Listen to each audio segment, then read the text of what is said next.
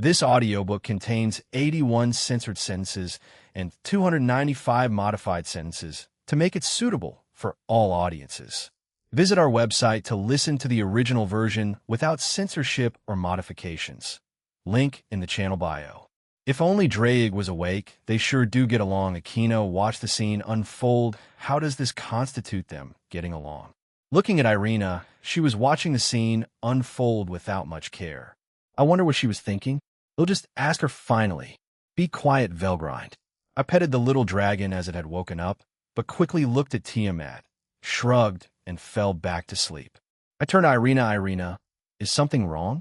You seem out of it since I came home today. When I asked that, Aquino just started giggling to herself, seemingly knowing what was wrong with Irina. The girl turned red after I asked her. The thing is, she stuttered out, but then took a deep breath before looking at me, her face full of determination, but a blush slowly creeping up. See, can we go on a DDD date? She almost scored a base hit in her at-bat, but ended up hitting Pesky's post instead. I couldn't stop myself from chuckling at her, and she huffed. Sorry. Yeah, sure, I don't mind going on a date with you. But you'll have to wait. I have a few others that I promised. Why, yes, I don't mind waiting. She cheerily replied. So that's what was bothering her, huh? The troubles of a man surrounded by many companions.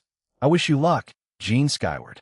Tiamat had come back to us with an unconscious Albion being dragged by her. We looked at her, then at Albion before she threw him towards me, and I caught him. Jean, he managed to stutter out before passing back out. What the hell did she do to you? I tap his shoulder and send him back into my soul. Tiamat didn't mind since she was done with him. I require the Welsh dragon somewhere down the line, if you don't mind. Oh no, not at all. We'll bring him out when we come to visit again. She nodded satisfied. By the way, is it true that you trained Uryu? Uryu? Ah, you mean Ryuta? Yes, I did. He's quite strong, is he not? I heard about the incident in Kyoto, and you helped defend all the 5 principal clans, did you not? How was he? She seemed like a doting mother all of a sudden. I told her what happened before it, and how Uryu or Ryuta was a fan of mine. However, we hadn't spoken much since then, and even I informed her about the recent attacks, and she would obviously worry about it once it reached her ears. I told her what Celestin and the rest of the Electa shared with me. I see, but I'm glad he didn't get injured. Thank you for telling me, Jean. But it makes me want to join the Alliance and wipe out the Cows Brigade for trying to hurt him. She went from a doting mother to a menacing dragon in a split second. It was kind of surreal to see, but this Tiamat was kind of strange. I was expecting an angry yet mischievous dragon, but I got a bit more. I was fine with it. If my memory serves right, Tiamat is a secret judge or administrator for the raiding games. She's only showing up to help fix things, and she's also indebted to Ajuka. Apart from that, I don't know much about her. But the rumors of you always being surrounded by beautiful girls seem to be true, she said while looking at Aquino and Irina. Aquino seemed flattered and also unbothered by the staring as she happily hugged my arm. However, the angel beside me turned red, but she did not deny it. Haha, yeah, but it is a lot more challenging than I initially thought, but life is pretty fun with all of them around. Tiamat and I chatted about whatever topics came to mind. Rias and I agreed beforehand that she would call me on her ring when they're ready to leave. White 1, what happened to you? I heard Drake ask Albion, but he received no answer. It's great to find out that the almighty Welsh dragon is awake now. Come out. Ashu. Wait, pardon Shing. After a brief flash, Drake and Tiamat were staring at each other. Tiamat and I had been having a pleasant conversation for the past 30 minutes, but now she had fallen silent and was silently glaring at Drake. Why, yo, Tiamat? Been a while. Huh? You got your tea treasures back, right? It was my idea to have P-partner here to get it back to you. Imaginius. All right. Why, Drake, gotch? You have a 10-second head start. Tiamat ignored Drake's greeting and warned him. The red dragon of domination's face pales, and he summons his wings before fleeing. I create something and hand it to Tiamat, confusing her. You could track him with that. See the arrow? ITLL point towards him no matter what. You have my thanks. With that, 10 seconds had passed, and she had summoned her wings and chased after Drake. Not too long after we heard a large explosion and screaming. However, he came back to our spot trader and shouted that at me before flying away. Tiamat was in hot pursuit. A fufa that was quite mean of Eugene. It's all in good fun, Aquino. Drake and I have this kind of relationship. I grin evilly as I watch the Welsh dragon flying around and screaming. Gene, why are the Welsh dragon and the Chaos Karma dragon playing tag in the sky? I heard Rias ask through the communication function. Don't worry. Oh, yeah, they're just having a reunion. If Zatuji is panicking, then tell him that. If you say so. Aquino, Irina, and I watched the game of tag between the dragons. The young dragon also woke up and started to watch them, and we sometimes played with it whenever its attention was turned towards us. It was kind of cute, but I'm glad it wasn't Rasse, since I didn't want to be hit by random lightning attacks. I'm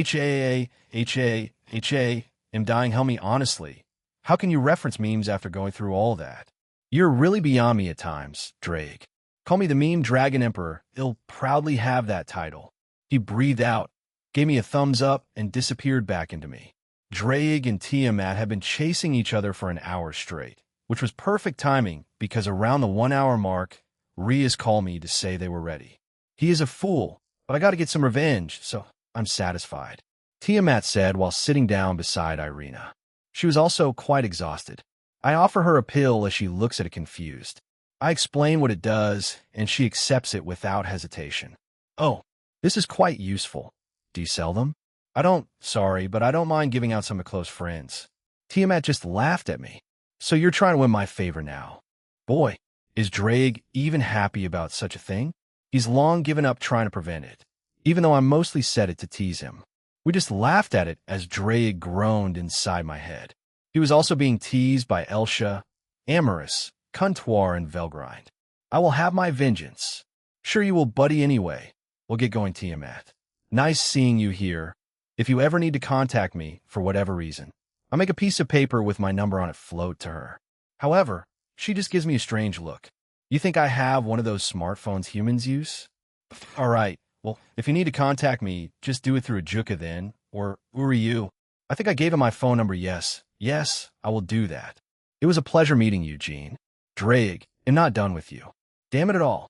I just laughed at Drake and waved goodbye to Tiamat as we left to meet up with Rias and the others.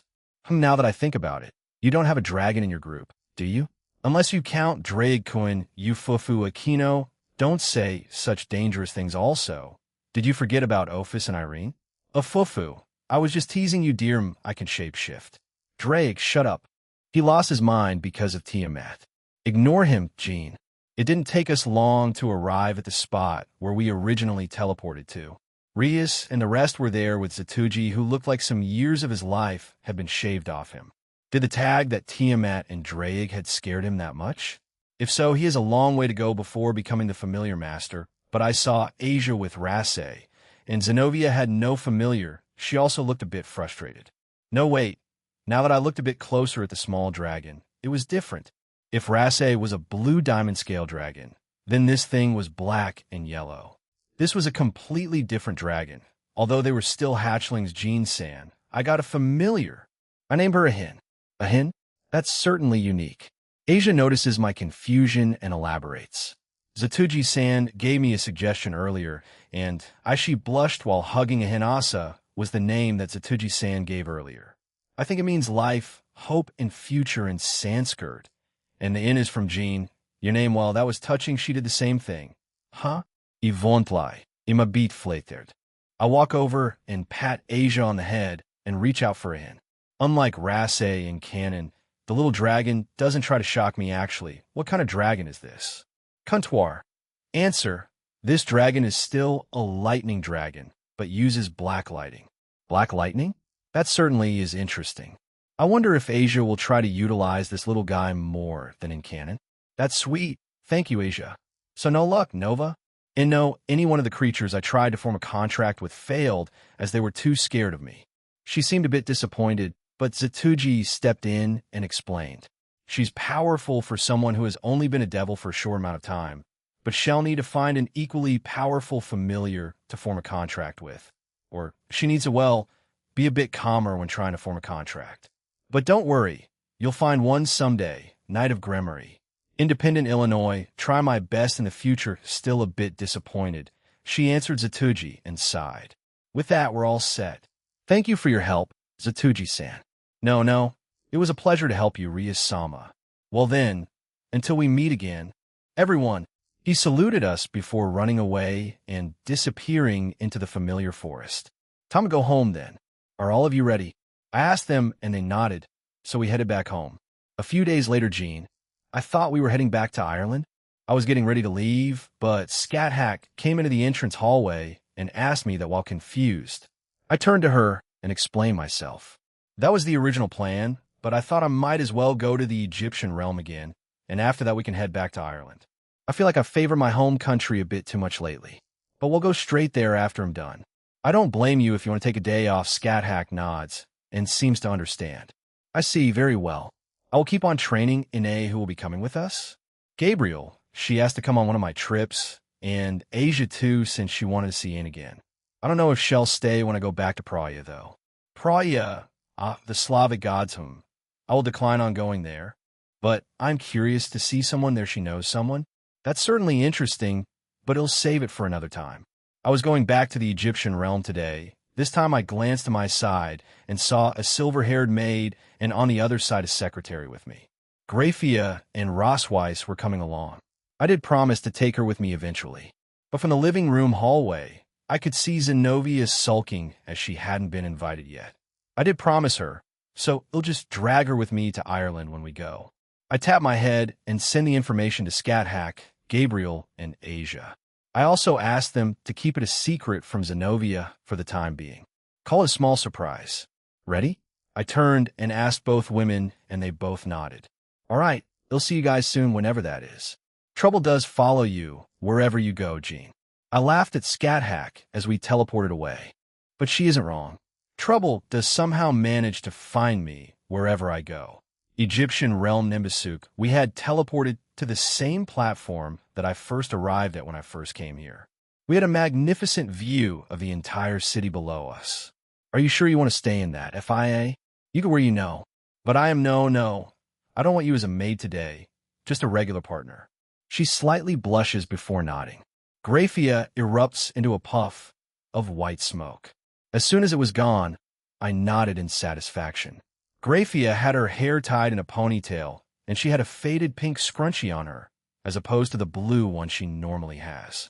Her outfit is a black shirt with golden caramel accents at the edges of the shirt and spread horizontally near the bottom, with two light golden trims going down the shirt, and the shirt splits slightly above her stomach, exposing her midriff. Around her neck and shoulders is a long, cyan scarf made from light material that reaches her hips. Her jeans are blue, with a white outline at the top. Excellent. I gave her a thumbs up as she sighs at me. Meanwhile, Rose was wearing her usual business outfit. You too, Rose. I don't need your sympathy, she muttered sadly, although I was being honest, all right. Let's see what kind of request RA has for me. Chapter 11, Part 1, Jealous Rabbit, Sulky Valkyrie, Pinchy made Nimbusuk Jean Skyward 4 Yank. I had the oin, feel. I was about to take a step forward when Grafia yanked me back. Jean-sama, we are on official business. While I am your maid, and I took your advice, I wish that you would dress a little more appropriately. I understand that this realm is quite hot, but please. She says it in a formal way. She's aware that all our clothes have those enchantments, right? She's glaring at me. All right, it'll change. I snapped my fingers and the clothes I was wearing change into the black business suit I wear for most formal meetings. I sigh. If it weren't for my enchantments, I would be cooked alive. Grafia, is this better, love? I asked a little sarcastically, and she glares at me, but also blushes a little. FIA is still weak to things like that, and I find it cute. Finally, I sigh and look around the realm again. It hadn't been that long since I shing. Pumph. Master Jean, a certain rabbit goddess appeared in front of me before hugging me. I was a bit surprised, but welcomed it. I wonder if she was here in the realm and sensed me.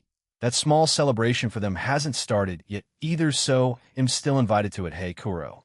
You were here in Nimbusuk? I ask her, and she nods while still hugging me. Did she miss me that much? Geez, I petted her a little while hugging her. The two women with me looked at her with a bit of confusion. Although I had already told them about her, they had never seen her yet. Yes, I was. We were still preparing for the festival. It should happen soon. Will you be there? Yeah, I will. I'll bring some of my colleagues with me. But today I am here for business, handling some tasks, and such, you know. She nods and turns back to her work. Then, I will get back to work, Mr. Jean. She bows before disappearing. All right, let's go. Locating Ras Aura, we started walking towards it. There were also a few other auras around the realm that I didn't recognize. However, I did expect to see other gods or goddesses today. But I do wonder what RA wants me to do. Looking around, I don't see any major damage done, although if I go back to West Mzusai, there might be. Glancing at Grafia, she seemed intrigued by the place. I don't think she's been here before. She's probably been to a few limited places that Surzex went to in the past. Jean, do you still plan on heading to that giant library? If we have time also, that fancy hall where they do dance competitions and sell food hopefully before we leave back for home. I glanced at Rose because she was the one to ask that question, and she also seemed quite excited. I promised her to go there, but all those attacks happened, so we didn't get a chance to go there. She probably wants to learn about the history and whatever magic they have here. But on the other hand, a certain maid became curious about that building I mentioned since food was involved. FIA, we think too alike. Maybe I can add some items there to my own menu when we do inevitably go there. Finally, we arrived at the guard from before, and they let me through. It seems I have become a bit more accepted here. This is because the guard who was suspicious of me before didn't even bat an eye when he let me through. I felt a smirk appear on my face. At least some people are willing to change their stance and opinion entering the building and walking through the halls of Ras' home. We quickly reached the same room as before, and I pushed it open. Once inside, I saw a few familiar faces. Oh, Jean, welcome back. Like an excited child, RA welcomed me back. The others who were there were Isis, Kurosagi, Rashida, Hathoth, Osiris, Badet, and Sekhmet. I guess the other gods and goddesses I hadn't met yet are around different parts of Nimbusuk. Hello, RA, I'm here for whatever request you want me for. I put my hand up to greet him. Yes, welcome, welcome. It seems you brought someone else this time around. He grinned at me while I shook my head. However, his grin quickly disappeared, and he looked at me seriously. I wondered why there were so many gods here. Maybe it had something to do with the request. Jean, you may have heard some stories from Vera, Kurosagi, or even Isis about our realm, correct? He asked, and I nodded. This saved me time then. Please help restore some of the destroyed towns and villages that were wiped out by the past wielders of your sacred gears. I guess as much. So that's the reason they wanted me, huh? It makes me wonder what the Slavic gods want me for some, or all. Some of them were quite close to each other, so we would like you to merge some of them together and just make them into mini-cities or larger towns. We will pay you a hefty sum of money unless RA looks at me, then at Isis, Kurosagi, Badet, and Sekhmet before smirking. Or other prizes can be arranged. After saying that, Isis rolled her eyes, Batet laughed, Sekhmet was confused, and Kuro blushed. What the hell do you take me for, a fool? Shut up. It was a rhetorical question. We didn't say anything, partner. Yes, Yin. Although they are single women. Smack. Ow. I'm a chief god here. Isis smacked RA, and then the two proceeded to argue back and forth. However, the rest of the gods didn't seem too bothered by it, so they didn't try to stop them. This has to be common, but how do they want me to restore them? Like how they previously looked like. Make them modern? So how would you like them to be? They looked at each other before talking among themselves. I waited there, but noticed that Grafia had been staring at Kurosagi. She also does the same thing back to Grafia. Rose seemed to have noticed this as well, and we briefly stared at each other. If you don't mind, then would you let the god or goddess that will be governing those places to choose? If that's what you want, then sure. I'm also curious as to what they'll ask. I mean, I already have a bit of experience thanks to doing it in Tirnanog. They'll rely on you on this too, Comptoir. I'm not exactly well-versed in old house designs. Comptoir. Answer. Yes, dear Jean, one more thing. Well, a few things actually, there are still some places that need help with repairs. And some of the gods that will be overseeing the construction won't arrive for a few more hours, so you can start when they arrive. But for now, they're still not done? I give him that look, and he awkwardly turns away and laughs. Oh, wait, that reminds me. We'll be taking those flying ships to reach the other places, won't we? I promised an A. But she's not here. Oh, well, I mean, I can at least check this place out a little more. Just call me, or use a magic circle to let me know when I can start. I can also bring some souvenirs for the girls excellent. Then he'll do that when they arrive home. A guide is in order. Then he'll do it. Before R.A. could finish, Kurosagi put her hand up and volunteered. The rest of the gods in the room stare at her before she turns red. R.A. blinks a few times before laughing. Is that so? Then I will leave it up to you, Kurosagi. Isis. Shut up. I know. I already handled it for him. Despite her reluctance, Isis agrees to go with us too. I give her a thumbs up and she rolls her eyes at me. Well, at least we have the same group as before. They'll accompany him too. We'll tell him my spot while I'm at it. Batet put her hand up, and R.A. nodded. There you go, Jean. Not only one or two, but 3 goddesses are coming with you. I have heard through a certain god of a certain Greek pantheon that you may or may not have started dating a goddess over there too. R.A. says with a grin, making the rest of them look surprised and stare at me even more. W, wait a minute, when did Zeus? How the hell no? It has to be Hestia or even Hermes, maybe anyway. We'll get going, yes. Yes, I will contact you when they arrive, Jean. Now go as future brides. Smack, smack, slam. Ugh, it was a joke as I turned around. I saw the 3 who were coming with me smack him. However, Isis used more force than the other 2 since he slammed into the ground. But what surprised me was another started following them. Even though we were essentially dismissed, no one batted an eye when she did that. I must ask Sekhmet, what are you doing here? Isis turns to her fellow goddess as she looks at the woman questioningly. I was also curious, but didn't really care if she did. But she did have her reasons for following us. She walked up to me and bowed, which was a little surprising. Everyone was confused by this. I just wanted to thank you again for saving me, Jean. I thought so, I mean, it's no big deal. No big deal, he says.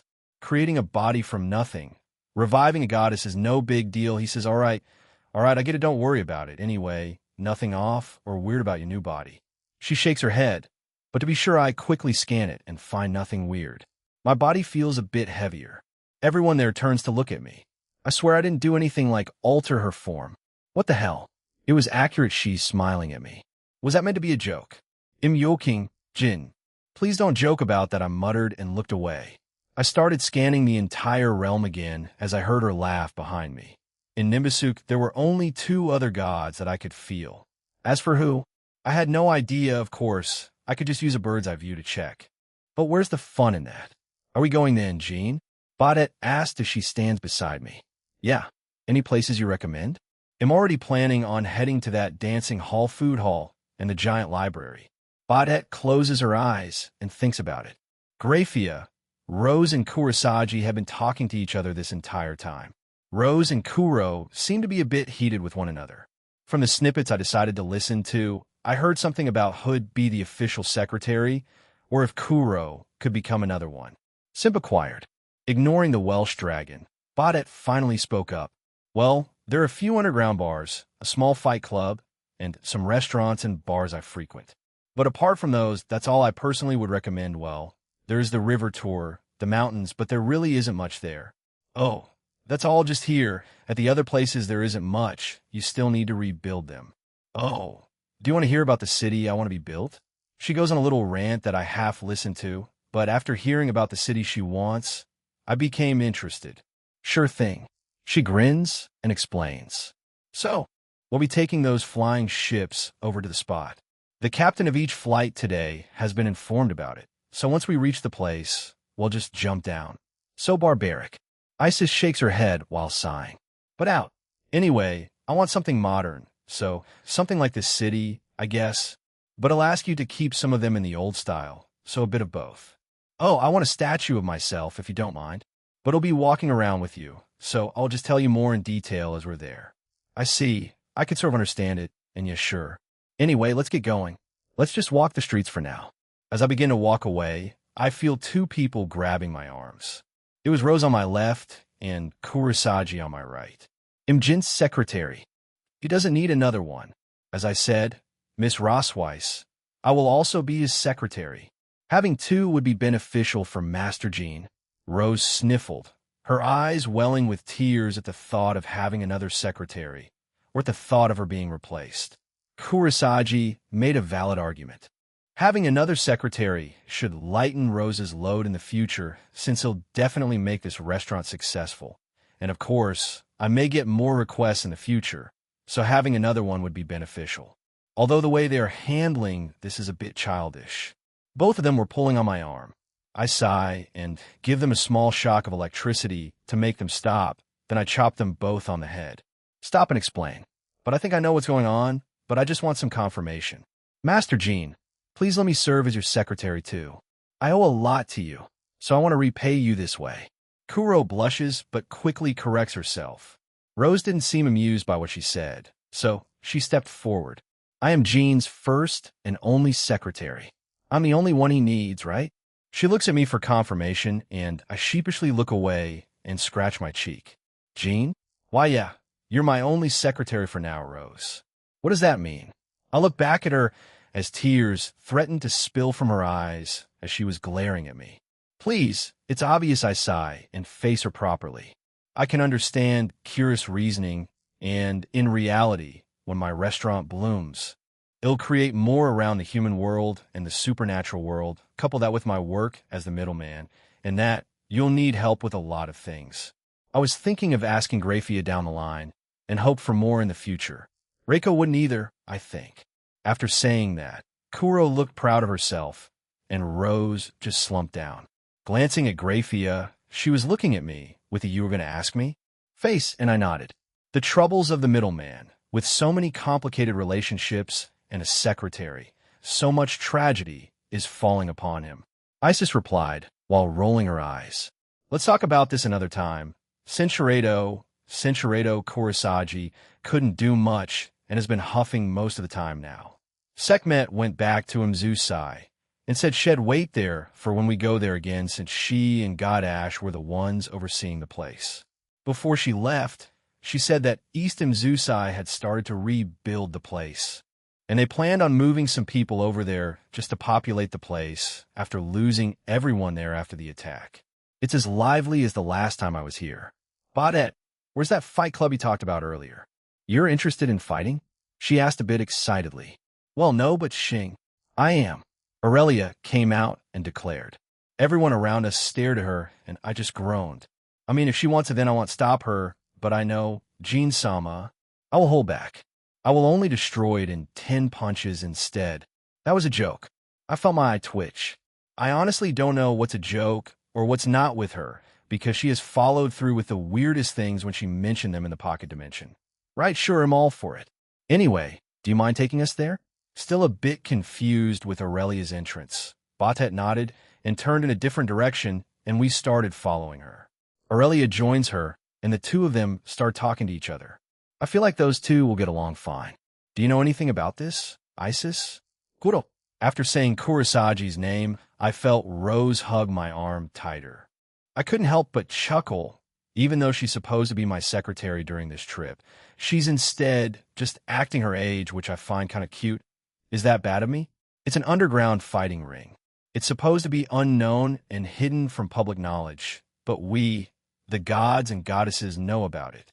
RA and a few others gave it the okay, and I don't particularly care, so we allow it to stay open. Most of its business takes place at night, but there is some activity during the day as well. That doofus is also a frequent visitor there. I don't understand battle junkies. Ouch. I'm kind of a battle junkie, even if I don't go around picking fights. I would like to make the few that I do get into, mostly the fair ones like official matches and sparring, last as long as I can, even if I have to decrease my strength. So, they bet money there or something else. I ask her and she sighs. You can bet anything in there. But yes, money is the most common. The most desperate, both men and women, will risk everything they have for it. You know what I'm implying, don't you? Isis looks at me, and I nod. Well, yeah, they'll go to extreme lengths to get the money they need. But if they're that desperate for money, then their service through labor is the only thing left to offer, I guess. Unless I'm reading this wrong, and she means they'll offer it through hard work. And the gods are okay with this? I asked, and she gave me a look that said, are you stupid? and I just stared at her back. However, Kurosagi intervened and spoke for them instead. Master Jean, gods and goddesses have a different mindset. I'm sure you're well aware of that fact, so they don't see anything wrong with this. Even before I left, I had the same mindset. However, after spending time in the Greek realm and seeing different sides of things, I can understand where you're coming from. Kurosagi said, yeah, they do. I was just curious if they were. I don't know if the Irish gods, Greek, Slavic, and the other factions that are in our alliance were okay with this. Well, if they had something like this at all, which I don't doubt that they might have. For long-lived gods, something like this is rather insignificant. We will live forever and have watched civilizations come and go, so a small and not-so-illegal fighting ring isn't much in their eyes. She explained calmly. Well, I knew that too. However, I was more surprised to see Kuro refer to herself as a god. And I'm not even there yet, but she's been part of the supernatural since birth, so her mindset was already different from mine. Well, all right. I wasn't trying to stop it or change it. I was just asking if they were okay with it. I shrugged, and the conversation ended there. We quietly followed after Batet and Aurelia. I glanced back at Graphia, as she had mostly been behind us. Seriously? Even now, when she isn't working as a maid, she's still acting like it. I stop and wait for her to catch up before pulling her beside me. I give her a look basically telling her to walk beside me, and she nods. We made a few twists and turns, and then went down a very discreet area. We descended some stairs, and the area was lit by torches, and we could hear some shouting below us. The stairs below us could only fit one person, so we had to go in a straight line. The further we went, I started to see some metallic cages with bones in them. Are those real? I asked, but it took them a few seconds to answer. Yes, you put your life on the line when you fight down here. Badet answered quite bluntly. When I used Observe on the bones, it was a teenager that was 17 years of age, and it showed that he had won quite a few fights but lost to someone called Ottenmerit. But after a few more minutes of walking down these barely lit stairs, we finally reached a lobby-type area. Goddess Badet, I'm glad you could come here again. Will you be watching from your usual booth? A rather muscular man asks her, and she nods. I'll have some guests with me, and Aurelia here will be participating. Batet gestures to Aurelia, and the man's eyes bulge out of his eyes. The one who killed the leader of the hero faction very well. The crowd will love this. Sign up here, lady. The man brings out a sheet of paper, and Aurelia quickly signs it. He gives her instructions on where to go, and Batet gestures for us to join her. Everyone else follows, and I stay with Aurelia for a moment. Aurelia, I know, Jean-sama, not to use too much power, not to destroy anything, and to hold back as much as I can. She says quite flippantly while looking at me with a hand on her hip. I chuckle at her, but shake my head. Yes, I know you already know that. I wanted to do something else. I say to her, making her confused. I beckon her to step closer to me with my index finger, and she obediently does so. I quickly lean in and kiss her, surprising her quite a bit as she stares at me in shock. Well, since Vel won't shut up about me being too passive, I might as well be a bit more aggressive. They'll start to pay more attention to the female Electa. She starts to laugh after I finish saying that. I glance at the man at the reception, and he looks rather surprised. What kind of reaction is that? A very buff and muscular man giving an odd look at what he just heard. Truly? Then I look forward to it, Jean-sama. I'm sure the rest will appreciate it. I'm sure they heard it. Kyashi said that. Someone screamed in the ring. I'm fairly sure it was Shala, but after speaking for a few more seconds, we parted ways, and I quickly joined back with the rest. Did you need to speak with Aurelia, Jean? Rose asked and immediately attached herself to me, still sulking a little. Yeah, just a few things to tell her. She nods, and we walk in silence until we reach a room that Batet pushes open. Once we went inside, it was quite fancy for how the rest of this place looked. Like the booth in the Greek realm, there was a giant glass window in front of us. There were multiple seats there, but not enough for all of us. Because of this, I made a couple of them appear and fix the room a bit. You sure are convenient. Isis comments, and I chuckle at her. Yeah, that's one way to put it. When will it start?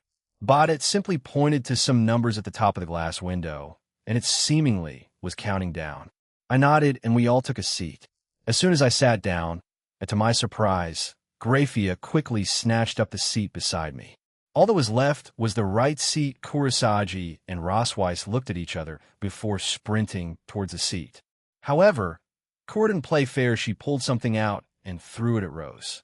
The woman caught it on reflex kya and screamed before throwing it away. Obviously, Kuro won the race for the seat. I looked at what Rose threw away, and it was a relatively large praying mantis. In spite of the initial shock and scream, Rose glared at Kuro, and the rabbit goddess had a smug look on her face as she sat next to me. Rose looked upset, but she gained a rather mischievous look but also blushed. This confused Kuro. As Rose strolled over in front of me, all eyes were on her, and it appeared that only Grafia and I knew what she was planning to do. She plops herself down on my lap and wraps her hand around my neck. Then she stares at Kurosagi with a very, very smug look. Centuredo, but now she willingly puts herself there. And even though she's still a bit embarrassed, she's, I guess, proud to be there. My thoughts were interrupted when I heard very rusty and metallic sounds coming from in front of us. Beyond the glass was an open area surrounded by metal fences. There were also seats around the open area, and I hadn't noticed earlier because of Rose and Kuro, but there were people sitting there now. Ladies and gentlemen, welcome to the Whispering Camel. Everyone hears a voice coming from multiple speakers. The crowd that had gathered went wild. Camels, if Rias were here, she'd have a stroke today. We have many special guests. A subordinate of the middleman is among them, and she will be fighting first. On the west side of the ring, it's Aurelia Le Guin. An even louder cheer is heard as Aurelia walks out of the west side of the ring, the usual confident smile on her face. She stands in the ring and waits for her opponent. On the east side, a frequent participant down here, the only Ptolemy. Another round of loud cheering ensued. Looking around the room, I see Badet quite excited. A frequent fighter? Is he strong? I ask and Badet nods. Yes, he is. Although if we compare him to Aurelia, then well, yeah, she's a bit of an outlier. She chuckles but agrees with me. We stopped talking, and the man finally walked onto the stage. He looked quite intimidating. He was taller than me, at least 78, very buff, and had many scars and tattoos. As per usual, no weapons and only use your fists. You can use magic to enhance yourself, but no range attacks. Are both fighters ready?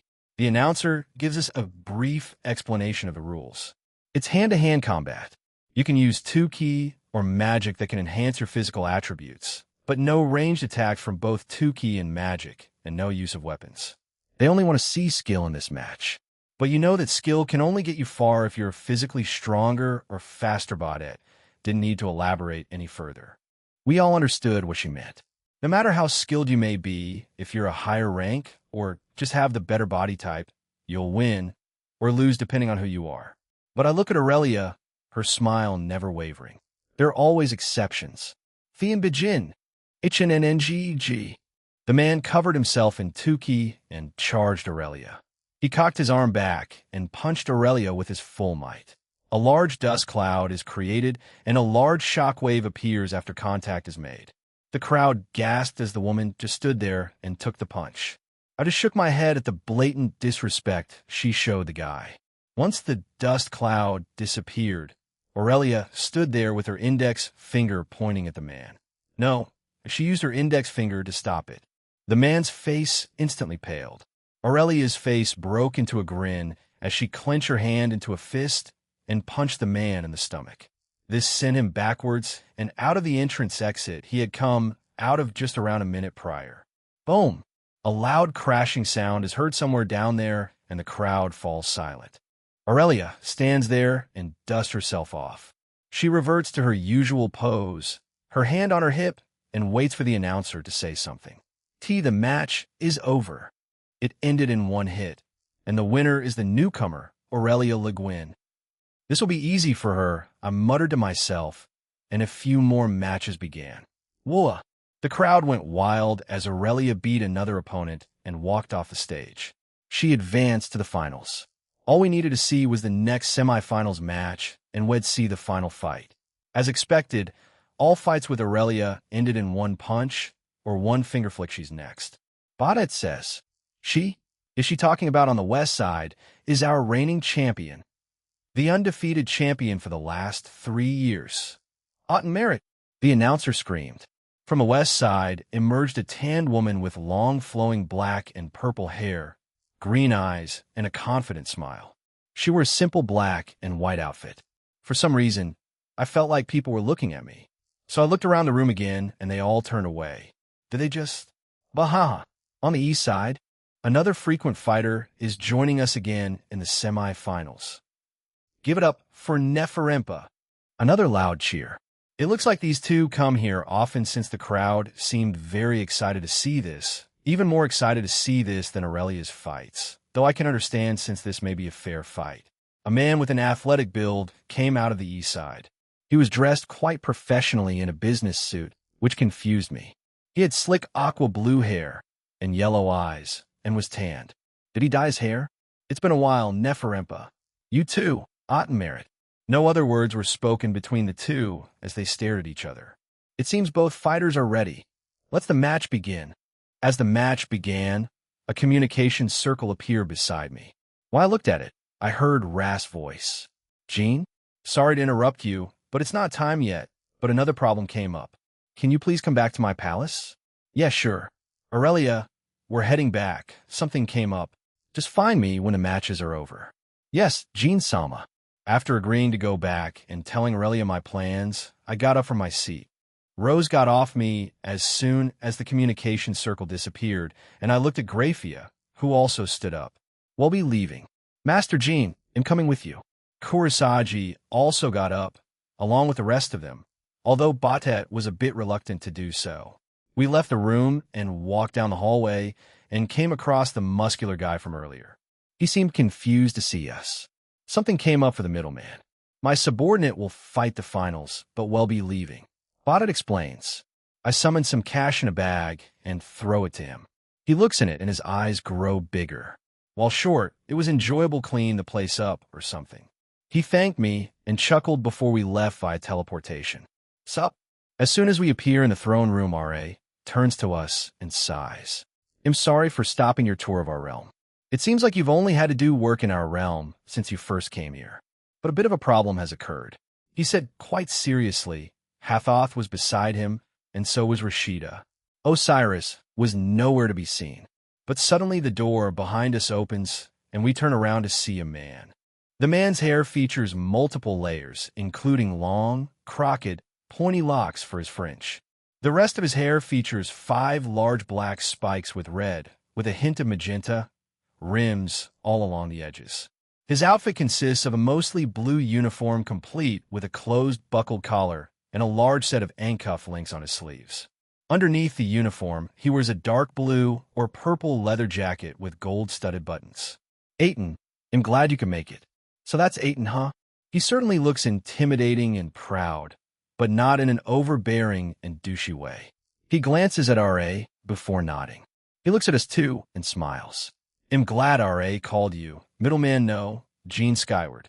I'm Aiton, the disk of the sun in ancient Egyptian mythology. Now, as to why I need your assistance, it is something I cannot get involved with. No, more specifically, it's everything to do with you. He explains, but I'm just confused. Everything to do with me? Does this have anything to do with my haters in this realm? He smiles at me and nods. It looks like you understand what I mean. The city that you will rebuild for us, the one that I will govern, has many the modern term for this is haters, is it not? Then I shall use that. The haters do not like the idea of you rebuilding it. However, certain bandits kidnapped the vast majority of them.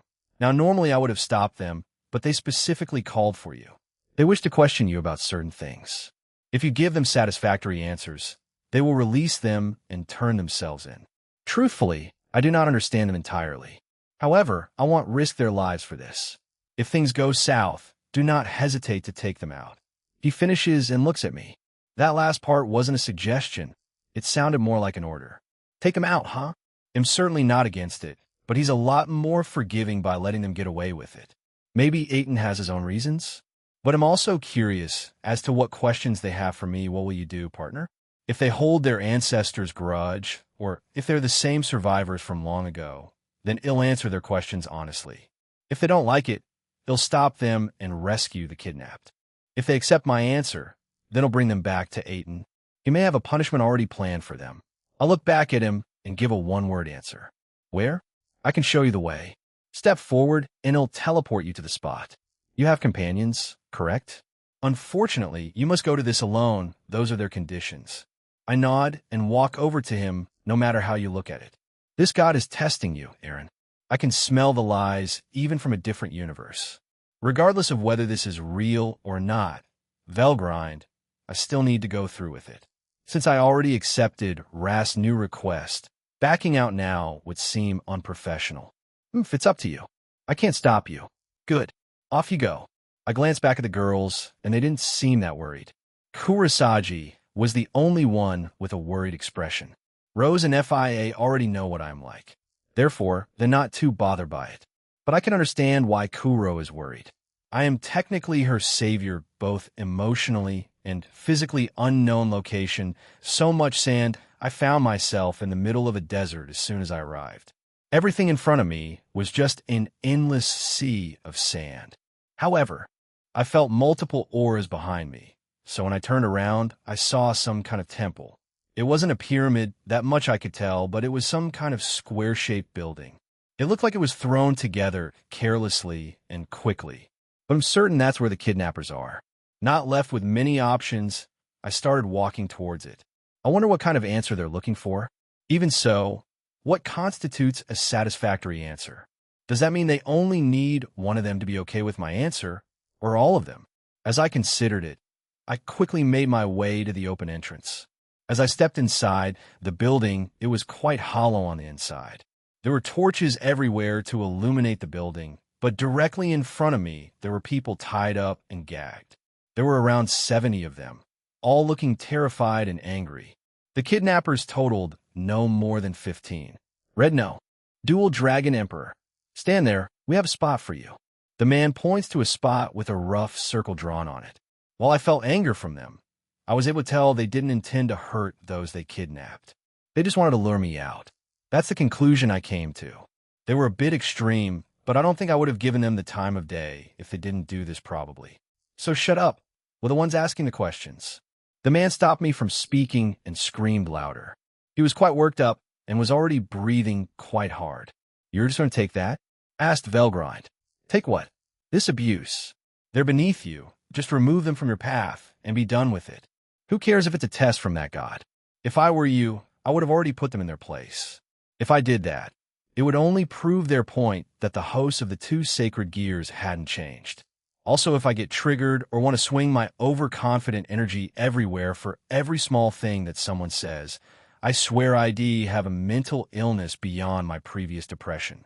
If you're so easily triggered by something like that, you need to grow up. Adults do not simply resort to physical violence whenever they disagree with a minute detail.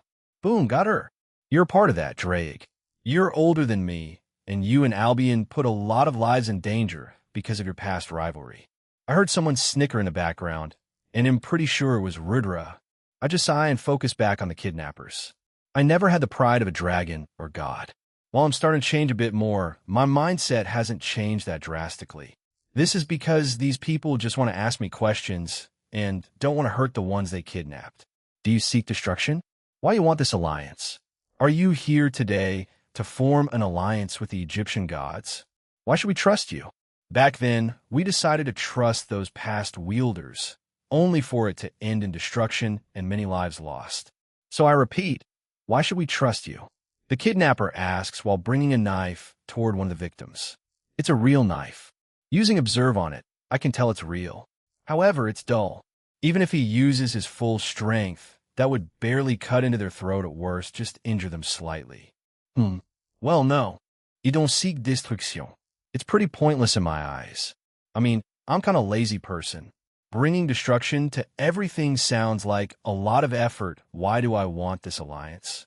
You have already heard of my selfish motivations, and they are true. It will lead to peace. Cinchuredo, the alliance, gives those who are in it more advantages than disadvantages, you know? I told them a bit about the advantages they would gain if they joined, and some of them seemed to like it, although some were still skeptical, which is understandable. As for why you should trust me honestly, I got no response to that. All I can say is that you need to. I want her to list all the things I've done since you've probably already heard of them. Instead, it'll just simply say, put your trust in me, even if it's the last shred of trust you have in the Red Dragon Emperor. In all honesty, I pull that out of thin air. I don't have actual reasons for them to trust me, apart from what I said. They just need to, and I know it's asking a lot from them, but it's the best I could do apart from rebuilding their destroyed city. I could offer to revive the dead, but I don't want that to be too public knowledge. Only a few know about it, and I want to keep it that way. I don't want random people coming up to me and them asking me to resurrect their recently deceased grandmother or something. The kidnappers stopped staring at me and gathered the people they kidnapped into a circle, and they started to discuss something. I don't know if they'll accept my answer or not, but if they don't, it'll just put them all to sleep and get back to the city. After a full minute of whispering, I start to hear laughing behind me. Cinchuredo, she was also holding a staff of sorts. The one beside her had brown hair, red eyes, wore a white top and shorts with some gold accessories around her body too. She held what looked like a scimitar. I used observe on them, and the one in the middle was Anubis, and the person beside her was someone called Aurora. So, Anubis in this world is female. Huh? I didn't expect that. You certainly are interesting, middleman, she says with a smirk and begins walking towards us. It's fine, isn't it? She asks the kidnappers, and they stare at her for a few seconds before nodding. Yes. Fwash. I did not think you would appear, Anubis. A fufu. Aiton, I was a neutral party in all of this. I may have hated him at the start, but after hearing quite a lot of his deeds, I wanted to judge him on your small test. She smiles at Aiton, who closes his eyes, but quickly opens them back up to look at me. So, I was right, this was a test, but I glanced back at the kidnappers, and they had started to untie and ungag the ones they kidnapped. However, no one was crying or panicking like earlier. Geez, they sure like to do extra things, middleman. It is true we hated you, some still do, but as you suggested just now, we will put that remaining trust we have in you. You have shown us you are different from the past wielders we have heard about. We expect a lot from you, and we'll be watching your movements carefully. The leaders of the kidnappers said, watching me? Huh. I think they mean just through the news that spreads around the supernatural, so I don't really care. It seems you have figured it out, Jean. But I thank you for following through. If it turned south and I killed them, would an alliance be impossible? I asked. I didn't expect it to get bloody, since I would have just put them to sleep. I wanted to ask him this. But to my surprise, he shook his head. No, I am not the chief god, even if I am against it. I believe RA will want an alliance. You did include him in a meeting not too long ago, correct? Yeah. Like Luff, Cinchuredo, as I said, it's a test, and you passed. RA also knew about it, but was reluctant to allow it to happen. But it turned out well. However, please keep in mind that this is a small fraction of the people who previously hated you. There will be some that you'll come across today, especially when you go help with the reconstruction. I was kind of expecting that too. Therefore, I was already prepared for some verbal abuse being hurled my way. Although the ones in Mzusai were a bit quieter and more passive-aggressive. I can only hope that the ones I meet soon are similar. But I'll have a barrier ready, so it won't be much of a problem. Right, so can I go back now? Unless this is where you want me to rebuild the city or town you want. No, it's in a different area. I constructed this by hand in just a few minutes. That's why it's so hollow. I will send you back, Jean. Aiton walks up to me as I stare at him, and then turned to Anubis, who is still smirking. I wonder what her deal was? She's quite sassy for an old lady. If she heard you say that, partner, it is what it is. You'll him back. After Aiton touched my shoulder, I was teleported back here. That order didn't take too long, which I was grateful for. And to my surprise, Aurelia was in the palace too. I guess she was done. She walks up to me, kisses me on the cheek, and it was boring. I was expecting the champion to provide me with some kind of entertainment. But she was basically a magic assassin. However, the semifinal was fun to watch. After saying that, she slipped back into my ring. I just shrugged. I was expecting that too. However, once I looked back up, I saw two other gods there, one male and one female. Jean, this is Horus and Nehebko. The other gods and goddesses are already at their site, just waiting for you. However, these two wanted to meet you beforehand. I guess this is where your job officially starts? R.A. replied, while nervously chuckling and giving me a please forgive me look. While I'm not bothered about not being able to explore the realm, I would like to explore that dancing hall and library at the very least, as well as Mzusai, although I believe I am heading there to rebuild it. Horace was a tall tan male, with short gray hair and blue eyes. He wore extravagant yet battle-oriented clothes that were gold, black, white, and blue. His hood had horn designs, and he had a large battle axe on his back. From the looks of it, he seemed to be a warrior type of god. Nehebko was also quite distinctive-looking, as she had short brown hair, blue eyes, and wore armor parts around her body. She had a crown that was in the shape of a snake with cat ears on it. Her right shoulder had a shoulder guard in the shape of a lion, and just like Horace, she had a large golden black scythe on her back. So that's the middleman? Hi. Greetings. I look forward to working with you soon. Nehebko was a bit more friendly, almost energetic even, but Horace was short and curt, but I don't think he was being deliberately rude or anything like that. Hello. And yeah, where should I start? Actually, wait, about the Alliance. R.A. Alliance.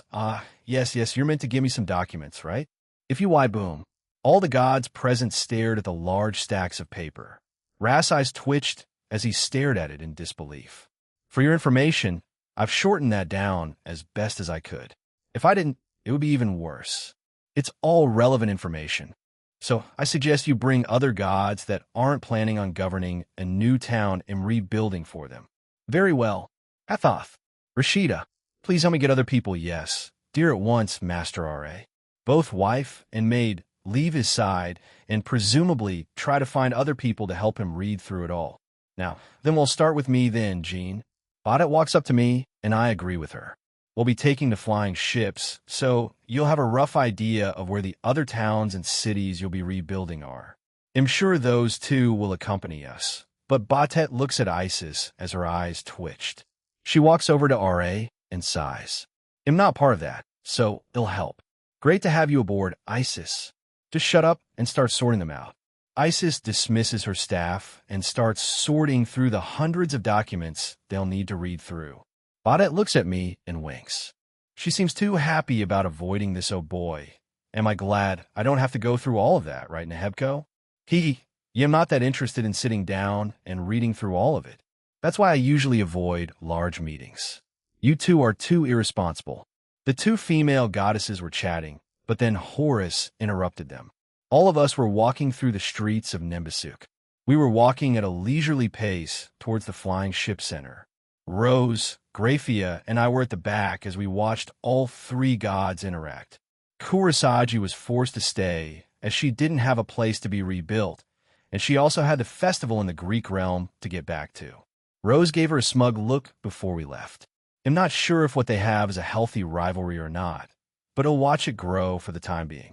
You are aware that when Jean finishes building our towns and cities, we will need to join R.A. to read through those documents and discuss the pros and cons of joining the Alliance, correct? Horace asks them, and they both flinch. So they were aware? I know, but let us live a little, geez. Stuck-up idiot. Blee. Their reactions were a little childish. Is this how it feels like to know each other for a long time? Horace cracked a grin, as Nehebko stuck her tongue out at him. So Batet is first. Who wants to be after her? I ask them, and they turn around to look at me. Nehebko brings her hand up to Horace and starts forcing him to play rock, paper, scissors. The male god sighs and plays along. In the end, Nehebko won. He'll be second. Then Horace is last. After that, he'll give you a list of the other gods and their locations. Nehebko tells me, and we speed up. I didn't mind. I just hope it isn't all desert. Although I do want to see the night sky here again. It was pretty breathtaking. We eventually arrived at the airport for the flying ships, and, as previously mentioned by Vera, the fare was quite cheap. So I paid for everyone else's ticket. Oh, as expected of the big spender. Thank you. Nehebko cheered while prancing around like a child. We were free to board the ship, but we wouldn't be taking off for at least 10 minutes. Therefore, seeing some vending machines, I go over and get a few snacks out of them for the journey. If I remember correctly, the journey to Mzusai is around 3 to 4 hours. I don't know how far it will be or how close the places they want to build will be, but I hope it isn't too far. After buying the food, we decided to board the ship. Before stepping onto the ship, We had to pass through a small tunnel. The interior was a mix of metal and wood. However, everything was enchanted by magic, making everything sturdier. Nehebko suddenly grabbed my arm and pulled me away. The rest of them were forced to follow. Once we were outside, she had brought me to the deck, and the view from here was certainly something. I could see the majority of the city, and we hadn't even taken off yet. You can stay here the entire time of the journey, too. The breeze is pleasant here, and look, they have the same vending machine. She points to a vending machine beside the door, and I sigh. So, they had some on here, huh? But it's just like Vera said, it's basically a luxury cruise in the sky. A lot better than planes, since we can move around like in those giant ships or cruisers. Should I make this part of an experience in the human world? The first flying ship restaurant? ITLL go around countries and is relatively affordable from beep. Attention all passengers, the Flying Mirage will take off in 3 minutes. I repeat, an announcer said through the speakers. There were quite a few seats on the deck, so we decided to choose one where we could all have a seat. Once we were seated, everyone started to converse while I just sat back and relaxed. After a few minutes, the ship started to move, and we eventually took to the skies. G and I felt Rose tug on my arm, and I turned around to realize that we were flying at a relatively fast speed, and the view was even more amazing. Below us, we could see the city starting to disappear as we moved further away. For the most part, it was nothing but sand, but I could see a couple of oases and small villages and ruins. I wonder if we'll be repairing those places in a couple of hours, or if they'll be skipped over. A little more than an hour had passed, and it was mostly desert below us, but the breeze was quite pleasant, as Nehebko had noted. I'm in a different part of the flying ship now, because I wanted to explore it, and Rose and Grafia accompanied me. We were in the lower part of the ship, and it seemed like a casino.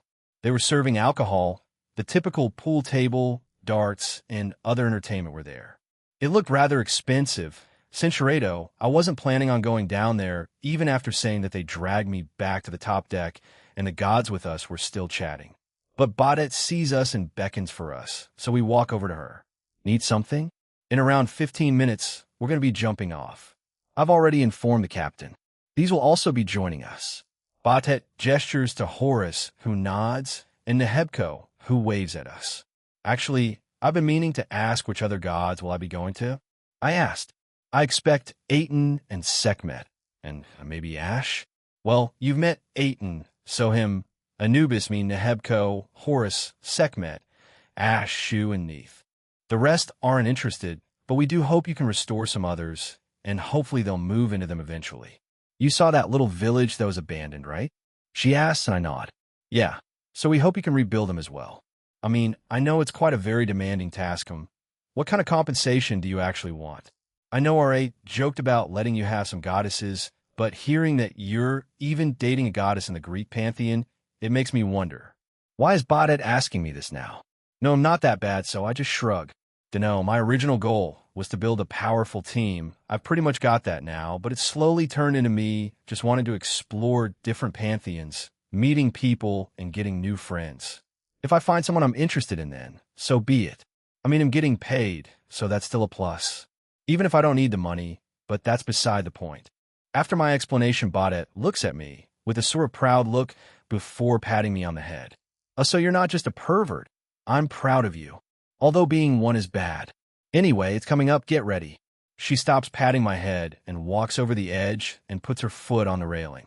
There were a few people out there with us, and they saw us standing near the deck, and they became a little alarmed. I turned around to give them a thumbs up, confusing them further. You might as well scream you're an idiot if you're going to do that, okay?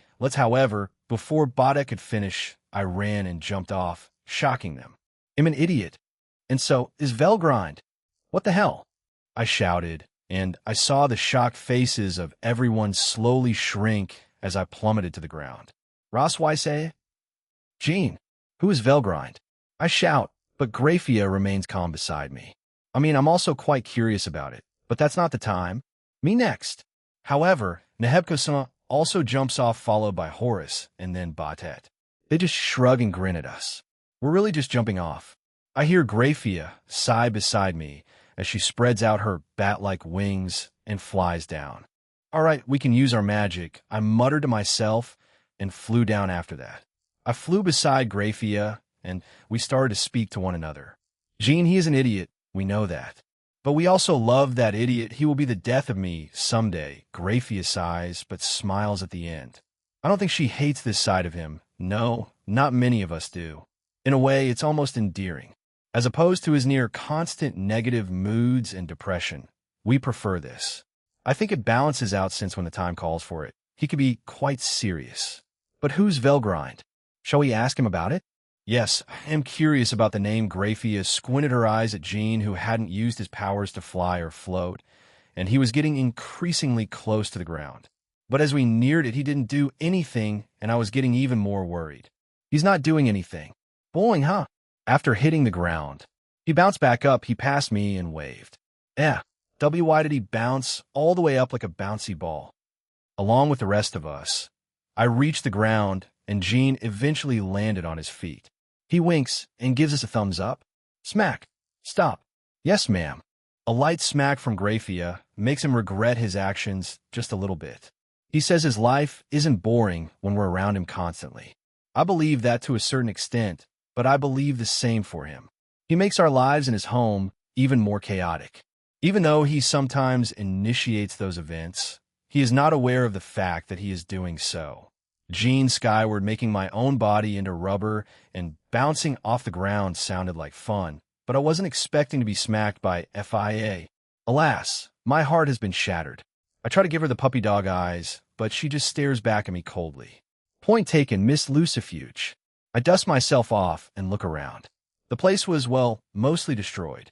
Large craters littered the ground everywhere. Buildings that looked like they were once standing tall have fallen and are crumbling away. This is the place you want me to rebuild, Bothead? Yes, it's much larger. Let's fly back up. The whole group floated in the air, and we could see the place was much bigger. If I had to compare it to another place, it was about the same size as the Vatican City. I was wondering if the other places were the same size, or even larger. Any specifics you want here? Shops, swimming pools, casinos, things like that. Batet looked around at the ruined city in front of us after hearing my question. I also looked around and could see a lot of potential, but Batet suddenly summoned a blueprint. She smiles and hands it over to me. Then she summons another piece of paper and hands it over to me. It's a drawn picture of what she wants. This is certainly interesting. It feels more like something I'd see in a different country's architectural design rather than an Egyptian one. However, I'm not an expert on any of that, but I'll need to completely flatten the place first before doing anything. Please stay here. I tell them, and they agree. I go back down and stomp on the ground. Once I do that, everything in the area crumbles into dust. The craters that were around the area also filled themselves up. Now it was just a large flat area with nothing in it. Glancing one more time at the blueprint and drawn picture, I started with the water canals, pathways, and streets. Having created all of that, the next step was to build the buildings. The area was in a large circular shape. In the middle was the main building that Batet would live in. The building had a large circular green dome. The rest of the city had various commercial buildings and regular homes. At various points were watchtowers where her future guards would be positioned at. The entire city is surrounded by a large wall to protect it from attacks from the outside. But, well, whatever the hell is out there. One last thing I add is a barrier. Only people that Batet or me can go into it. They will need express permission to enter it. So they need to contact Batet about their arrival. Of course, she has full control over it. So if someone she trusts is asked and give them the okay, that person can also enter. Construction didn't last long. With me and Comptoir working together, it was all built up nearly instantly. I just added a few details like trees and other stuff. But as per Bastet's request, she requested her own underground fighting club ring. So she did support that. Batet, what's this? I flew back up and pointed at this weird bedroom design. She just gave me a weird look like I was meant to know what it was. Sorry, lady, I don't. Our bedroom? She said it like it was the most natural answer. Everyone there just stared at her. The hell does she mean our? I sigh and hand the blueprints with a hand drawing back to her. RA did say that you'd need to be compensated, and you seem like a decent guy, so I don't mind helping you out. This was way too random. I admit she's easy to talk to, but I never agreed to any of that. I sigh and point at the building and create the bedroom. Let's talk about that at a different time, but don't assume that I said yes to your suggestion. Baudette just laughed at me and then flew off to check out her town. Everyone else joined her as I just floated there. I knew what was in them, so I didn't have any desire to join them. Grafia and Rose stayed with me for some reason. Not going to check it out? They both shake their heads. I am fine, Jean Salma. We could just assume you and Comptoir customized everything here based on Bastet Samus' wishes. So I see no need to go on a tour. Rose didn't need to go into so much detail, but I understand why they're staying, and it seems like Grafia agreed with her. We watch as the gods fly around, checking the place out. Nehebko is the one enjoying it the most, as we hear her screaming at times. Jean, what's she boss? Stop, I don't know. R.A. was joking about what he said, probably. Anyway, don't think too hard about it. I stopped Rose from asking about what Batet said. I do hope they'll just pay me in money and be done with it. At the very least, none of them took him seriously when he said it. Apart from one of them, what about Kurosagi? What about her? I know she likes me, and I'll ask her when I go to the festival. I think that would be good timing if you say so, partner. Around 30 minutes later, the gods came back to us. We had landed back on the ground, and were eating the snacks I bought earlier on the ship. We ate some of it, but most of us weren't hungry anyway. Well, some of them disappeared, since apparently Ophis asked Comptoir to give her some.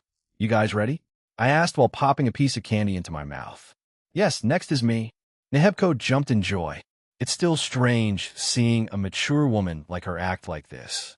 However, I could say the same thing to Gabriel, although she's a lot more naive than Nehebko, so she gets a pass. But she has become aware of a lot of things over the course of our stay in the pocket dimension. Stand by me, and it'll teleport us away. We all stood near Nehebko, and with a small twirl, we finally left the newly built town. Jean, I want a futuristic look. Nehebko blurted out as soon as we arrived at the spot. I looked over at the destroyed plot and sighed. Additionally, she gave me only a rough sketch of what she wanted. Looking over it, she wants futuristic flying planes? I was a bit baffled by this. I mean, I don't mind, but I was expecting something more modern, or even something from the old era. Do you also want that giant mountain to stay? I ask and point at it. Yes. Incorporate it and make it look like a futuristic desert city. And with this, Nehebko went on to tell me what she wanted the city to look like. It was quite ambitious, of course. Nothing too super futuristic, only in look since the rest is powered by magic. I wasn't expecting her to be the type to like this kind of thing, but who am I to judge? All right, sure, give me a minute. I landed on the ground, did the same thing, and flattened the area. I made sure not to accidentally destroy the large mountain in the background. Comptoir, I'll have to leave it to you for the futuristic stuff since I don't know anything about it. Comptoir, answer. Yes, dear, I put my hand out and let Comptoir do the rest. I'm also leaving the interior design to her, since what I might know from films might not actually work in real life throughout the city.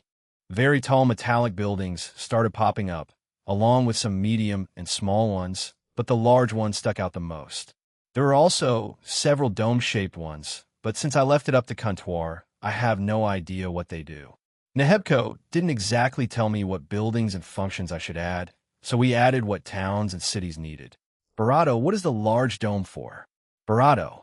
Answer. It's a mix of a school and a hospital. Middle school, high school, and college divisions go there. The smaller dome-shaped ones are other official buildings like law enforcement and the fire brigade. Well, aren't you meticulous? As I floated there, more buildings started to get constructed, and some of the terrain around the place was raised or lowered depending on what was being built by Comptoir. All the while, I heard Nehebko shouting in excitement above me. Not too long after, I finally finished construction. I had done 2 out of 7. I just hope the rest don't demand too extravagant cities out of me. Nehebko flies down to me. W, what about T, the flying spaceship things? There are a few of them. The largest building in the top floor of your home, so I have a few of them parked there. If you want to sell them or give them to others, then you can, but for now they're solely yours. They're powered by magic, so no future sci-fi shenanigans are happening, right? Comptoir. Answer.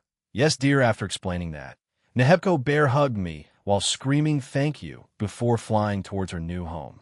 The other gods followed her too. Was this based on something in your old world, Jean?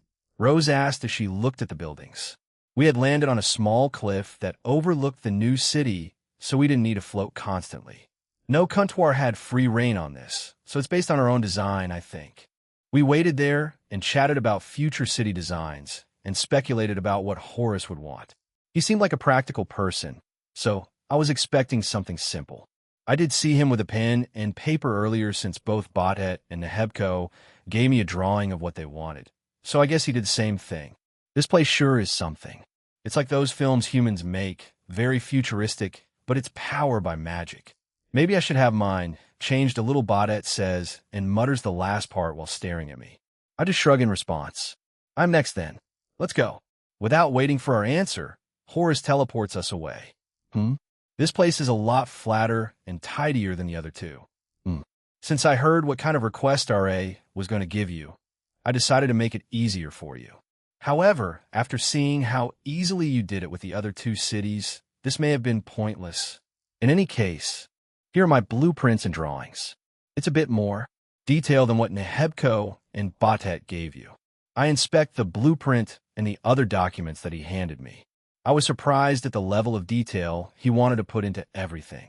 He has already given the town a name. Desert Town of Ozarian. What stood out to me was there were farm fields, what seemed to be a gladiator arena, a large park, and many other areas. Horace definitely spent time on this. Maybe I just saw him adding a bit more to it. There are some areas that seem to have been recently added to. This is very detailed, Horace, but it's not too difficult.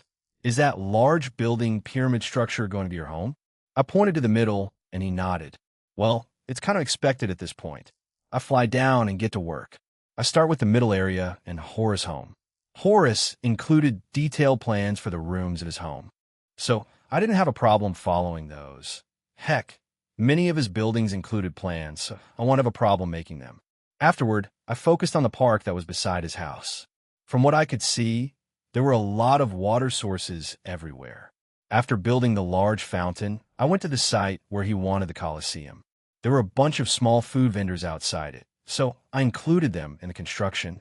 I was already in a Colosseum-type place thanks to fighting Sarorg in one a couple of months ago, so making this place wasn't that hard. After that, I rebuilt the rest of the large town, from the normal houses, small apartments, shops, and entertainment districts. Horace really was prepared for this. It makes me wonder about the rest of the gods. Finally, I worked on farms. I wasn't sure how to start since there weren't any farmers, but I made the soil very fertile.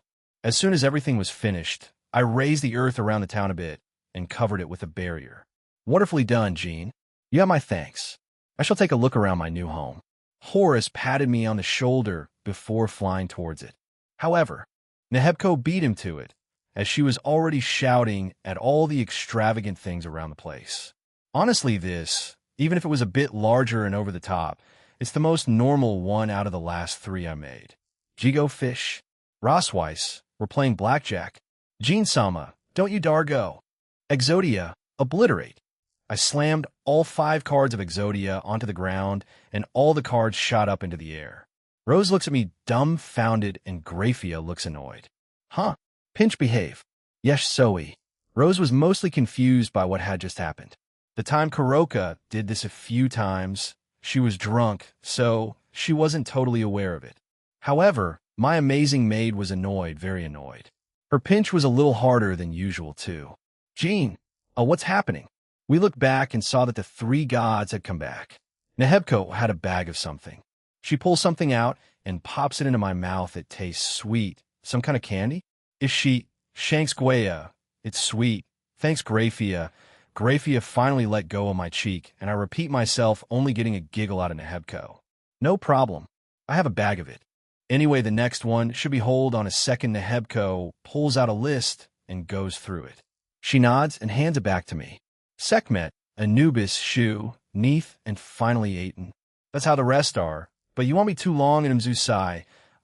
We won't be going with you since we want to go back to our own town since we need to get it ready, contacting RA and the rest, and I guess going back to the main city to help with the documents. Nehebko muttered, not liking the sound of reading through all of it.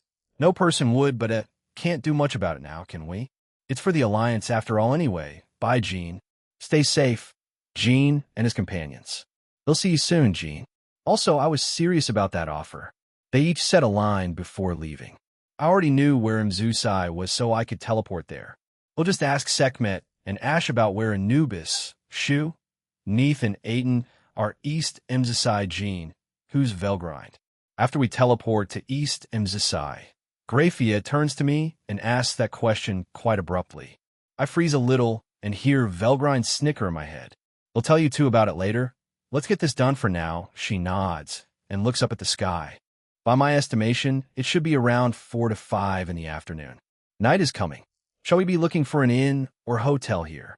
Seems like the only logical solution, or we can ask R.A. to let us stay in his place like what happened last time. Anyway, we can worry about that later. Let's knock out a few more towns for the gods. They both agreed with me, and I located Sekhmet's aura, and it seemed both her and Ash were together.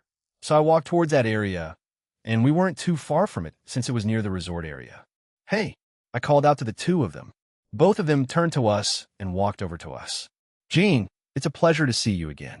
Are you here to help with the reconstruction of West Mzusai? Ash asked me, and I nod. Yeah, I finished 3 other towns just now. Mzusai is next, so Sekhmet, shall we get started? She nods, takes my arm, and dragged me away. I saw Ash smirk at me before walking away from us. I will wait here. I wish to have a few things done here too, Gene, so when you're done over there, please come back here. Igrigajiaman. West Mzusai, you flattened it like Horus did. Upon arriving there, I noticed that the previous destroyed buildings and rubble had already been cleared. In addition, most of the land was flat, other than the small pool of water near the middle. Yes, once I found out R.A. was going to ask you this, I set out to make it easier for you. I believe Aten, Shu, and Neith did something similar. If you would, as soon as Sekhmet let go of my arm, I jumped towards the lake and floated there. I remember what the old buildings looked like. Therefore, they'll just remake them all like them. They'll just reinforce them with magic and stronger materials and add a barrier around the place. ITLL be an easy fix. The buildings quickly started to rise from the ground. Once that was done, I reinforced them and then finally added the barrier over the town. That should be it. Quickest one yet. Hell, I might finish before 1 or 2 more before today ends. I grin, then finish the rest tomorrow. Check out the library and dance hall before going back home, getting Gabriel, Asia, Zenobia, and Scat Hack before immediately going to Ireland. I want to see where that dear god went to, but I have to check up on Ain first, then go to Queen Halloween. After that, you're heading to the Slavic realm, right? Yeah, I've got a request from Purin, apparently. We'll try to make the request from Queen Halloween quick, but if Nuada has a request, then I don't mind doing it too. I can help guide you in that place, partner. Lavinia and I saw a bit of it, although it's quite small. Thanks, I appreciate it. Tug Jean, are you okay? Huh? Oh yeah, I was just speaking with Drake. Sorry about that. Let's go. Sekhmet pulled on my sleeve, looking a bit worried. I laughed it off and told her not to worry about it. We then headed back to East Mzusai, Jean. Come with me. As soon as we arrived, Ash pulled me away with him, making Sekhmet, who was still holding my arm, stumble a little. Is something wrong? I asked, a bit confused by the sudden and slightly violent yank. I couldn't feel anything wrong around the town. You'll understand once we get there. He didn't elaborate and just kept on pulling me. Once we got there, I was completely stunned. What in a master, Gene? Ash releases his hold on me and steps away. What I saw was Kurosagi, who was on top of a building. She suddenly jumped down towards me. Chapter 11, Part 2, A Rabbit Goddess in Love, and Nephthys East Mzusai, Gene's Skyward Slam. Boing, I caught Kurosagi as she tearfully jumped off the building. I held her close to steady her landing. Master Gene, is something wrong, Kuro? But she doesn't answer me and begins to sniff me. Who are you? Aquino. I stand there awkwardly as she hugs me and just keeps sniffing me. Also, wasn't she meant to stay with R.A. to read over all those documents? I looked at Ash as he shrugged at me. She just randomly appeared and wouldn't stop saying her name. So knowing it wouldn't take you long to rebuild West Mzusai, I just waited here for you to appear and drag you to her. Ash sighs and looks at Kurosagi. The others finally joined us too, and Rose did not seem that happy as she squinted her eyes suspiciously at the rabbit girl. I doubt she'll let go. So just tell me what part of this place you want me to rebuild or fix. I turned to Ash and tell him that. He just smirked and nodded before walking away and gestured for us to follow him. We walk over the small bridge and stand away from the restaurant bar that he brought us to before. I would like to build some houses on the cliffs. I asked my people if they wanted the mountain to be torn down, but they said no. However, they don't mind expanding upwards and changing the entrance to be further back, so we'll be converting the large pathway here to more houses and shops.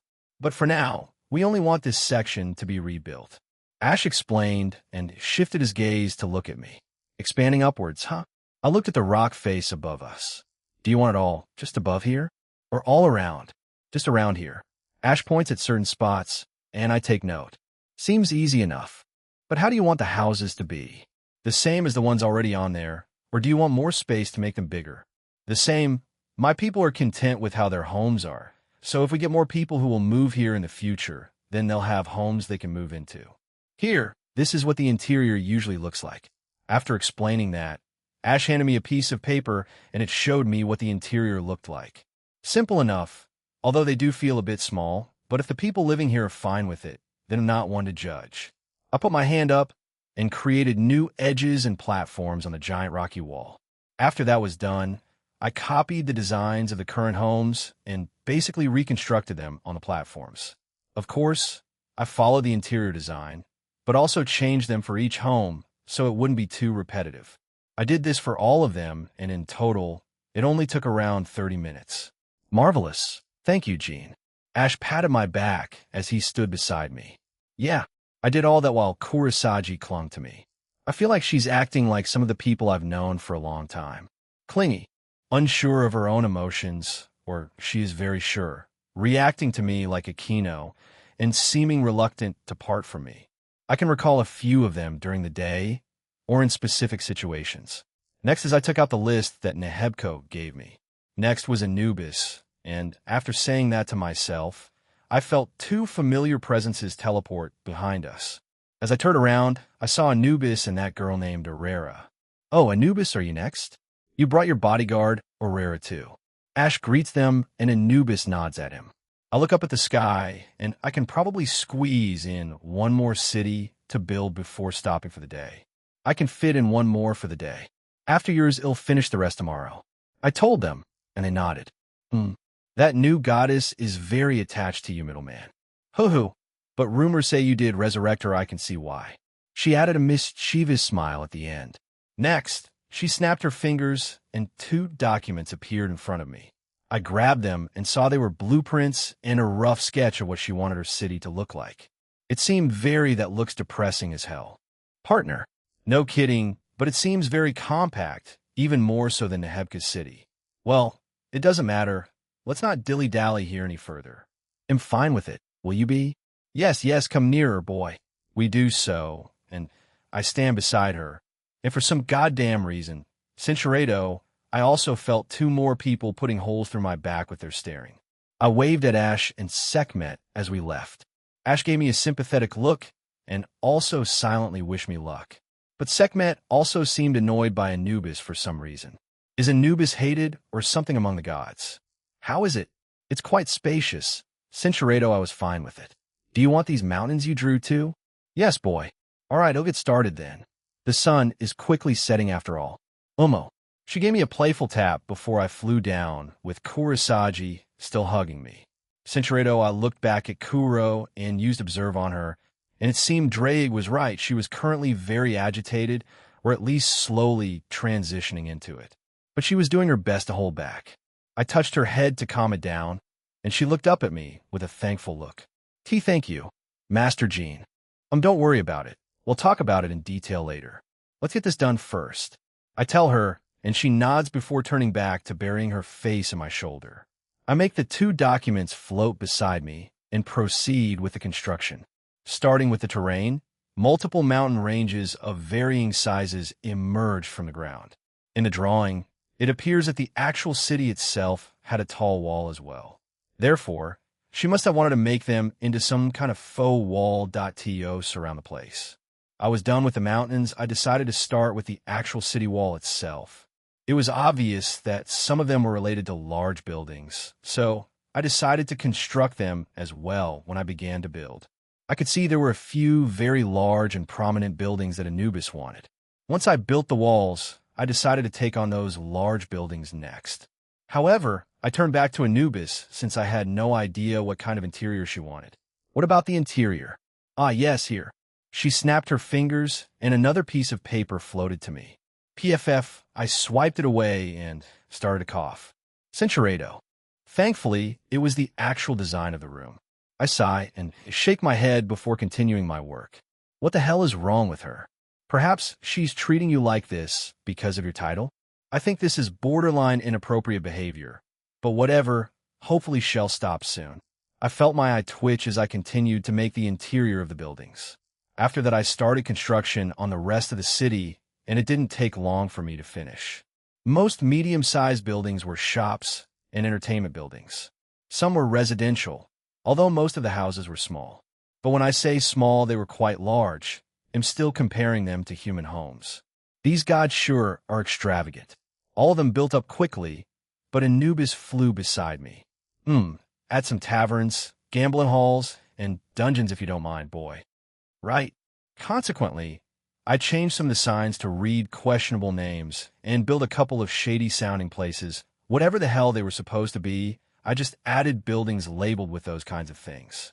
I didn't know that Anubis was a love-crazed goddess. Isn't Anubis supposed to be the god of the dead in the Egyptian mythology? Hathoth is supposed to be the goddess of love and fertility in this pantheon, right? So, I was expecting her to act a bit more like how Anubis was acting. Cincherado, she reached toward me again and looked at me with pleading eyes. I gently stepped back. That won't be possible. Anything else? No, this will be fine. You have my thanks, boy. Cincherado, Cincherado, Cincherado. I feel Anubis and her bodyguard Aurera's gaze on my back. However, the two of them were looking at me rather strangely. What? I'm not that kind of person, okay? Rose said while putting her phone away. Graphia didn't say anything, but just shook her head disappointedly at me. Well, let's end the day on this. Let's tell R.A. first and ask if he'll let us stay in his palace again or if we'll have to find somewhere to stay. They didn't argue with me, and we left the place. When we arrived in the throne room, R.A., Isis, Batet, Horus, Nehebko, Hathoth, Osiris, Aten, and two other gods I hadn't seen before were there. Rashida was standing beside R.A., and she had a cart with some drinks and food on it. They all looked quite dead inside, especially R.A., as he was drooling a bit. Are you guys okay? I asked, and they all looked up. R.A. immediately lit up. Gene, I hate you, but I can't deny the benefits of joining. I see, so I got 4 out of the 7 cities done, and I'm wrapping up for the day, and was wondering. He stops me and nods. Stay in the same room as before. Rashida, if you don't mind. Yes, before that, these two are Neith and Shu. Tomorrow, you should have them plus Aten. He gestures to Neith, a goddess, and Shu, another god. Neith, like a few other goddesses I've seen, have a lot of golden accessories on her. She has white medium-length hair, crimson red eyes, and wears a white one-piece dress with gold ornaments all over it. She has black and golden shoulder guards and some sort of arm guard on both arms. She also appears to be wearing a white, feathered cape. Shu had long black hair and deep blue eyes. He wore simple clothing, a simple casual outfit with the top half exposing his barato. He wore large, circular earrings, golden bracelets, and had what appeared to be some millennium puzzle, like Aten floating beside him. Greetings, middleman. They both said it at the same time, with Neith waving at me. Although they both did seem tired, and Osiris just gave me a tired nod. They really didn't need to read it this late in the day, Gene. I must apologize. We had an early dinner, so don't worry about it. We'll find a place to eat. You're already letting us sleep here, so thanks. Anyway, we'll get going. R.A. smiled and nodded before going back to reading. I was thinking of asking him about Kurosagi. I was wondering if I should bring her with us, or let her stay here. But her grip had tightened a little since we arrived, so I took that as a no. Since the two girls were near me, I teleported us away again. Kuro, do you know any good places to eat? She leans closer to me and whispers a few places. I see, all right. Let's check them all out then. Rose, seeing this as an opportunity, grabs onto my other free arm. But Kuro doesn't really react. I glance back at Graphia as she just shakes her head. Geez, I wanted to spoil my maid too, you know? I guess I'll do that later. We walked around the city at night, and the sky looked quite amazing as I remembered it, even if I only saw it from our balcony that time. The town was also quite lively until late at night. I feel like this is a global universal thing for the supernatural because in nearly every city I would see the same or even more of them out at night. After walking around for a few minutes and checking out a few restaurants and bars, we eventually found one that we liked. Eventide Luminous Dining was the restaurant's name. It has a modern design, both exterior and interior. After ordering our food, we sat down. Kuro still had been clinging on to me, and the table we chose could only fit 4 people, so Graphia and Rose sat across from me and Kuro. Rose wasn't happy, but she had to deal with it. One thing I'm grateful for is that there hadn't been some kind of attack when we got here. I mean, I was tested by Aiden, but that's better than nothing, I guess. I chuckle and summon the deck of cards from earlier. I wasn't intending to participate, but Graphia taught Rose some blackjack. I look back out the window and scan the city. Nothing seems to be out of the ordinary. A few buildings are still in need of repair, but that's about it. Aiden also said that I needed to watch out for more haters, but there haven't been any at the spots that I have been to today. Was he referring to the ones they'll be building for him, and with Shu and Neith? If that's the case, tomorrow might be a bit more annoying. However, should I leave these two to go and check out the library and the dancing hall? They won't needlessly be hassled if I do that, but I doubt they'll accept that suggestion from me. I hear a bell ring and look to see that the waitress has brought our food over. I remove the card that Rose and Graphia were using, and we immediately eat our food after she leaves. Even Kuro had let go as she looked quite famished. She thanked me after I reduced her heat one more time. I will tell them about it later, if I have time. I glanced back at the window as I stopped eating. However, whatever or whoever was watching me had vanished and was no longer close to us, but they were still in the city. Is something wrong? Cincheredo they left before I could confirm, but they appeared at night. I wonder who. It can't be Anubis, since I already recognize her presence. Huh, shut up. You know that's not what I meant. I forgot I can't get drunk anymore. I'm thankful and can enjoy drinking, but I kind of miss it. Rose muttered loud enough for everyone to hear. We were nearing the palace again, and Kuro stopped walking. Is something wrong? He'll be going, Master Jean. Thank you for indulging me, and I'm sorry. She left before I could answer. We just stood there in silence for a few seconds before continuing on our way. Cincheredo, Rashida bowed to us before following after them. If it wasn't so obvious, I wouldn't feel bad for her, but hopefully she can deal with it. The typical maid in love with her master cliché, Rashida. It's better to say something now rather than wait for an eternity. I guess to the bath we go. I forgot that this place was nearly made out of gold, I muttered as I walked toward the water. I was the first one out, and the other two were still getting undressed. Unfortunately, it wasn't open air, and we couldn't enjoy the night sky in its full glory. Maybe I should ask RA about it. Nah, that's a bit too much. It's their home, and I'm their guest. Statues of lions, cats, and other creatures poured water into the large bath. Some plants and flowers were also all over the place. However, the one thing I really liked about the place was that it wasn't as hot as the rest of the realm. Cincheredo, is something wrong? I turn to my left and see both Graphia and Rossweiss there. Nice. Nah, it's nothing. Come here already. I patted the spots beside me, and they joined me with a sigh. Once seated, I welcomed them warmly. I am reminded that having a normal job seems tedious and annoying. Is this how construction workers feel? Although I did manage to do a lot in just a few hours. I can only imagine normal humans taking months or even years on a single building, especially those skyscrapers. Although I do think that having my own restaurant wouldn't be too bad, even if I have to do the bulk of the work at the start. I'll try not to become like those assholes once they get comfortable. Work is part of life. Jean, you have to do some whether you like it or not. You're already working as the middleman. Cincheredo, he'll have another job which is governing the Omniverse. Although it'll be different because of my evolution, but whatever, he'll deal with it when the time comes. Jean, can you tell us about that Velgrai name now? Rose asked beside me. As I looked at her, I nodded. Right, So Graphia knows about this. I mentioned it to her once before, but I told Rose about the fated one thing, and that I knew Lavinia, Sisko, and Velgrind were the three. As for the fourth, I didn't know, and told him that Kuntuar informed me that it's a goddess. I see. But whose I was getting to that. So Velgrind is, to put it simply, she's a dragon from another universe. Our fates are kind of tied together because of an incident that happened during my reincarnation anyway. She frequently visits my soul, and we chat there from time to time, but she can't touch or interact with anything. But anyway, she can speak to me, just like Draig and Albion, so right? As I begin to explain, Velgrind's voice echoes in the room. They were both surprised, and so was I. Wait, you can do that, Vel? With the help of Kuntuar, then yeah. She replied, well, it would have been very useful to know that information. Kuntuar. Answer, T anyway. She's like Irene. She's a true dragon, but I don't know which true dragon is stronger. The one in this universe or hers? Well, whatever the case, maybe she'll eventually reach here once I evolve. I'm obviously the stronger one. I am, Irene suddenly replied. A strange but tense silence fell upon the room. Those two had met once in my dream, but I don't think they had interacted after the red dragon of dreams and illusions or the scoring dragon. Who will win? Next time on Dr. Thud, I don't know what happened, but I want to ask.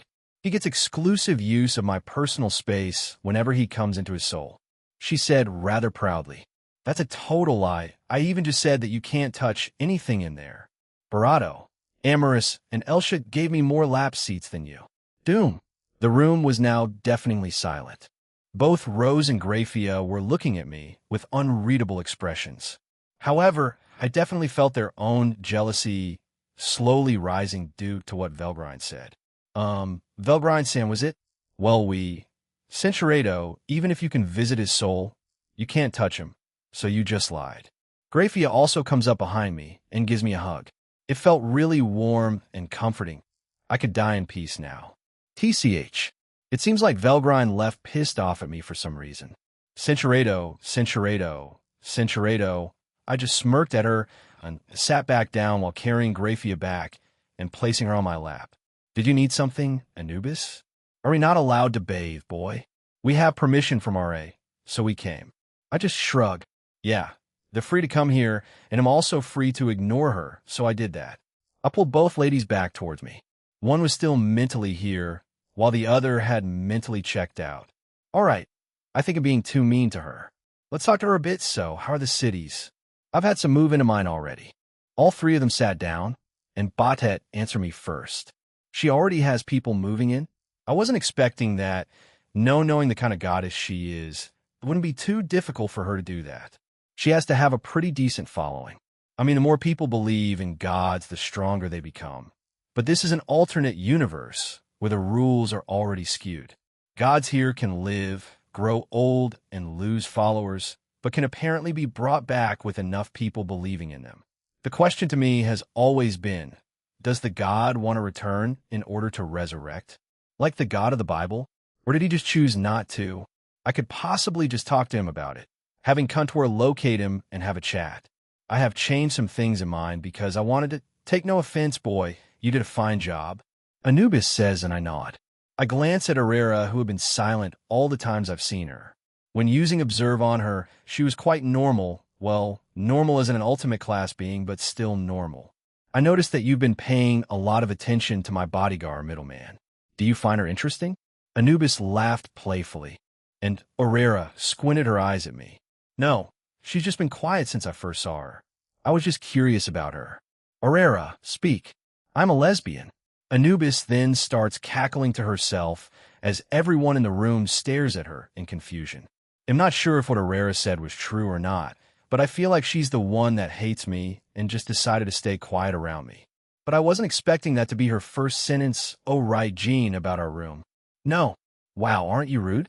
Batet laughed at me, and Anubis was a bit confused by this. So she asked Batet, and she understood. Why not? You're already dating a Greek goddess. Is Batet, or I, not beautiful enough? That's not the point, I replied tiredly. I wanted out. I didn't want to be interrogated. I feel like I'm on repeat at times. Maybe I should just make those small business cards explaining some of those things they ask. Yes, that sounds smart. I'll do that. However, Badet and Anubis started to talk about their cities and what their plans for them are, so with that I decided to leave along with Graphia and Rose. Rosweiss hadn't recovered yet, so Graphia had to help her. That was too much for Graphia muttered beside me. We were in our room again, as Rose was asleep on the bed. After he left the bath earlier, I removed the barrier, so whoever was watching us or me came back to watch us. I still need to confront that person. I guess so. She did try to win me over when we first came here, so I was thinking she might be mentally prepared for it, but I guess not. But I'll just ask her about it when she's back in the land of the living. Anyway, I need to head out and check something out really quickly. I won't be long. Very well, Graphia grabs my arm, forcing me to turn around to face her. I lean down and bravado her. I let her decide when she wants to end it, since I feel like I've been ignoring her all day, even though I promised to bring her with me. The way we're spending time together, it feels like a deep and meaningful connection, and seeing as Graphia wasn't planning on ending it anytime soon, Cinceredo, even though she promised to be a bit more open, it's fine. I mean, she's opening up in her own way. Geez, FIA, you're really making it very difficult for me to leave. But don't worry, it'll spoil you soon. Yes, I give her a peck on the lips before leaving. Now, then who the hell are you? Quickly jumping around the rooftops of the houses and buildings, the figure doesn't move from the spot. It seemed like they wanted me to go to them. They were at the top of the dancing food building, and I eventually arrived there. We silently stared at each other as soon as I arrived. It was a woman, and when I used observe on them, the name said Nephthys. In my past world mythology, she's Isis' sister, and is also known as the goddess of darkness night, magic, the dead, beer, and other titles. But I see, that's why she showed up at night. Kind of poetic in a way. Nephthys, why have you been watching us? I asked her, but didn't get an answer, but she was looking at me quite strangely. But I didn't feel any hostility from her, quite the opposite actually, which was overwhelming affection borderline in the Yandra territory as I would put it. Yandra? Honestly, that word isn't associated with anything positive so far in my brand new life. Nyarlathotep and Lapis are two entities that I associate it with, and do not like that much. Nephthys is a young woman in a distinctive black and purple cloak and a large skirt that covers her legs. Her black hair is braided in two pigtails, she has purple eyes, and she is wearing purple makeup. She also carried a small book in her hands. Marry me, Albion Sama. On the scale of 1 to 10, the Psycho Yandra scale. How much would you put Nephthys at? What? Independent Illinois, take that. As 10 then. Clap, Cinceredo. What? Stop. What the hell? I pointed a finger at her, and she looked rather annoyed at me. My body, my soul, everything. Why you are the one. I can see it. See it? What the hell is this woman talking about? Seeing my confusion, Nephthys continues to speak. Your soul is so pure, yet so dark. It's as if you represent both life and death. Yin and yang, destruction and creation. Since I saw you the Barado, you came here, I can't get you out of my mind. Jean Skyward, please accept my deepest devotion. She said quite passionately. However, I, on the other hand, was just done with this. That's such a weird reason to like someone. Yin and yang? I know I'm different, but goodness gracious, lady. Sorry as I begin to reject whatever nonsense she's talking about. She appears in front of me, grabs both my hands, and squeezes them quite tightly. Cinceredo, please add me, she declared with strong enthusiasm, and then let out a deep breath at the end. Make her lose her mind. No, Vilgrinth, I will not do that. Holy heck, calm down. Maybe you're the obsessive dragon here. The fact that you're not denying it makes me worried, Velgrind. But when I said that to her, she didn't answer back, so I just focused back on Nephthys. Let's start out as partners? No pals. No. Mentor and student? Is that a yes? No. After that, we went back and forth with her suggesting even more strange things, and me saying no. But in the end, she crossed her arms as her face turned red, and she started to stomp on the roof. It was like looking at a toddler having a tantrum over not getting that toy that they want. Like I said, let's start out as friends. Fine. Finally, she accepted. I sigh in relief. This felt like talking to a wall or a very hollow cave. But what I wasn't expecting was her to want a pink promise. Pinky promise me, promise you on what? I played dumb. I knew what she wanted, but what she was asking of me was a bit extreme. I mean, who even says these things to a person they just met? Well, okay, she saw me when I first came here, so technically she's been stalking me since then, but she just gave me her best puppy dog eyes and wouldn't stop looking at me like that. Jesus Christ, this woman. I sigh and do the pinky promise. I can't promise you anything, but let's just see what happens in the future, all right? Satisfied with the answer, she quickly nods her head before screaming into the night. It feels like I'm looking at a teenager stuck in a very old goddess's body. I sigh and look back at Ras Palace. I still have work to do tomorrow, so you'll need him? However, my thoughts were interrupted when Nephthys turned me back around and unexpectedly embraced me. I was briefly stunned by this, but quickly grabbed her shoulders and gently pushed her away. Phew, I love you, I love you, I love you. She started to mutter, and I just sighed. Partner, this is like, I don't know, I haven't been keeping count, but at least the second or third person that has done that, right? Your mysterious energy sure is helpful. Cuckoo. Shut it. I take a step back and sternly look at her. I need to put boundaries with people like her, otherwise they'll keep on doing this. Look, as I said, we're starting out as friends. If you do that again, I will stop being your friend and avoid you. So please don't do that again. Censuredo. Jin-sama. I want to accompany you everywhere you go before you leave. It's not like I can stop you. It's your pantheon after all. Happy with my answer, Nephthys blows me a kiss, wipes her tears away, and disappears. I was hoping for a calm evening, not something like this no matter what pantheon or faction I go to. They're all full of weirdos, aren't they? It makes me slightly nervous about Queen Halloween's realm and whatever awaits me back in the Slavic realm. Even if we only interacted briefly, they seemed normal enough. I'm trying not to be a stereotype here and won't say certain things about the gods I sigh again before teleporting back to the room I'm staying in. Once I got there, Rose was still asleep and Graphia was sitting in one of the chairs reading something. This is the same book that Griselda bought when I went out with her and Irina. I feel like they're all getting ready for me to graduate high school or college before asking me if I'll propose to them. Truthfully, I don't know when I'll propose to the rest. However, I have an idea for the sleeping Valkyrie on the bed. Maybe I can pop the question when we visit Yggdrasil. But as for the maid and a certain hybrid Leviathan, I don't know. Graphia notices me, closes her book, and puts her book on her lap. Welcome back. How did it go? Did you meet up with a woman? Her calm aura disappeared as she squinted at me, suspiciously. What are you, a dog? Devil dog. It's a bit more complicated than that. I'll walk over, sit in a chair beside her, and explain what happened. By the end of it, she just sighed at me and put her book back in her ring. You attract strange people to you. Aaron, no, this time it's a goddess. Censuredo, let's just move on from that and go to sleep. FIA. She didn't really argue, and we finally turned in for the night. It was the next day, and we had finished eating breakfast and were back in the throne room. A couple of more gods had joined them in getting through the documents I gave them.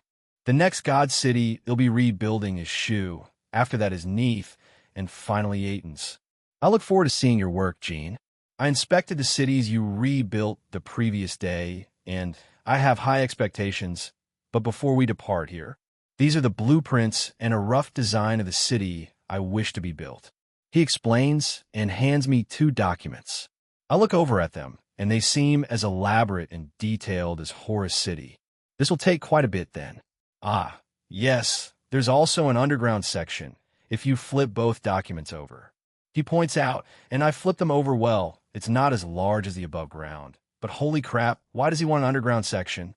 You seem to want to know why I am in favor of an underground section.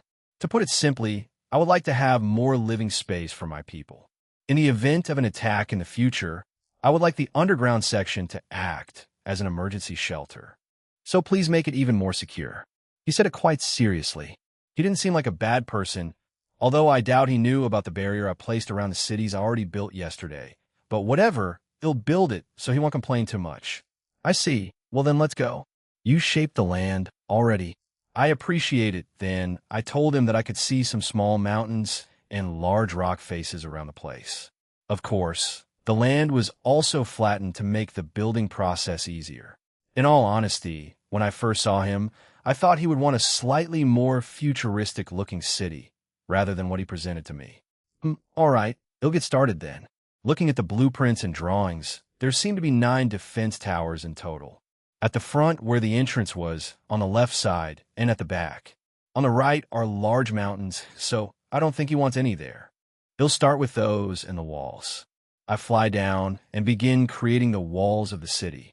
As well as attaching them to the mountain, I raise them to the same height as them. I went around the rough outline that I could see through my eyes thanks to Comptoir helping me. Once the wall and towers were up, I focused on creating the buildings inside the city. From the drawing, I could not see anything that resembled a home for Shu, except for maybe the tower-like building in the middle. I flew back up to him and asked him about it. The middle tower is how we access the underground section. My home will be down there. I will come up every now and again to check up on my people. However, I have helpers that will aid me in everyday work, Gene. I see flying back down. I immediately began construction. Like Horace, he had a lot of details about the place, including the interior. Honestly, I feel like those two are friends, or at least shared ideas. Homes, entertainment districts, and economic districts started to pop up. However, I felt a large number of auras coming nearer to the place, so I flew over to see who it was. But when I arrived, Shu was already addressing them.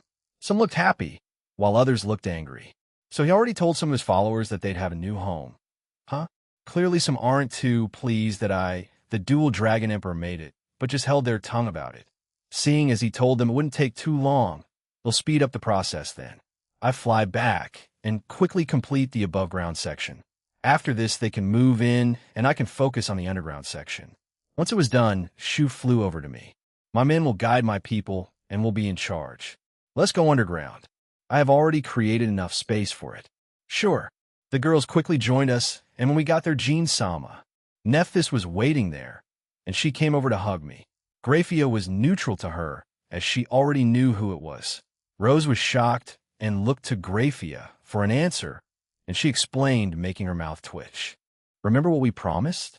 Yes, she flew back towards the other two women and started to chat with them. Shu gave me a confused look, but I shrugged him off. Not the time to explain anything. I looked at the underground plans, and for some reason, there's a large clock tower in it. It looked almost like Big Ben. According to the plans, he wants me to construct a hotel-type multi-purpose building. On all floors are either shops, homes, or something else, and at the top are even more buildings.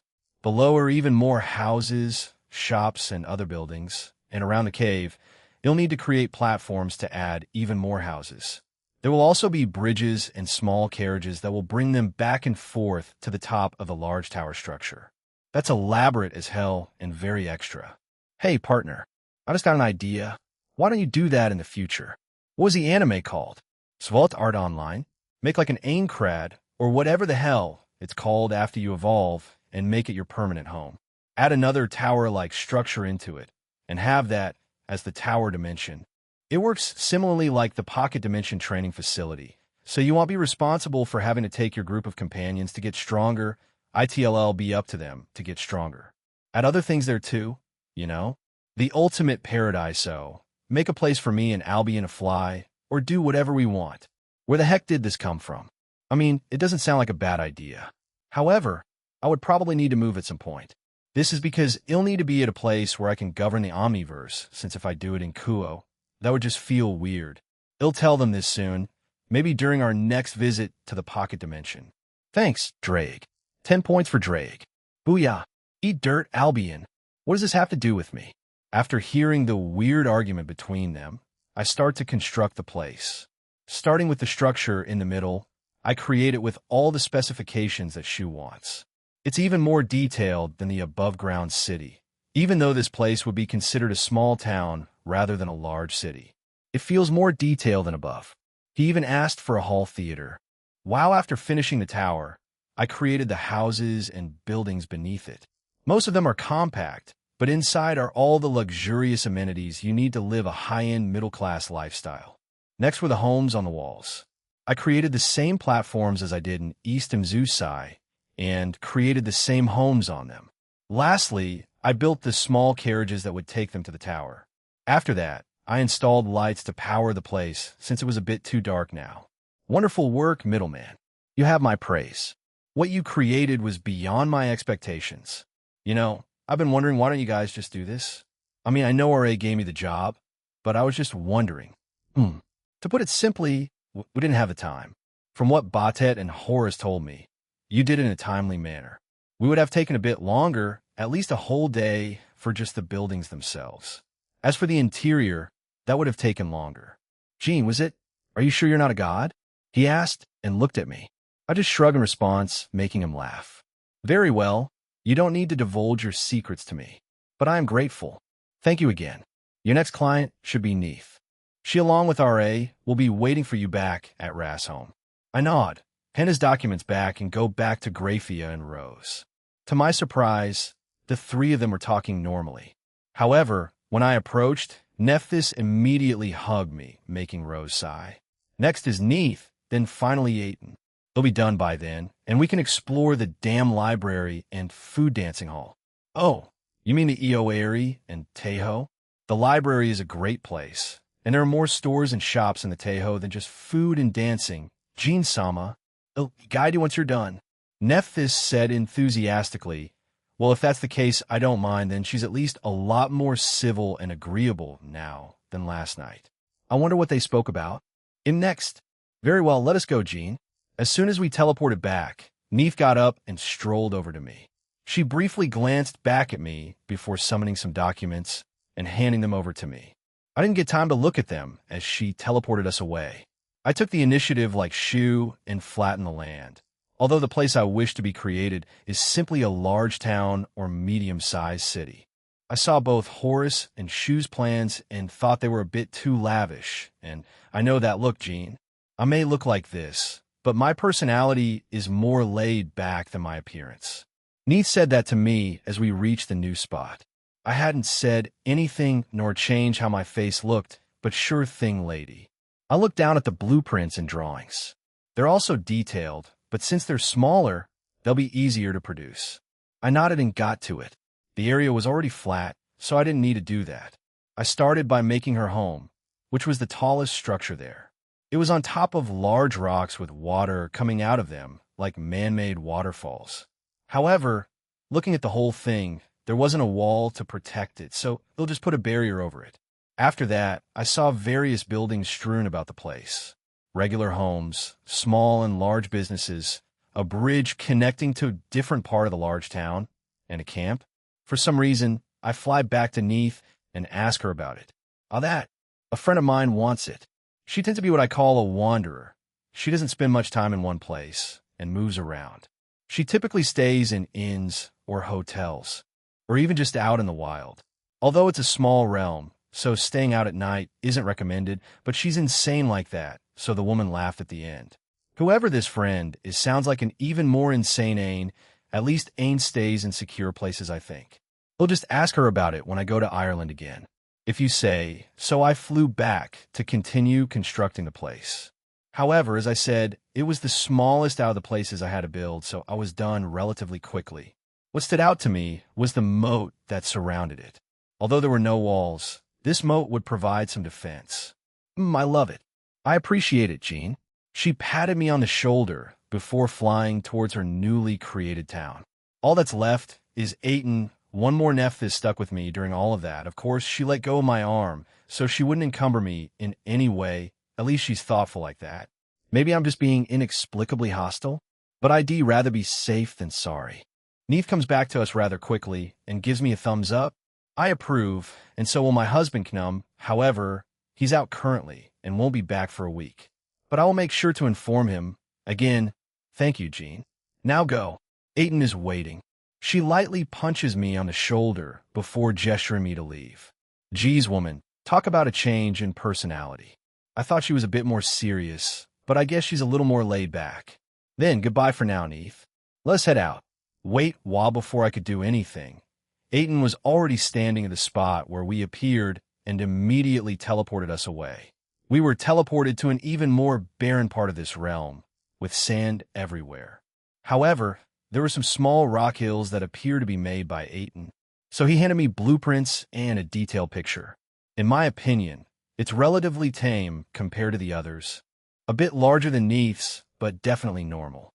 My people, the ones you spoke with, are nearby and waiting, Jean. I hope you can complete this as soon as possible. Right. But before that, what do you want me to do with these pillars of light? Is it decoration or... Aiden glances at the documents and nods. Nephthys lets go of me and joins back with FIA and Rose, leaving me to work. Create them, but leave that part to me.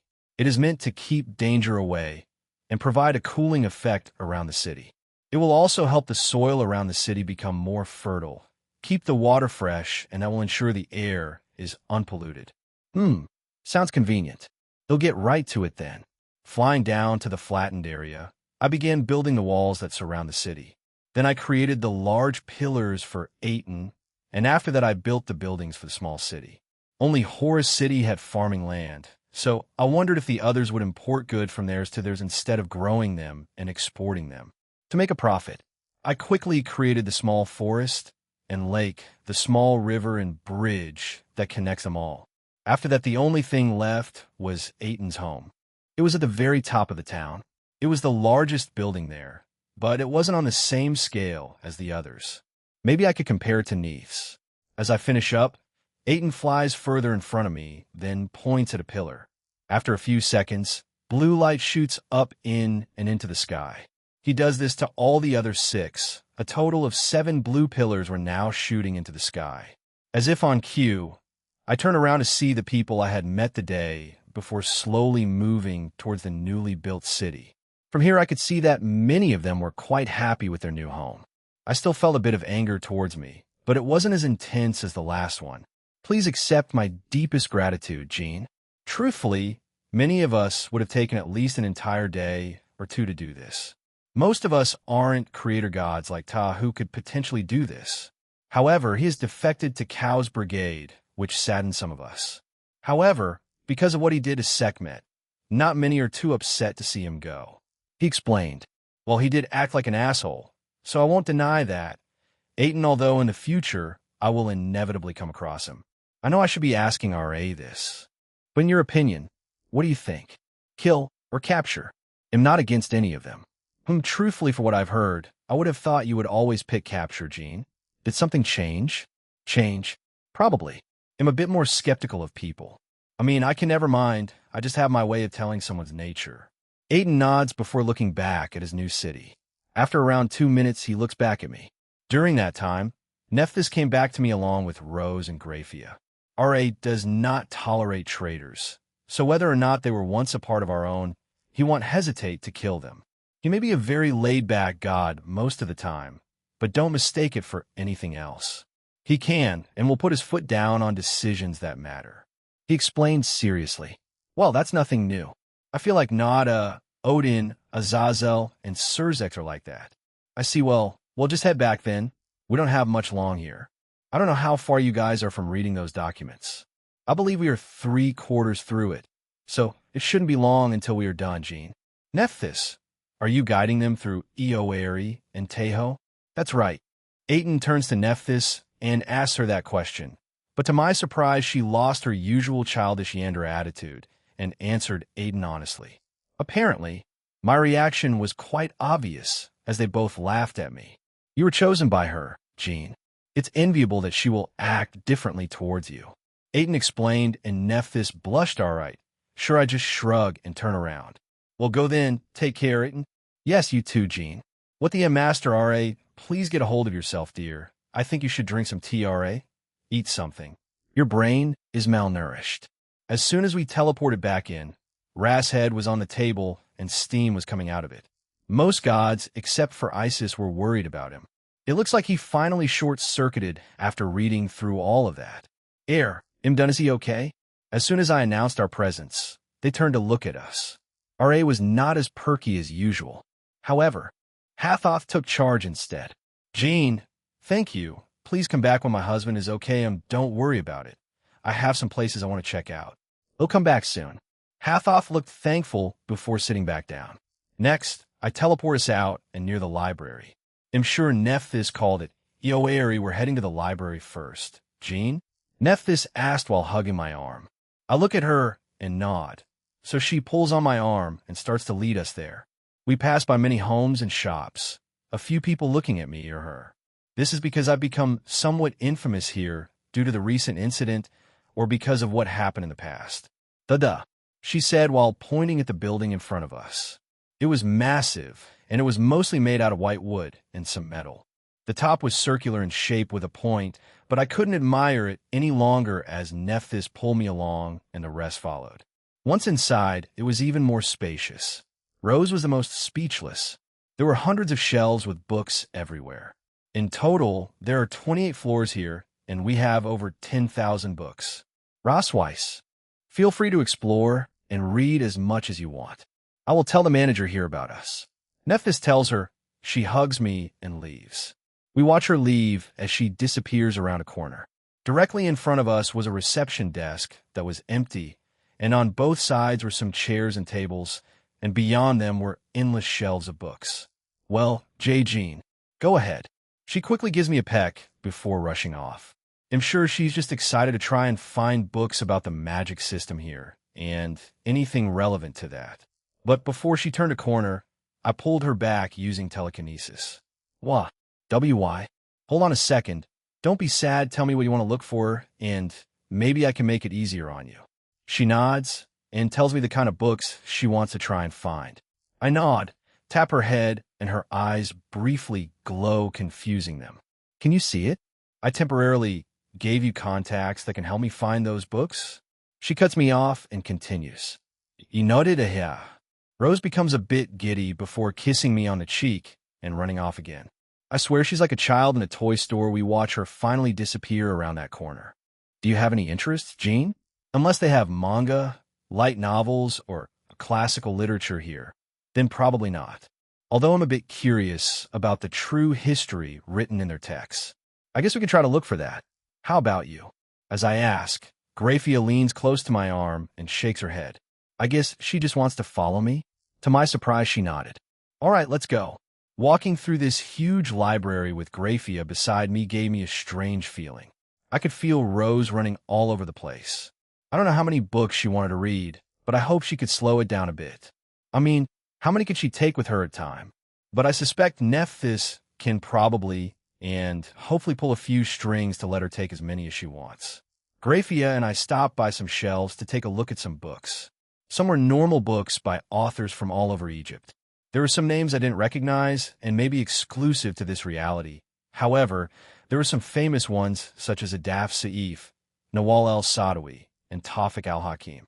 Graphia became interested in a few, but didn't bother to take them as she said I could just recreate them. I mean, she's right. And the ones I've touched, I've already scanned thoroughly and can recreate them as brand new. We were enjoying the tranquility of the library until it was abruptly interrupted. Jin-sama, Pomf. Nephthys suddenly appeared and hugged my other free arm. Did she finish what she set out to do? I look at her and she nods. Whatever book you wish to borrow. The maximum books are 15 and the maximum loan period is 1 year. After that you may renew it. Unless someone is waiting for it, then unfortunately you must return it. Otherwise you can borrow it for another year. Is that so? Thank you. I think Rose will appreciate it. She just smiled at me and nodded. I don't know if having this overly attached Yandere is a good thing or not, but it'll just roll with it for now. I think she'll ask for my contact info just before we leave. Hey, Nephthys, just out of curiosity, which floor has the books about your Pantheon's magic? I think it's on floor 17. I nodded and thanked her. Hey, Rose. According to Nephthys, the books about the magic systems in this realm are on floor 17. Thank you. Suddenly we saw a Rosweiss flying towards the 17th floor. I wasn't even sure if you could fly here, so I asked Nephthys, is flying allowed? Yes. However, it wasn't allowed before because of a few incidents of people accidentally crashing into the bookshelves and creating a mess. But when other gods started to come here on a more frequent basis, they removed it. However, they did put signs everywhere saying that only people experienced with flying can fly in here, and they even added a scanner when you enter the building. She explained and pointed towards the entrance. I glanced back to see some sort of metallic scanner frame around the door. I assumed it was for that, so I didn't comment on it. But I guess they really care about these books, huh? Although it makes sense since some are probably thousands of years old. Sounds reasonable enough. We fly up to follow Rose's Graphia, and I didn't really need to check the rest of the books out. I can just scan the rest and store them, especially the magic books that Rose wants. Once we reached the 17th floor, there were quite a few people here, unlike on the other floors.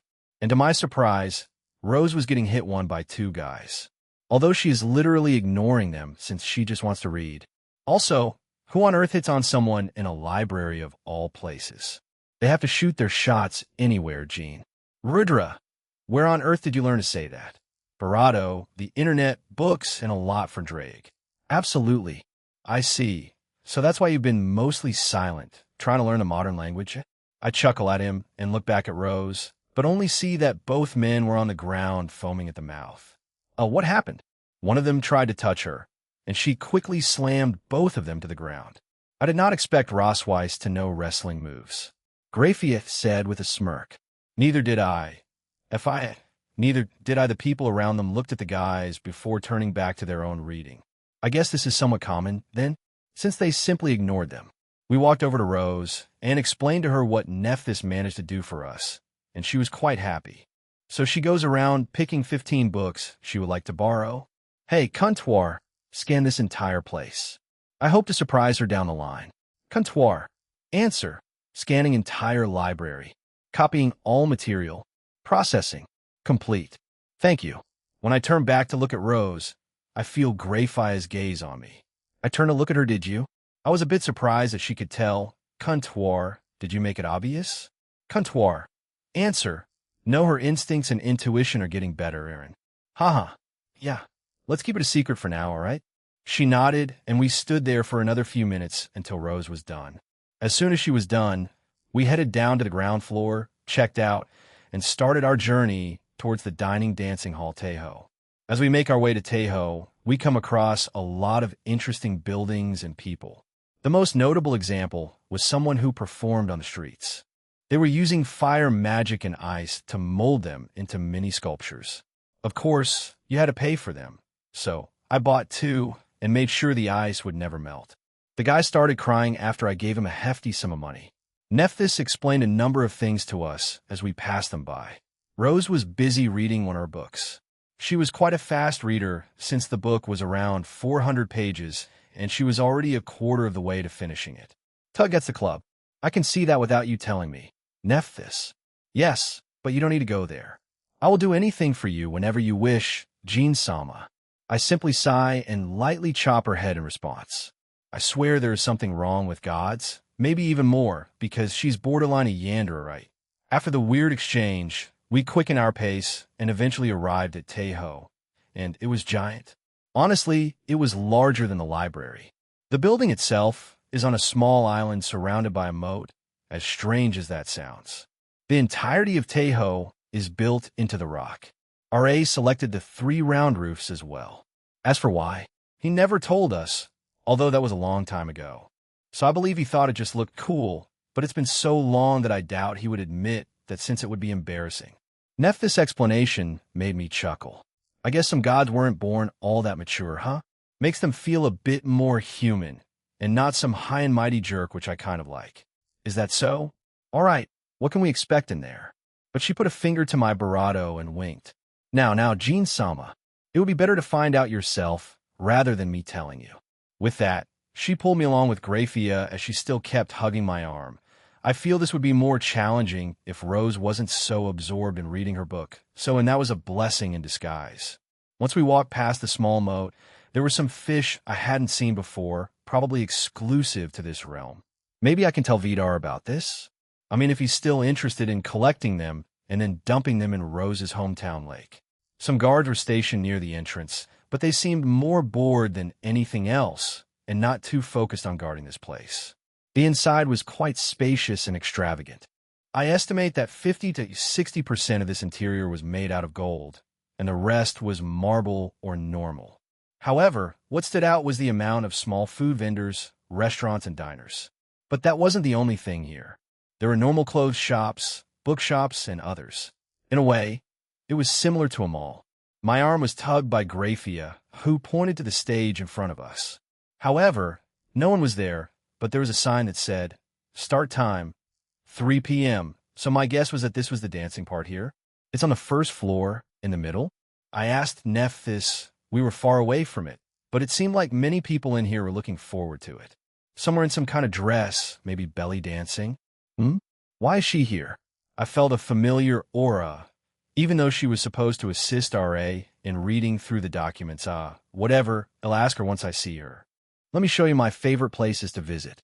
We'll leave the restaurants for last, since it's better to have a full stomach before watching them dance, right? I guess so. She gave an approving nod before we set off again. Rose was barely able to keep up, so I created a small mana rope that tied us together, so she wouldn't be lost or left behind since this place was quite crowded. Even for how big it is, I would say at least 80% of it was filled up, which was honestly mind-boggling. A dress shop? I asked as we arrived at a very expensive-looking dress shop. Even the dresses that were on display looked very expensive. I would guess only the super wealthy can come here, or I would think gods and goddesses. Nephthys pulled us into the shop, and we were greeted by an employee. Mistress Nifty. Welcome. Cinturedo, she was even sweating before I could do anything. Nephthys pulled us away and started to take us around this large shop. And my guess was right, since most items here were hella expansive. Since it was mostly Nephthys and Graphia shopping. In those short few seconds, something caught Graphia's eyes. And she joined Nephthys. I was left standing there with Rose, as she was still quite absorbed in her reading. Looking back at her, she was now, I would say, a third of the way through the book, which was surprising. But before I could strike up a conversation with her, I was pulled away near one of the dressing rooms, and Rose followed suit. Both Graphia and Nephthys walked into the same room, and I heard some light chatter between them. Honestly, I'm surprised by how easily these two accepted Nephthys. Perhaps it's called that so-called woman's intuition. The only way I can tell is by using my powers. Otherwise, I'd probably get finessed by a gold digger or something. I'm not a bright man. But the two of them come out eventually. Nephthys was wearing a light purple, dark purple dress that complemented how she looked. The same with Graphia, where she wore a white silver dress. You two look great. Especially you, FIA. I added that last part telepathically, making her blush.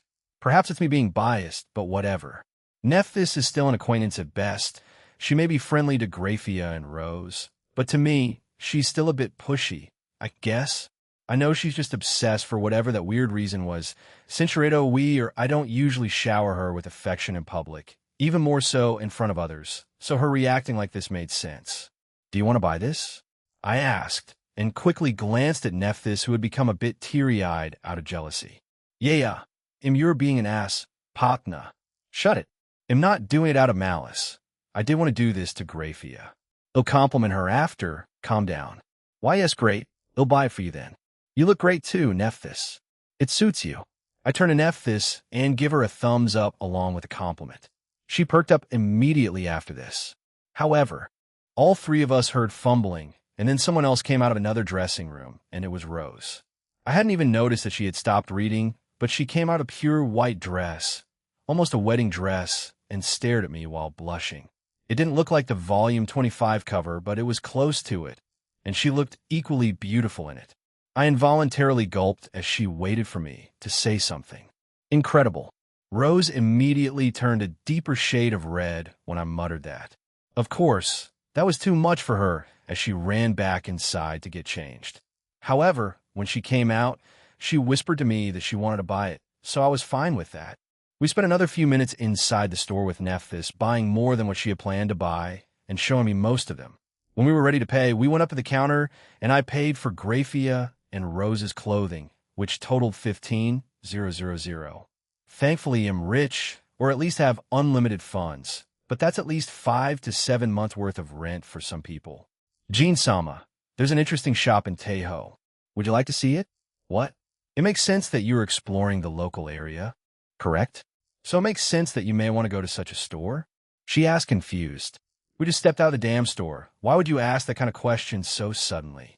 However, most people around us, we too busy to pay us any attention, so they didn't hear her, or at the very least just ignored and didn't react to what she said. I am, but I'm not going to take us somewhere else. Very well, after entering and checking out a bunch of stores for the better part of 2 hours, we were inside a restaurant and were currently eating our food. It was good, and I had already analyzed them and was thinking of ways of adding them to my menu. The three women were talking to each other as I silently ate. I also noticed out of the window that the dancing place was slowly filling up. The restaurant we were in was on the second floor, and we just planned on watching from up here. We would have a pretty decent aerial view, so it shouldn't be a problem. Jean, do you plan on adding a variation of this to your own restaurant? Grafia asked beside me, and I nodded in response. Yeah, the food's delicious, and like the other dishes I selected, it'll have my own twist. Restaurant? Ah, the one that you'll be making once you graduate. Nephthys claps her hand. Did these two tell her?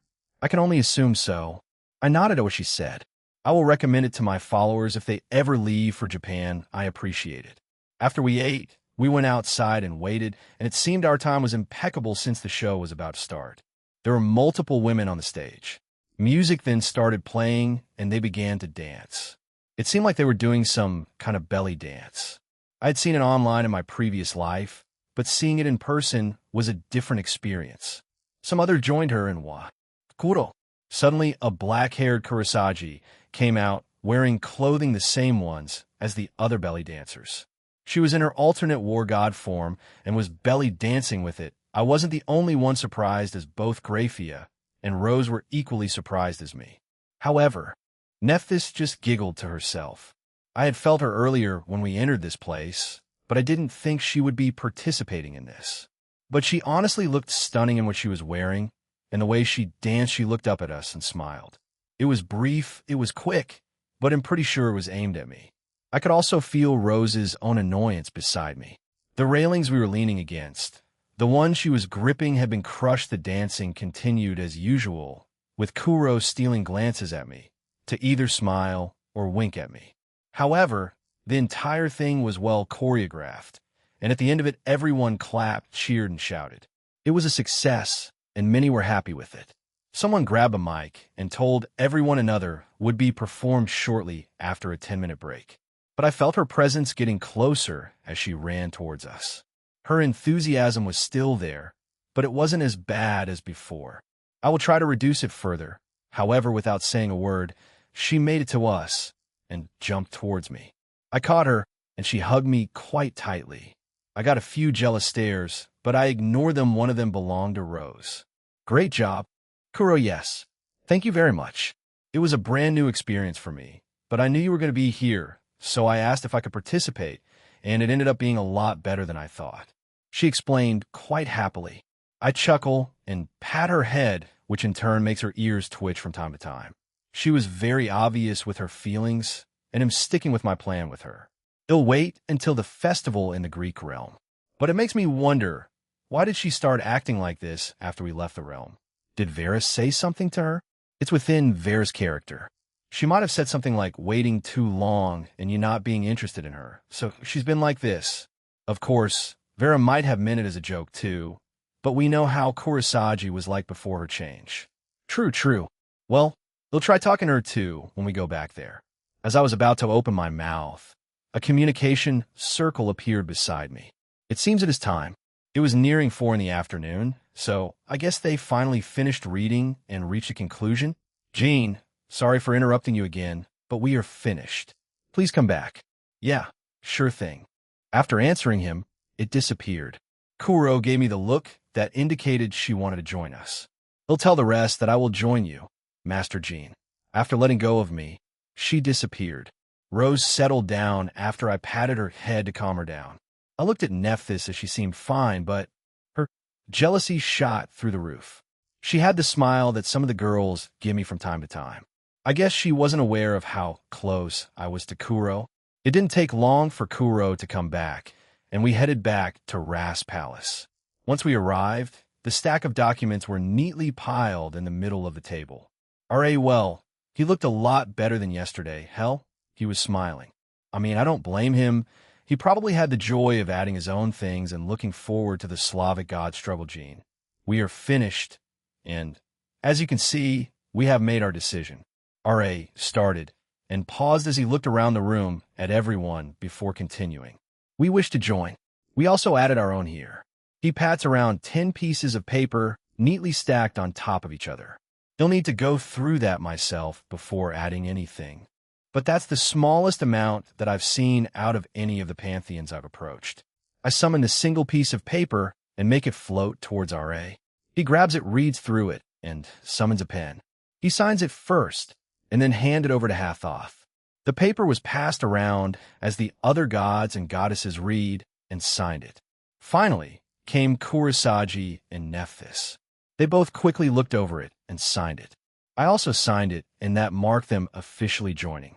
Congrats, you finally joined the DXD Alliance. Azazel, Surzex, Michael, and a few other leaders will contact you about a cultural exchange soon enough. And with that, we're done. I breathed a sigh of relief, even though I'm immediately heading to Ireland after this, so I don't really have any downtime. Even if I am primarily standing around waiting for them to give me the job request.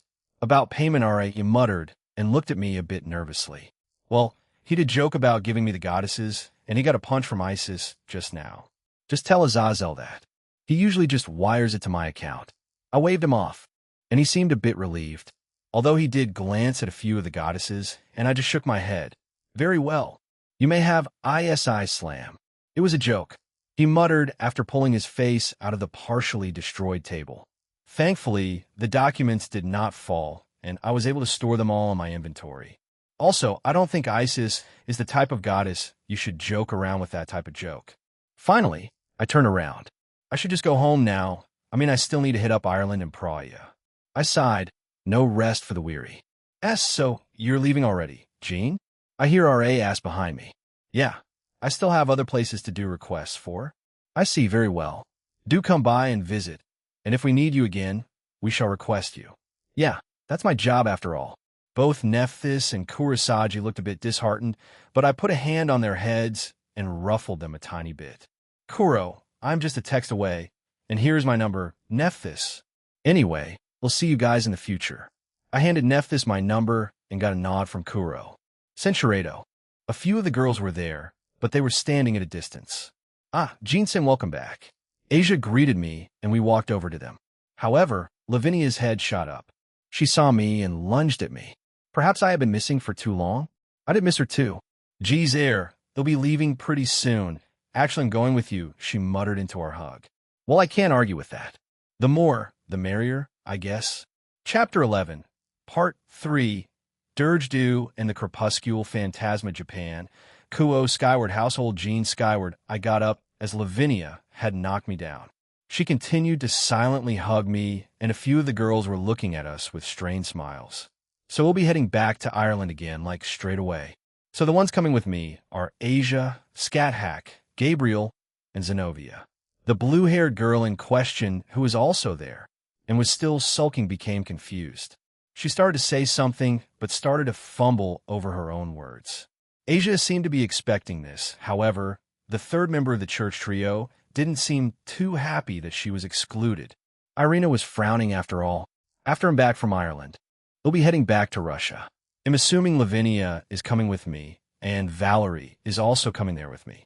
Irina, do you want to come along? She immediately perked up after I asked her that, and quickly nodded her head. To my surprise, the twin-tailed drilled-hair girl put her hand up, blushing slightly. Ravel, she wants to go there, huh? I don't mind, Ravel. Do you want to come with me to Russia? Igriegajes, Hinsama. Sure thing anyway, let's go. But as we were about to go ring, Natsam's phone rang. She looked at it and sighed before turning her attention to Lavinia. I looked at the magician in question, and she appeared pale. Please, Natsu, I'm sorry. Lavinia Azazel needs us for a mission. She turned to me, actual tears streaming down her face. Man, I really feel guilty about this, but Natsum came over and yanked her away. Azazel said he needed you for this, so you can't skip it. No. Aaron, help. She cried for me, but I awkwardly smiled at her. I promise, you can come with me to Russia, so I'm telling Azazel that. I don't gotta, Natsu. She stopped crying and then looked furious. Natsum nodded in agreement, not wanting to incur more of her wrath. Aurelia came out of my ring before teleporting away. I felt her go into the training facility. A bit selfish of her to leave the training of Reiko and Ine to just Leanne, although she probably didn't mind finally The girls that were coming with me gathered around me, and we immediately left. Land of Heaven Falls, wa. Jijin. Asia. As soon as we teleported in, we came across Aine, who was holding a bunch of boxes. She looked a bit flustered. Do you need help? Why me no, I'm fine, H.A.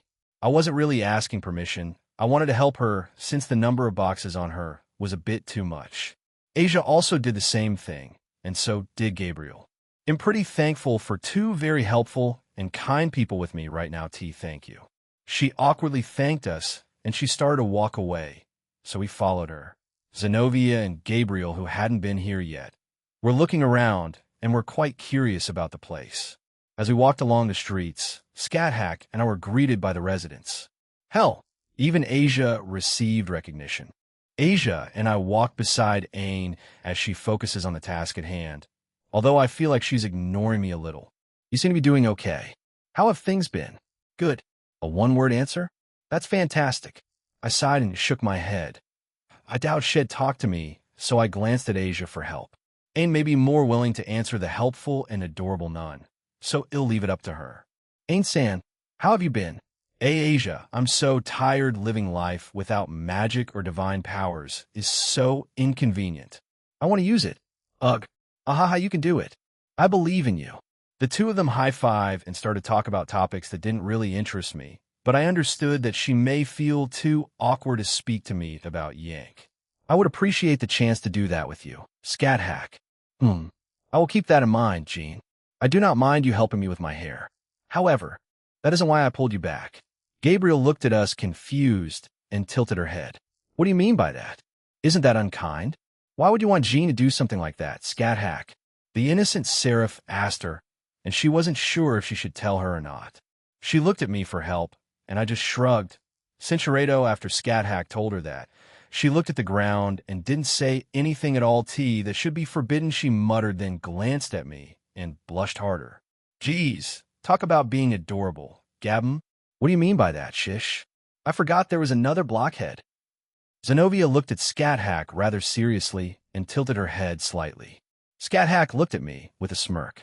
Yes, I know. I'm the one that has to explain it to her. I gesture with my head for Zenobia to come closer, and she does.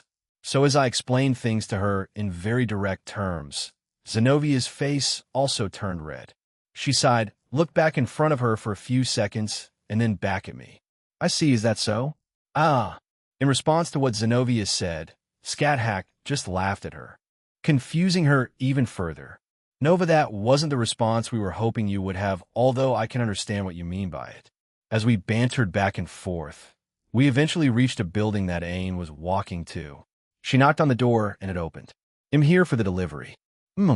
Thank you again, Aine dear.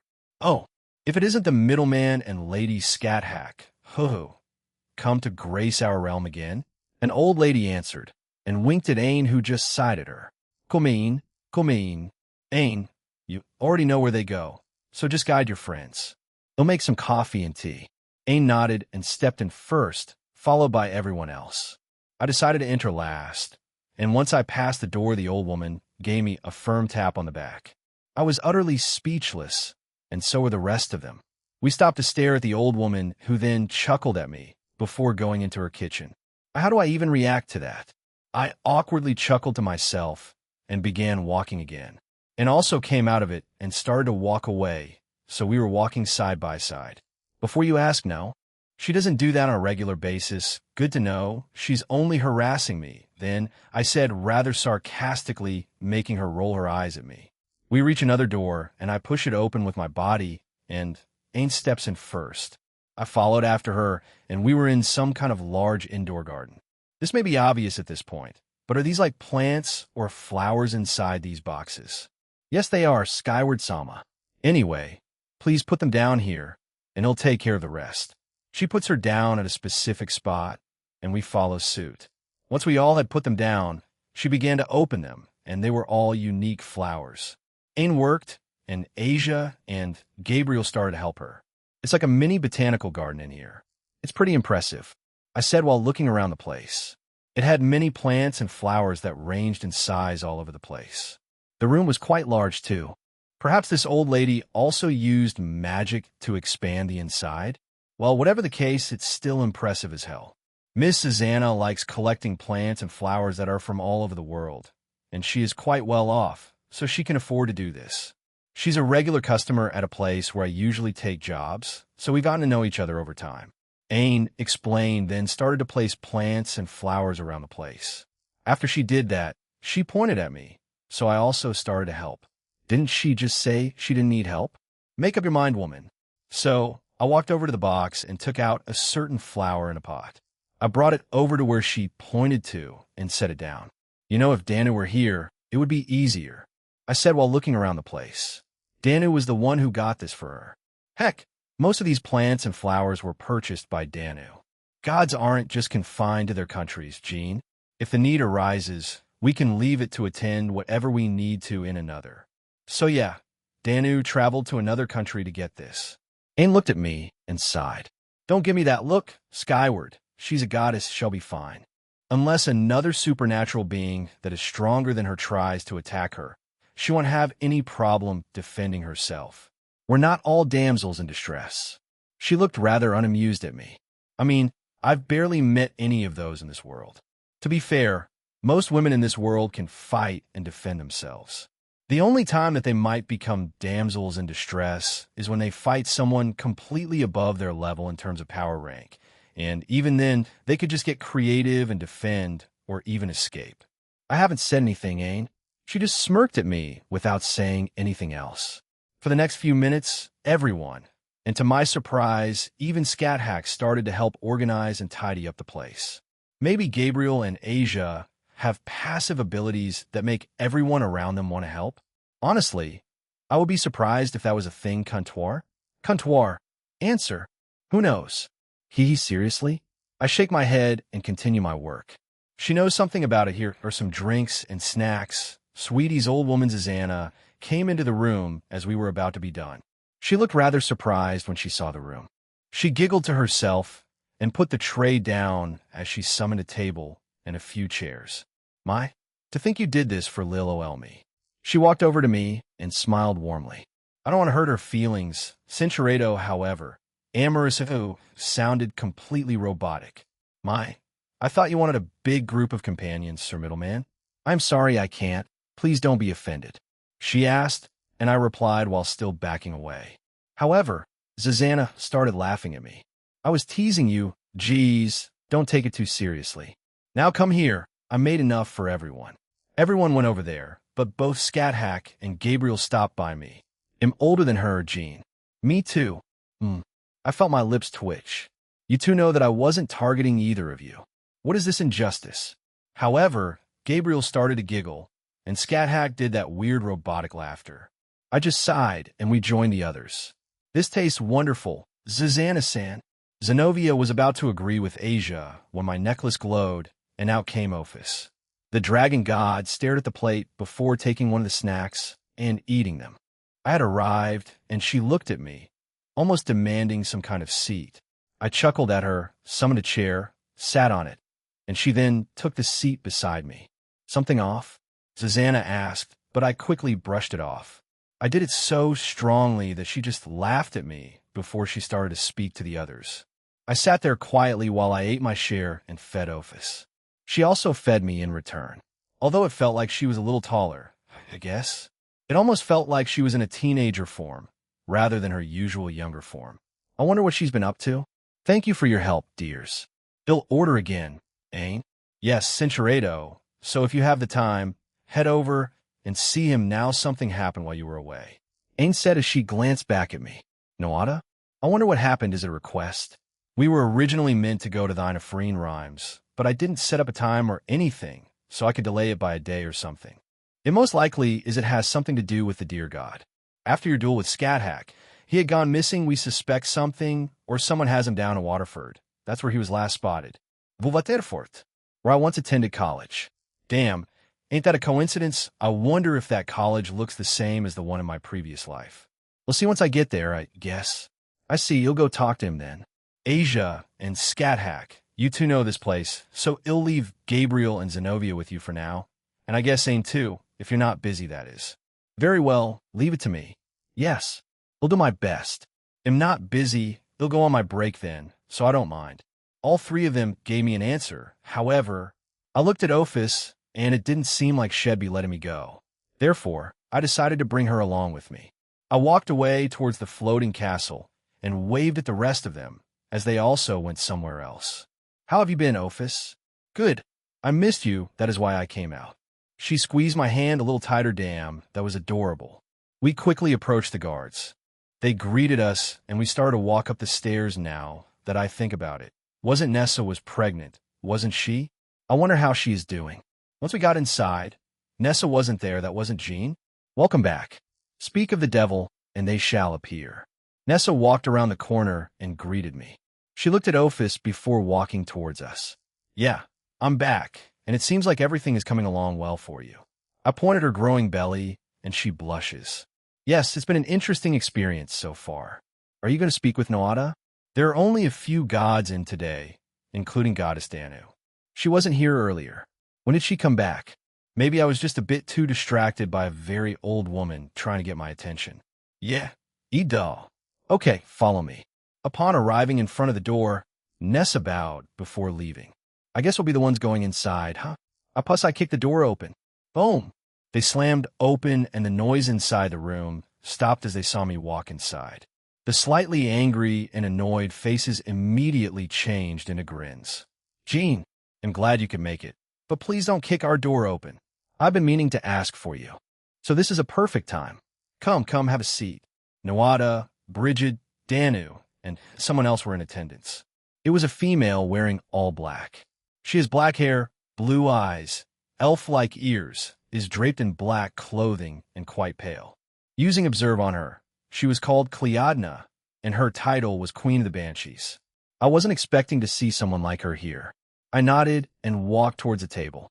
I sat beside Danu, who had been looking at me the entire time, silently indicating to have a seat beside her. Ophis decided to sit on my lap and change back into her smaller, youthful form. I heard the gist from Ain. Does this have something to do with the dear god Cernuus? I asked, and Noada nodded. Yes, it is. Usually, we let him be, as he mainly looks after the deer in our country. However, in the last few months, he has been acting strangely, and very recently, he disappeared. We are concerned, and so are the deer all over the country. So I decided to request you track him down for us, and if necessary, rescue him. Rescue, huh? Last time Kuntor scanned for him, he was still in Waterford, and he wasn't in any danger. I wonder if that has changed? Well, Kuntor, answer. It isn't anything serious. That reckless giant has just gotten himself entangled in something stupid. However, since you've been asked, you should accept it, Aaron. So it's still nothing serious. I mean, sure, why not? I'm still interested in seeing this version of Waterford. Sure thing. Do you want it done by today? We would appreciate it.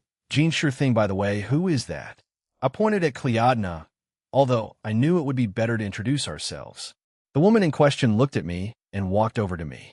She stood above me while silently staring at me before sighing and bowing her head. Thank you for helping Ain. That doofus has been running away for so long that I was getting worried. I was worried about her that I started to have some scouting teams search for her every few hundred years. She's always been quite elusive. Again, thank you. No, it's fine. I wasn't the one who really did anything. It was actually Asia, one of your close companions. Yes, I mentioned her. Regardless, you still brought her with you, so thank you. After that exchange, she returned to her seat. I wonder if I can visit her realm too. She looked interesting. I wonder if all the other banshees look like her. The ones in the fairy kingdom look different, so I wasn't sure if they varied in looks anyway. They'll get started then. Are there any gods in Waterford? No gods are there that I am aware of. However, a certain group of vampires does reside there.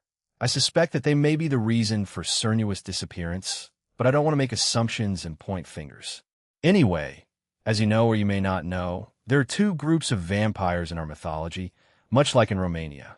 The Dirge-Du and Abhartak. The Abhartak are a race of predominantly male vampires. However, there are rare females that are born, and the Dirge-Du is the opposite. They are mainly female vampires with very few males. While both of them are on amicable terms, there had been the occasional fighting, but everything has been peaceful for the last 35 years, so it would be strange for anything to be happening now. Anyway, go speak with their current queen, and hopefully you'll find a lead for Cernuus. Nuada explained, and I thanked him before leaving with Danu, following after me. Once outside, Danu hugged me without saying anything. I had to let go of Ophis' hand, making her a little irritated, but she allowed it. I hugged her back. Danu, it's been a while. Yes, well, unfortunately I won't be staying for too long. You heard our conversation just now, so we'll be heading to Waterford. If you're curious, we'll be heading to Thynephrine, Rhymes to meet up with Queen Halloween after I see what's up with the deer god. I will meet you there. I have not met the Milstein family in quite a while. After saying that, Danu separated herself from me, but looked hesitant for a moment. But in the end, she walked away without doing anything. Did she want something from me or something? I mean, she already did that before, so I don't get why she's nervous, Jean. Yeah, let's go. Holding Ophis' hand again, she entered her teenage form, and we left the castle. What in the world? As soon as Ophis and I arrived at where the girls were, Aine was playing some kind of tug-of-war game with Zenobia. Although I don't think of the game, they both looked equally frustrated with each other. The thing they were fighting over was some kind of shirt. Welcome back, Jean-san. Welcome back, Jean. They're fighting over a dual Dragon Emperor t-shirt merchandise. Both Asia and Gabriel welcomed me back. I nodded back to them, and Ophis let go of my hand to sit beside Asia, who handed her some kind of cupcake they were eating. Scat Hack was drinking coffee with her eyes closed. She briefly opened them to nod at me, too. I go over to sit beside her. So is what Asia said true? Indeed. My stupid student and Aine are fighting over it. They can't use power since Aine would be at a disadvantage. So they resorted to this childish fark smack. As Scat Hack goes on to finish her sentence. The shirt they were fighting over somehow slipped from their tugging and smacked the queen of the Land of Shadows in the face. It was Zenobia. Wah. And no, it was W8. Sure shish. Zenobia panics as Scat Hack walks over to them. Cinchureto, the sound was so loud that it could be heard all around the area. It also created a small shockwave. Zenobia, who had her guard up, only felt it a little. However, that hurt. Scat Hack, what the hell? Ow, ow, ow. It stings. Aine was on the ground, holding her back, as she was clearly in pain. With tears in her eyes, she immediately turned her attention to me, almost begging me to help heal her. Scat Hack, with all the finesse in the world, walked back over to her seat and sat back down. I sighed and got up, walking over to the goddess. I crouched down and hesitated. She glared at me, Cinchureto, and healed Aine's bruises. I will not lie. The treatment worked well. Once done, I removed my hands, got up, and walked away. Jijin. Zenobia limped over to me, and I also healed her injuries. She let out a dramatic sigh as I helped her, leaning close to my ear. Jesus Christ, woman. There is a time and place for everything, and acting like that isn't now. Once I was done with all that happened, I sighed and told them our plans. Gee, good riddance, get that psychotic warrior out of here, Aine muttered as she hesitantly sat on a chair, only to find relief. I turned to her. You're doing great, Aine. This punishment shouldn't last too long, so keep at it. She blushed and turned away. I don't need your praise, I'm doing it for myself, she muttered, and I just chuckled at her. Is that so? Well, that's a good thing then. She's at least taking steps in that direction. Well, I think she'll get there at the rate that Rainier did, but maybe just a bit faster. Who knows? They'll see in a month or two. All right, let's go. See you soon, Aine. They'll stop by here before heading home. Do what you want before we left. Ophis silently slipped back into my necklace. I wonder if she had other reasons for coming like that. Maybe she was hungry? She hasn't asked me about candy in quite some time, so we'll just put some in there just in case. Thank you. She thanked me for the necklace. Waterford, I had teleported to the small town I had gone to college in. Of course, I teleported to a small forest-wide wooded path, so no one would notice us teleporting in. As soon as I got there, I felt a little nostalgic, but I did feel a lot of magical signatures everywhere. I didn't think Waterford was that active, but I guess Nuada and I were wrong. We stepped out of that area and started walking down a man-made dirt path. If I remember correctly, this was some kind of miniature garden to go on walks. Anyway, we followed the path as I looked around like the rest. Nothing out of the ordinary here. As soon as we reached the streets, I saw the river sewer in the distance. and I was immediately nostalgic. I feel like I just sat near the water a lot back then and watched it flow, and with the occasional ducks flying into it. I'm pretty sure you can dive and swim in it, although Ireland's weather generally doesn't allow it, or you'll just freeze your barato off. We turn right, and when we do, we see someone, a female, whose eyes widen in shock before they ran away. They were clearly part of the supernatural as they oozed mana out of them. Are you sure you shouldn't stop them? Partner? It's fine. They'll probably inform their queen about our arrival, which will be advantageous for us, since ITLL save time for us. If you say so. I looked at Scathack, whose face remained neutral. So, I'm aware of where it is. I will lead you there. Follow me. She grabbed my arm and hugged it and started to drag me away. She glanced back at the others and smirked at them. They obviously got jealous, especially Gabriel, who immediately ran up on my other side and hugged my other arm. Ça va? How did, damn it? Zenobia sounded confused as Asia appeared in front of me and stayed relatively close. She couldn't hug me, so she opted to stay just in front of me. But Nova wasn't going to lose here, as I felt her just grab onto the back of my shirt. I swear these girls are a handful at times. Jean, I do not know how it was in your previous life. However, this version of Waterford has something called the crystal. It's a large, white, translucent diamond-shaped rock on display for everyone to see. It's what brings tourists to this part of the country during summer holidays vacations. Crystal? I know something similar was in my previous life, but I was mostly about cutting glass in a very beautiful and unique ways, like into unique-looking glass bottles items. It didn't have a giant crystal rock. The first major discrepancy. I will guide us in that direction. That is where the dirge do wait for visitors to their realm. Of course, we don't have an invitation, but you're the middleman, and you received a request from Noada, who's quite well known in this country. Therefore, they'll be more than happy to let you in. We're just guests along for the ride, right? Scathack explained and then grinned at me. I wonder who the queen is. They'll guess she's around at least ultimate class. As Scathack led us towards the crystal, the place was relatively the same. However, some shops were different or just replaced with something else. There were still some small boats coming in and out of the harbor, and the smell of the ocean was quite strong. After turning a few corners and climbing up some stairs, we arrived at the famous crystal, and it was as she described. It was very large, diamond-shaped, see-through, and there were two females standing beside it. When we got closer to this area, we felt some kind of magic that was meant to repel any normal human, so they were expecting us. They must have recognized both Scathack and me, so that vampire from earlier definitely warned them. Middleman, Lady Scathack, welcome to Waterford. How can we help you? I'm here for a request. I need to meet your queen. I told them, and they both looked at each other before the other disappeared. The one that was left with us looked back at us. She will inform the queen. It won't take too long. Recently, we had our own problems, so we're taking precautions. Problems? Yes, however, since you are here, I believe our queen has wished to meet with you, so this can be resolved. Everything will be explained soon enough. Please wait a little longer, she told us, and we didn't have a problem with that. However, she gave me a strange look as all the women with me were clinging to me at this point. So we waited around for around 4 minutes, until the other vampire appeared again. The Q Queen wishes to see you. Please follow us.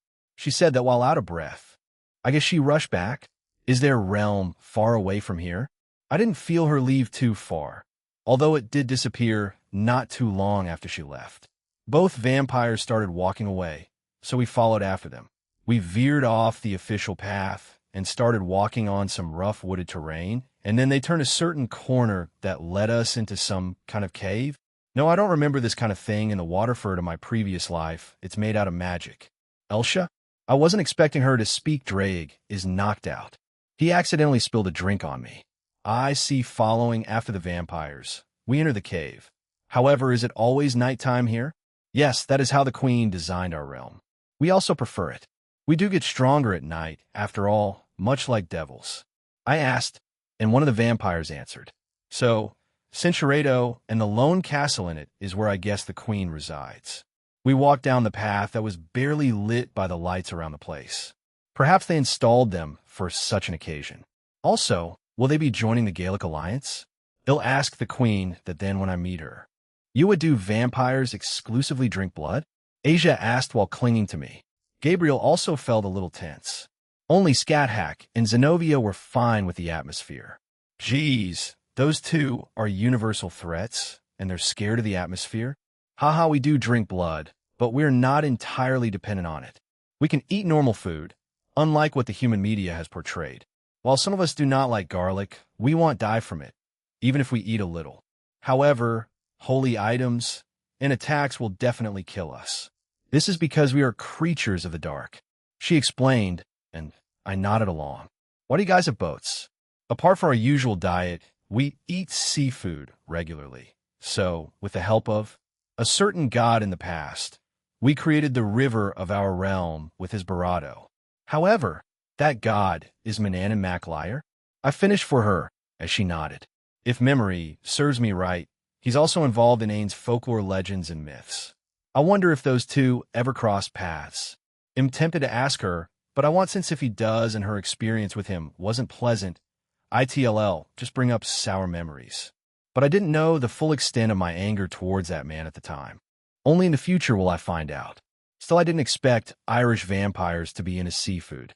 Not many of my friends like seafood that much, and the most they'd eat was fish chips. I chuckle, and I hear the other two vampires do so as well. Well, not all vampires eat them, but around 80% of us do. So you're not totally wrong. The girls asked them a bunch more questions as we made our way through the small town, and we eventually arrived at the castle. There were guards there, and they stared at us as we walked in. As Noada said, it was primarily female vampires. We only saw a few male vampires. Most were kids or teens. As we walked through the corridors of this castle, it reminded me of the castle in Romania. It was very dark, mostly illuminated by candles, and had a very dark and dreary atmosphere. They're really playing up the spooky vampire thing, huh? However, after around 3 minutes of walking, turning corners, and climbing up spiral staircases, we arrived in front of a very vampire-like door. If I had to call a door pop culture like this would be it. Why the hell is there a Twilight quote here?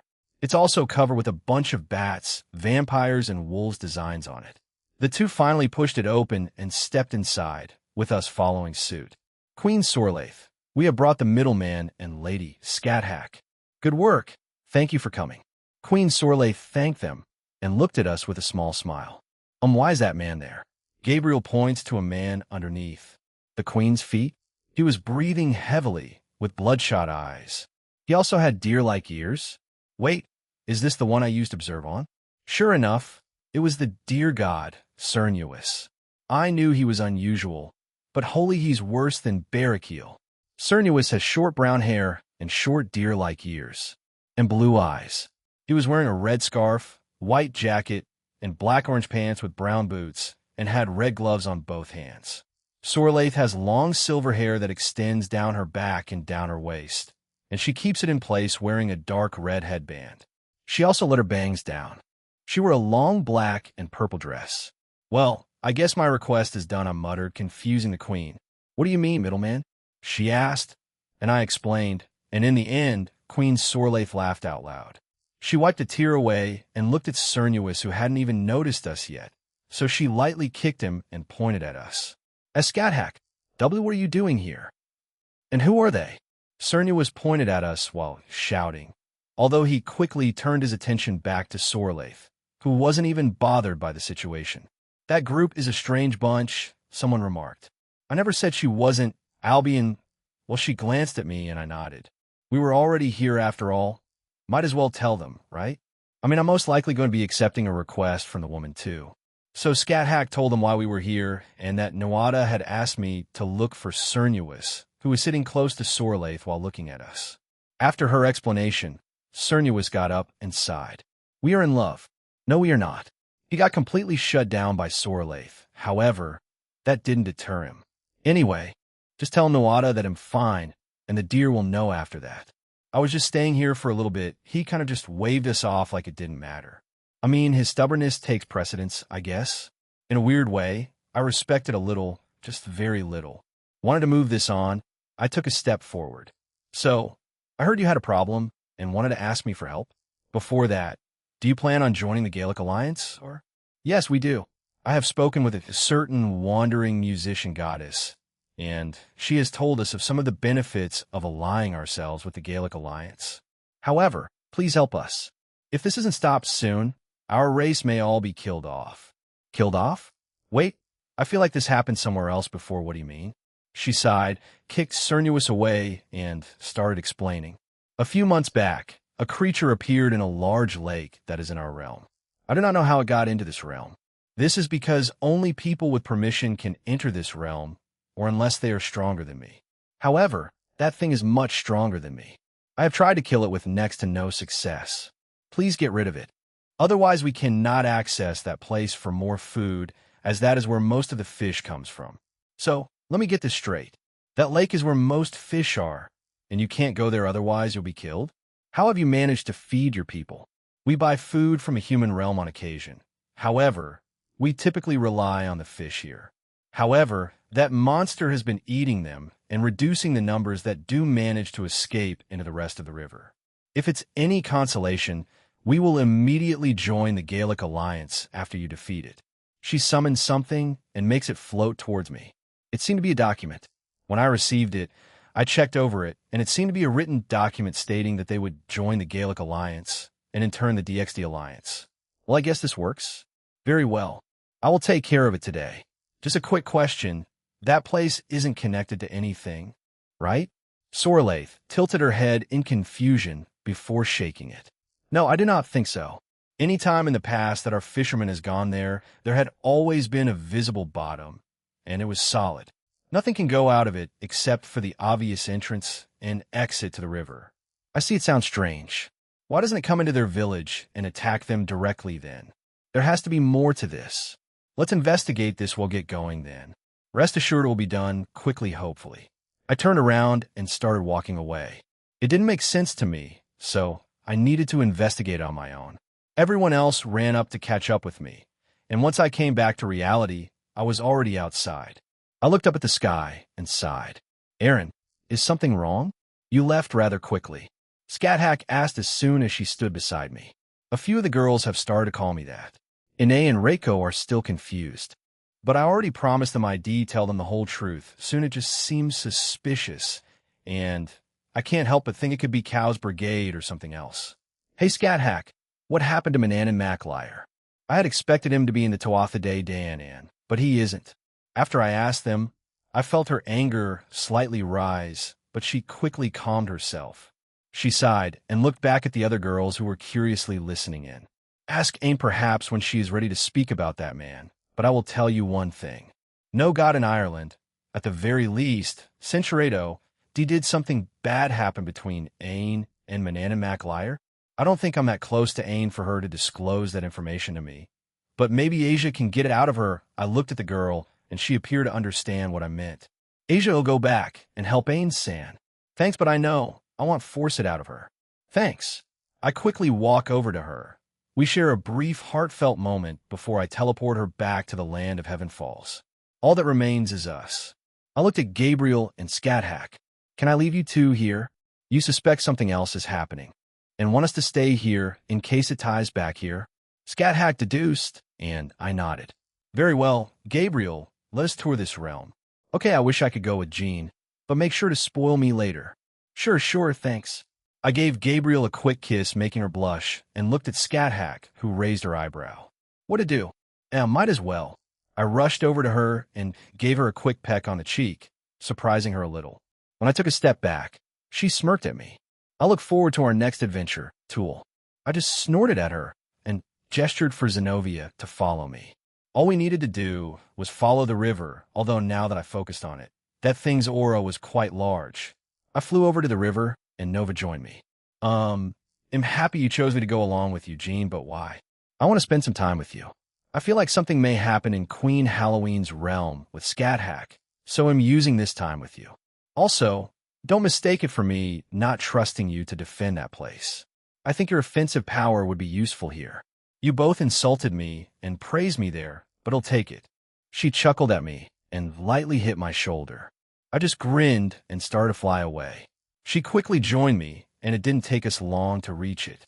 The lake was just around the large mountain near the town, and whatever this thing was, it was large, angry, and was already sending attacks at us.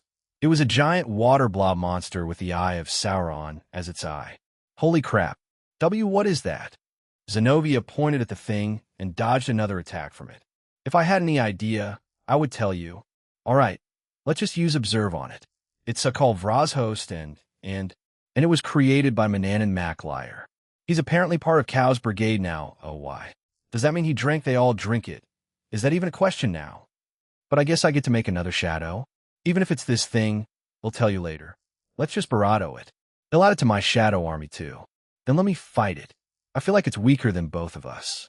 Zenobia then takes out Durandal and faces the monster. I mean, sure, it is much weaker than you. You're a universal threat, Nova, and that thing is just a Satan-class monster. This won't be very fair. And it seems like you're planning on using the ex-Durandal form.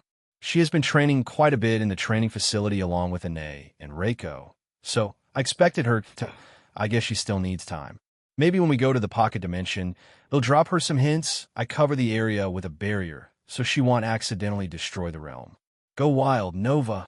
She grunted an answer to me before flying towards the beast.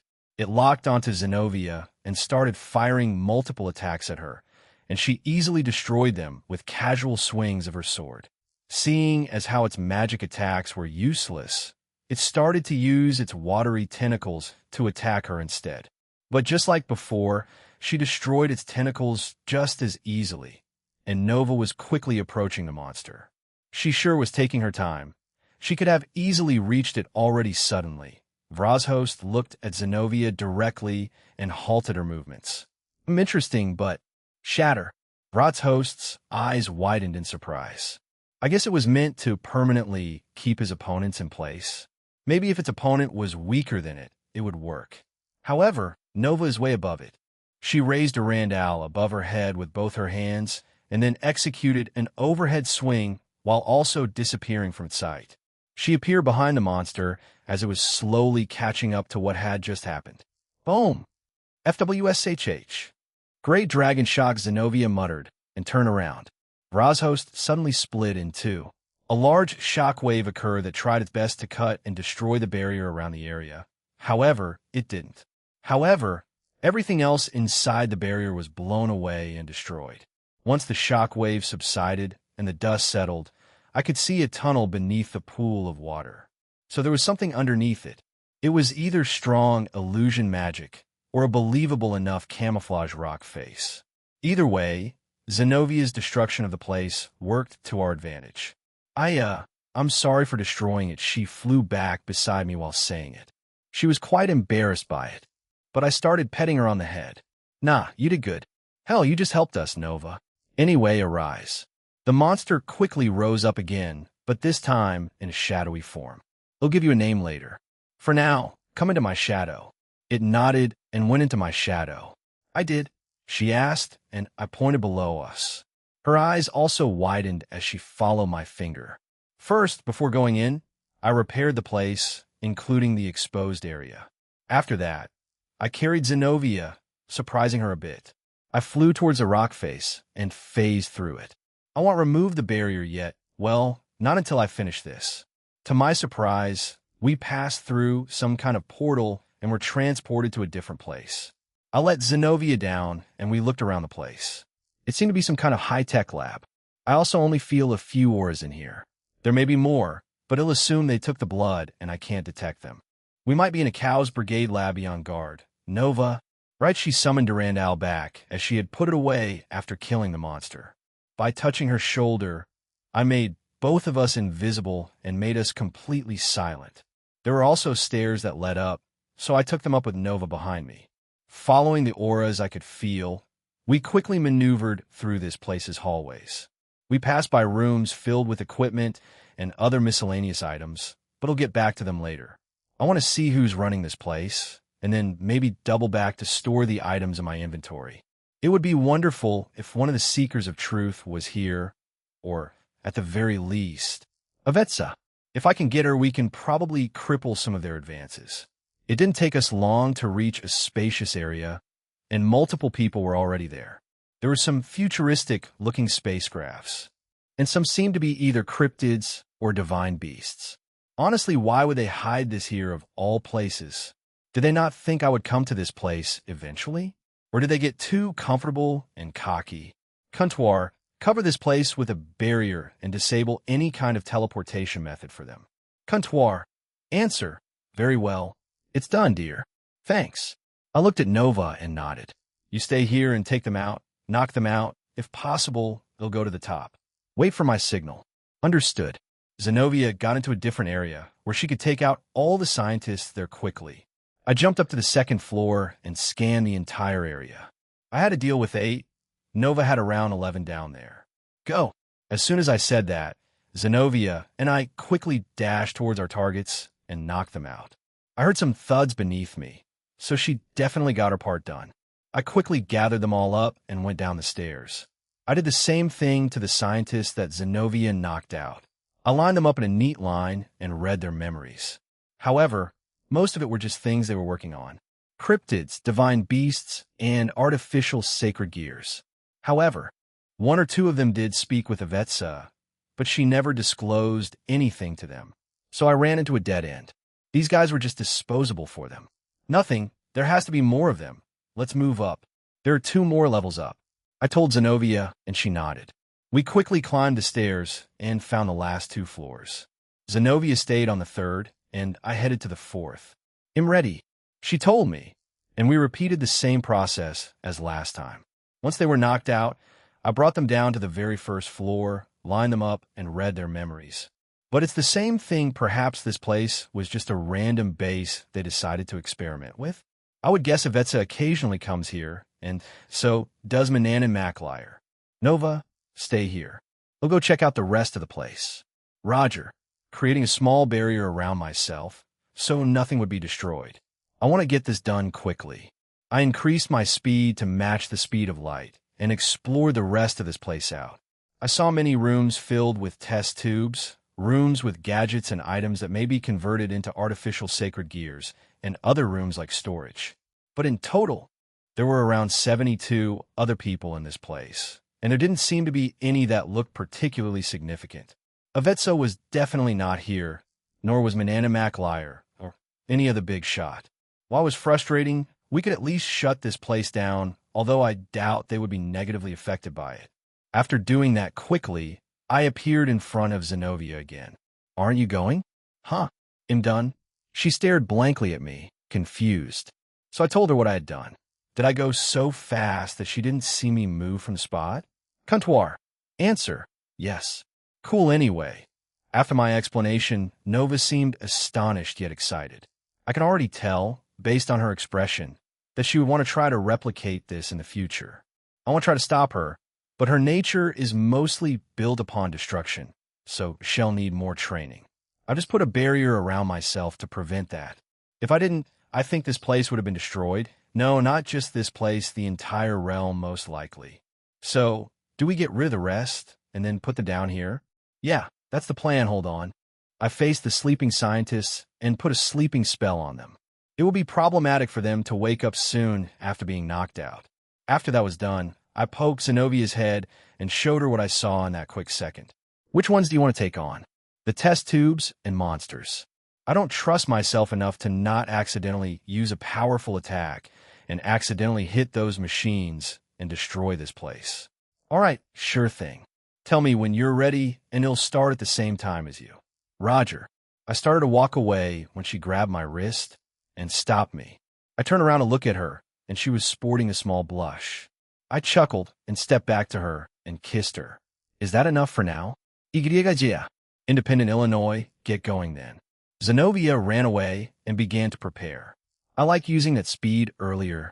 It felt kind of amazing, so I did just that and appeared at a spot where they couldn't see me. However, we still had our invisibility, so it really didn't matter. I could see a few guards, although for some reason no alarms had beep. Beep. Beep. I'm sorry, it's fine, just take them out. Alarms suddenly started to resound throughout the base. I don't know what Zenobia did, but I feel like I just jinxed myself. Therefore, I quickly dispatched the scientists and guards in my zone and brought them down. Centurato, I appeared in front of her, making her crash into me. Jijing. Yuwa. Pomf boing, nice catch. Anyway, we should be done, but how did you set that alarm off? Assistant, can you disable it? After I asked that, the alarms immediately stopped. Thank you. All I heard was a weird squeal cry from Regine. Did something happen?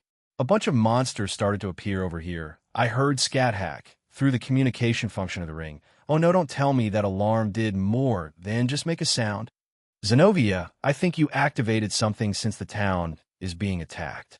Then we should know. It's fine. Gabriel and Scat Hack can take care of it. Let's gather up the rest, and he'll read through their memories. Actually, can you go to the other rooms and start gathering the equipment and other items? I'll have my shadows help you out. Oh, okay. I'm sorry again. Don't worry about it. I summoned around 50 other shadows, and they all disappeared and started to bring a bunch of equipment back to where we had gathered those scientists from earlier. They'll get going then. Nova also disappeared, and I felt her appear down below. I should do my part with the rest of the scientists, Scat Hack Gabriel. Yes, I understand. The Seraph brought her hands together, and suddenly the entire place was covered in a wind barrier. The monsters that had appeared out of the river and sky couldn't get in anymore. The previously panicked citizens stopped and stared at her. She just smiled at me and gave me a peace sign. Great work. If any of them somehow get through, it'll leave them to you. I will deal with the rest outside. Roger Gabriel created a small hole for me to go through, and I quickly left through it. Once outside, I summoned my spear and pointed it at the creatures that had appeared. They were small, blue, and scaly. The others were also blue. However, they had feathers instead and black beaks. I felt a bit of Mananan Mac Lear's energy from them, but I believe Gene will tell us about it when he comes back. Cool me. They screeched at me before lunging towards me. Slow. They were very slow. Perhaps I had gotten used to fighting Leanne and Aurelia, but it felt a bit insulting to fight these slow and weak creatures. As they attacked me, I dodged them easily, then simply pierced them on the side, killing them instantly. Go, SCH on. Hearing some cheering from Gabriel behind me felt quite strange. Previously, if someone did this to me, I would have just ignored them or scoffed at it, but it felt nice this time around. Perhaps Aaron and his lovers have been influencing me slowly. Even the younger ones know. I'm part of that, so I should say us. Even Leanne and Aurelia have their own kinder side when they speak about Aaron. He's still quite naive, although he has apparently changed somewhat. I still need to see it. However, he has started to change a bit lately. It's subtle, but I can see it. I feel in my gut something will happen soon. Whatever it is, ITLL, give him a more strict stance on helping people. Although I doubt it will change him too much. It's as he said, he was born like it, and was also due to his previous lives' lover. Aoife's influence. Aoife, my sister's name, is the Aif. It's the old Irish for the modern-day Aoife. He hasn't said anything about it. I wonder if he peers. Slice. Bam. Huh, do not interrupt my thoughts. Pests. I quickly killed the rest of these things that were in front of me. However, more started to appear. Will those two stop this soon? I certainly don't mind the exercise, although I've been a bit sentimental. What happened all those years ago, it happened for a reason, and he and I came out victorious. That's all there is to it. You've put me in a foul mood. Repent. Boom. Gene skyward. Well, they certainly are not that useful. I had finished gathering the scientists and guards, but they did not provide me with anything useful. Zenobia and the rest of my shadows were still bringing in a bunch of equipment that he'll drop by Azazel, since he'll have a field day with them. ZPT. Flash. Hello, intruders. Perhaps I can assume that it's the middleman. He is the one trying to stop us after all. Well, regardless of who it is, you have found many dummy research facilities we have all over the world. Stopping this won't do any real damage to our research and armory, so whatever you have done has been completely useless. As an added bonus, this facility will blow up along with this realm. Goodbye. In an audio message, Avetz's voice spoke through a blue screen that was pitch black. Blow up, huh? Comptoir, can you find those explosives and chuck them into an empty part of this universe? Comptoir. Answer. Quite easily. One moment. It is finished. Dear, thanks. Well, let's solve that. Let's help them get the rest of those things then. Good job. You guys can come back. We had finished gathering the equipment, and I had stored it in my inventory. This place had been cleared out completely. So I was left with a decision: destroy it and seal it up permanently, or make use of it. I may use it myself, or I may let Queen Sorlaith use it. Since I didn't really know what to choose, I turned to Zenobia and told her this. I didn't mind either, but the vampires would enjoy it more than me. Yes, I think they will benefit more, perhaps by having more space for storage or housing. But I think you should make a new way to enter it. Maybe like those doors you have for Shish and Yasaka? Seems reasonable enough. It'll do that then. Let's get out of here. I turned to the still sleeping scientists and guards. They'll store them in my inventory too, and just put them in Grigori. I'm sure Azazel wouldn't mind. If not, then I don't know, I'll ask Zex and Michael, or even the other gods. They might have use for them. After leaving the place, we arrived back at the town and saw a lot of dead creatures. Scat-Hack, Gabriel, the queen, and her guards were there. Most of them were just trying to clean up the place. I could probably use them as shadows too. Hey, they weren't too big of a problem, were they? I asked while landing down. All of them turned to me. Gabriel ran up and hugged me. No, they were quite weak. So what happened? Why did it take you so long? So I told them what we found and what we did. I then asked the queen if she wanted to use the facility. This may be in a different part of the planet, or even in a different dimension. She stood there and thought about it for the next few minutes. Did Asia contact any of you? No, while shaking her head in my chest, Gabriel replied to me. But I could tell Scat-Hack was in a foul mood. I wonder what happened to make her like that. Also, where the hell is Cernuus? I can't see him anywhere. Tempting, but I will refuse, middleman. We don't know who created that dimension, and we don't know when they'll just destroy it, and we might lose even more when that happens. Thank you for the offer, though. Sorlaith refused in the end, and I didn't have any problem with it. With a simple snap of my fingers, I decided to erase the base myself. Once I was done, I looked around the area. Where's Cernuus? He's my Luvi. Sorlaith was about to speak when we heard the voice of the dear god, and he was being chased by an angry group of female vampires. What the hell did he do? Also, he couldn't help them defend when Head fought Scat-Hack before. As soon as he arrived at Sorlaith, she kicked him back to them, and they started to beat him up. I don't know if their feelings are mutual, or if this guy does this to any woman he becomes obsessed with. Do you need that moron with you? It would be better to bring him back with us, yes. She nodded and called his name. The women let him go as he came back over to us. Igriga. Hey, Chuck, can I help you? He asked rather enthusiastically, catching his breath. Go with the middleman back to Tuatha Danann and speak with Noada. But he tried to protest, but all it took was Sorlaith glaring at him before he agreed. He left for the castle to get his bags. Centurado. All right.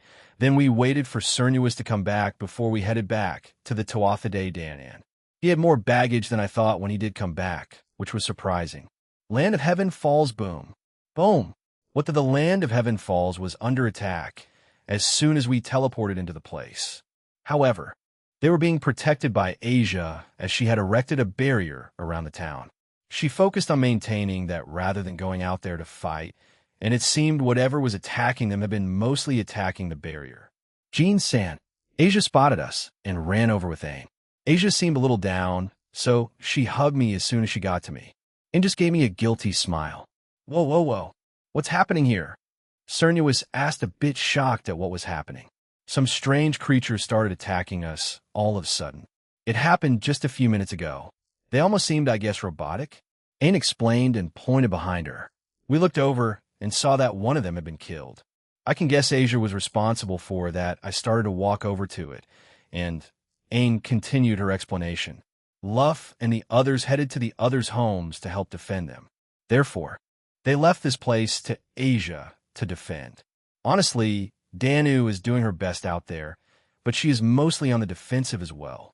Elsa, Edel, you two come out and help Danu.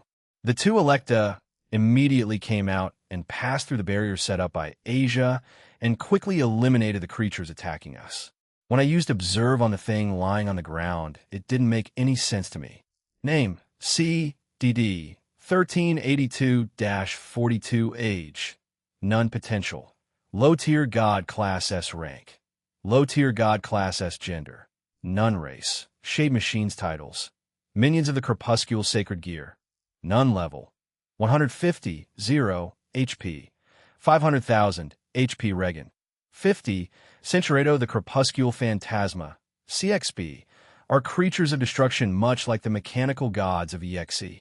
They were never meant to come here, unless Chaos Brigade made contact with them or made them aware of the Draconic Dais. In that case, they must have also sent our scouts to this world. Comptoir. Answer. And unfortunately, or fortunately, they came here where they could be easily dealt with, Aaron. You have another pile of gods and creatures to deal with. The Crepuscule Phantasma are gods and entities that use darkness, mirages, and illusions to kill and wipe out their enemies. In contrast to X's far simpler approach of invading and killing anything that stands in their way. Comptoir. Answer. The Crepuscule Phantasma will scout out whatever world, planet, universe first and slowly invade and brainwash the world's inhabitants. They are sly, calculating yet very strong gods and entities. You may be asking why. That's because of the darkness, or also known as Magnum Tenebrosum, an outer god. Comptoir. Answer. Before Magnum Tenebrosum went to sleep, he aided many versions of the Crepuscule Phantasma, and they invaded many worlds and universes. However, after going to sleep, their rate of conquering planets and worlds slowed down. They are, as I said, followers of darkness and are very proficient at using it. Comptoir. Answer. As you can see, their scouts are quite strong. Anyone below middle-tier god class will struggle against them. As for how they got here, I do not know. If they're working with Chaos Brigade, Lapis would have been responsible for letting them through the barrier. Darn it, I knew that unhinged warlock was up to something. God, I have to deal with Chaos Brigade, Lapis, Nyarlathotep, EXE mechanical gods, most probably help FXF rebuild their universe planet, and finally deal with CXP. I feel like I'm getting more headaches, hey. Comptoir. So how long until they come back? We did just kill most of their scouts in a timely manner.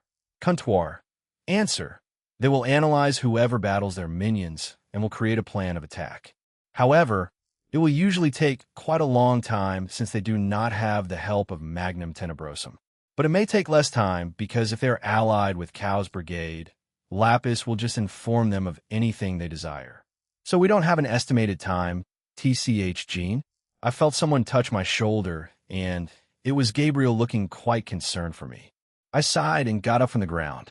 I also stored the robot thing in my inventory. They'll deal with that later. Let's just kill these things first. Let's kill these things first. And also gather them up. They'll be taking them to Grigori. I gave them my orders, and they follow my instructions since they could see my seriousness. I touched the ground and replaced Asia's barrier. After that was done, she and the rest of them flew around killing those shade machines. I wonder where Crosstime's Kiss and Mitsuya Kanzaki stand in all of this? That guy seemed to know about EXE and the upcoming destruction of DXD. He also has beef with Tobio, although I don't know if the reasons will be the same in this universe as in canon. I never asked Tobio about it. They're meant to protect Issei's parents, but since they don't exist here, Grip, I glanced over and saw Ain holding onto my sleeve as she watched the girls killing the shade machines. Right now, she feels pretty uneasy. I don't know why. It could be because of these things, or if it's due to her telling Asia about her own history. I'll ask Asia later, but for now, it'll ease her anxiety up a little.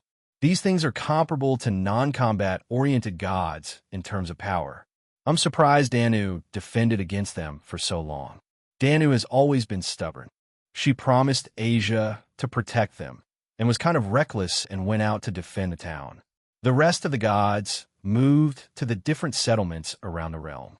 I believe Luff, Dagda, and Nuada are the only ones that are capable of keeping up with these things, she said while still looking concerned. I smirk and pinch her cheek, confusing her a bit. That's not like you, Ain. Where's the usual sass that you normally have? She didn't answer me, though. I sighed again. I might as well speed this up. They'll go help the other gods. They'll leave these ones to the girls. It won't take long. See you in a second. Before Ain could say anything, I left. Balance break. Welsh Dragon Balance Breaker. Donning my queen form and bypassing my regular red armor, I located Luff's aura and flew towards him. When I arrived there, I could see those things had adapted and were fighting Luff on nearly equal terms. As he looked like he was struggling, just slightly though, as I flew towards them, I kicked one of the shades away, surprising Luff. Need a hand? I would appreciate it. Boost, boost, boost, boost, boost, boost, boost, boost, boost, boost. After boosting 10 times, I touched Luff's shoulder. Transfer. Luff grunted again before dispatching the remaining monsters. I followed him and killed the other half myself. After they were killed, I stored them in my inventory. I will go aid Dagda. Can I leave our leader to you? Sure thing. As I made my way to Noada, I brought out the cannons and started to charge them up. Quickly arriving at the scene, Noada was having a bit of trouble with his opponents and had some light injuries, but nothing serious. He had a scratch or two. I put my hand out and teleported him to me, confusing him. Ashul, W8 Gene, X-Blaster, X-Blaster Booster, Zabobin. The shade machines were wiped out by the large draconic blast. The rest that managed to avoid the attack, I quickly dispatched and then returned to Noada. When I got to him, I also healed him. You have my thanks, Gene. Are the others? Luff volunteered to help Shuring. He made it to Dagda. I'm guessing that big attack was his. Indeed it was. I lured away those things towards me when they tried attacking other settlements, so that should be all of them. He informed me. I decided to check the rest of the realm since I could feel them like normal, so they don't have Nyarlathotep's blood, and it's as he said there weren't any left. The girls also wiped out the ones they were fighting. Let's go back then. He agreed, and told Luff through a communication circle to meet us back in the town square. HAA. When we arrived back in the town, Cernuus fell on his ass, seemingly tired. Did he perhaps decide to help defend it too? We flew down, and he looked at Noada with a slightly sheepish look. Hey Noada, I'm glad to see you again. You seem fine, Cernuus. Perhaps you embarked on your short trips again? You do know you have to inform me before you do that. Otherwise, the deer of our country will panic with the random disappearance of their leader. I know. I just forgot this time. Noada looked at the deer god with tired eyes and shook his head. So this is a recurring thing, and they had a system set up? Well, I guess he assumed the worst since he didn't contact him. Did he do it in the past, and not this time? A bit extreme asking for help from me, though Noada then proceeded to scold him. So I just looked around until I found Danu covered in injuries, a few that appeared serious, but Asia was already healing her. Cinchuredo, she silently apologized again, and I just sighed at her. I hope this won't be a regular thing, then we'll continue in a bit. I need to give Noada something since it involves all of the current Gaelic alliance. I told her and left. She didn't seem too bothered and agreed with me. She was part of it, but she was being treated by Asia, so it's fine. Once I got back to Noada, he was at the end of his scolding and the two other gods had arrived, along with Bridget and Dien's sect. Noada, here it's from Queen Sorlaith. I handed him the document, and he read through it. He seemed quite happy with it, as he started to smack me on the back. I've been meaning to ask them to join the alliance. All that's left is the Abhartak, since he got the dirge due to join. Oh yes, Cleodna is also joining the alliance, since she's the queen of the Banshee, and thanks to you helping Ain, she wanted to become a member, so she could keep an eye on her. They're good friends after all. At any rate, I will have a small meeting about the new alliance and contact the others. I will borrow Scathach and Danu for a short while. He walked away towards Scathach, then Danu. After that, Scathach joined him, but Danu stayed behind. Ain was beside her, and the two of them looked at me before leaving. Since they're having a meeting, I might as well try my luck with Asia then. But before that, I checked the town, and there weren't any major damages, only the surrounding area. So I repaired those, the same with the other settlements in the realm. They'll eventually find out that it was me who did that. I don't need to fly over there, Asia. I walked over to her as the remaining women joined me. Both Elsa and Edel slipped back into my ring, and Zenobia had apparently used sacred gear. As she put away Carnage Incarnate, Grand Chariot, Gabriel was walking around to make sure the residents here were okay, and once she saw that they were, she also joined us. Jean, you want to know about Ain San past? She left the sand part out of addressing me, so it has to be serious. Although I already knew, it would be since I knew some of her history from my previous life.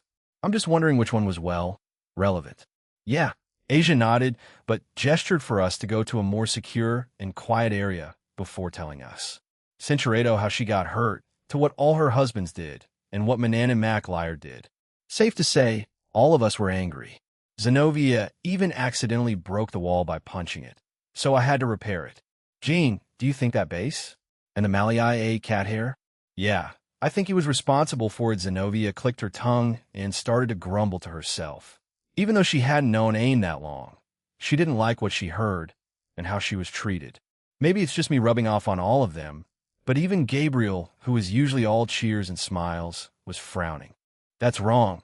No one should suffer through that. I want to help her heal, but it sounds like she's doing quite all right for herself, as Seraph muttered, and I turned to Asia, who was a bit teary-eyed after telling us all of that. I know it's a bit late to ask this, but it was okay to tell us, right? I asked her and she nodded. Why, yes. Ain-san was okay with it. In her words, he'd find out about it sooner or later, so go ahead and tell him I owe him that much, is what she said. I sighed and looked up at the sky. 2 of her previous husbands are dead. While I know one is definitely dead, the other I have no idea, but Manan and MacLiar? I can't wait for our inevitable meeting. A few hours later, you should stay here for the night. Jean, you said you were going to the Freen Rhymes, correct? Just do it tomorrow. Most, if not all of them, won't have the energy to do anything anymore. Noada said enthusiastically. We were still in the land of Heaven Falls, and he knew he was lying since most of them over there are creatures of the night, with a few exceptions.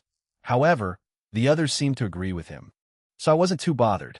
It took them a few hours to complete the meeting, so we spent that time just walking around and checking out the town since Gabriel and Zenobia hadn't been here before. They enjoyed their time here and wanted to visit again in the future. Fine, Zenobia, Gabriel, Asia, why don't you stay with me? Jean, you and Scat Hack can stay with Ain, Danu said to them, and looked at Ain, who looked mortified. My home is small. I don't have enough space. I don't mind. They'll sleep on the floor or on the couch. Danu nodded and led the other girls with her. All of them started to speak with Danu, and since Asia was already affiliated with her, it didn't take long for them to speak on friendly terms. Shall we? Ain's eye twitched, but she couldn't do anything now, so she led us to her home. It wasn't that far away, and it was quite small, and once we entered it, it had a living room, kitchen dining room, and an upstairs bedroom with a shower. SCA, I will sleep on the floor of your bedroom. Jean will take the couch. I see no issue here. And didn't even try to fight Scat Hack on that, and shrugged her shoulders. It was around 9 at night, so dinner was the next thing we needed to work on, but it'll cook. I have some ingredients with me. But I could just create or summon them, so no big deal. Both of them didn't mind, so I immediately started cooking. In the end, I had to ask Ain where she kept most of her kitchen utensils, but she answered me without much of a fight. A few minutes later, I was done and presented them with dinner. Scat Hack should be used to the food that I make. She did get to taste it a few times in the pocket dimension and at home. Ain just looked lost after taking a bite, but said nothing. I admit, you're a talented cook. Ain muttered as Scat Hack, and I just stared at her. We hadn't even said anything, and we weren't waiting for her to say that to me. Thank you? Ain just HMPHD and said nothing else. We spent the rest of our time before bed just chatting about whatever topics that came to mind, although it was mostly Scat Hack and Ain speaking to each other, and they would ask me about something every now and again. I can't sleep. Ain's past was still fresh in my mind, and I couldn't stop thinking about it. But the more I thought about it, the angrier I got. So I'm on a loop of thinking about it, getting angry, then forcefully calming myself. Now repeat that for the last hour or however long, I've been awake since we decided to sleep. Creak hearing a noise from the stairs, I shot up and looked over at it. To my surprise, I saw Ain. She looked at me a bit surprised and sighed. So much for trying to keep quiet. I'm just here to get a drink. I silently nodded and watched her go into the kitchen, get a glass of water, and come over to the couch and sit beside me. I was confused by this action, but I didn't hate it or try to stop her. I mean, it's her house. Nice couch. Bonk. I'm not sure if you purposely act like an idiot at times. Skyward. I believe making people laugh and relax calms them down. You seem tense after all. So what's up? I told her my reasons, and she just chuckled at me.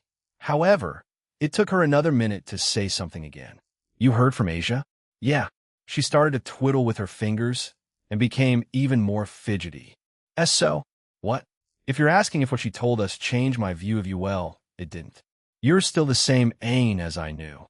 You may have a sad and messed up past, but that's it. If I meet Manana MacLyre in the future, they'll beat him up badly, for you and for other reasons.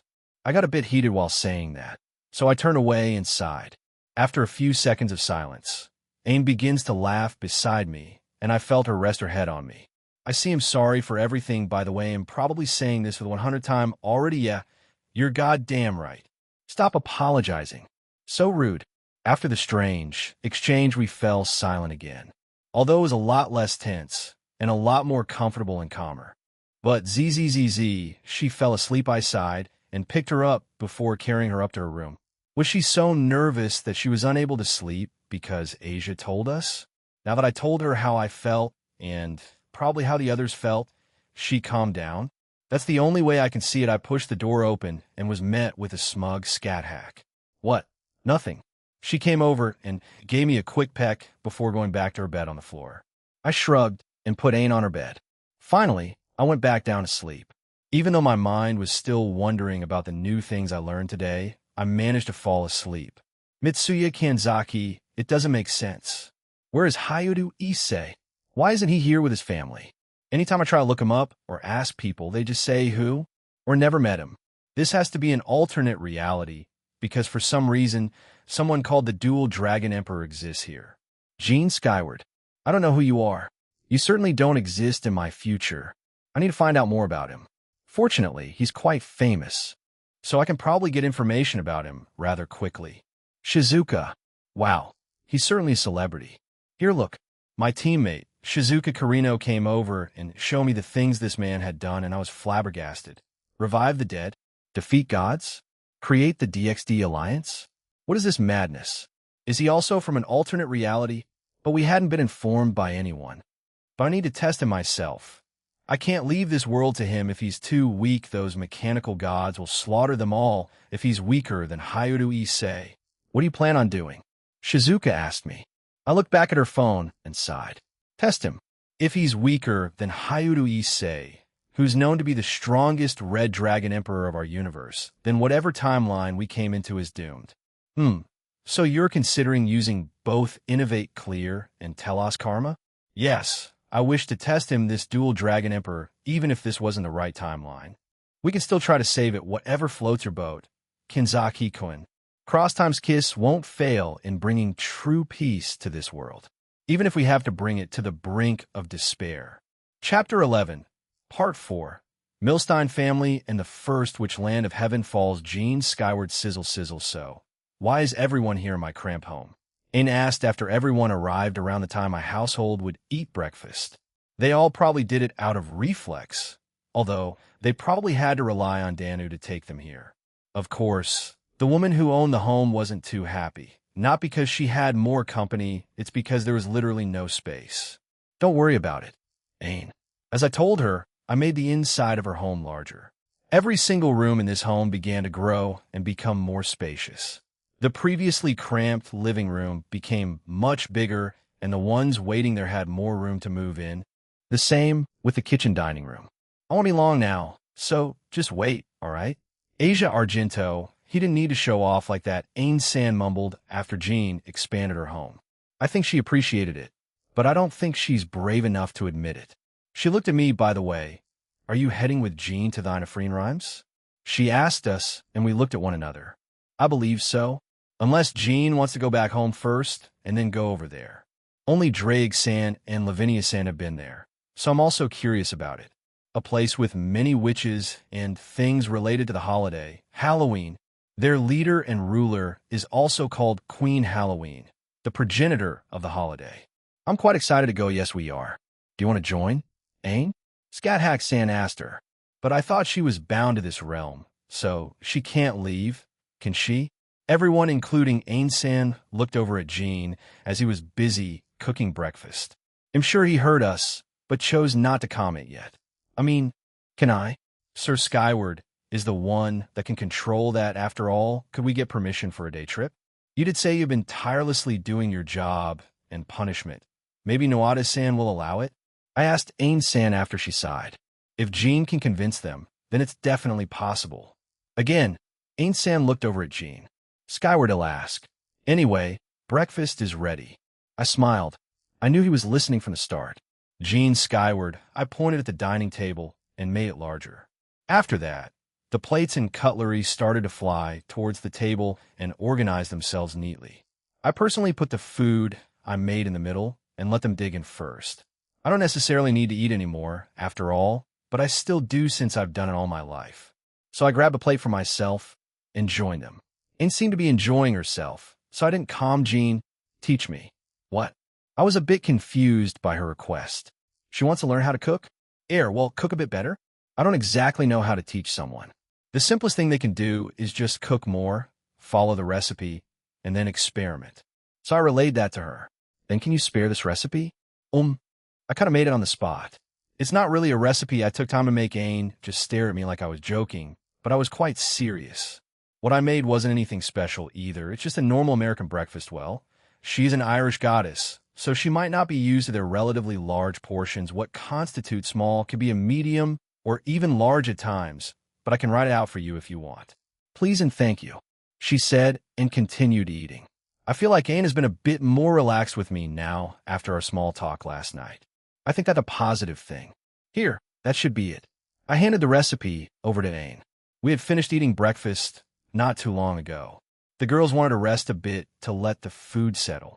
I mean, sure, I don't know if that actually works or what, but we should get moving soon since time is of the essence. It is? You're the one guiding me today. You've been there before. Oh, right, hell yeah. But don't come out until we're ready to go. I need you to teleport us there.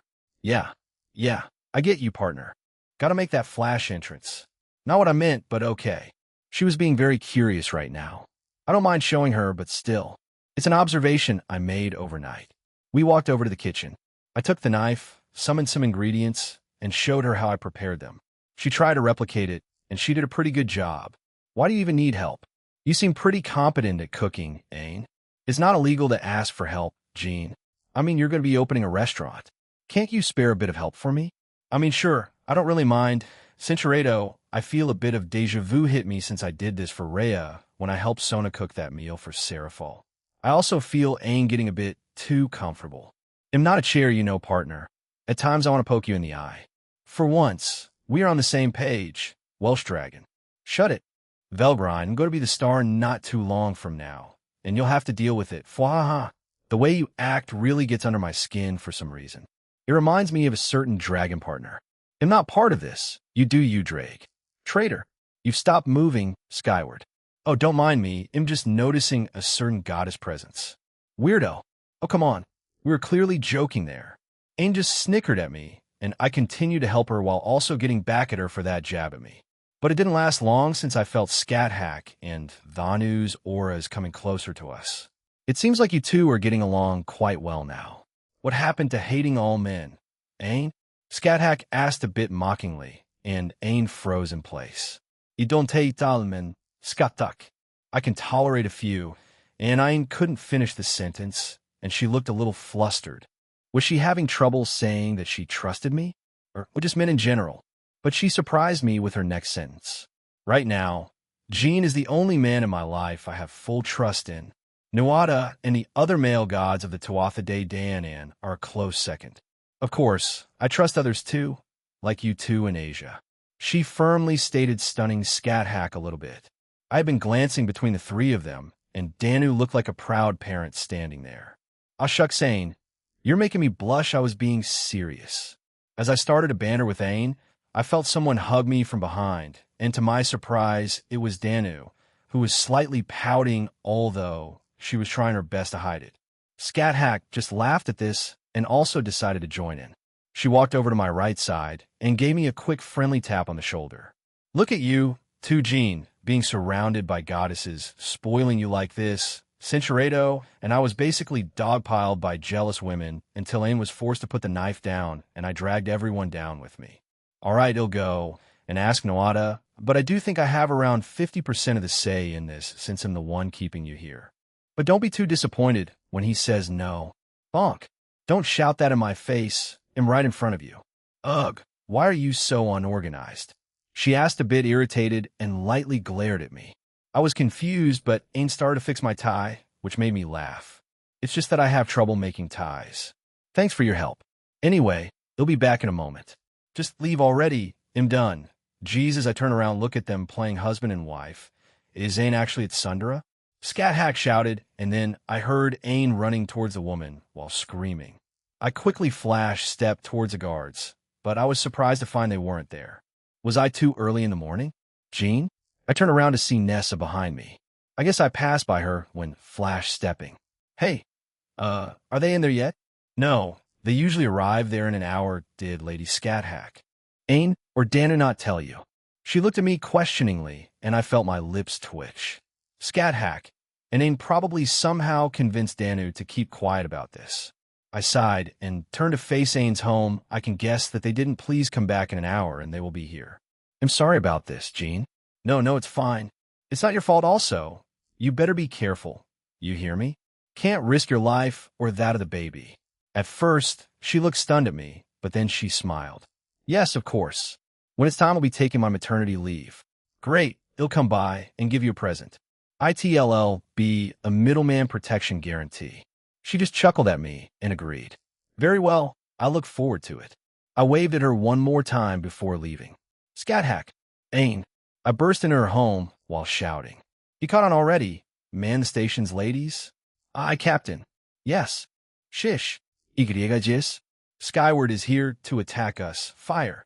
We pomp. I was hit with a bunch of large balls. All of them were throwing it at me. What kind of situation is this? If I told a random human this, they would think of me as some kind of crazy person. 3 goddesses, a seraph, a nun, and a high school girl were throwing cotton balls at me. Although, Danu was the most reluctant as she gently threw hers at me. My, how cute. He's unfazed, shish. What are your next orders? Umu, very well, Zenobia. I order you to attack him right here. Right now. Yes, ma, yeah. For some reason, Scat Hack gave Zenobia a really weird order. She just stood shocked. No. Everyone stared at the queen of the land of shadows like she had gone insane. Honestly, I feel like she was already a little bit insane. Well, I might as well play along. We have an hour to waste. I covered my hands with clouds, confusing them. I call this cloud magic, and it will make you comfy and lazy. Try not to get caught. I announced, then dashed towards them, a few of them playfully screaming in turn. Stop, I can't. I'm dying. Jean, you're being mean. Gabriel gasped and giggled. She was the first to fall, and I had been tickling her with cloud magic. After her was Asia, who was fast asleep. I didn't think it was that effective. Even Ain and Danu had played along and avoided me quite a bit, although I believe that the hour is almost up. I put my hands together and created mini clouds that would hunt the rest of the girls down. They saw this and looked horrified. I set my eyes on Danu, as I knew she wouldn't try to put up too much of a fight. I followed her around Ain's recently expanded home and caught up with her near the bathroom on the 2nd floor. I stood in front of her to block the path. Danu looked at me a bit uneasy. Did she think I was up to no good? Well, apart from tickling her, I looked behind me and heard some of the girls still running around downstairs. I swear we're acting like children right now. I felt Danu put her hands on my chest and looked up at me. Now that I think about it, we were alone, and it would be I know she isn't the type to demand something or is too pushy. I might as well, right? I gently grabbed her chin and tilted up, an expectant look on her face. I leaned down and kissed her. This was our 2nd kiss. The first one was during the attack. Centurido Nessa told Noada that you were looking for him, so he's by the guards and waiting. As Danu was about to say something, when Ain appeared and shouted at us. I turned around, and she was impatiently waiting. She was tapping her foot, and I chuckled at her. I'm coming back after my visit with Queen Halloween. Tell me then, okay? Yes, of course. Danu looked at Ain, then back at me. Ain looked confused, but became shocked when Danu stood on her tiptoes again and gave me a barato on the cheek. She then lightly pushed me away. The leader of the Tuatha De Danann is waiting for you. That was some kind of power play on Nanu's part. What? I have no idea what he's talking about, so I just ignored it. I walked past Ain as she still looked quite stunned, but also annoyed for some reason. Don't engage in flirting in someone else's home, I heard her mutter before I walked down the stairs. She's jealous, thank you for the running commentary, Drake. I finally arrived downstairs, and Asia looked quite excited, even if there's a chance that Noada says no. Asia, Keep your hopes a little lower, I believe, Jean-san. Well, I can't do much about that now, can I? I just shrugged my shoulders and left, Flash stepping towards the castle. I arrived quickly, and Nuada stood there drinking coffee tiredly. I guess he's not a morning person. The guards are also still not here, yo. Sorry about wanting to speak with you so early. Nuada yawned before nodding. Worry not, Jean. So what did you want to ask? You know I'm heading to the Freen Rhymes today, right? So I was wondering if he cut me off by putting his hand up. Unfortunately, I will require Ain for today. I have a few things she needs to run. I'm sorry, she can't attend. However, if it were any other day, I would have said yes. And yes, they're quite important. The other settlements need some items, and I'll have her deliver it to them. Fair enough, they'll tell them then. Thanks. Nuada nodded and disappeared. I also turned around and arrived at Ain's home. Once I was inside, they were all quite tense as they waited for the answer. Especially Asia. Her pupils had practically changed into star-shaped ones. He said no. After I said that, Asia instantly deflated on the couch. Zenobia and Gabriel tried to console her. Ain shrugged since she looked like she was expecting it, so I decided to explain. He needs you to do some important jobs today. It has something to do with delivering things to the settlements that were attacked yesterday. Yeah, I kind of expected that. That's why I said not to get your hopes up. Asia Ain patted Asia on the shoulder while saying that.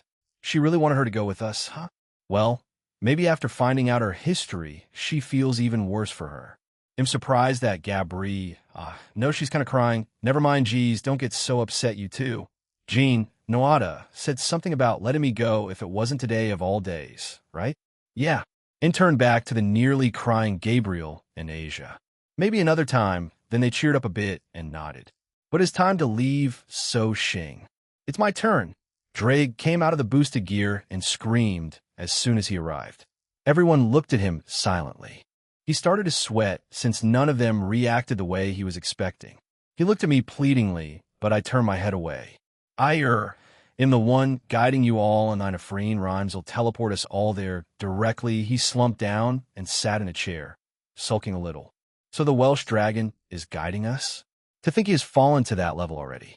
Scathack said with a smirk, and looked kind of intrigued by Drake, but said nothing. Shut up, Grandma. Scathack silently seethed, although she did start to slowly summon Gibalg, but I stopped her, making her click her tongue at me. We should head out then.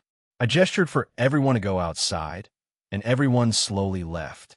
The ones who stayed were Ain and Danu, since they weren't coming. We'll be heading out now. I'll see you guys before I go see the Slavic gods. Yes, see you soon. Get out of here already. I smirked at what Ain said and spread my arms out for a hug. Danu was more than happy, and she trotted over, and we shared a hug. Ain rolled her eyes, but still came over to hug me. I guess Scathack was right. Fufu shut up skyward. It's an awesome feeling to be the one teasing you. Ain, finally ending our hug, I said goodbye to them one last time before leaving. When I got outside, Drake was being harassed by all of them. Scathack laughed at him for some reason. Zenobia and Asia were asking him a bunch of questions, and Gabriel was just poking him. For some reason, I did notice her doing that from time to time when he was out and about in the pocket dimension. All right, Drake, let's go. Help me. Tini freo haisyo. It's the middleman. Oh, the blonde girl from before. I have a name, and it's Minerva. When we teleported there, Minerva was already there. I had briefly met her along with Queen Halloween and her bodyguard not too long ago. I waved at her, and she glared at me. Why are you here? To speak with your leader. She nodded and ran away. I'm going to assume she's about to inform Queen Halloween. Follow Drake, man. Fry Fwash middleman. Minerva contacted me. The bodyguard appeared in front of us, but she stopped talking and stared at Scathack. Scathack also stared at her with equal shock. I'm not sure what's going on. Then I used Observe on her, and she's called Afe, and she's apparently Scathack's sister. I knew about it, but I've been wondering what happened to her in this world. The two women just stared at each other. I'm Jean, and yeah, I'm here to meet up with Queen Halloween. The two stared at each other for a few more seconds before Afe turned to me. Very well, please follow me. She glanced one more time at Scathack before turning around and walking away. We followed after her as Drake looked at the ground before turning into a ball of light and going back to me. He's sulking. Why are you back so early? Leave me alone. His spotlight got snatched from him, and he sulked back here. Centuredo, a few witches were flying around on their brooms. Multiple creatures that I assume are their familiars were also out and about. Contrary to popular belief, not all their familiars are just birds or felines. Some of them were dogs, even a kangaroo. Last time I checked, that guy was in the hands of a juka. I wonder what he got out of him. Neat place he got here. Very spooky indeed. Mistress Maeve was aiming to truly scare any visitors. However, that has clearly not worked. She may ask for your opinion once you meet her again. She tends to ask anyone that visits her realm. Afe explained in a rather robotic voice. Since the two sisters stared at each other, they've both become tense. I know that they were rivals, but I didn't think their own relationship was this strained. Something definitely happened between them. Gabriel had been looking between them as she was quite curious. Gabriel? Jean? You've been looking between Afe and Scathack for quite some time now. They've been very tense or hostile with each other. I wonder why. Scathack has been mostly neutral to everyone so far. While we spoke to each other, she was curiously looking around the place. For someone like Gabriel, something like this should be unholy or something, right? I mean, from what I've seen in media, witches aren't exactly saints, they're sisters. And from what I read in my previous life, they were rivals. Maybe something else happened between them, making their relationship strained? As sister, Gabriel squinted at Scathack and Afe. She was really trying to see the resemblance between them. Although it's hard, it's still there. I think I can see it. Scathack noticed this and gave Gabriel a curious look, but she just retreated behind me. I shrugged in response to her gaze, now directed at me. Zenobia and Asia chatted with each other and occasionally questioned about the realm. Afe answered all their questions professionally, like someone giving us a tour in a museum. However, the journey didn't last long, and we arrived at the castle entrance. It's like the movies we watched, Gabriel muttered, and the other two agreed. Have you been here before, Scathack? I glanced at her and asked her that. No, but I've met Queen Halloween before she made this realm. She always said she would make one eventually, and she did, but I did not find the time to come here until today. I see. After a brief pause, Afe started walking towards the castle, and we followed. However, as we reached the door, someone came out of it. She is a young woman with long sandstone-colored hair and violet-colored eyes. She wears a white and blue narrow-profile dress that is split up the calf with black and gold edges, black and white lace trimmings, and exposed shoulders. Black opera gloves and tall stockings with similar black lace trims are also present, as well as gold bracelets, rings, and chain belts adorned with blue crystals. She also wears gold platform shoes. She has an ornate lace blue and black fan covered in swirling patterns. It appears to be made out of feathers, and she had a bird familiar flying beside her. Lady Vita, are you heading out? Afo, I was actually coming to see the dual dragon emperor, but it seems you guys just arrived here. Vita, the oldest child of the Milstein family Viata. I know I recreated Sharon, Aurelia, Celestin, Leanne, and Edel from that universe, but I didn't think there would be characters from that universe here. You, unless they're just based on their appearances? Why do you seem so shocked? Middleman? Did my beauty stun you? No. I thought I saw you somewhere before. I probably made a mistake. I'm Jean, by the way. I put my hand out and she shook it. However, she pulled me into the building and giggled to herself. Then I will be taking you. What? Jean. I heard protests from the church duo and Gabriel, but Afe sighed and followed after us. However, Vita quickly let go of me and started walking beside me. The inside was certainly fascinating, to put in one word. So, do you have any idea what Queen Halloween might request for me? I asked Vita as she summoned some book and started to read from it. And for some reason, her familiar landed on my shoulder. She glanced at me when I asked that question and looked at her familiar while looking a bit surprised. Well, before I say that Grianos almost never lets anyone touch it apart from our queen, Afe, and my family. Fufu, you seem to pique his interest and mine as well. But to answer your question, it may have something to do with two things. One, my family. We may need your assistance. And actually, Vita stopped speaking to think about something. She also seemed quite serious, so I waited for her to speak again as we kept walking. I glanced back to see everyone still talking to each other. However, Gabriel tried her best to talk to Scat Hack, who just teased her in return, distracting her a bit. Perhaps three things actually my family's problem: Queen Pumpkin and dealing with a certain man that refuses to leave the woodsman. I turned to my left and finally felt it. I hadn't been actively looking for auras once we got here, but yeah, I felt it and it was definitely aimed at me. It was quite hostile too. Who the hell is this? Hey, Kuntwar. Kuntwar. Answer. Mitsuya Kanzaki. He is here to test you. Test me? However, she declined to elaborate. Well, whatever. I'll deal with him first before tackling the Millstein and Queen Pumpkin problems. Well, whatever he wants from me, we'll deal with him appropriately when a need arises. Let's speed it up then. His hostility is aimed at me, so I'm going to deal with him first before doing the other two. Can we what now? She tried to ask if she could watch, but I refused. I feel like the topics, well, breach might be something that involves either this universe's future or something from one of the infinite canon timelines. I know he'll eventually ask if I'm from this world or not, so I won't risk others finding out, especially Vita. We're practically strangers at this point. He'll push bam. I kicked the door open and entered the room. It didn't come off its hinges, but Queen Halloween along with the Millstein family that were in there were equally surprised. Ave came running to scream at me, but I ignored her. Sup? Don't soup me. Why did you kick my door open? I'm in a rush to deal with the guy in your realm. He's technically here for me, but he had the curiosity of not killing all of you yet. So let's make this meeting quick. I found out from Vita that someone called Queen Pumpkin wants me, and the Millstein family needs help with something. I told her and she huffed, but still nodded. She sat down, and Afe walked to her side to pour her some tea. The rest of the girls piled into the room and started to look around. Queen Pumpkin is in the bottom portion of my realm. In a way, she's governing the underground part of my realm. They recently had problems, but to be more accurate, this problem has been brewing for years. However, it has only recently grown into an unbearable situation. She looked up at me and glared. Do you know who the god of the dead is in our pantheon? I'm pretty sure it's Ed, right? Yes. However, that's all there is to him. Humans have written many things that are false, at least to some extent. Yes, he was once part of the Tuatha De Danann, but after some time he left and ruled the dead in his own domain. However, around 25 years ago, he simply left and destroyed that realm.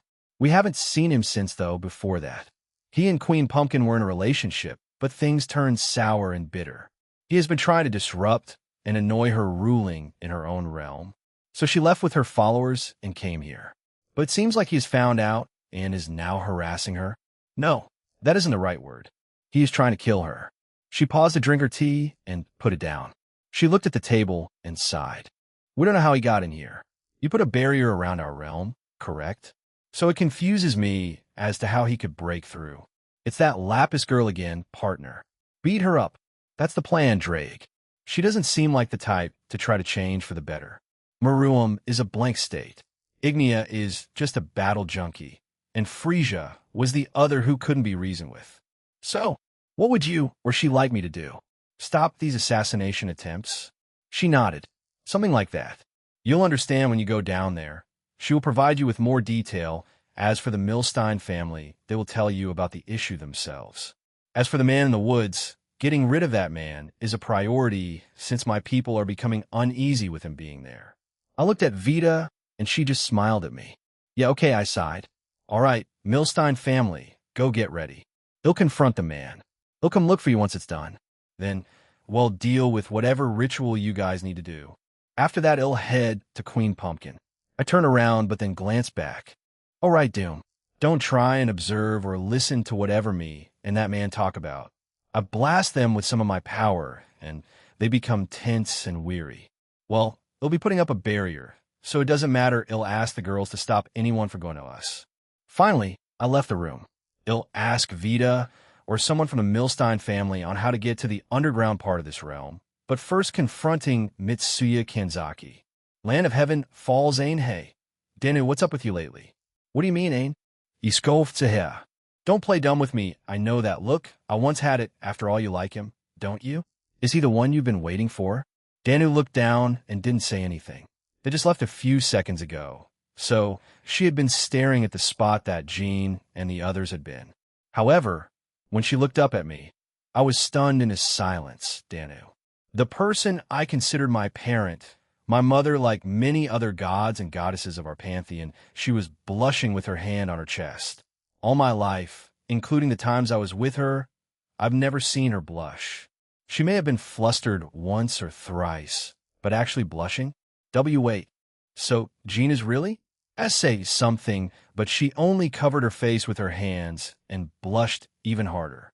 I think she was only partially aware of it. And I think I just made her even more aware. I think I do, she admitted, and I just sighed. Well, she did appear to me during my first and only wedding, then tell him. He already has a group of admirers, and he's coming back here before he's going to Russia, so tell him then. I'm rooting for you, Mom. I told her and headed into the kitchen. However, I felt a bit irritated at the thought, but didn't know why. I will thank you. And he'll get going. Then Danu finally left my home, and I fell to the ground and sighed. Darn it, I hate everything. Even though I complained my house was small, now it feels so hollow and empty with everyone missing. It had been fun for the last few hours, and now I find out my mother is in love with him. I don't know how to feel about this. Darn it, I'm a strong person. I've built myself up from nothing, and even promised Asia I'd be stronger this time. I can't let whatever these feelings are put me down. Censurado. Scat Hack was the only one to give me a verbal answer, and it was quite abrupt and rude. I shrugged and flew away.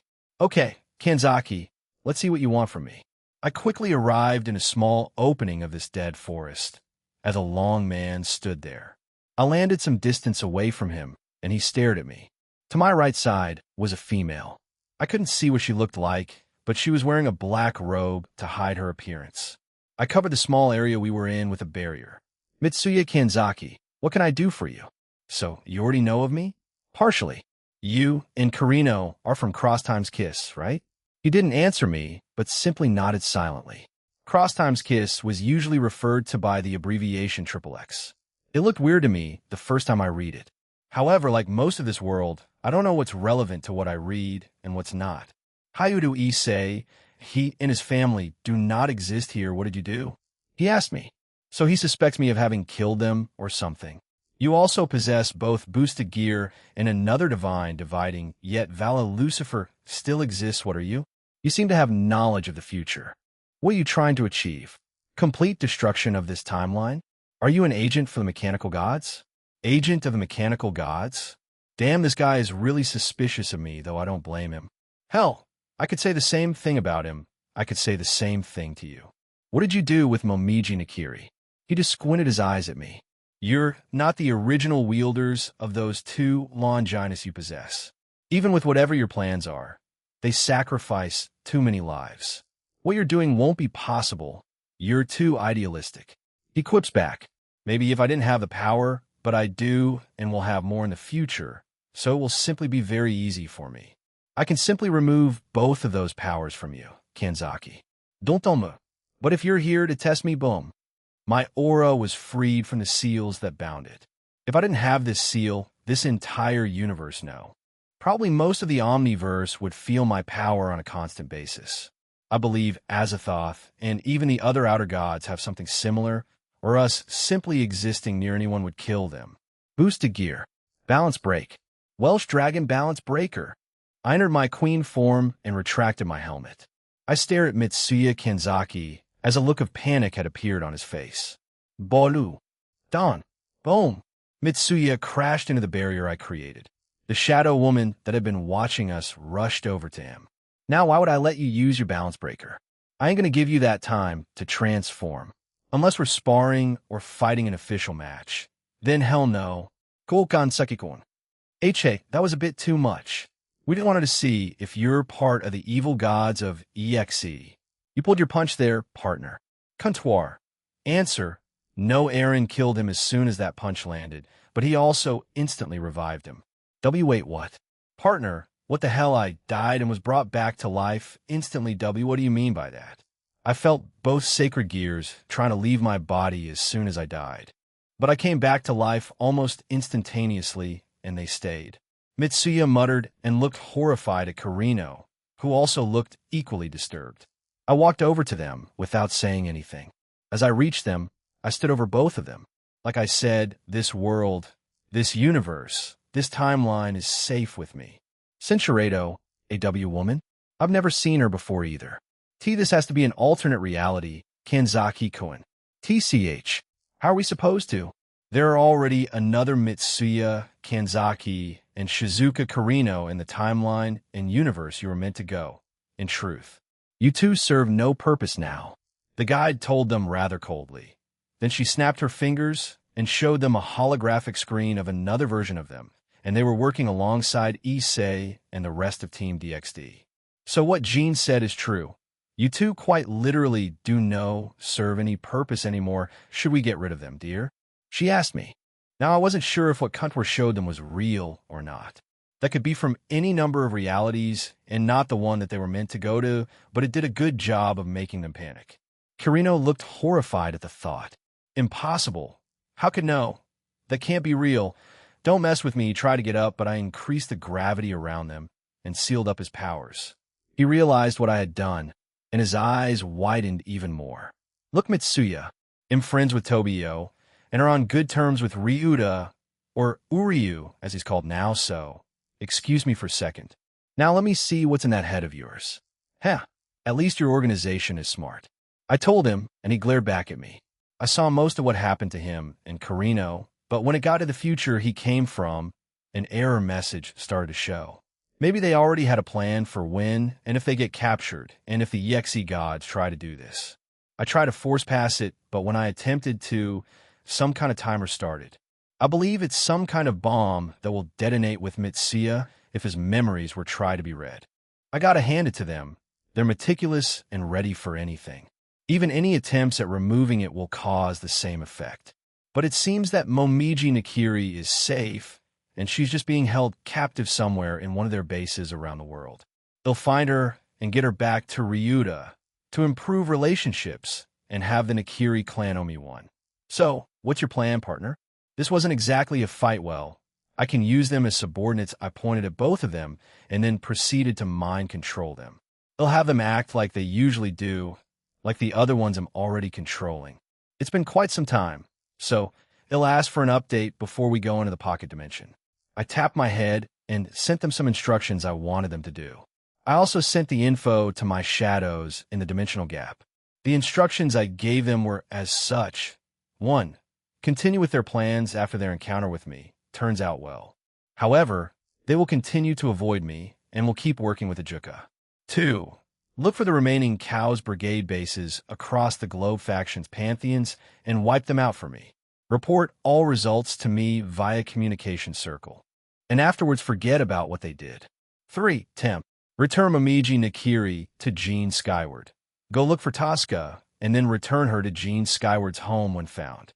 Once all these are done, they will be replaced with the true Instruction 3. 3. They will tour the DXD Alliance under the guise of being my subordinates. However, they will only answer to this once they are confronted, otherwise they will do this job without anyone noticing. That should do it all right. Get out of here.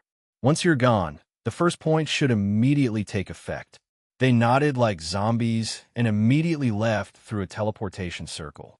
Once I was done, I left my balance breaker inside. Connor gave me a peck on the cheek before leaving too. Now then he'll deal with the problems in this realm and go back home, then to the Slavic gods. I'm done. How did it go? Fine. Anyway, the Milstein family seems to be in the middle of town. Let's go. As soon as I returned, I canceled my barrier. The girls told me no one had tried to get past them, and Asia also had her own little barrier. I patted her on the head to give her a bit of praise. We quickly arrived and saw the other members with Vita. They really did resemble Rosalia, Emma, and Isolde. But their names may be different, so I'll ask just in case. We landed in front of them and started speaking to them. As you know, I'm Jean, the middleman. Who are you guys? They looked at each other before the small blonde woman stepped forward with her staff. I'm Rosalia Milstein, their grandmother. The woman behind me is Anastasia Milstein, my daughter. Of course, the one beside her is Emma, her daughter. And you've already met Vita. She's also her daughter. Rosalia said, while pointing at each of them with a staff. But Anastasia, huh? I'm pretty sure her name was Isola Milstein in her original universe. Excuse you, But you're seriously going to not introduce me? I saw a black cat come from behind Emma and glare at Rosalia. The cat sighed and looked at me. Celine, Emma's familia. Yeah, nice to meet you. So what problem do you need help with? This time, Anastasia was the one who stepped forward and explained what it was about. After the attacks of Cow's Brigade, we were approached by the Gaelic Alliance to construct a large barrier around Ireland. We accepted, and Queen Halloween also wishes to join the alliance. She wanted to wait for you before joining it. She heard of a document, so I will take it to her. Jean, give me it. Scat Hack immediately volunteered to go. Everyone with us looked at her before agreeing. We'll go with Shish. Me too. Zenobia and Asia offered to accompany her. She was about to tell them not to, but once she looked at them, they looked quite serious and determined, so she relented. She knew how stubborn they could become. Do as you wish. I didn't mind and tapped my ring against hers and transferred the documents.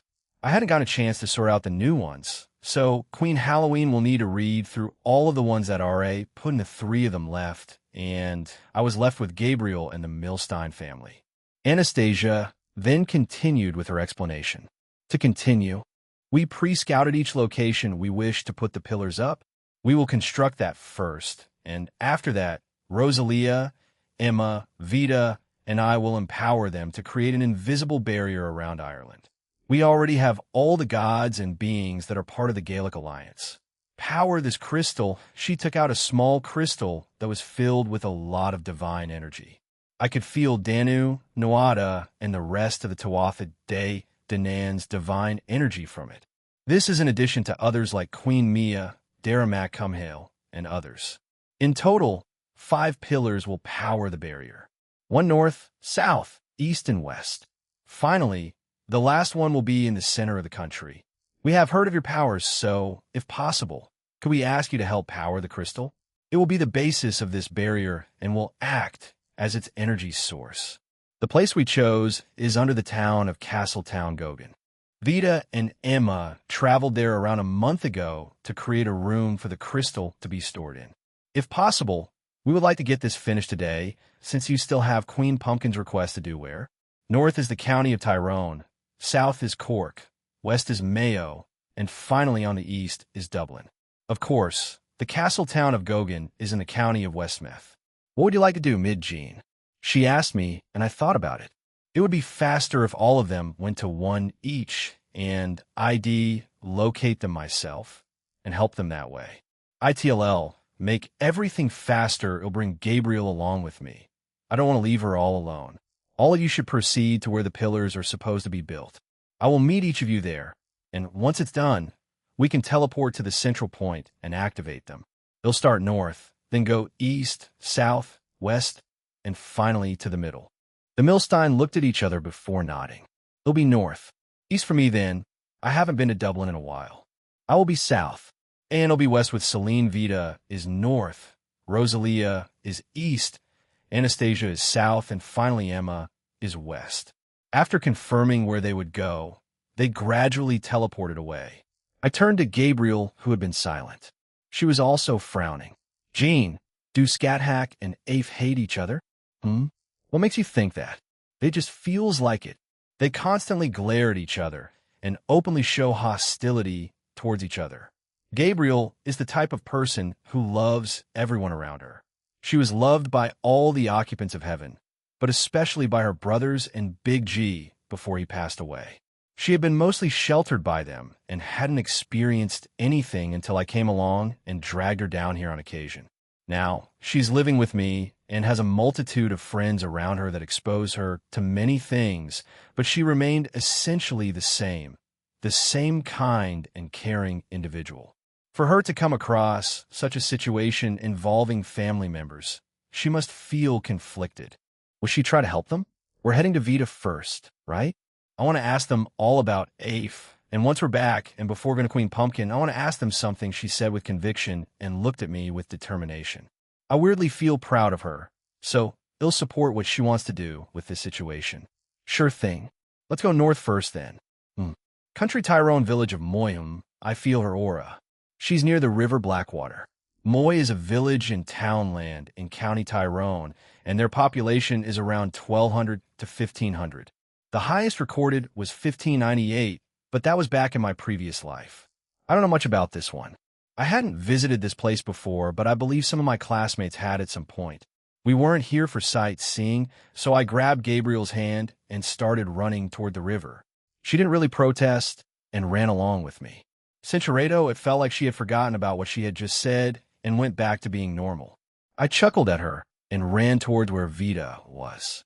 Once I got there, it was covered by an illusion and was underground. They'll assume most of these pillars will be underground then. We passed through a small entrance and saw Vita sitting on a stool reading a book. I undid our invisibility and she saw us. I'm glad you could make it. She summoned a staff, tapped the ground, and a small cylindrical panel appeared. In the middle of it was a handprint. She put her hand on it, and it briefly glowed, and out came a pillar that was slightly taller than her. We just need to power this. Normally, I would be out of power if I fed it by myself, I see. They also want help with this, huh? But before I could move, Gabriel hopped off me and fired a light spear at it. FWSHH. The pillar lit up, and a small translucent pillar shot from it, through the roof, and probably into the sky. Vita frantically pressed something, and the translucent pillar turned invisible. She sighed once it did that. Thank you for the help, but that was too quick. I was meant to press that first before you fed it. Energy G's, Lady Gabriel. I'm sorry, it's fine anyway. Shall we go? Vita started to leave, but Gabriel grabbed her arm, making her stop to look at her. See, can you tell me anything about Afe? Afe? Why do you want to know? Gabriel nodded and told her about what she saw between Scathack and Afe, her own concerns and her desire to help them. In the end, Vita chuckled and summoned a Chinese fan, Shan, and covered her mouth. As expected of an angel, Noah Seraph very well. Lady Gabriel, I will tell you what I know. It's better to ask Mother or Rosalia about it since they'll know more about her. But this is what I know. She proceeded to tell Gabriel everything she knew about Afe. To put it short, Afe challenged both Scathack and Ku Chulin to a death duel. So she challenged both of them at the same time. However, Ku Chulin declined, and the sisters fought. In the end, the winner was Scathack, and she left Afe to die, but was saved by Queen Halloween by accident, as she just came across her. She had a lot of hate towards Scathack for the first few years, but then accepted that she had lost. However, she was still angry since she wasn't rewarded with a warrior's death, and was just left to suffer before dying. But I think she was spared because they were sisters. I don't think Scathack could deliver the final blow. Maybe even Ku Chulin knew about it, but that's just me speculating. Apart from that, that's all Vita knew. She just told Gabriel about her usual daily routine, which was like a typical maid butler. Fought to the death, Gabriel muttered. However, she didn't look upset like before. She just nodded with the same determined face as before. Let's go to the west then, so I can ask Rosalia. Afufu, yes, of course. I walked over to Vita as she gestured for both of us to join her. Dublin, as soon as we entered an alleyway, I immediately made us invisible. However, it seemed uncalled for since Vita walked into a wall and down some stairs inside a building. I guess she teleported us right by it, so I won't need to worry about locating auras. After walking down a rather long staircase, we arrived in a basement room with Rosalia waiting for us. That was rather quick of you. I already have it set up. We just need the energy. It seems like the angel has a question for me. Speak, Lady Gabriel. What is it you wish to know? Rosalia asked her. She seemed rather perceptive, so Gabriel with Vita helping told Rosalia what she wanted to ask. Little Afe, is it?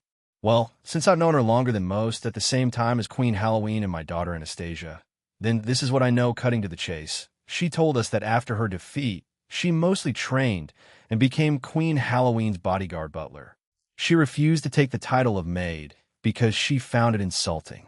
Rosalia said that Afe wishes to challenge Scathack one more time another death duel. Doesn't that mean that she might have been challenged already, partner? Yeah, that's what I thought. Draig, and knowing Scathack, she probably won't tell me about it, and most likely asked both Asia and Zenobia not to contact me either. But we know how strong Scathack is now. I don't think Afe stand a chance ITLL be just a repeat, unless she loses on purpose. I really doubt that, Velgrind. But maybe, I don't know. Let's just hurry up. After Rosalia explained that, I quickly walked over and powered it up, and we left for Cork. Cork, that was rather fast. We arrived at the exact place where Anastasia was waiting. I guess we'll be relying on Rosalia with the teleporting after this. Rosalia tells Anastasia what Gabriel wanted, but she likes cooking? I'm sorry, I can't tell you much about her since both Vita and Rosalia have already told you about her. It's fine, thank you though. Gabriel answered and then marched over to power it up. Since that was done, we only had to go to the west and meet Emma. Mayoe? That was pretty fast, ho ho ho. Young Jean and Lady Gabriel are quite powerful after all. Now then, let us power this up and go to the last stop and activate the barrier. Rosalia laughed at Emma's shocked expression, and I went over this time and touched it. Once we were done, we teleported to Westmouth and directly into the underground chamber. It was larger than the rest and was rather clean, the others weren't. Anastasia took out the crystal and placed it on the spot where the panel was already up and ready. The panel and crystal glowed, but nothing happened. I guess this is where I add my own power. Maybe just a little more than the ones I helped with. I summoned the boosted gear boost. Boost, and boosted 3 times. Adding a little more with my own power, I finally touched the crystal transfer. Shine. FWSSSH. The area underneath us rumbled and trembled, but Rosalia teleported us outside and away from the people's sight. We could see the skies of Ireland being covered in a green barrier, however only we can see it. The supernatural side of Ireland. To the humans, it's invisible. Only our future allies, the ones in the DXD Alliance, can also see it. Cow's Brigade or anyone affiliated with them won't be able to enter this land anymore, unless they're stronger than all the gods combined in Eugene. Rosalia explained and then started to stretch her body. We're finally done. All right, time to go back. How about we stop by for lunch, my treat? Rosalia grinned at everyone, and we all agreed. I hope we don't go back to complete chaos. Dinafreen rhymes a little earlier, Asia. I don't know why, but I was compelled to go with Scat-Hack-San earlier. I think Zenobia-San feels the same way. However, we were back inside the castle now, and Scat-Hack-San had been silent and looked quite determined about something. I glanced at Zenobia-San, and we made eye contact. However, we didn't say anything before nodding to each other. If we can try to prevent some kind of disaster from happening. We finally arrived at the door, and Scat-Hack-San pushed it open, and we entered. Scat-Hack, how can we help you? Queen Halloween asked as she put down her cup of tea. Scat-Hack-San aimed her ring at the table, and many documents appeared and landed on it, making a loud thud. These are the documents that you'll need to read through, and then Jean will come back with the other one, so you could sign it. She explained. However, Queen Halloween's eye and mouth twitched while looking at it, but she sighed in the end and started going through it. The initial reason for coming here was finished. However, Scat-Hack-San didn't move. She simply stared at Afe-San. Afe-San also stared at her back. The room's atmosphere had become tense again, but it was quickly broken when boom. Ting! What the heck? Zenobia-San and I protected Queen Halloween and the documents as both Scat-Hack-San and Afe-San clashed. They both used spears. Perhaps they trained together at some point? Shish! I don't think this is the appropriate place to fight. Zenobia-San shouted something very obvious. Queen Halloween, who had fallen off her chair in fright and confusion, finally got up. She dusted herself off and glared at the two sisters. If you're going to fight, do it somewhere else. She bellowed out, and the two sisters stopped fighting and stared at her. Zenobia-San and I sigh in relief as they put their spears away. Tomorrow. West Forest. Both sisters agreed, and Scat-Hack-San turned away and left the room. Afe-San quietly started to fix the room, and we helped her. Forgive me for showing you something unsightly. Middleman's lovers. No, it's fine, I answered her. However, Zenobia-San blushed at what she called her. Even though they haven't said those words to each other, it's quite clear that Jean cares for her. Cinturedo Zenobia and I looked at each other. From the tone, we could tell that she wasn't going to back out of this. So we waited for Jean to come back, but Shing. Phew, it didn't take too long for him to arrive, Jean, skyward him. Is something wrong? We had come back to the Freen Rhymes after stopping by McDonald's and having lunch, though I had to pay since Rosalia forgot her wallet'll pay you back, Jean. Don't worry about it. I already told you that for the 15th time. She just laughed louder and kept smacking me on the back. Well, she tried it earlier, but was too short, so she changed into her adult form, as she calls it. Now she is just a bit shorter than me. If her normal form is around 51, then her adult form is around 510 or even 511. Oh, Asia. Zenobia, is something wrong? The two girls looked worried, or rather uneasy. So what I thought might happen, happened. That's the only logical conclusion, since Scat Hack looked both pissed off and calm, like way too calm. So when is it? Tomorrow. Scat Hack simply pointed westward and didn't say anything else. Tomorrow, huh? I mean, we can probably finish the last part of the request, so we'll have time for it, although I doubt Scat Hack would wait for us. I don't know what time I'll go down tomorrow. I see, good luck. I told her and glanced at Gabriel, who was staring at Scat Hack seriously, but I doubt she noticed her since she was very focused on looking west. All right, how do we go down underground? I forgot to ask Queen Halloween. I asked the Milstein family, and they all appeared confused, but then looked at a certain building. So we did the same thing. The building didn't look any different or special. It was like any other one in this realm. However, it did have a sign that said, "Welcome to Pumpkin Town." How do we miss that? Yeah, at least it makes this easier. Anyway, thanks, we'll get going. Wait. I began to turn around and leave when Rosalia shouted at me, so I stopped and turned around. She walked up to me and tapped my chest, and a strange necklace appeared. This is just a little something. She then began to laugh to herself before walking away.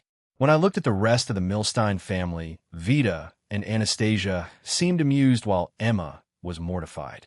However, the cat Celine just sighed at her. It's your responsibility to tell the rest of us so we can discuss. Ugh, even if you're the head of the family, you can't just, it's fine, Celine. Celine began to complain, but Anastasia told her it was fine. I wonder what that was about. I shrugged it off and started walking away again. This time the girls joined me. We quickly arrived inside, and there was a single person in there who looked to be like an employee and some kind of purple swirling portal. Welcome, only 2 people at a time can go through, she lazily said, and never looked up from the magazine she was reading. I gestured for them to go first, so Zenobia and Asia, Scat Hack, and Gabriel follow by me. I know that she's called Pumpkin Queen, but I didn't think there would be pumpkins everywhere. A lot of the lights are shaped like craved-out pumpkins. When I arrived, I immediately started to look around, and it was quite different from the town above. This place seemed like a city. At first glance, you wouldn't even think that anything bad was happening here. However, the ones living here looked tired and defeated. I could also feel multiple auras emanating from that tree I see in the background.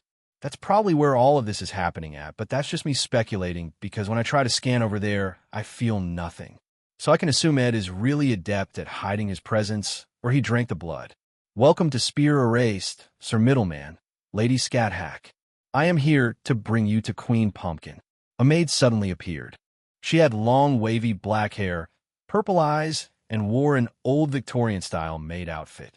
But she called this place Spear Erased? Orange sky.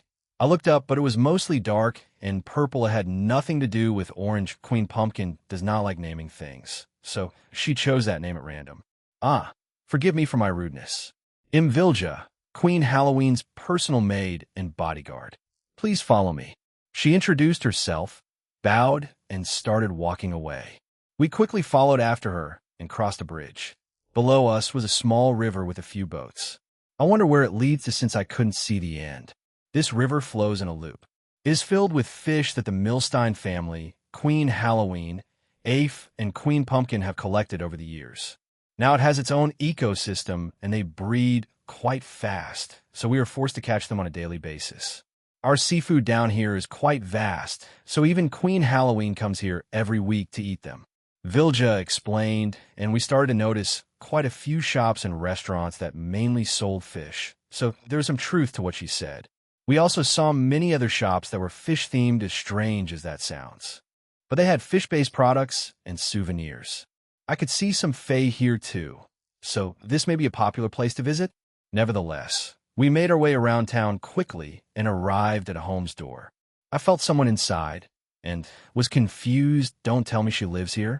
I looked at Vilja and she smiled at me. Yes, this is where Queen Pumpkin lives. She doesn't like living in castles or, in her words, fancy places. So she decided to have this large home built many years ago. Please come in. Vilja pushed open the door and we all went inside. Ah, Vilja, welcome back. Ah, Scat Hack and the middleman. Maeve told me you were coming, and thank you for accepting the request, middleman. A woman with short red hair, orange eyes, and wore a sumptuous black and red dress adorned with red roses. No problem, Queen Pumpkin. That is me, however you can call me Orla. I hate being called Queen all the time. Orla, as in Golden Princess? I asked, and she smiled brightly at me.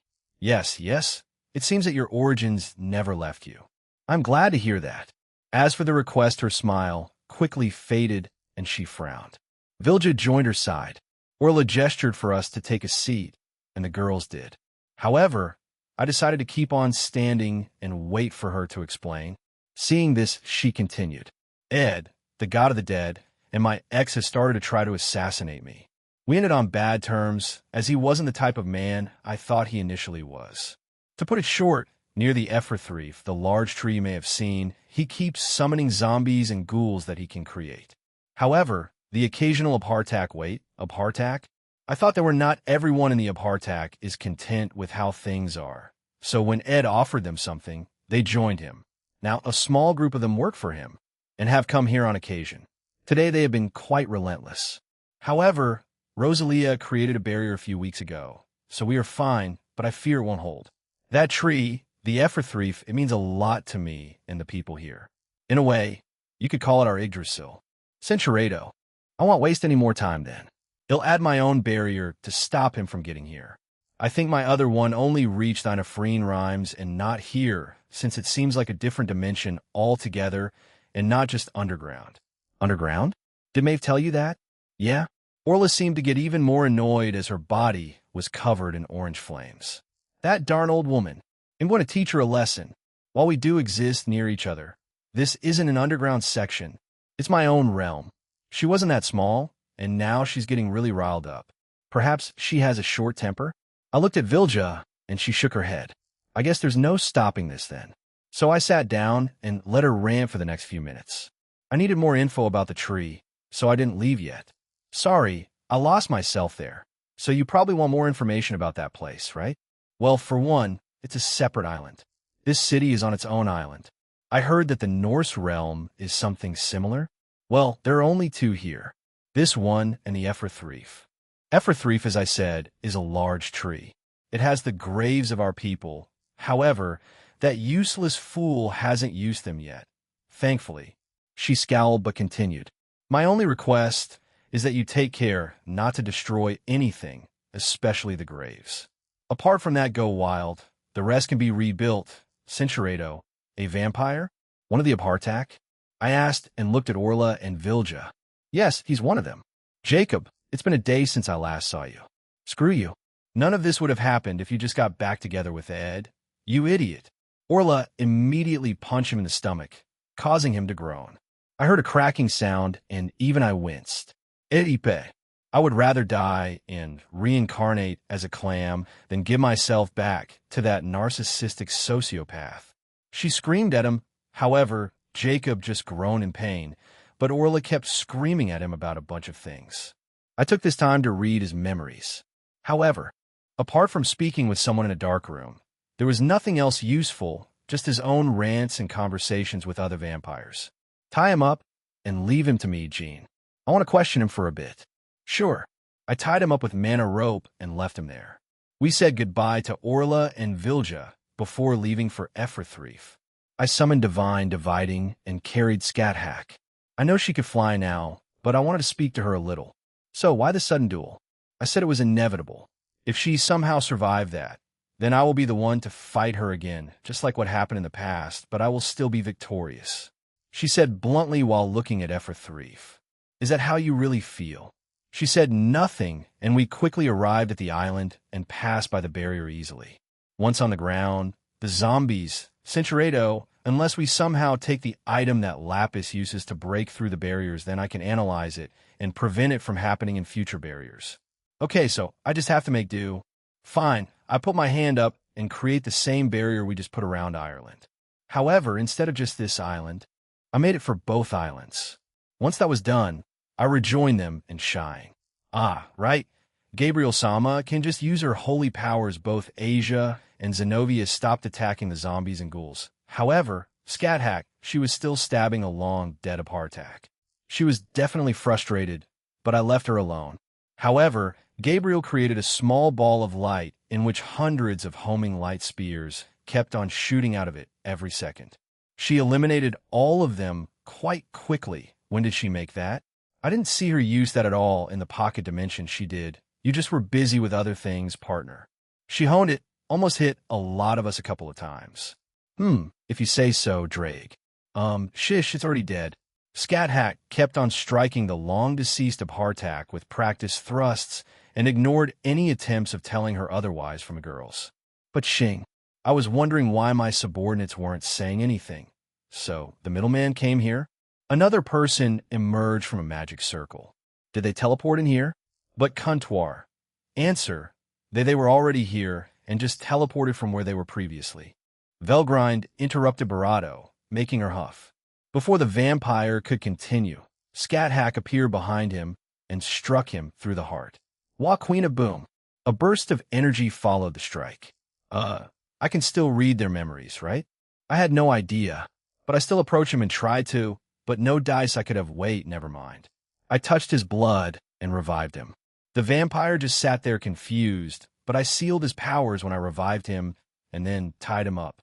However, Scat-Hack stabbed him in the neck again, making me sigh, but I quickly read through his memories. His name was apparently Casimir, and he was the right-hand man of Ed, but now he's dead. They spoke about a lot of things, but the relevant ones were helping the attack on Grigori, joining the Alliance of Hell faction, and attacking the Gaelic Alliance. Manan Mac Liar was also with them, but he was sitting behind a chair, but they did mention his name.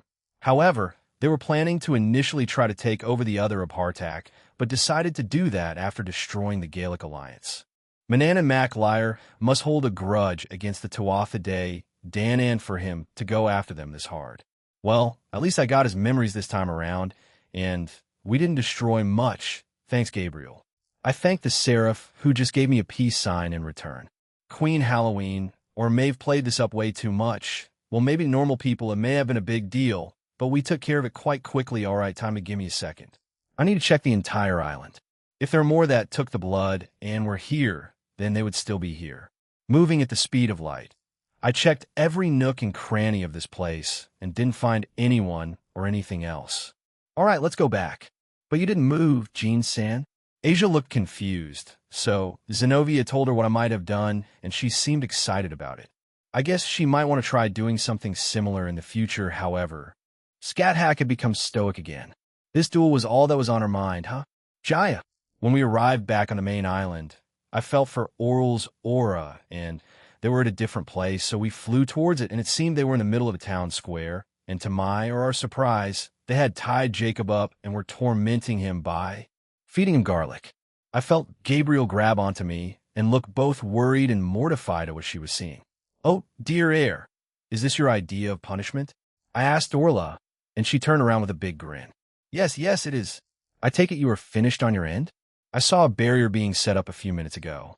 Yeah, there are 2 barriers on the island with the Efrathreef and here. Splendid. You may reward me. What? That is your reward. Now go ahead. She bowed forward toward me, and I took a step back. I wasn't expecting this, although I was expecting a slightly different reward since she was quite eccentric when we first met her. However, to my surprise, everyone around us ignored their queen's weird offer and kept on confronting Jacob. I wasn't going to do it, but I felt Gabriel's grip on my arm tighten, and the other 2 glaring at me from the side. The only one who wasn't paying attention was Scat-Hack, as she barely registered what was going on.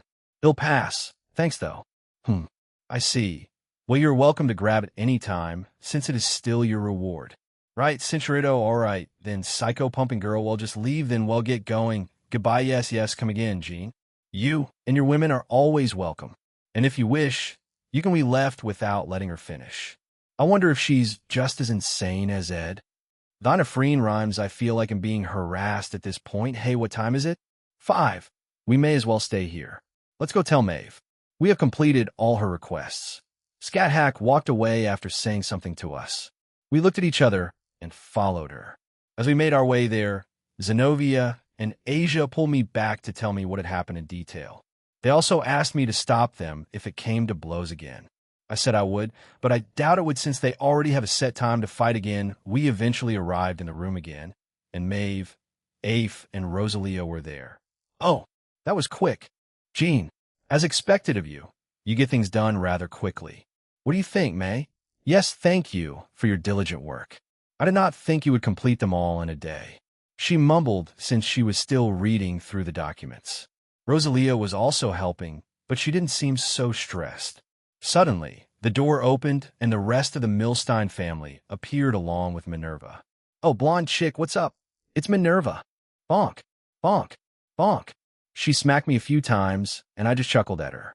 Rosalia seemed suspicious of it, but in the end, shrugged it off. We be going, Jean, or Maeve asked, and looked at Afe, who was silently standing beside her. We'll be staying an extra day? Sorry about that. No, it's fine. I'm nowhere near done with these. We won't be sleeping. We're pulling an all-nighter and reading them all. Go enjoy our small town to your heart's content. After saying that, she went back to reading along with everyone else in the room, and we also left. What'll we be doing, Jean? Zenobia asked as we arrived back in town. Honestly, I don't know. All we're doing here now is waiting for Scat Hack and Afe's duel. You guys could do what you want. As for where, well, Stale'll find somewhere for us to stay. You three, can you leave us for a moment? After I said that, Scat Hack asked the other three to leave us. They looked at each other before agreeing. However, they didn't seem bothered as they walked away while pointing at things. They have been eager to tour this place, even if it's a bit small. Scat Hack took my hand, and we teleported somewhere else. When we arrived at the spot, there seemed to be a large opening and trees around us. I'm guessing this is where their duel will take place. It will take place here, she said, but then fell silent and walked around the place for 2 minutes. I stood in the same spot and waited for her. She eventually came back and stood beside me. We were normal humans at one point. Of course, that was years ago. I cannot remember my parents' names or faces anymore, and I doubt she does either. You know that many can ascend to godhood, right? She glanced at me, and I nodded. Most can ascend to godhood. Examples of this being Sun Wukong, the first generation Sha Wujing, Zhu Beiji, and Neza, the first 3 being Yukai, and the latter being a human. In other words, it is not impossible that Scat Hack and Afe ascended, or at least Scat Hack did. I'm not certain about Afe's circumstances. The island we used to live on, it's now known as the Isle of Skis Ardgraim of Lethra. I stopped her to tell her the name of her father. She looked at me for a few seconds before nodding. She seemed a bit nostalgic after hearing the name, but continued on her retelling of her past. It was a large community, a normal place, but as we grew up, we drifted apart. My mother also vanished, so I was left to fend for myself. But I did not think we would pursue the same art, spearmanship. However, Afe wasn't too adept at using runes, so she opted to use normal magic. However, she learned to use 10k quite well. I can't remember when we first met each other again, but seeing as how we were both in the pursuit of the same craft, we sparred. We were mostly even, however, I usually won in the end. Anytime we saw each other, we would have a sparring match, until she squinted her eyes and looked at the ground. I can see that she both regretted that day and didn't at the same time. I have no idea why she asked me to a death duel, but since I'm a warrior, I accepted. I was still in the midst of training Ku Chulin at the time. Initially, Ku Chulin wanted to take my place, but since I was the one who was challenged, I put him to sleep. And we fought. It was bloody. We were using everything we had at the time. My skills and runes versus her skills, magic and 10k. In the end, I was triumphant. She wanted to be killed die a warrior's death, but I couldn't do it. Even though we were both warriors, we were and still are sisters. But I will end it tomorrow. I will give her that death she wishes for. After meeting you, my victory is guaranteed. I improved drastically, so it's a given that I will win against her scat hack, turn around, and start walking away. I turn to look at her. Is that how you really feel? If you try to lose on purpose, then she didn't say anything and left. If she just try to lose on purpose and let Afe hurt her, I'm stepping in. She can hate me all she wants. Both of them can. But I won't let her come to harm. And I also doubt Gabriel will let it slide. Someone like Gabriel values family a lot.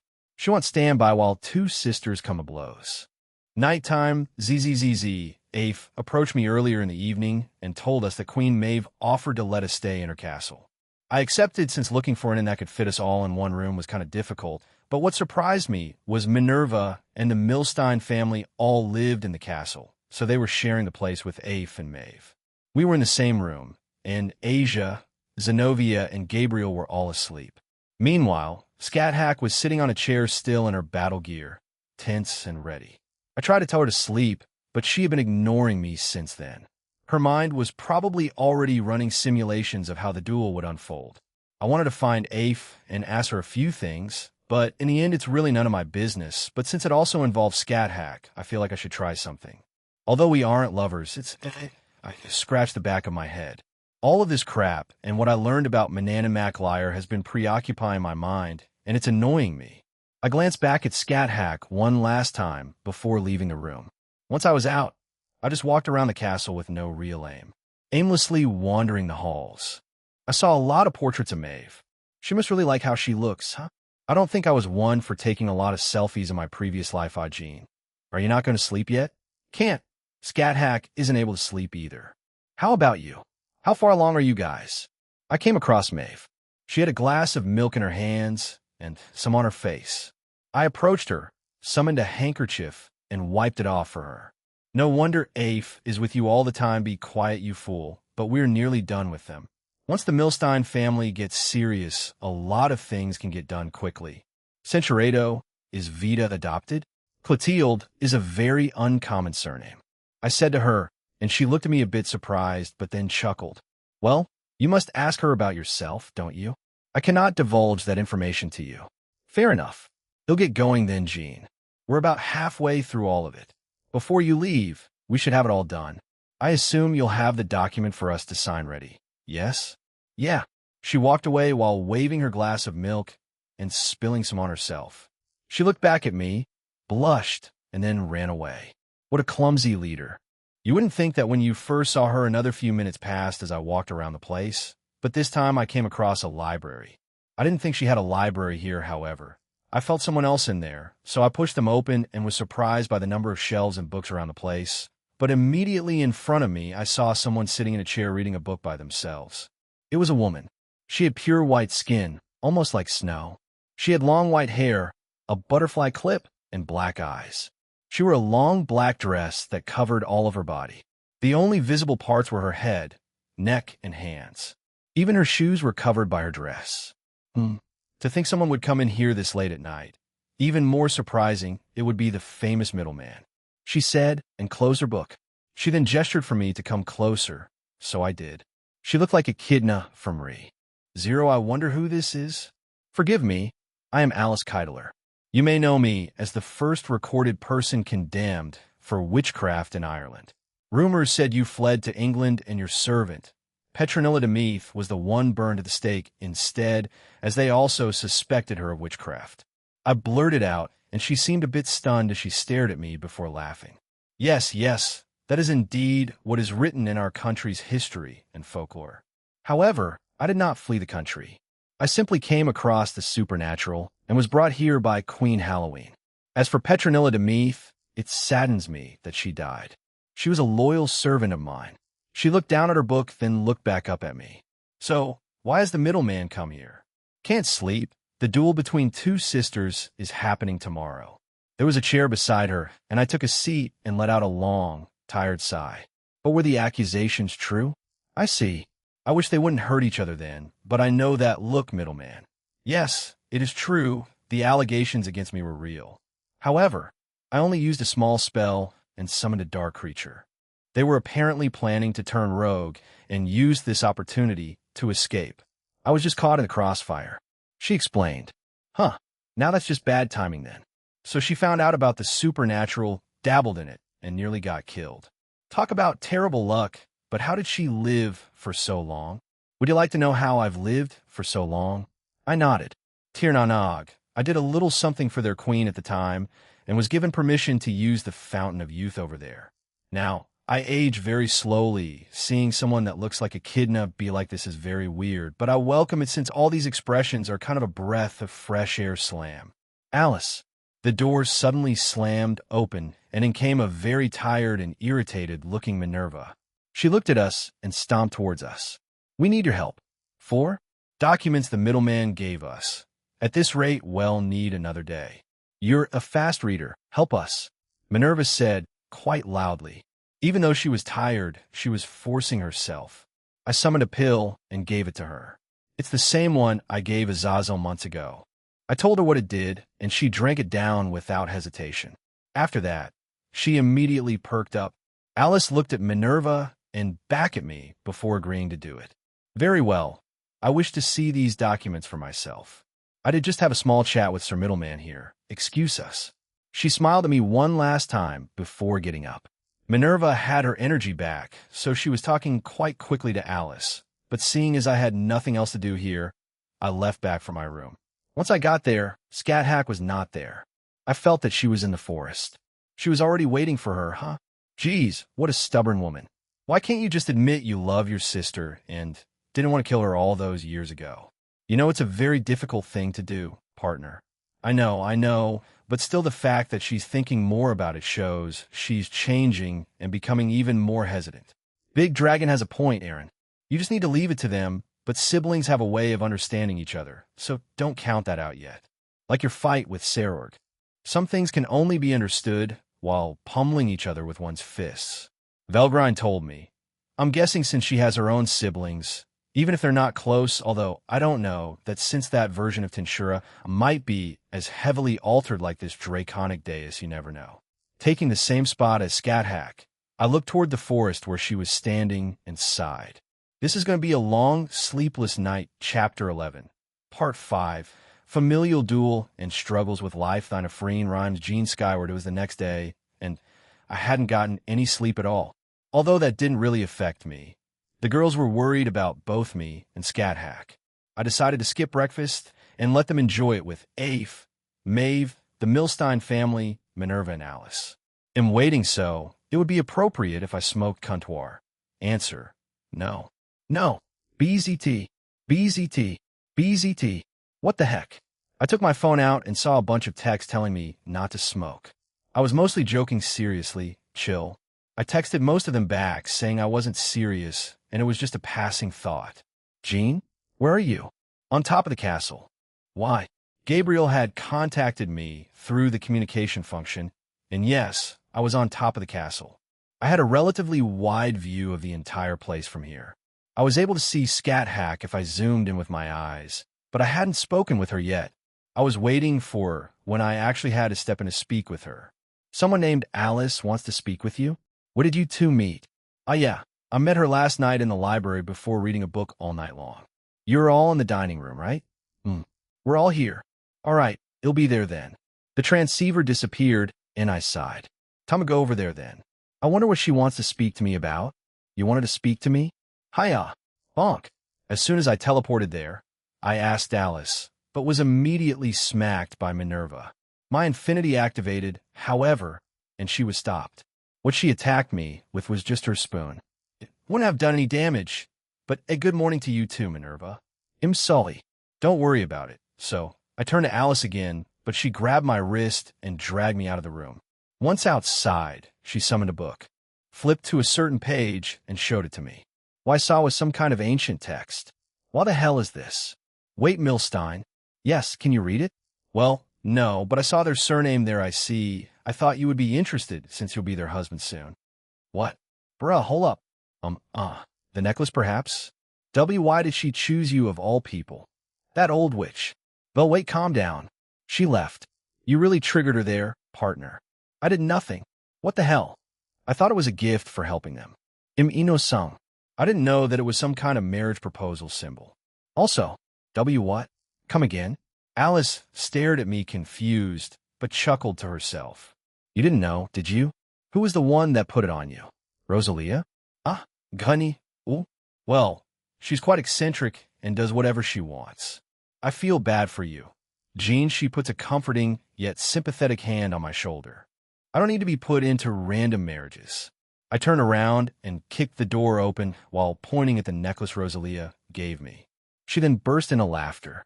Emma was the only one blushing, and the rest didn't seem to be bothered by it. Why me? Why not? That's not a reason. It is for me. I face-bombed and sighed. Alice apparently joined us and patted me on the back again. What's going on? Asia asked, as she was quite confused. No, not just her, but both Zenobia and Gabriel too. The one who answered her was Celine. That necklace on Jean is a symbol of our clan, the Milsteins. Whoever the head puts the necklace on, they will be their husband until his death, and this stupid old hag just chose him at random, without consulting us yesterday. Celine turned and glared at Rosalia as she laughed at her with no remorse. All the girls just froze and stared at Rosalia in disbelief. Jean, pay attention to me now, Zenobia demanded. She jumped up from her seat and started messing with her shirt in a silly way. You dumb musclehead. What the hell are you doing? Stop acting like a goof right here in public. I quickly appeared behind her, fixed her shirt, and smacked her lightly on the head. Stop. Behave. Bad Nova. It felt like I was scolding a dog since she put her head down, sat down, and apologized. I sighed and shot Rosalia a glare as she turned away and pretended to whistle. I took off the necklace and placed it on the table, shocking her. But you have an entourage. I'm not just going to add every living thing I see. Rosalia, anyway, you're done reading the documents, right? Can I hear your answer now? Queen Halloween looked at me a bit stunned, but nodded. Why, yes, we're going to great. I snapped my fingers and teleported the documents back into my ring. I summoned the document she was supposed to sign and made it float to her and explained what it was. Finally, I sighed and left the room. I'm kind of getting annoyed with this assumption everyone is making, although I can kind of see why, but I can still be annoyed by it. Troubles of a busy king ignoring the fire dragon hay. I went back up to the very top of the castle and waited there. I sent a text to Asia telling her to text me when they're ready to leave. I got an immediate response saying she would. Usually I have a high tolerance for people's nonsense, but I don't know, Scat Hack's intensity is wearing me out. Don't lose it now. I want her down and ready, Jean. I received the text from Scat Hack, and I felt Afe running towards the spot where Scat Hack was. We can't waste time then. I appeared in front of them, and it seemed like everyone in the dining room was leaving. Need a hand? I put my hand out to Maeve, and she took it. So I carried her with me and instantly appeared at the spot, confusing her. You certainly are quick, thanks. I let her down, and everyone else caught up to us around a few seconds later. The two sisters stared each other down, seemingly waiting for the spectators. Someone should be the arbiter. Although it's a death duel, no one is going to die today, I eventually made eye contact with Vita, and she nodded. They'll be the arbitrator if you're both fine with it, she said while stepping forward. They glanced at her and nodded. I moved to the left and took my own position. I'm very obvious, but Scat Hack saw me doing this, but didn't say anything. Third-person point of view, both Scat Hack and Afe took out their weapon of choice, both of them spears. Scat Hack wielded the legendary Gale Bolt, while Afe wielded an unknown spear of origin. However, it also let out a mysterious aura, making the Queen of the Land of Shadows squint her eyes at it. Are both fighters ready? Asked Vita, and they both nodded. Begin. She tapped her staff on the ground, and the death duel started. Ting! Boom! The two sisters clashed. The force of both of their weapons produced large amounts of sparks, but the one who had superior strength pushed the other back. Scat Hack, the Witch of Doin Skaith, overpowered her sister and rival. Weak, Scat Hack thought, and kicked Afe in the stomach, sending her flying backwards. However, the woman quickly recovered and glared at Scat Hack. Afe rushed back towards the woman while cloaking her body in power Tukey. I've trained myself to death since that time. I won't lose. She shouted at herself and tried to stab her sister, but to her surprise, she disappeared. Wah! Bang! Ugh! Afe yelped as she was kicked in the side and crashed into a tree. The difference in strength was too great. Even with all the training that Afe undertook, She stood no chance against the scat hack of today. Cinchuredo, it meant nothing. She was merely toying with her sister. With each clash of their weapons, she felt it. She knew that her sister wasn't taking her seriously. If that wasn't enough, Scat Hack looked indifferently at Afe. She had no emotions in those eyes. They were hollow, cold, yet they burned with desire to win, and also it wished to apologize to her. Ting, dang, bang, catching. Afe jumped away and scowled. Why do you look down on me? Why did you spare me that day? She screamed at her sister. However, Scat Hack did not answer. You do not deserve to know that answer yet. Show me your full power, and maybe then I will tell you, Scat Hack muttered while gazing at her foe. Fine. Afe screamed, and her power surged. The ground beneath her cracked, the trees around her were blown away, and the grip of her spear made her hands bleed. If you want everything I have, then have it. She bellowed out and charged back at her sister. Boom! K-H-H-H. But even with her full power, Scat Hack stood there unfazed. She did not move from her spot. The power produced by Afe was too weak. However, she acknowledged her fighting spirit. Is this it? Scat Hack muttered in a rather disappointed tone. But that made Afe even more furious. But bang! Afe blacked out. She didn't know what had happened. But all she knew was that her spear had shattered. What happened? I can't feel anything. I can't see anything. Did I lose again? I can't beat her. She's too strong. I didn't want to believe those rumors. But do the people around the Dual Dragon Emperor really jump up in strength? Thud! Afe fell to the ground unconscious, badly wounded in the shoulder, as well as a deep wound on her leg. Scat Hack simply increased her strength and punched her. However, the punch was too powerful, so Jean created a barrier around them to stop it from hitting the town and destroying it. Control yourself. Jesus Christ, muttered Jean. But he looked over at Afe, and she wasn't dead yet. However, if she didn't get up and deal with those wounds, she would bleed to death. Afe! Screamed Queen Maeve. However, she was stopped by Jean as she tried to run over to her body, butler and friend. Why? She screamed at Jean. She won't die that easily. Aren't you underestimating your butler's willpower? He asked her. Queen Maeve stopped struggling and stood stiff. But she still looked at Afe with worry.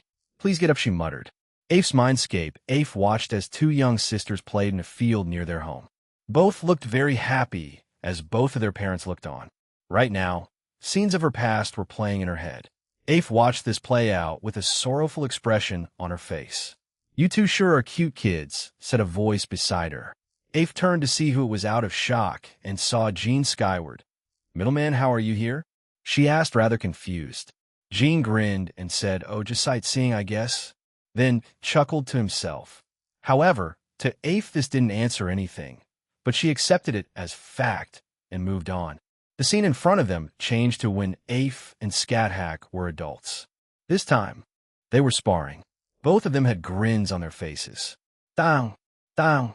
You've improved again, Afe, shouted Scat Hack as she jumped away from her sister. You too, Scat Hack. I can't fall behind you anymore, so we'll keep on climbing up, replied Afe with equal vigor. However, the scene changed again. You two look pretty happy, commented Jean. Afe just snorted at his comment. Yeah, we were, she replied, sounding quite dejected in the end. Where did it all go wrong? She asked no one in particular. The scene in front of them now was of Afe running away, heavily injured, a look of horror on her face. What was that monster? Her memory shouted. What? When did this happen? Afe muttered, confused at the scene. She doesn't remember this? A key to the puzzle, perhaps? Jean thought and watched the scene with interest. However, what happened next even shocked Jean. As the memory of Afe was backed up to a corner, the pursuer finally revealed themselves, and it was he's alive. Lucifer, he muttered as his eyes widened. He's alive. And how is he this strong? Dang. Did they wait? Does that mean the original Satans are alive then? No. How many more of the past descendants are alive then?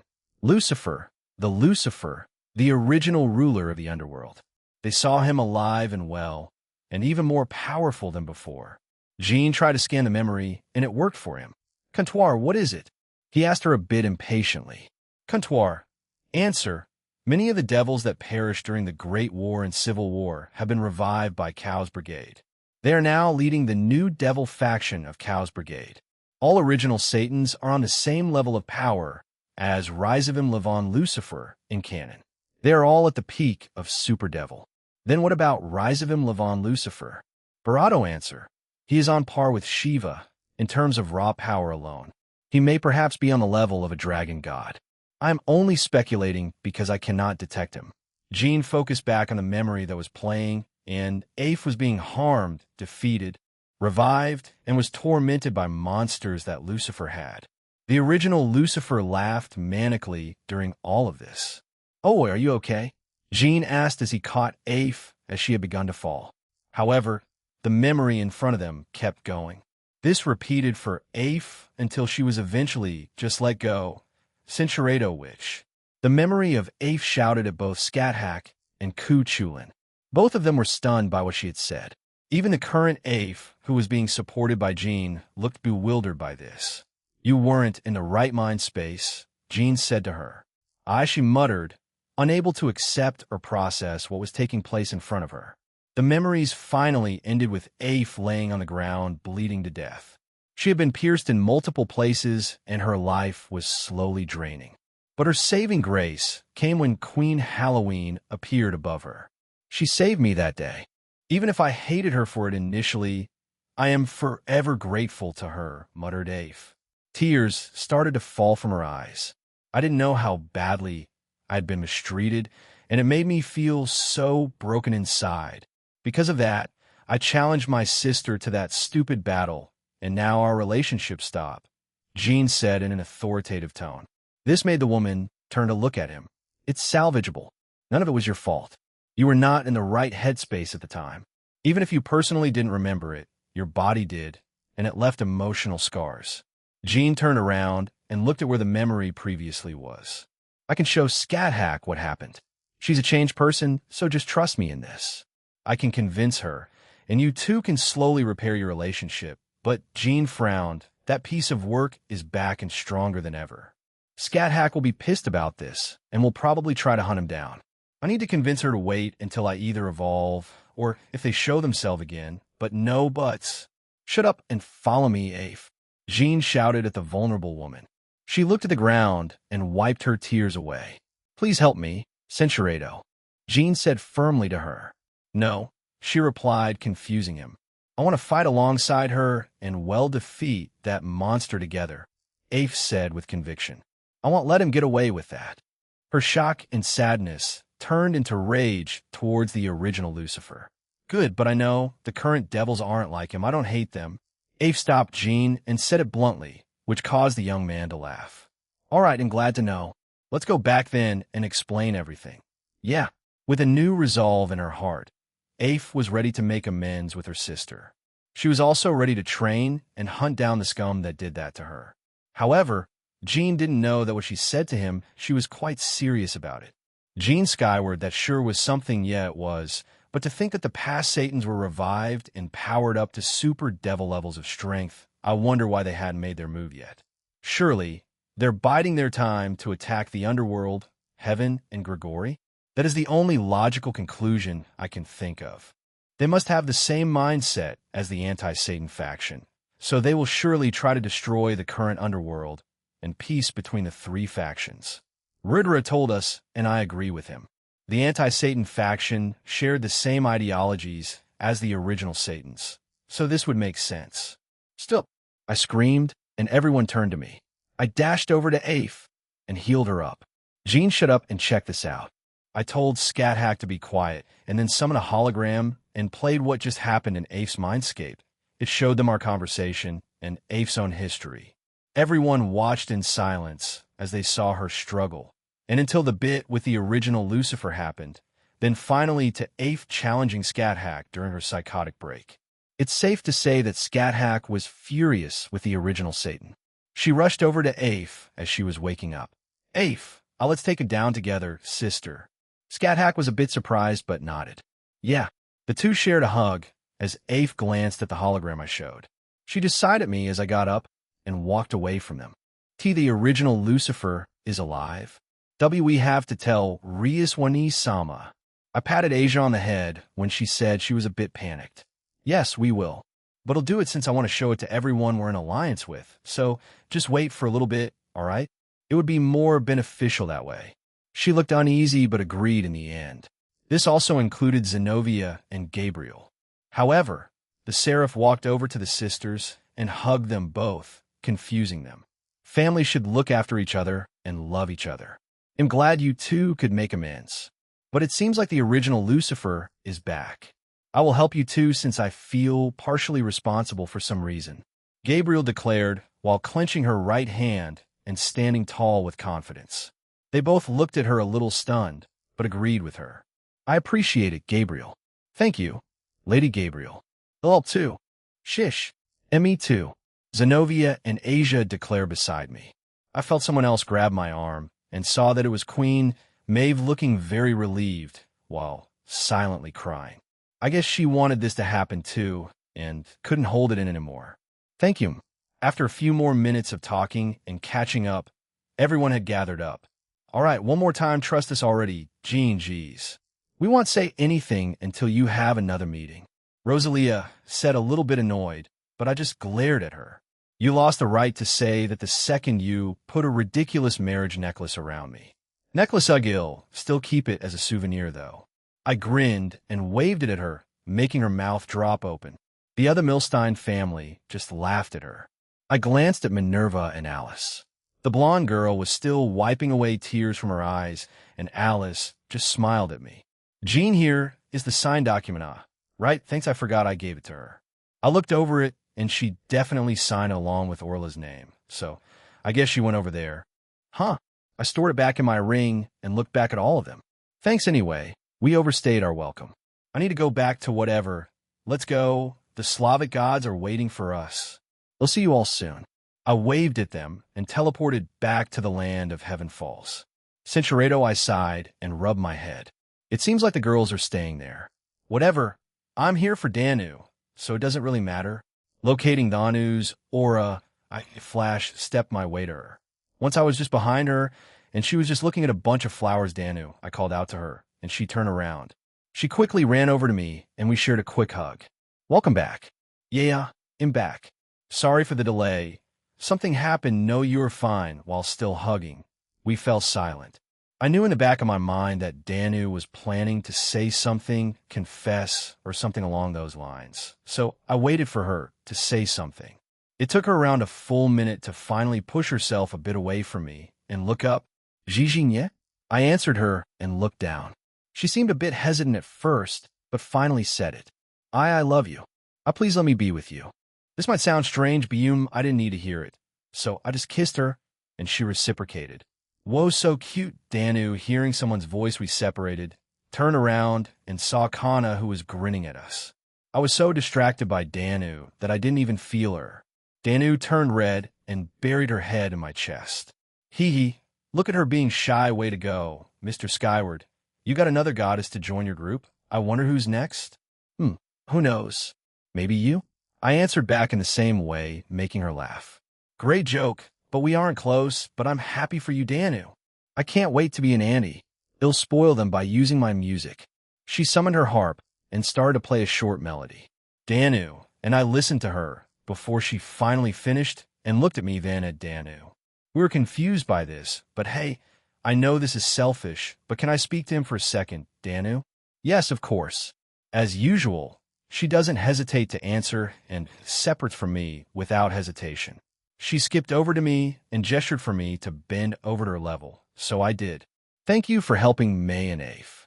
They didn't tell you I frequently visited them, did they? I pulled away, and she winked at me before finally leaving while humming to herself. Okay, I wasn't expecting that, but I didn't see her in Afe's memories, though. Unless the memories skipped those parts and only showed what was relevant at the time. Maybe they were being controlled by Afe, albeit subconsciously. Welcome aboard, Danu. I saluted her, and she just smiled at me, then hugged me again.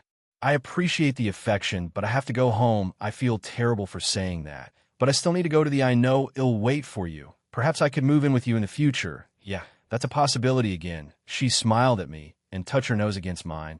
surprising me a bit. I don't think I've done that in front of Danu before, so she couldn't know about it unless she's Kantor. Answer: peanut butter. Don't avoid my question by saying something random. But Barato didn't say anything back to me. Is something wrong? No, it's nothing. Let's go back. Ain was upset with me after I accidentally teleported into her home while she was resting. Danu just smiled at me before we walked back to Ain's home. Danu hugged my arm the entire time, and we got a few looks from the townspeople. Once we got to Ain's home, she was already dressed and sighed at us as soon as she saw us. So you got her, huh? God is catcher, she said while pointing at me. Don't give me weird names anyway. We'll be going back. I just want to check up on you before going. Will you also kick me out? You shut up. No more monologues, go. Ain started to shoo me out of her house, but Danu stayed. The others also joined me. Well, we were essentially done here, so I waved at them one more time before leaving. Japan, Kuo, Skyward household when we got there. The girls that were coming with me were waiting for me. But the next thing I knew, Lavinia rushed over and gave me an excited hug. I was ready for this and hugged her back. She was very happy to see me and held on for a while. I looked over at Natsum, who was with Shigyun and Kanami. All of them gave me tired thumbs up. I wonder what happened to them to make them that tired I'm back and am gone. Come over here, everyone who was going with me to Praia. Oh, right. I gestured for Grafia, who was watching from the kitchen door, to come over to me too. She seemed confused but complied. I whispered to her what I had found out, and she looked utterly shocked. Don't tell anyone yet. I plan on having a meeting soon, all right? Yes, of course, Jean. But to think it's concerning. Shall I inform everyone else here? Yeah, please do. But it seems like everyone is still scattered, so I can't do it now. I mean, you could do it via telepathy or a communication function partner. Drake, there are some things better said face to face rather than using those. I mean, an example is breaking up via text or face to face, which is better. I guess. ALRI, Kanami? You want to come too? Actually, where's Irina and Griselda? I want to see the Slavic gods and stuff. They were called away to a mission. So Irina couldn't come. So I decided to take Irina's place. She was really upset though. Oh, that's unfortunate. Then I'll try to make it up to her then. We finally left. Ravel, Valerie, Lavinia, and Kanami. I wonder how these four will interact with each other. But as we left, I saw Scat Hack looking at me rather strangely. Praia, I have to say, I am thankful for those enchantments you made, Jean. Otherwise, I'd be freezing my butt off. As soon as we arrived in the realm, Kanami shouted. I had discussed with Celestin beforehand where I should teleport to, and he suggested the spot where you first entered the realm. So I did, and the view here is pretty breathtaking. Below us, we could see the main city. Were those giant ice spikes? Ravel pointed at them, so I told her. Apparently, they have some unique-looking space-like thing in there. Celestin didn't go in there yet, so I'm not entirely sure either, but let's go to one and check it out when we have time. I still have to do the request here. Well, let's not wait any longer then. Let's get your request done, and then we can enjoy our time here. Valerie said, and I chuckled at her. If it were that simple, I mean, I didn't need to fight that much in my last few requests, but that didn't mean I had it easy, especially what I found out in Ireland Sure Thing. Let's go. I started walking followed by everyone else. We all started looking at anything that caught our interest. I didn't spend that much time here last time, so I was also curious about the place. However, when we arrived at the gates, someone was there waiting. He had white hair and a long red jacket. Why is Archer Amiya here? Jin-sama, tats Olopa, hes desbog surfant. Olopa? Wait, isn't that just Apollo backwards? Is this world messing with me? But he saw us and waved at us. So we quickly walked over to him. Sir Middleman, we've been expecting you. One of the Irish gods contacted us, saying we might see you in a few days, so I've waited here for the last 2. Anyway, Imalopa and Master Perrin wishes to meet you right away. Lead the way, then he nodded, turned around, and walked away. We followed him, and he explained the city to us and what the unique structures and buildings were. Celestin added his own bits, since he had looked at a few of them himself.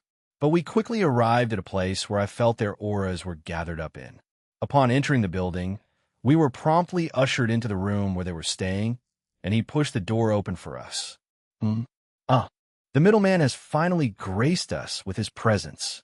A large man with long white hair and glowing blue eyes answered with a smile.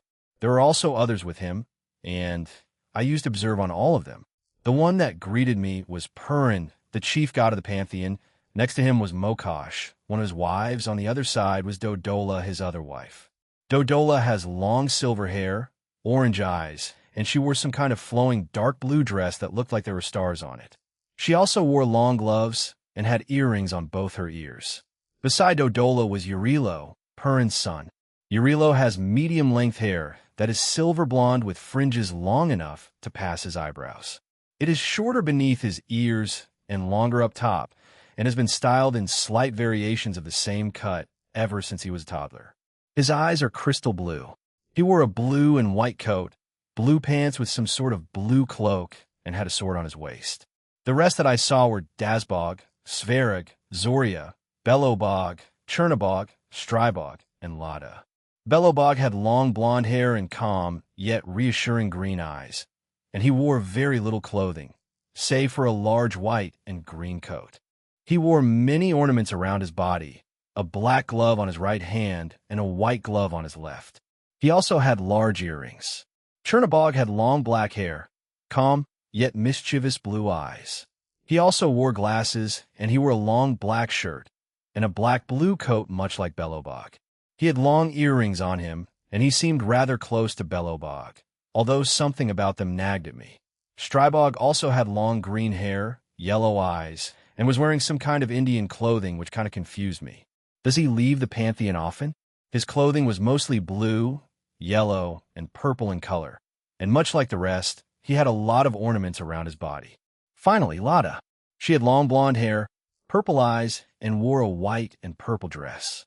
Just like Zoria, she had been staring at me more than the others were doing, and I was kind of put off by it. Jean, middleman. We're missing a few more gods and goddesses, but the one that's in our realm is in a small town helping them rebuild, but it seems like you would like to get down to business, yes? Yeah. So what request do you have? Purin grinned, and so did the other male gods. Mokosh and Dodola just sighed, confusing me. The request we have is for you to help with rebuilding some destroyed towns in our realm.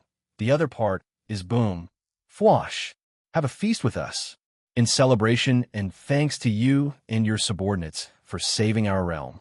Many fireworks played, and we stared at them in shock. Pea party? A feast? Are you serious? Seeing my confusion, Urilo walked over to me and just dragged me to a chair.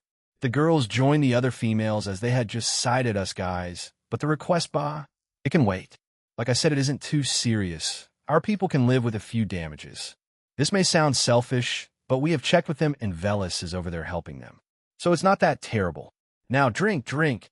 Purin shoved a large wooden bottle of ale with vodka in it towards me. I looked at the drink and shivered ale and vodka. If I weren't, well, I would probably die and pass. Sighing and resigning myself to this, I chugged it down in one go, making them cheer. Will he be okay? I heard one of the goddesses ask the girls. Yes, he can't get drunk. Well, none of us can, so it's fine, Valerie answered them. But what? You can't get drunk? How can it you are losing one of the best feelings in the world, Jean? Being intoxicated is part of drinking. If you can't get drunk, is his life worth living? Purin asked and chugged his own drink. Why do I feel like he's already drunk? He then turned back to look at me. Jean, I must ask, how many women do you plan on having? I myself am married to 2 fine women. They're the low smack. Stop. I don't need people hearing your declaration of love for us right now. One of his wives, Mokosh, got up from her seat and smacked the thunder god on the head, making him fall back on his seat. Is this my future? To be pushed around by my wives? Ha! I heard Drake chuckle at me. But then a large thud and silence. I don't want to know what happened. I looked back at the couple, and Dodola had also gotten up, and the 2 women were handling the chief god roughly. It's almost pitiful. This is why I will stay single. Don't just lump all women as the same Albion. Even if you have met very violent ones, so far excuse you. See? Velgrind immediately snapped back like that, and I'm out. I refocused on what was in front of me. The girls were happily chatting with the other female goddesses, as Mokosh and Dodola had rejoined them. Purin's head was on the table, appearing to have passed out. The other gods were quietly drinking. But hey, Jean, we also want to know the answer before our chief god got smacked around by his wives. Strybog asked and added a little wink. I awkwardly smiled at him since I had no idea what the answer was. I mean, didn't you mention 47 at one point? But he has met more people since then, Albion. Point taken, Rudra. Let's double it then. So 94 people? Please don't just do the math for me. Also, there is no guarantee that the women I meet will end up with me. What the hell? However, the two ignore me and start going through a list of names, so I too choose to ignore them. I don't know. They obviously didn't believe me. So Chernobog got way too close to my face and said, well, those four are definitely part of it, are they not? He asked and glanced at Lavinia, Valerie, Ravel, and Kanami. All of the women looked over at us, and of course, the only one to turn completely red was Ravel. Both Valerie and Lavinia agreed, but Kanami just awkwardly laughed. Well, my younger sister is part of his inner circle, so I guess so. Kanami answered, but Chernobog looked back at me with a sly grin. See? She's in denial. You cannot fool someone who has been alive for a long time. In the god of darkness, sometimes referred to as the black god of our pantheon. I know about things that no normal mortal can see or understand. He turned around and looked at Kanami, whose face was now turning red. You can try to keep it secret, but you should know smack. Stop. Stop. Stop. Why are you doing this to her? We're here to celebrate and enjoy ourselves. Can't you shut up about those things for a little while? Belobog stood up to smack Chernobog. He looked rather angry at him and sighed. Chernobog looked back at Belobog, and the two glared at each other for a few seconds before the black god sighed and sat back down. Forgive me, I will tone it down. Good. This will be a long day, Lavinia Rennie, after a quick glance at Jean. He resigned himself to his fate and just sat back as the other male gods started to ask him other questions. I think Jean knows the answer to that question, even if partially, but refuses to say it for reasons known only to him. But Lavinia-sama, do you want to go back to Jean-sama? Ravel-chan asked me. I wanted to say yes, since I'd barely been with him for the last few days. I feel like my own energy supplies are slowly draining. I miss him so much, but it's okay, Ravel-chan, I'm fine. I told her, but they didn't believe me. Was I too unconvincing? I feel like anytime anything involves Aaron, my feelings are always on my sleeve, and everyone can tell quite easily. I know I have to change, but it's hard even back then, when I first met Slashdog and Toby. It seems Miss Lavinia is quite fond of Jean. Why is that? Miss Lotta asked everyone, but they all turned to me waiting for an answer. Normally someone would be hesitant to answer, but I love him. He gave me a new reason to live for, but ultimately I discovered my own reason to keep on living, and that's for myself and for my late parents. It didn't start there, it started with my team. After that, I guess Jean just pushed me even more as I said those words. I felt my entire face get warmer. I didn't think telling someone I'd just met how much I love someone would be so embarrassing. But I also felt warm inside when I told them that the rest of the group already knew about this, but my so much love, how sweet. I know that feeling all too well, young one. I fell in love with a human a long time ago. I even asked him to try to reach godhood, but in the end, he refused. I've never been in a relationship since then. I just haven't found anyone else that's suitable. She said it in a bit of a nostalgic way. Even now, I could see she held a lot of love for that person. I couldn't imagine a life without Aaron. Why do a pit forms in my stomach? But to think the goddess of spring, love, and fertility would be single, although Aaron did say even Aphrodite is single, so it's not too surprising. What do you mean by that, Lotta-sama? Is no other god here or hero in the supernatural world good enough or up to your standards? Ravel-chan asked her, but Lotta shook her head. Many of the male gods in our pantheon are great men, but it's difficult to describe. Take Lavinia, for example. The love she feels for Jean is different to the one you feel, is it not? She asked, but Ravel-chan just blushed. What do you mean by that? Forgive me. It seems you're not at that stage of your feelings yet. But you will eventually understand. Then Valerie. Was it? What about you? I can see in your eyes that you want to do or say something to Jean, do you not? This time, Valerie-chan was the one to sheepishly look away and awkwardly laugh. So she was planning on saying something to Aaron. Is it? It has to be. It's the only thing left, Centuredo. Kanami, was it? Your feelings are everywhere. What do you want to do? What do you want to happen? You mentioned your younger sister was close to him. Was she not? Are you conflicted? Are you hesitant because of her connection to him? This time, it was Kanami who looked quite awkward about it as she started to fiddle with her hair. She then looked at me again. What if Jean died? How would you feel? Aaron dying? I felt panic rising within me and fear that I hadn't felt in a long time. I looked over at Jean as the chief god had woken up and was carrying Aaron on his shoulder while laughing quite loudly. Aaron sat there looking very awkward, but was smiling to be courteous. I felt a bit of peace and calmed down seeing this, but I don't like the idea of him dying. I've always wanted to approach Aaron about it now. Come to where I wanted to ask her, will he die during his evolution? I've always had that thought and often felt uneasy. It's not unrealistic to think that, right? Aaron didn't know what happened to himself when he first evolved into an outer god. All he said was that he had blacked out. Cutwar didn't say how the evolution process went either. I have told others about this thought, and some are worried about it. However, only a few took me seriously, like Rossweiss, Aquino, Sisku, Rias, Ingvild, Gabriel, Grafia, and a few more. But most of them said that Aaron was, well, Aaron, he can't die. I want to believe that, but at the same time I just feel uneasy about it. But Aaron is looking forward to evolving, so I have to support him. It seems you do not like such a topic being discussed. That was insensitive of me. My apologies. And no, it's fine, but to answer your question, I would hate it. Thinking about it just doesn't sit right with me, no matter how hard I try to change it. It's understandable. It's not a topic most people would want to speak about. Death is an uncomfortable subject for anyone, after all. I nodded, but my gaze landed on Zoria, another goddess. She had been intently and silently watching Aaron the entire time. She only nodded to us earlier, but then resumed watching him. Why? It's like what Grafia said, Aaron attracts a lot of strange people around him. Jean skyward, what the hell is going on here? Peru woke up and placed me on his shoulder. The guy is a hulking giant. Hell, I think he's taller than some of the giants in TLOHAG, and they're at least 911 and up. Yes, Jean. My boy Urilo looks up to you, actually. Father. Stop. Bahaha. No need to be shy, come. Tell him how you shouted boost. As if you had the sacred gear. Urilo turned red, and Purin laughed even harder at him. I didn't think I'd have a god as a fan, but hey, why not? He'll take it. Hee. When did you wake up? Hee. He's grinning like an idiot. Ignore him.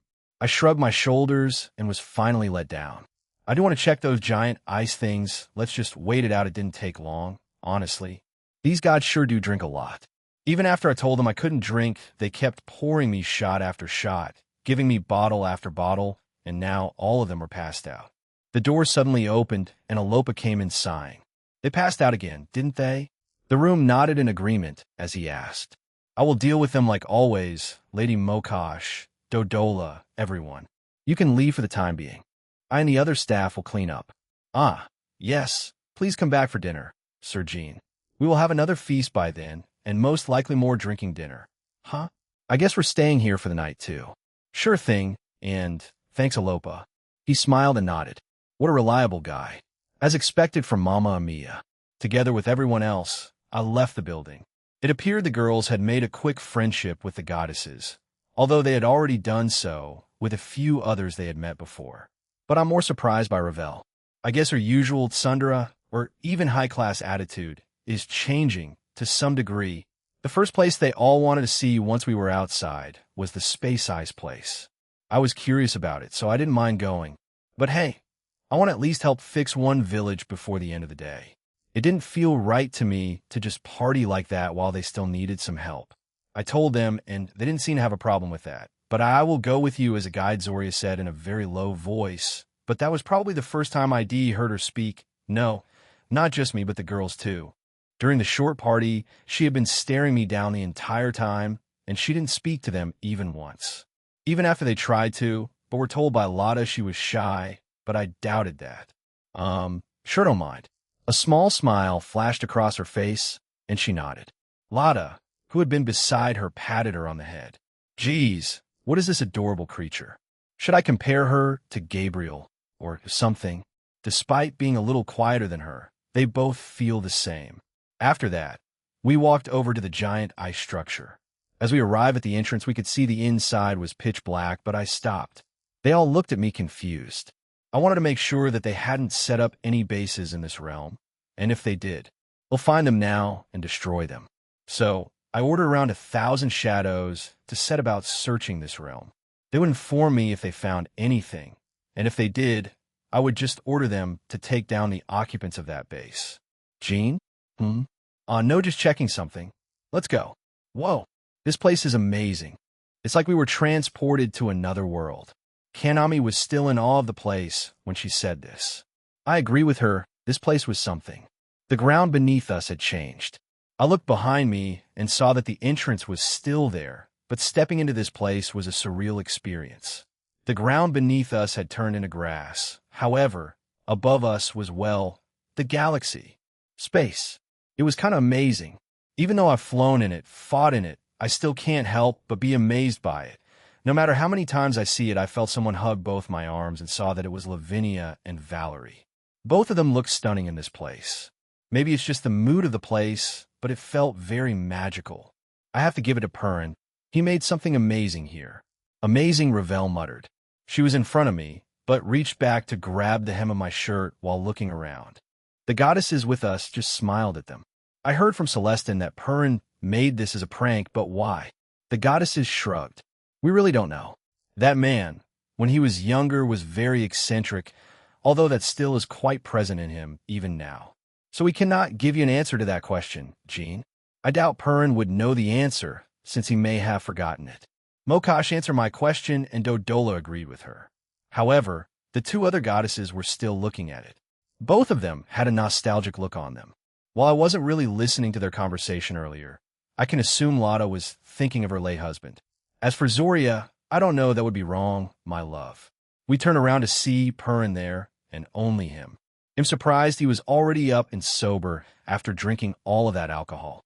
Is he so used to it that it's just normal to him? What do you mean, Perrin? Mokash asked, confused. He just smiled a loving smile at her and walked over to both his wives and pulled them towards him. Do you remember a few days before this was built? Did something significant happen? Still confused, she asked again, but Perrin laughed this time.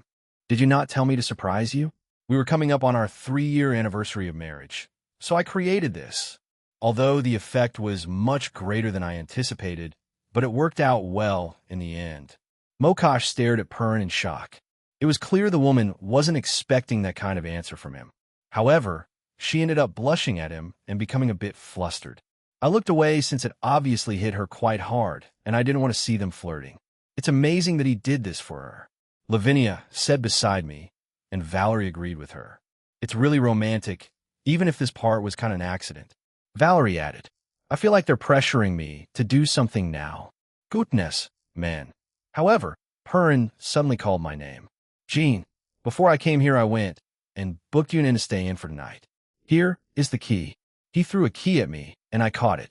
I thanked him, and we resumed watching the sky above us for the next few minutes. From the outside, this place appeared small, but it seemed Perrin made the inside seem much larger. This is because there were different sections, and it showed different parts of the space overhead, and they all looked equally stunning. Sestroma is the name of the closest town you can reach today. That's both ways back. If you leave in the next few minutes and do the repairs, then you will reach our city before dinner starts. Perrin informed us of the town we were traveling to, and of course Zoria was our guide to it. Everyone else was going to stay here. Everyone was rather excited. I kind of wish Irina was here to experience it. Really terrible timing made her miss it. All right, we'll get going then. See you tonight. I looked up at the sky as I spoke to him. It was around 2 or something, and we ate a lot during the short party, so none of us should be hungry. Actually, I can VZZHHWSH. Suddenly, a pair of futuristic and metallic wings came out of Zoria's back, and she floated up. Well, wow, I wasn't expecting that, but that was pretty cool. She looked at me confused, but I joined her and used Divine Dividing to fly up. The other also joined us. However, Lavinia jumped off her broom and hugged me. I guess she still wanted to be spoiled. After you, I told her. Zoria nodded, and off we went. As per my prodding, we were heading south, where Sestroma was located, a quiet town hit hard by the Cows Brigade attacks. While much of the damage has been fixed, there are still some areas that need additional assistance. Of course, I got this all from Zoria, and with significant difficulty. She has always been very quiet, very reserved. I don't have a problem with these types, but Zoria took that to 10,000 and was very slow in her speech.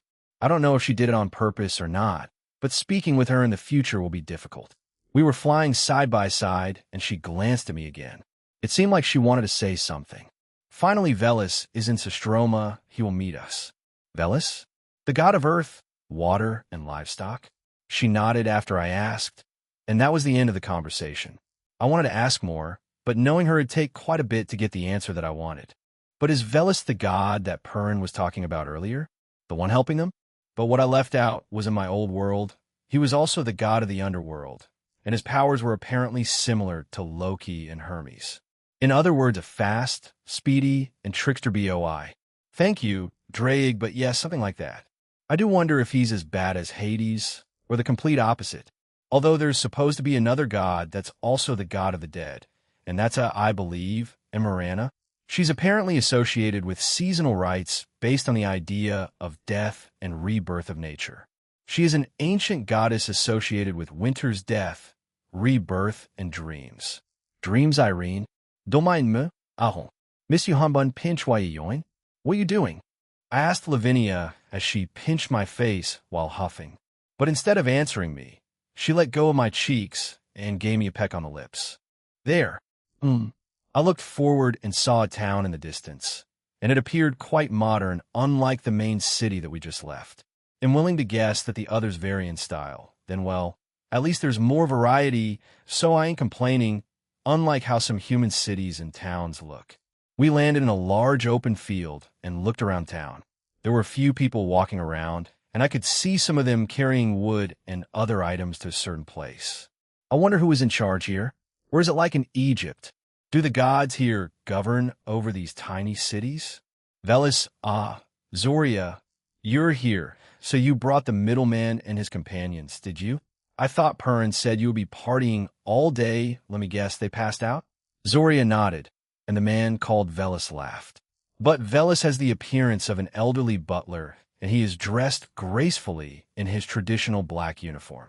Velis' hair is entirely white, just like his immaculate beard.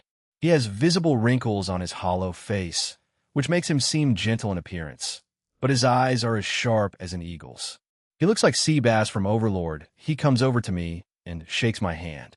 Jean, Velis, I'm sorry if this is a bit sudden, but please follow me. The mayor of this town is waiting. Mayor? So the gods don't govern or look over it. No, we do not. I heard that some of the Egyptian gods do it, do they not? We want to give our people freedom. We may come over and visit them to make sure nothing is wrong, but generally, they're left to their own devices, and they've done all so far. He said quite cheerfully, seeing Seabass act like this is so unnerving. But it's not him, it's a different person, a god called Velis. We passed by many houses that looked like they had been recently repaired. As we did, Velis was greeted by many of the people here. It seemed like he was quite popular, but I doubt he was like Loki, Hermes, and Hades. He seemed like a genuinely chill dude, and using Observe on him, he didn't have any strange titles. Eventually, we arrived near a lake, and many of the houses here were destroyed. It seemed there was a lot of construction still happening here, and the lake itself had a large hole in the middle. I'm guessing they wanted to fix that too. Velis walked over to a man. He had long black hair tied in a bun, black eyes, wore a monocle, and was smoking. He wore a professional black business suit and had some kind of white scarf on his shoulder. Anisimov, in back, and Zoria brought over a helper. The middle-aged man, named Anisimov, turned around and looked at Velis before shaking his hand.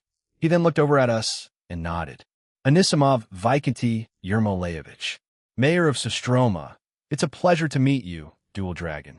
We shook hands after his introduction, and wow, that's one long name there, dude. This request has turned into 2 parts, unfortunately. 2 parts? My question was answered with a nod from him. He then looked over to our left. In front of us, and beyond the houses, was a large, dense, wooded area. I felt some people in there with other auras. Several Leshis kidnapped the builders. Night is also falling, and you know how they are at night. If we don't rescue them soon, Then they'll be killed and eaten. Leshio, those fairy-looking dudes? Aren't they just, mischievous creatures and tend to have a neutral stance on people? I asked. All the Slavic gods looked at me with amused expressions. Finally, Anisimov spoke up.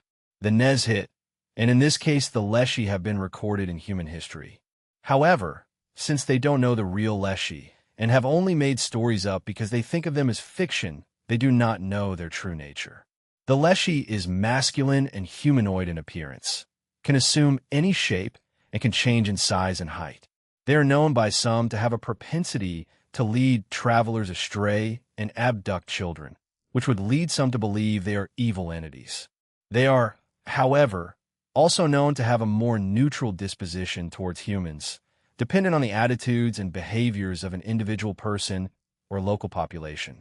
Towards a forest, Leshy could take children who were cursed by their relatives, in particular parents, away to the forest people. Some would therefore describe him as more of a temperamental being, like a fairy, just as you have. But the truth is much darker than that. While they may act like that during the day, at night, they use the people abducted, in our case, the male workers, as nourishment. He pointed to the sky, and the sun was slowly sinking down. I stayed here to keep an eye out for more and stop them, and I was hoping for Velis to do it. But since you're here, could I make a request for you to rescue them? After he asked that, they were all staring at me. I mean, sure, I am here to do requests, even if I initially were to just fix buildings. I sighed and agreed. Fine. We'll make it quick, though. I'll be in balance break. Why? Vanishing dragon balance breaker. After donning my white armor, I immediately changed into Imperio Juggernaut Overdrive and flew into the air. You guys, I'm coming with you. Lavinia flew up using magic and wasn't going to take no for an answer. I sighed and agreed. Then the rest of you stay here. It won't take too long. My liege.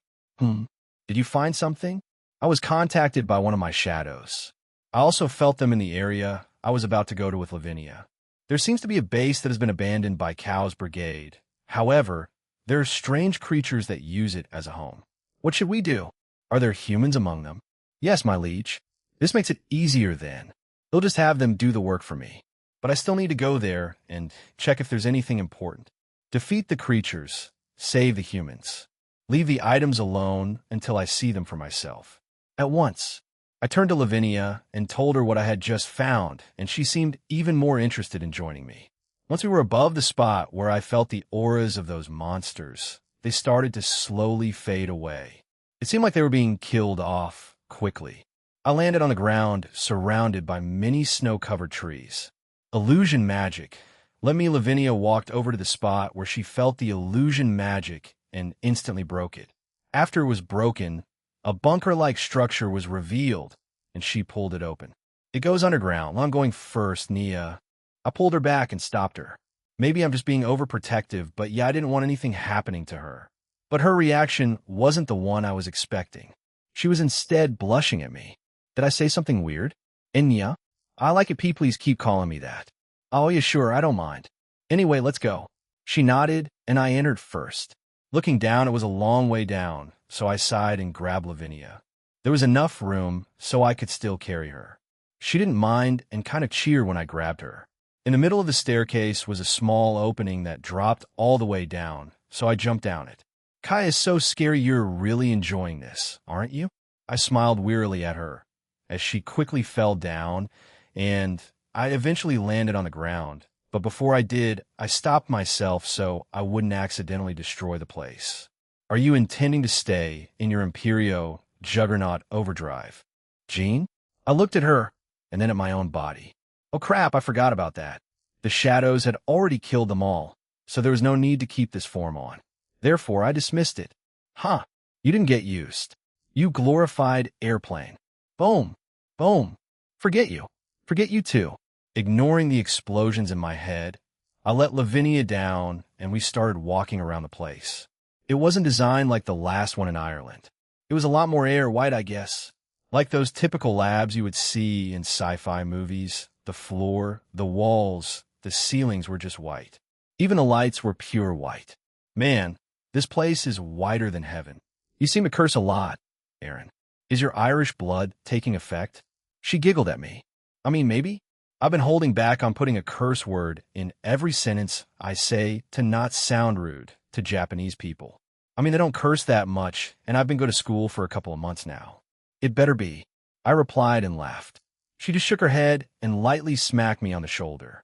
As we walked through the hallways, we saw many of the same equipment from the base I found with Zenobia not too long ago. My shadows also walked around the entire place. I was already following the auras of where the humans were, and a few shadows were there guarding them. So we sped up our eye. Is this how it works? Jinzama. Ravel, do you need something? Ravel suddenly called me on the communication function. I gave her a ring and the enchantments not too long ago, and she's been trying to get used to the ring. She was quite happy after getting it, after all. Those leshy things are attacking the entire town of Sistroma.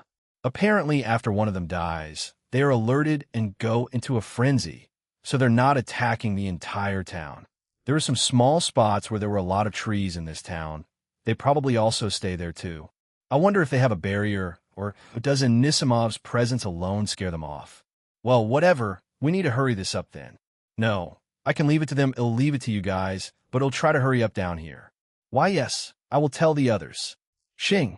After the communication was cut, Celine came out of my ring. She smirked at me and looked at Lavinia. Jean-sama, I heard everything. Allow me to help them. All right, hold back. Yes, of course. Celine left right away, and Lavinia apparently heard everything. So we immediately arrived at the humans who were saved by my shadows. And middleman, are these yours? Yeah, you're all unharmed, right? Why, yes, it wasn't time yet. So we are all fine, but the man over there, his son came with us because he was quite stubborn anyway. He was taken somewhere else by something else. Some snake thing. He was very tall and had long black hair. Snake thing, is it Nagendra again? But why would he be here? Darn, it doesn't matter. Now I have to try to save that brat. Unless he was already turned into an experiment by that Orochimaru wannabe. Neil, take them back. Go, Aaron. Thanks. Looks like we're getting into some action. Both of you get ready. Wait, both of us? Is it? Shut up, just be ready. Lavinia started to guide the people back while summoning her ice dolls. Since I can't sense that Nagendra, I'll just use my own eyes. Using light speed is like a drug to me, so it'll do that. I walked away from them before covering my body in that shield and dashing around the entire town of Sistroma to find you worthless coward. I screamed as I was above ground again, and he was running away with the boy in his hands. I glanced back at the town, and it seemed like all-out war was happening since those Leshy were attacking them. But everyone seemed to be doing okay. Even Ravel, who had reached peak ultimate class. Doom. Boom. I appeared and crashed into the ground in front of Nagendra. He seemed surprised to see me, but grinned. I won't let you speak much. Nice to see you again. Dual Dawn. I punched him in the gut and sent him away. He had let go of the boy, and I caught him. I used Observe on him, and it's apparently just a clone, so this cowardly jerk won't fight me with his main body. Just you wait. When I evolve, I'm going to take down every last one of your lives. I create an avatar and throw the kid at him. Look after him. Yes, boss. He saluted me after I instructed him. Drake, Albion, Dual Dragon. Boom. Nagendra's clone erupted in power and transformed into a large snake. We'll make this quick. I hadn't used that balance breaker in a while, so I'll let these two enjoy themselves. Remember, it's quick. We know. Welsh Dragon. Vanishing Dragon. Balance breaker. Donning my dual balance breaker, I quickly flew towards the snake version of Nagendra. Despite trying to swipe his tail at me and spout venom, I avoided them all and destroyed them as they passed me. Can't have them ruin the scenery around here, can I? I will win Dawn. Divide. Let's try that. After punching Nagendra into the sky, I cupped my hands and brought them to my side. Drake, Albion, channel your energies into it too. Wait, what? Do it. A red ball of draconic energy appeared, followed by a white ball that mixed with it. Finally, I added my own energy. This was based on my own outer god energy, and I created a small ball with it. I quickly charged it up. God partner. If Rias was here, she would be screaming that line again. Definitely. Rumble. Rumble. Partner. You've better unleash it, otherwise this realm might actually collapse. How much do you plan on adding? I'd held on to it for too long. I wanted to see how much this place could take, but I guess it had reached its limit. I thrust my hands forward and unleashed a large draconic energy blast. Nagendra hadn't recovered yet, so the large attack hit him full force. Boom! Kuntuar. Answer. I am already on it, dear. In effect, I felt the realm was on the verge of destroying itself as my attack hit its wall. Although this place was vast, my attack's range had reached the barrier that held this realm together. Barato had been instantly repairing it as my attack kept on pounding against it. So I also decided to help her know, forget it, it'll just destroy my own attack. So I teleported to it and saw it smashing into the barrier, she said with a smug smile. So I punched it, destroying it in the process. Phew, job well done. Smack. You used too much. Tell me beforehand, so I can prepare. I turned to see Barato had come out of my soul and hit me. My bad, but that jerk's clone is dead, so we can rest easy for now. Why would I want that kid, though? Kuntuar didn't answer me and just returned back into my soul. I shrugged and teleported back down. I gave my clone a thumbs up, and he handed me the kid back.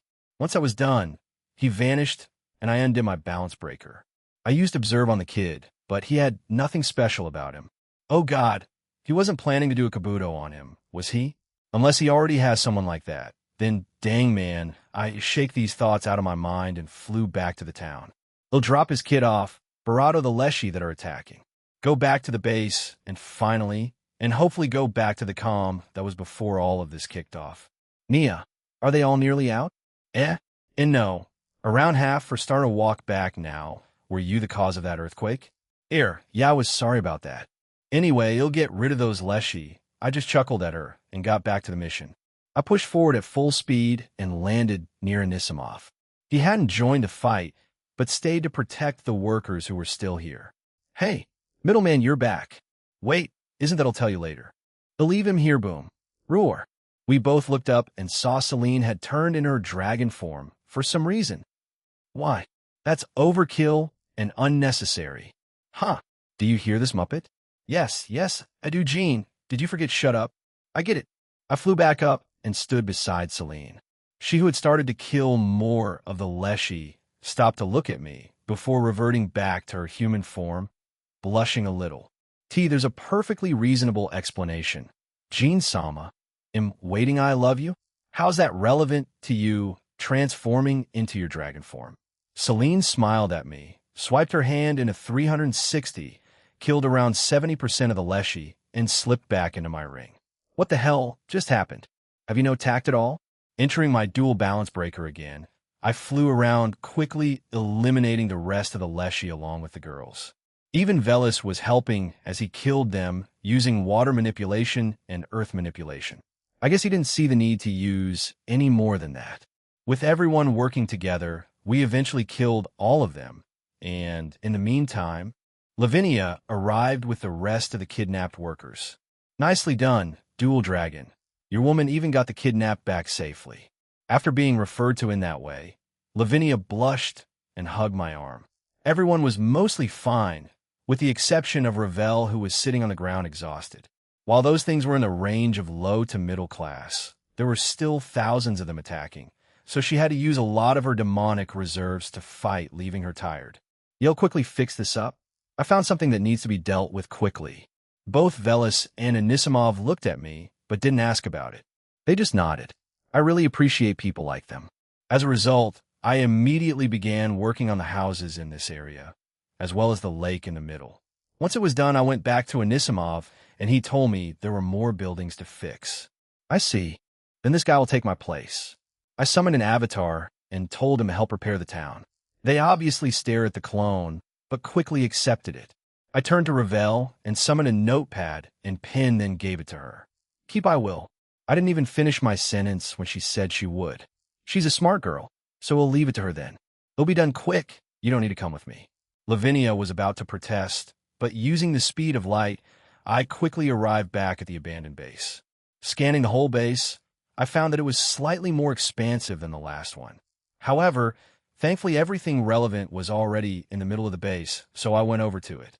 Checking over the equipment, I couldn't see anything new, but the same things as the other one, so I stored them in my inventory. But I wanted to make sure that this was everything. So I quickly sped around the base, checking all locations, and I found a small room that looked like a shrine dedicated to Mardgeir, someone named Kyoka. I'm guessing that's another monster associated with Mardgeir. Using Observe, or trying to see the object's memories, didn't provide much information, as it was just conversations about what happened before it was abandoned or about the attack. Since I was the only one left, I returned back to the surface and destroyed the entrance. I also filled up the inside of the base, so no one could use it again. I doubt they'd want to use this place, since some of them were kidnapped. But if they do, then I will just reverse this. Now, one last thing to do. Still using light speed, I rushed around the town and gathered up all the dead bodies of the Leshy. In addition, I got rid of the bloodstains and anything related to them that wasn't recoverable. I brought them all to the spot where I killed Nagendra's clone. I wasn't planning on using them as shadows, so instead I just burned them. I sped up the process, so it only took around a minute for all of their bodies to fully disappear. Phew, finally done them? I turned around as I felt someone appear behind me and saw Zoria. She stared at the previously burned bodies, then back at me. Go back, she asked, and I nodded. Yeah, I'm done. Let's go back then. I walked over to her and teleported us back to the spot where they previously were, but not to anyone's surprise, they were gone.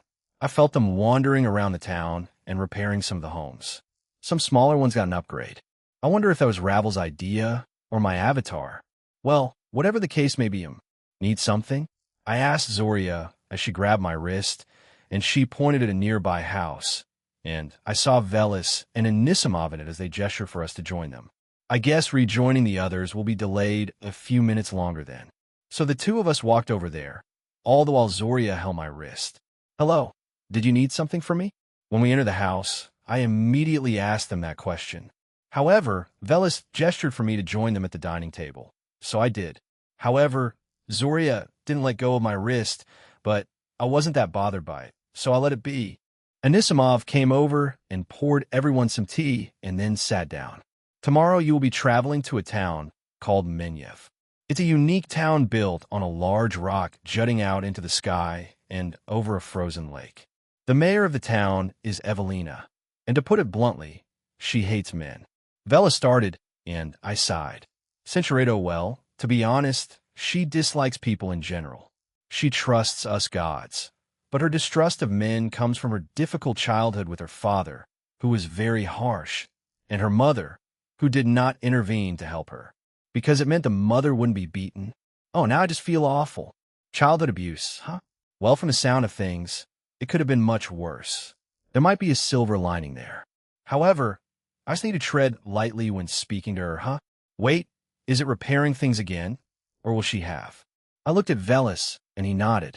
Yes, apart from repairing the damages over there, she may make a request to you that may involve the lake, perhaps another thing. Another thing? I myself am not sure, Jean, but Evelina will probably explain it to you. I just wanted to give you an idea of what tomorrow might hold for you. Oh, and while rare, Zoria tends to spend a lot of time over there. She is, dare I say, a friend of Evelina, the only one she lets through her own personal bubble. He chuckled and looked at Zoria. You are his guide for today and tomorrow, are you not? Perhaps you can ease Evelina for when he arrives tomorrow? Zoria silently nodded. Then that's that. I will head out first till we meet again, Anisimov. Yes, you too, old friend. Velis left, and I was about to do the same when Anisimov threw something at me, and I caught it. I glanced at the item and saw it was a picture of someone. It was a woman. She had long blue hair and green eyes. However, she looked very serious. I guess. She was sternly looking at whoever was taking the picture. She also wore some kind of old Victorian-style dress. Who is this? I asked Anisimov, and he took out a cigarette, lit it up, took a puff, and sighed. My brother was the one who beat up Evelina, so her father, Bolshav Vikiny Yermolevich, and his wife Sienko Vikiny Yermolevich, they unfortunately, or in her case, fortunately died to an attack from Leshy's years ago.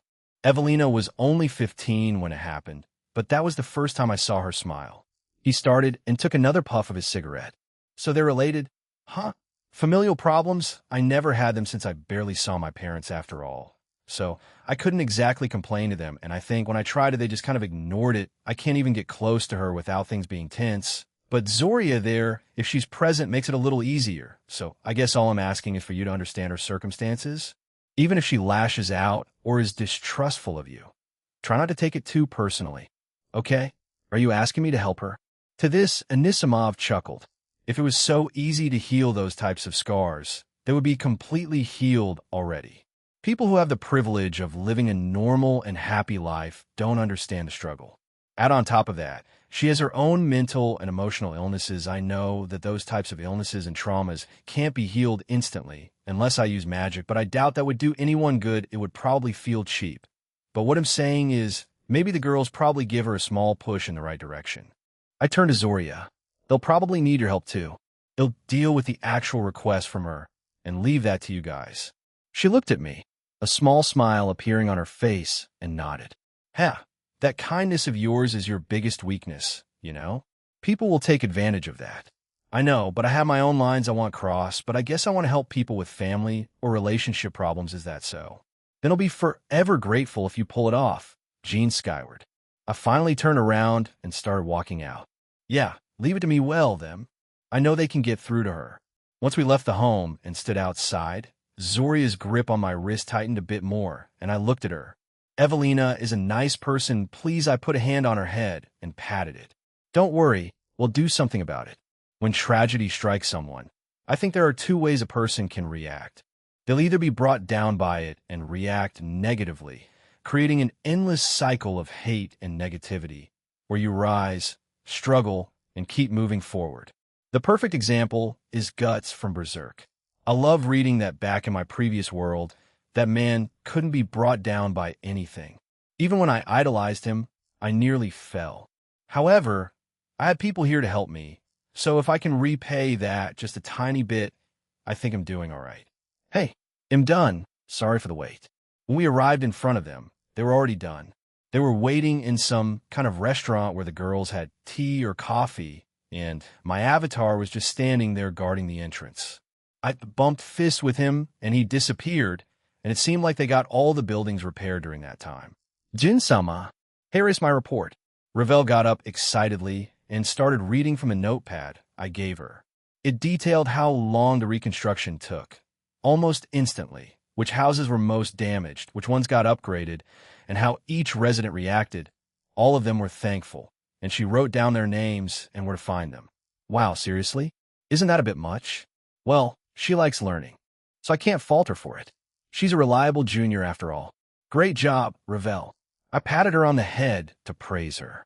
It's like I'm training a dog or something, but she was content with it, so I wasn't planning on saying anything else. Are we heading back then, Jean?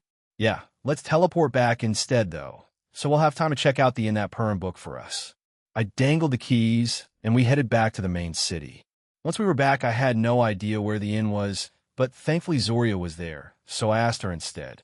Zoria, do you know where this inn is located at? She nodded slightly as she pulled me away. To my surprise, it wasn't too far from where we were. We had teleported to Sostroma, just by the entrance to the ice structure, and the inn was just to its right. However, I guess it makes sense that the place would attract tourists, so having an inn nearby will increase the occupancy rate. We quickly arrived at the inn with Lavinia hugging my other arm to, I guess, assert dominance over Zoria. Though she didn't really care or pay her any mind, I showed the key to the receptionist, and she gestured to our right. Looking at the key, it had ZG7 on it.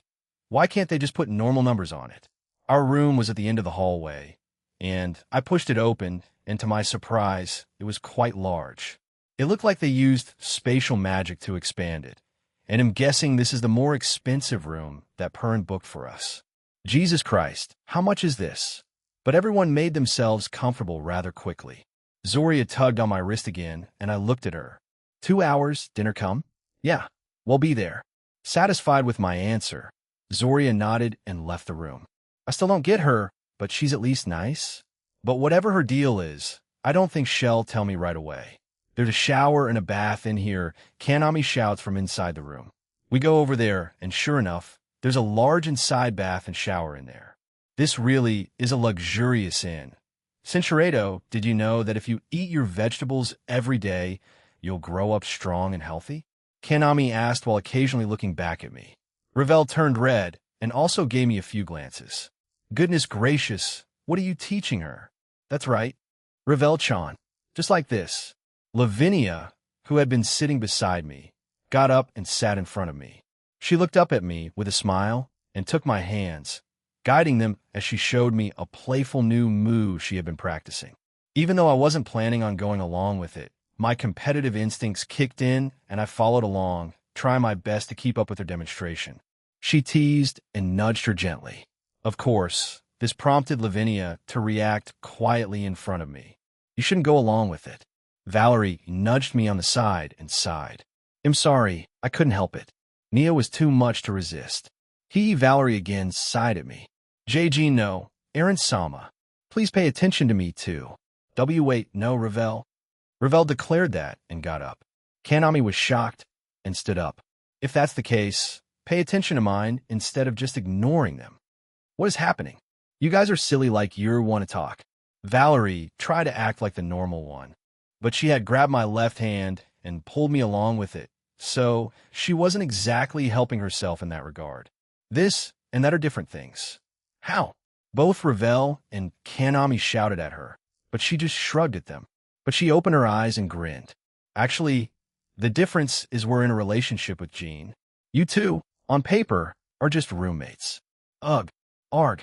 Both fell to the ground, clutching their chests. That was kind of brutal. I'll be honest with you, I gave Valerie a look, and she just smiled at me. Valerie-chan is relentless, do your best. Ravel-chan. Kanami-chan. Lavinia encouraged them while still being held back playfully. I'm not helping either since I kept on splashing around with the two of them, so our bath time went like this.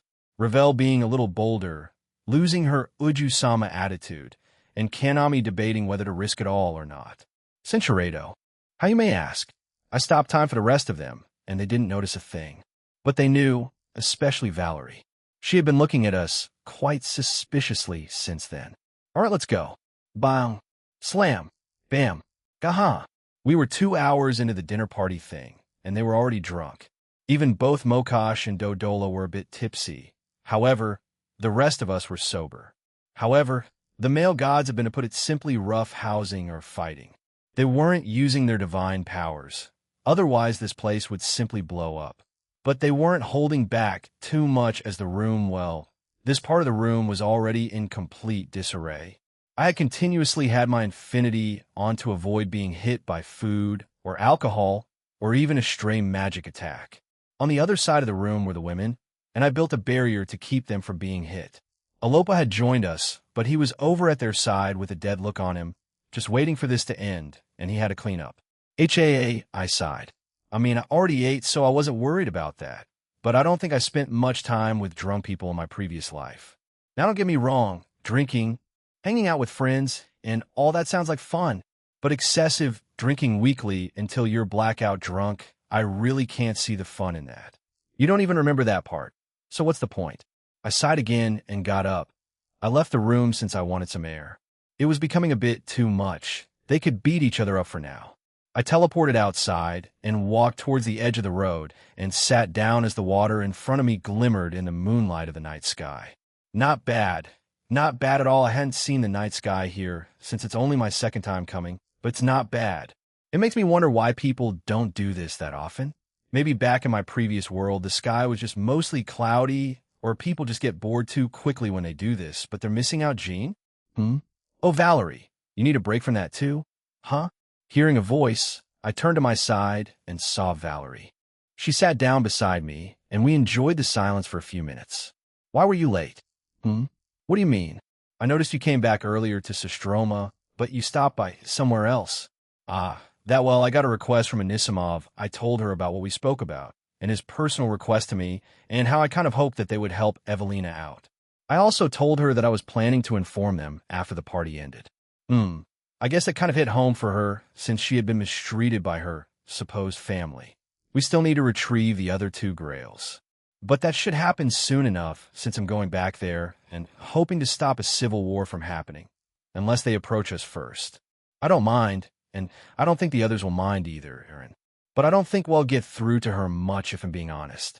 Cinceredo, but do you really think the mother feels that way? You heard it from Anisimov earlier. She didn't do anything and let her husband beat Evelina up. Regret is a strong feeling, Jean. The father has passed and is now in purgatory, but the mother still lingers. Regret is what keeps her in this world. If I can bring her back, explain what has happened to Evelina, then we can have them speak to each other, she told me. But that also requires Evelina to accept her mother's apology, and given how much she hates people, it takes two to tango. And Evelina, who had to endure that for a long time. Cinceredo, hey, what about us? Drake's mark appeared on my hand and asked quite mad. You're useless outside of combat. That was a joke. You already have your role, Drake. Just keep doing that. TCH, fine after saying that. Contour slipped back into my soul. Turning to Valerie. She agreed with it. Cinceredo, it felt like cheating. Did she really grow, or did we force her? Natural versus artificial. Which is right, and which is truly healing? I don't know, and he'll find out by tomorrow. Finally, I felt everyone starting to leave the building. The male gods probably got too drunk since I felt them powering up. As I got up with Valerie, she grabbed my arm, so I turned around. What's up? Make me immortal. I was a bit stunned by the suddenness of it. I don't mind, but are you sure? She nodded. Yeah, I've been thinking about it since I found out from Aquino in Asia. It's too embarrassing to say my real reasons, but please? Valerie blushed harder as she asked. I chuckled at her and bravado her, and at the same time turned her immortal. They are done. Thank you. Oh, an ID like the immortality to take effect soon. Puffed, I coughed, as she caught me off guard with that request. I was expecting Valerie to be the type to ask for a favor in a more subtle way, although she has been spending time with a lot of different people with different personalities, so I guess it makes sense. She and Ingvild are basically best friends at this point. While I don't mind, Cinceredo, I started to walk away and wait for her to catch up, and she did, but oh, and I'm sure Rias is also ready. Don't keep her waiting. Duly noted. Valerie just giggled at me, and we waited for everyone to get down here. Chapter 11, Part 6, Zoria, Evelina and Bond's Ignia. Oh darn. Who the heck are these weirdos? Don. Boom. FWSHH. I had gone out of the universe my father was in, and had been traveling the multiverse, but I had come across these weird, dark, shadowy weirdos that wouldn't stop trying to attack me. I'm stronger than them, but they're just relentless since they keep pursuing me. Gathering flames around my hand, I throw it towards them and incinerate them. But like usual, they were killed, but even more showed up. This is so stupid. Did I mess up? Am I going to die this way? No way. I want die a pathetic death. They'll destroy you all. Zwap, I had them. Sure you did. There are new friends, Ignia-chan. Don't start antagonizing them. Friends? Lapis opened a portal behind me and pulled me through it. I was back at our base. But what on earth did she mean by new friends? Are they from a different universe? Are they like the mechanical gods of EXE? If so, Father needs to find out about this. They're called the Crepuscule Phantasma, and they're going to be helping us with Daddy explain. She put a finger on her chin and nodded. They are two of the new friends we made. Rise-chan and Hades-chan assisted with it. But Melvizoa-chan is being a meanie and is being unreasonable with his demands. He wants to wipe out the Atolds first before coming to this world and helping conquer it. But we said that Wed helped defeat the Atolds when they finish with this world first. If you don't know, the Evies are the mechanical life forms of Eevee Atold, and Melvizoa-chan leads them anyway, in leaving the negotiations to them. The one leading the Crepuscule Phantasma, Ias. Drum roll, please, I did not do such a thing, and she huffed at me. You're no fun. Anyway, she's called Fumara, and she has a right-hand woman called Ivy. You won't see them anytime soon, though, but Regal Ziva, the older brother of Melvizoa-chan, is planning to try to come here soon. He said he'd try to go through the dimension gap, but I advised against it because Daddy's shadows are there, so if anything happens to him, it won't be on us. I've told them about this, but Regal Ziva-chan is confident she can handle them. Lapis smirked confidently. Cinceredo, you can't. He's at least universal now. He was formerly at the same power as a true dragon or dragon god, but since Mommy helped them rise in power years ago, Their much stronger Lapis lost her cheerful attitude and looked at me seriously. It makes you wonder how incredibly incompetent they are. If they can't even defeat the Atolls led by Risatoris, if those high-ranked spirit gods can still keep up with them, then the Evies are as useless as the crepuscular phantasma. She sighed one more time and reverted back to being cheerful. But we'll just have to play along, don't we? I wonder if Daddy has found out about them yet? Fumara did say they sent scouts to this world already. Hoo-hoo-hoo, they already did? Darn, then there's a high chance that Father already came into contact with them. He'll contact him soon then. I need to play my part since I've been absent for quite some time. But Lapis is strangely intimidating when she stops being the cheerful Yandere towards Father. Is that why I feel uneasy around here from time to time? Oh, by the way, the crepuscular phantasma was helped by an outer god like Mother at one point in time. They were called Magnum Tenebrosum, or Uncle Darkness.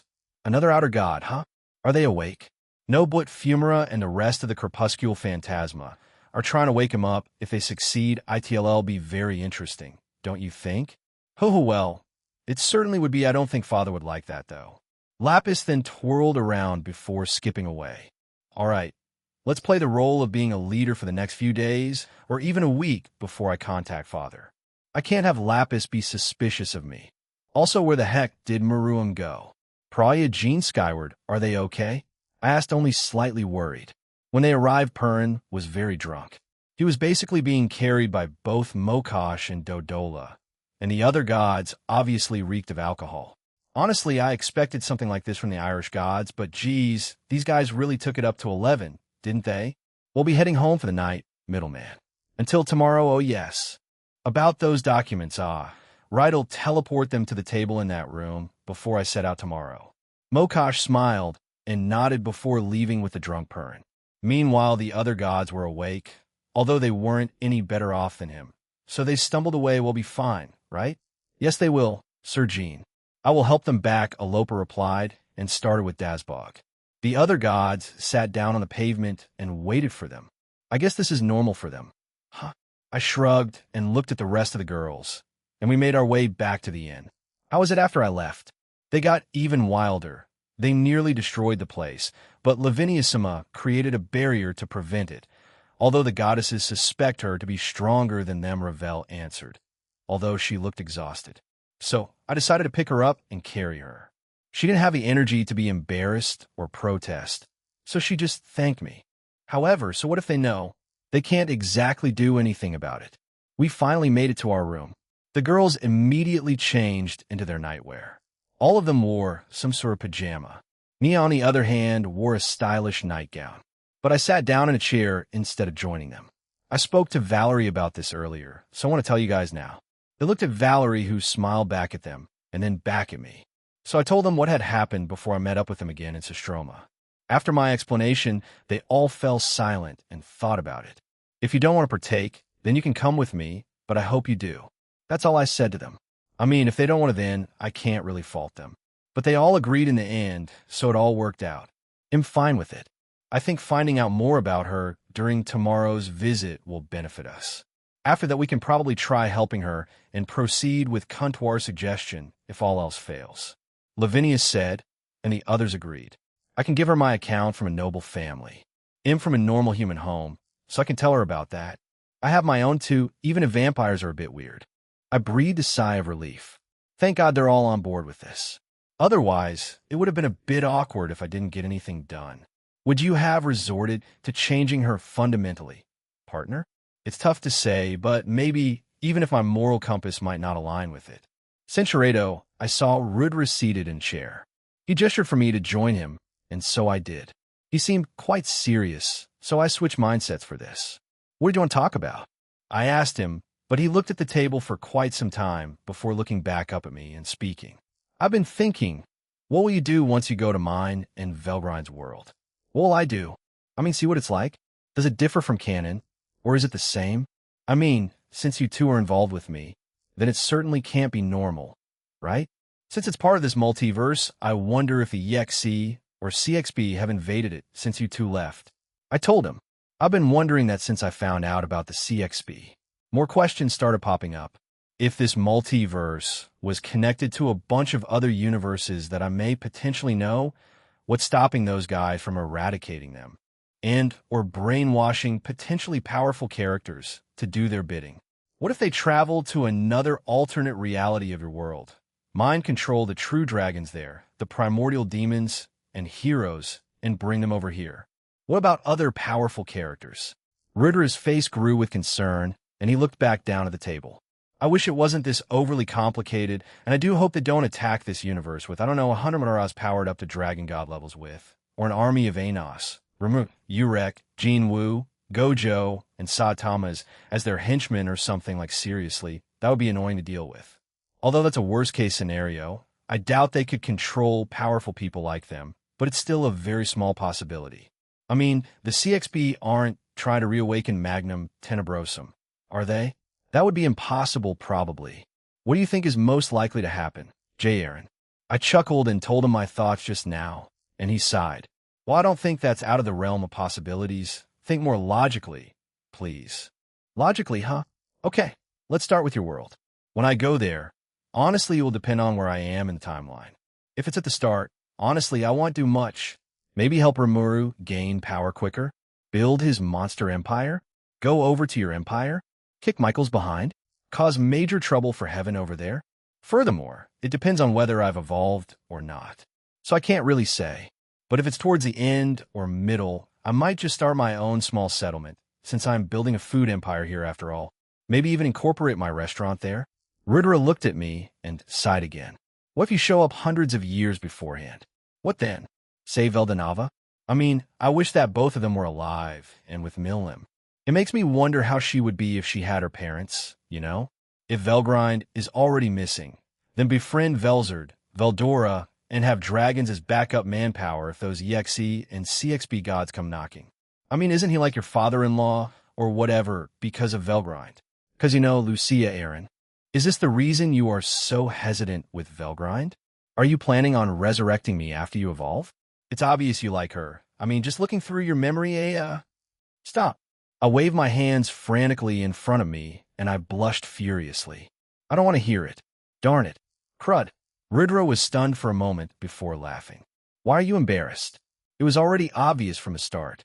Ugh. Even if I do, I can't do it. Look'll definitely find a way to bring you back. Like how I'll save Azathoth. So, just I don't want to be brought back, Aaron. I stared at him stunned. W, what the heck do you mean you don't want to? Velgrind wants it. She knows that it's a possibility, because when I EVOL, wasn't your rule that you would let the soul choose? Or are you deviating from that rule of yours? I mean, yeah, but then please respect my wishes to disappear. Perhaps I wish to die as a human, even if I am probably long past being such a thing. I can leave the rest to you. I know you'll be able to do it much better than me. I sighed and put my head on the table and not just thinking of you. I'm doing it for the both of you. I know what you're thinking, Tool. You're doing it for me and her, aren't you? I'll admit that I still love her, and I'm sure Velgrind still feels the same way, but I've been slowly trying to hand her over to you. Hey, maybe in some other alternate reality, I do get that ending, but not here, and I'm fine with that, he said calmly. While I looked back at him, he just gave me a smug look. Same to you, too. He got up and stood beside me, so I got up, too. Look, Aaron, I have my own plans. Once we reach my world, I will take over, spend some time with some former friends, and I may take the liberty of using your powers to speak to deceased ones. I have others, but it's better to keep them a secret. He held his fist up for a fist bump. Man, you're killing me here. Do not hesitate. You will be the ruler in the future. Now, bump your fist with me. I sighed and relented. Fine, I bumped my fist with him, and I started to fade away. Rudra just gave me a sad look as I faded away. I don't even know what kind of expression I was showing him right now, but he did look like he was pitying me. Rudra, I've spent a total of 20 years with you along with everyone in my circle and soul. I look up to you as a veteran leader of an empire, and as an older brother I never had. The times I spent being taught by you in my soul during my time in the pocket dimension, I won't forget them. You mean as much to me as Draig, Albion, and the girls. Saying goodbye to you in the future will be as difficult as seeing the girls die, or those two stupid dragons. We'll be forced to accept it. Darn it. Oh, you're here already, Jean? It's quite early. Hey, Perrin, I just dropped off the documents here, and I know this may sound unreasonable, but can you try to finish it today? If not, then tomorrow will be fine too, I told him and gestured at the documents on the table. Along with him, Mokosh, Dodola, and Urila were also there. He looked at it and nodded. I expected them to be many. Very well. We will try to read through them all by today, but if not, we will get it done by tomorrow. Thanks. I started to leave the room when he called out to me again. You are off to Minyev today, are you not? Yeah? I wish you luck. I nodded and left the room. Once I stepped out of the building, I sighed. The girls weren't awake yet, but after having that conversation with Rudra, I couldn't fall back to sleep, so I've stayed up for the last 3 hours. It's around 6 in the morning now. HAA, what did you grip him? Oh, it's you. I began walking around the place with no destination in mind, but I was quickly stopped when Zoria grabbed my wrist again. She nodded after I acknowledged her. Do you need something? I asked, but she didn't really say or do anything, so I just started to walk away, but she kept on holding my wrist. It felt weird, so I just decided to hold her hand instead, and I got a small reaction from her. She squeezed my hand. That was the reaction. It's small, but it's something. I might as well ask about Minyev, since I know nothing about it. I spotted a small bench and walked over to it. Once I sat down, she also did, although she didn't stop holding my hand. Can you tell me anything about Minyev? Apart from what I already know from Anisimov. She squeezed my hand twice. I don't know what that means, but it'll assume that it's a yes. So I waited for her to speak, and I waited for around 5 minutes, but she did eventually speak. Zimadavushka, you know it in Japanese as Yuki Anna Zimadavushka? So its equivalent is the Yuki Anna or Snow Woman. One lives over there. Snow elves, wyvern snow serpents, more fairy variant snow elves. Wyverns and snow serpents? I didn't know there were variants of elves. I thought there were only high elves and dark elves. But all right then, you learn something new every day also? More of those leshy variants? Then nighttime should be dangerous over there, okay. So which ones will I have to look out for? Do you know what kind of request Evelina will ask me to do? She looked at me and nodded, so I was made to wait another 5 minutes. Shabanina, strong Zimadavushka. She lives far in the mountains, but she captures people and brings harm to them. Evelina wants you to stop her. I stared at her, a little surprised. I didn't think she was going to speak a full sentence without stopping every few seconds. I guess that's been bothering her too. Huh? I mean, it does threaten Evelina's safety, but why didn't you or the other gods kill it? She just shook her head and didn't say anything. I guess they have some kind of rule or something. Anyway, whatever the case may be, they'll do it. Anything else? Mazin large serpent dragon terrorizing ice elves asked help from Evelina. Okay, wait. Now I was confused. Are the ice elves hostile, friendly, or what? She saw my confused expression and continued. Neutral friendly, I see anything else? But she shook her head. So that means they'll be killing a Zimadavushka and an ice serpent dragon thing. I also need to make contact with the ice elves to let them know growl. However, suddenly I heard her stomach growl, and I stared at her, which made her blush. I guess she was hungry. Didn't you eat yet? She shook her head. We'll buy breakfast then. Let's go. Still holding hands, she leads me to a nearby restaurant bar place. When we entered, we were greeted by the owner quite cheerfully. He was a buff middle-aged man with a goatee, which I wasn't expecting. Oh, it's Lady Zoria. Here for breakfast again? Wait, is that the middleman? Well, color me surprised. Come in, you two are the first today. He gestured us up to the counter, so we went over there. He looked at us holding hands and grinned. So he's the one you've been talking about since you first saw him? The owner teasingly said to her, and Zoria turned completely red, let go of my hand, and started to flail her arms at the owner, who just laughed. She was just making a weird sound while sounding completely livid at him. He just laughed at her again and gave me a menu. I read it and recognized a few items, but the majority was unfamiliar to me. Therefore, being adventurous, I chose at random and ordered it. Oh, we'll be paying by the way, I told the owner, which made him look at Zoria with a massive grin. I'm not sure if what I was doing was helping her or not, but this time she aimed her very light, flailing at me instead. I didn't move, obviously, so I just took it all. I've been wondering, is this selective mutism? Or is she just shy? I don't know, Drake. It doesn't really bother me, since she still speaks, you know? Drake just gave me a grunt in response. The owner finally left after Zoria wouldn't stop hitting me. Man, it makes me think that all gods are weird and unique as hell. Especially this one. I finally looked around the building, and there were a lot of pictures of Purin and the other gods. Jinsurado Eren-sama, where are you? She asked through the communication function, and I told her where I was, so she quickly got dressed and came over here. Morning, Ravel. Sleep well? Why, yes, I did. Jin-sama. Are we having an early breakfast? Yeah, I might as well. Do you want to order? She nodded and sat on my other side. So I called out for the owner, and he came back, saw Ravel, and handed her a menu. She picked the same dish as me, and he went back to make an extra plate. I glanced at Ravel, and she seemed nervous. Nervous about the task you need done? No, well, not entirely. I was just thinking about how we should approach this. There are many ways, but since we're essentially strangers, we have to be a bit more delicate about the situation, although Zoria-sama is going to be there, right? She said and looked at me, then at Zoria, who was also staring right back at her. Zoria nodded, but kept staring at Ravel. Ravel then noticed us holding hands, and so she grabbed my other one. Why do I feel like some kind of silent war was happening? The personification of Dawn Goddess of Dawn versus, essentially a phoenix? The owner popped his head out, saw the scene, and just laughed loudly. Problems of a popular king. Huh? He said the line, partner. I sighed and waited for the food and let these two silently glare at each other. It sure is lively here. The owner, whose name is Yurievich, laughed quite loudly. Why, you may ask. Because Kanami-chan, I get to sit here. One chair for each of us, Lavinia. The other girls had woken up and joined us. Currently, Zoria was to my left, Ravel to my right, Nia sitting on my left lap, and Kanami on my right. Valerie just dragged a chair behind me and sat there eating. Yurievich didn't have any problems with that since at this time of day, there weren't any customers. HAA, you guys need to tone it down. What if customers start to come in?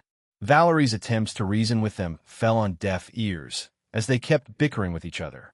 But Yurievich didn't really mind and said he enjoyed the lively atmosphere whether it was a day or night. All right, let's get started then. Zoria will be following you again. We had finished eating an early breakfast and we're about to head out. Since we were starting early, we could get a lot of things done today.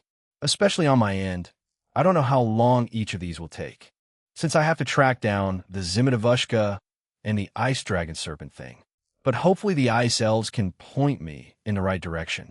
Zoria nodded and flew up, followed by the rest of us. Yurievich saw us off since there weren't that many customers still. East. So Menyev is east, huh? Without saying anything else, Zoria then flew east, and we followed her. After about 30 minutes of travel, I hadn't yet sensed any life near us, but I did sense some further away. Below us were mostly forests, or just large pillars of ice. We would also see the occasional creature, but they were few and far between. I was flying beside Zoria when she looked at me. Underground Ice Elves' home. They live underground? Do you know where? We'll take later, then go back to Evelina. I see. Thanks. That takes one problem off my list, but that means it'll be tackling the Ice Elves' request first. I was planning on taking on the Zimitavushka first, but this is fine too. After another 17 minutes of travel, we could finally see a giant rock jutting out of the ground and over a cliff. However, there also seemed to be a town built on it. Apparently, they weren't lying about it, but there was also part of the town on the ground and a little bit below. I'm guessing the large castle at the tip is where Evelina is. The lake isn't frozen, I heard Ravel mutter. And she was right, the lake wasn't frozen even with how cold this realm was. I thought it was incredible. I wonder if they did something to it to prevent it from freezing over. Magic Zoria muttered to us. Well, yeah, that makes sense. After that short exchange, we sped up and arrived in the town. Once we were there, Zoria was warmly greeted by its inhabitants. It's Lady Zoria. Hey, she brought the middleman with her too. Are they getting married? After some random person shouted that last one out, Lavinia snapped her attention to them and sort of glared and puffed up her cheeks at them. They awkwardly laughed and backed away. Down girl, I reached over to her and patted her head. In turn, she just latched onto me. However, Zoria smiled at them. nodded, and waved her hand. I guess she's used to this attention. Huh? She must be loved in this town, however. Zoria quickly started walking up, and we followed after her. It felt like we were going up a hill or mountain, but there were a lot of buildings near the top of this rock. We arrived at what seemed to be the center of this part of the town, and there were regular businesses like restaurants, clothes shops, and the like. Although most were selling winter clothing, which made sense. After letting us check the place out for 2 minutes, Zoria pulled on my arm, and we left the area, but quickly arrived at a large gate. The guards there saw Zoria and me, so they let us through without a problem. But they did have expressions that basically said, help us or help her. So even with Evelina hating people, they still loved her as a mayor? Now, that's an achievement in of itself. We quickly navigated our way to the castle's doors. It automatically opened without anyone doing anything. Maybe it recognized Zoria? In any case, upon entering, the place looked rather plain with brown floors, walls, and ceilings, as well as a very minimal amount of furniture and decor. Looks like she's a minimalist in a lot of things, I muttered while looking around the place. But we quickly reach a living room type area, and Evelina herself was there. Her face brightened when she saw Zoria, but quickly changed into a somewhat scowl when she saw the rest. Geez, lady, at least try to hide it, however. Zoria pulled me to her level and whispered in my ear. I spoke with her last night. I nodded and pulled away. I know she won't shake my hand, but he'll try. I put my hand out and introduced myself. Gene Skyward, middleman, dual dragon emperor. I'm here to take care of your requests. Zoria told me a bit about them, but can you elaborate? To my surprise, and even Zoria's, she shook my hand. However, she did try to squeeze it as hard as she could. She also had a very, very strained smile on her face. But she did tell me more about it. Call me Evelina. Lady Zoria told me that she would take you to the Ice Elves village first, so I will tell you about that first. Namenko, the elder and leader of the Ice Elves, and I have been friends since before I became this town's mayor. As such, we have a positive relationship. In general, the Ice Elves are neutral towards everyone, but this time we are friendly with each other. Therefore, she has asked for my assistance, and I have requested your assistance in return. Not too long ago, a crystal ice dragon had been lurking around the underground section of their home, and they tried to ask it to leave, but did not listen and has even taken one of theirs. In fear of their safety, they have temporarily moved elsewhere, and only two remain there, the elder and her right hand. It's simple. Defeat the dragon, report back to her, and then to me. She explained and took a breath. After a few seconds to let me process it, she continued. The second request is to eliminate Azimita Vushkum. This one gained notoriety in a name. She's called Shabanina. She had been mostly neutral over the last few years, but recently, some of my people and even their pets had gone missing. We thought they were just lost, but when we found them, they were encased in ice that wasn't natural, and the places they were found were spots where she frequently visited. So in conclusion, she must be the one doing it. Please stop or capture her. We want answers. Finally finished with the explanation, she sighed. Zoria walked over to her and patted her on the shoulder and whispered a job well done to her. But they're not sure if it's Shabanina or not. Huh? Let's hope it's a misunderstanding then. But if not, they'll need to stop it too. Shadows? For both the dragon and Zimita Vushkum? Most likely. I mean, if I have to kill the Zimita Vushkum, that is. But we'll cross that road once we get there. All right, Evelina. We'll try to get them all done today. We'll get started then. She nodded, and I turned around to leave. However, the girls came with me, and we stopped around the corner. They'll leave it to you guys, then Xing. Kuntuar came out and also joined them. You too, Kuntuar. Yes, leave it to me, dear. She paused to make it dramatic, and the girls looked at her, then back at me. Nia suddenly grabbed my hand and looked at me quite seriously. And me too, dear, leave it to me. Why? Good Luke, but the others did the same thing, calling me dear.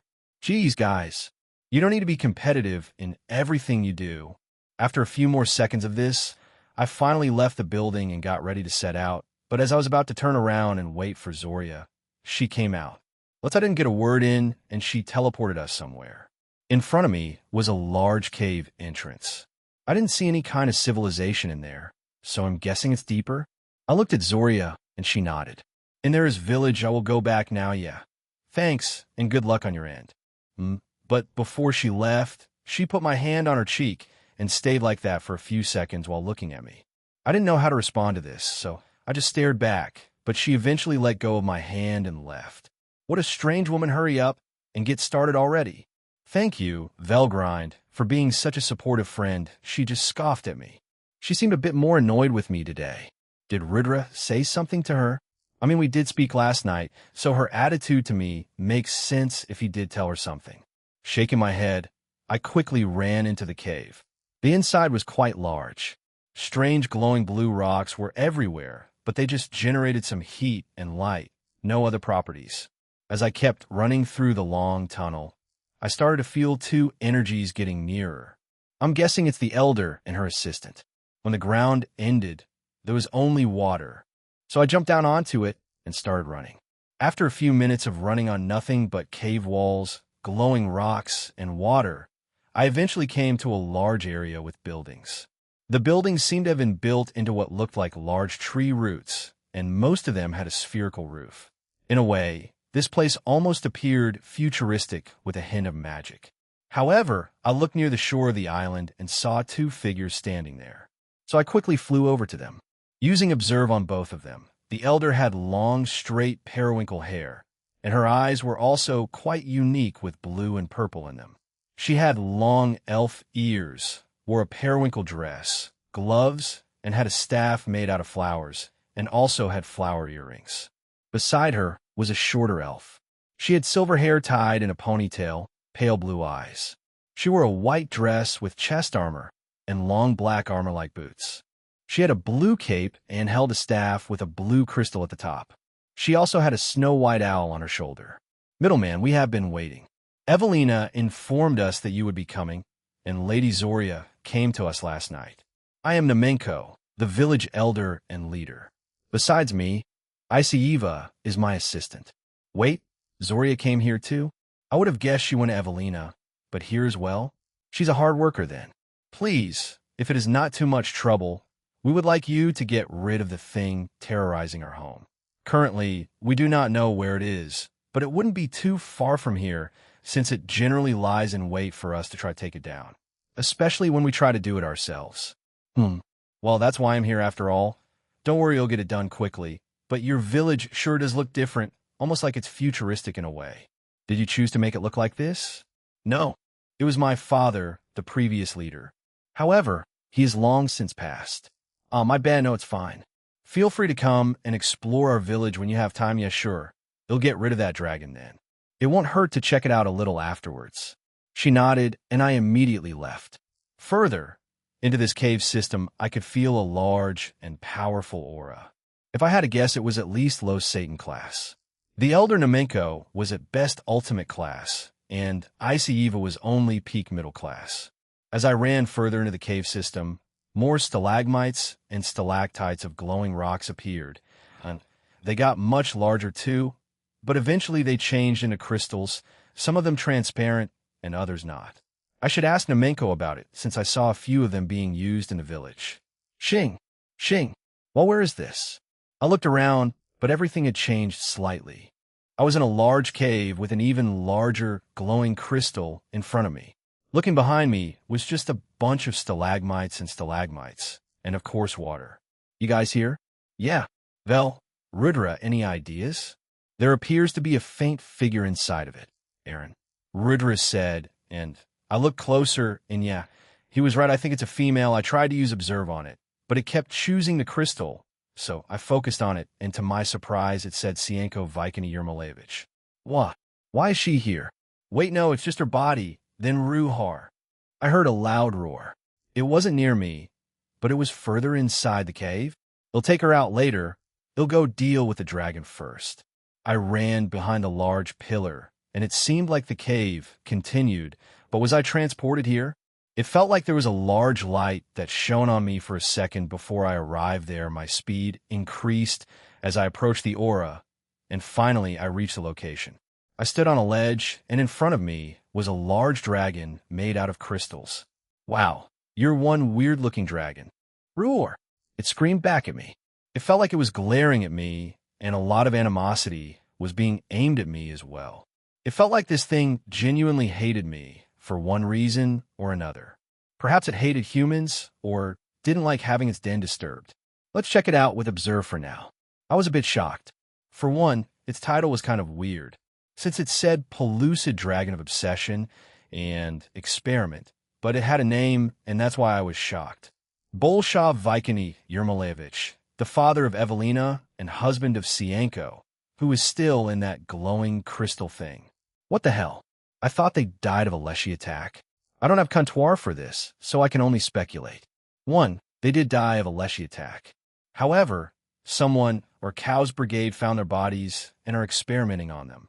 They turned Bolshav into this artificial dragon, and for some reason encased Sienko in that crystal. Or 2. Something else is brewing and I have zero clue about it. Maybe the Zimadavushka had something to do with this? I don't really see how, though. Also, they said this dragon hadn't caused too many problems for them until recently Barato. Aaron, is something wrong? I told her everything I just found out, and she fell silent. I heard her excuse herself, and then Comptoir appeared beside me. She silently looked at the dragon, disappeared, and then came back. I'm guessing she checked out Sienko? So, Sienko's soul still lingers on. However, it does not inhabit that body. It is hollow. Nevertheless, Bolshav's soul and mind are inside that dragon, which is why it holds resentment against us. He was a very angry and resentful man while alive. Examining everything, Cow's Brigade was definitely at fault. Whether or not they were responsible for the Leshy attack is entirely different. Perhaps they did just come across these two as they lay dying, or were already dead when they came across the bodies. However, it seems like the Zimadavushka is also tied to this. This is pure speculation, but perhaps the Zimadavushka is also a creation of Cow's Brigade. After the death of both Evelina's parents, the Zimadavushka suddenly showed up, but was mostly inactive for a few years, until recently too. Whoever is in the lead of this experiment, they may have done this quietly for years, perhaps Avetsa or someone else.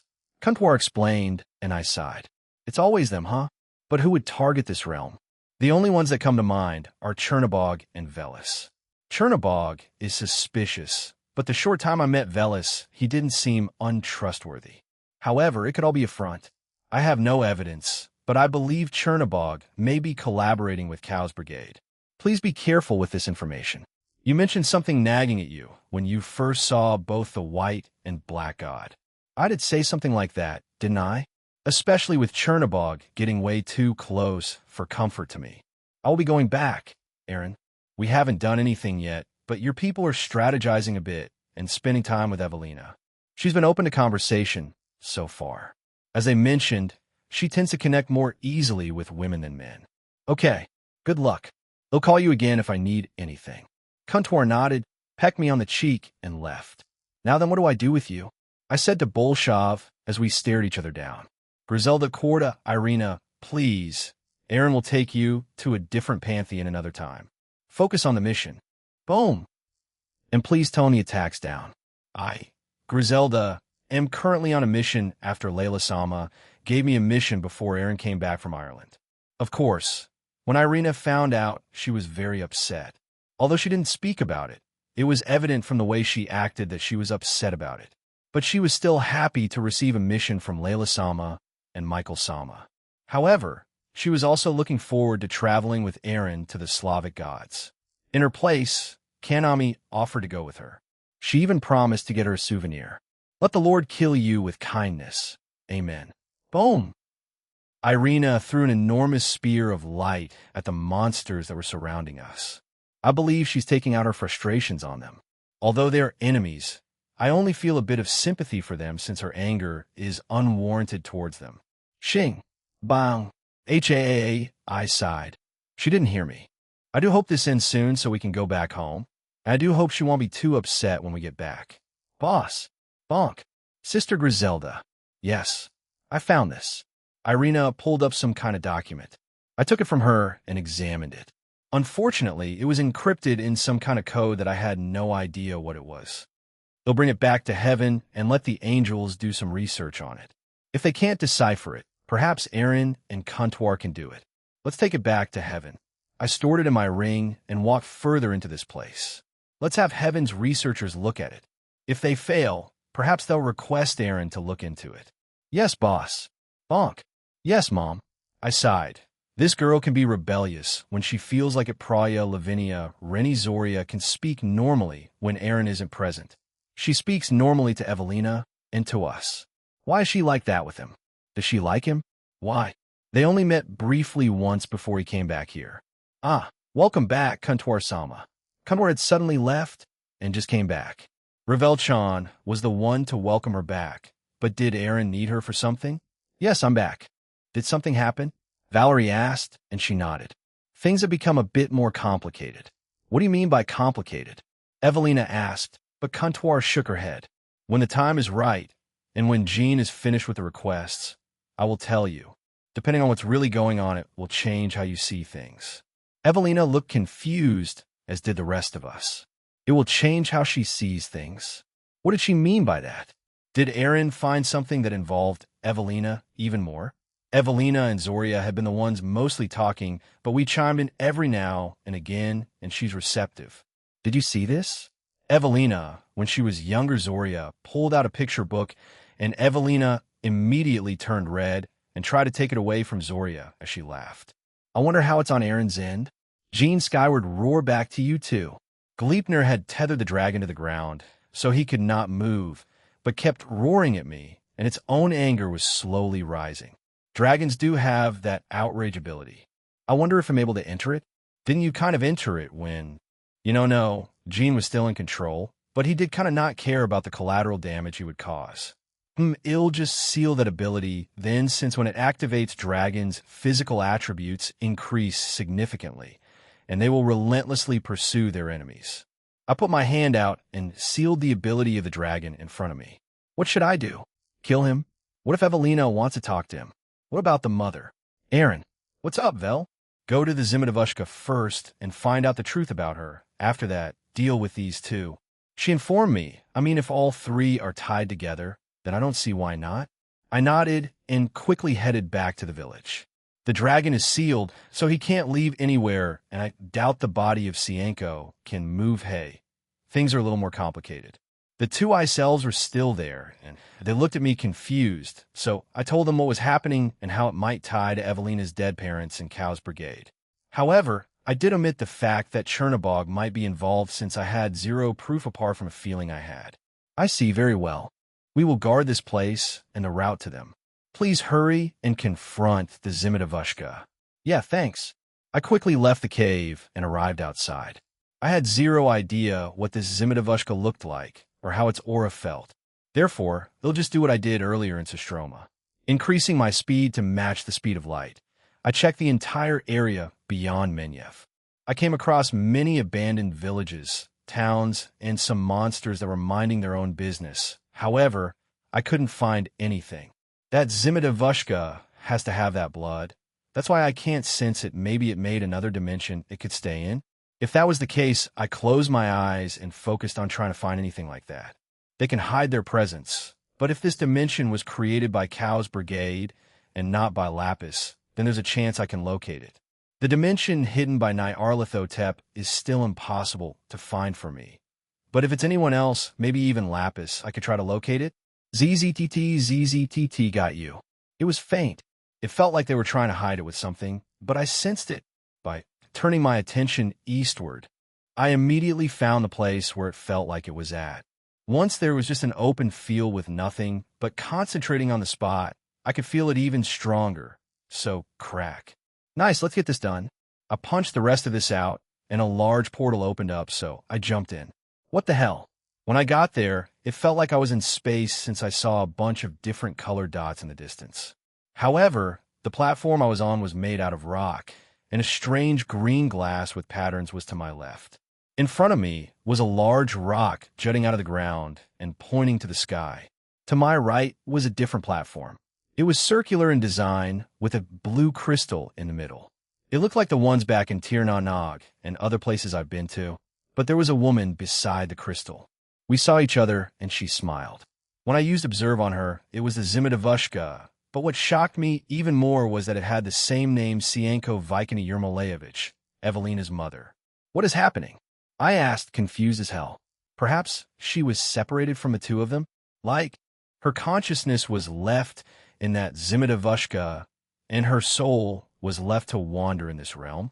That's why the body we saw in that crystal in the cave was so hollow. Rudra told me, and I was more than inclined to agree with him. But the creature gestured for me to join her, and so I did. I landed in front of her, and she smiled at me. Middleman, I'm glad you could join me. I have so many questions, but I doubt you will answer them. You're correct, although it isn't because I wasn't programmed to. Unless you override it. She told me what? Override it? Like a program? I used to observe on her again and looked a bit closer. She was an android, divine beast mix, just like the next dolls. But this wasn't the original body of Sienko. The one in the crystal was ill do that then.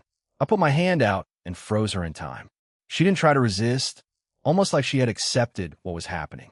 It also felt like she had been waiting for me here, but maybe I'm just being optimistic. All right, let's check her memories first. Satinel and the Wizards of Oz were the ones responsible for this.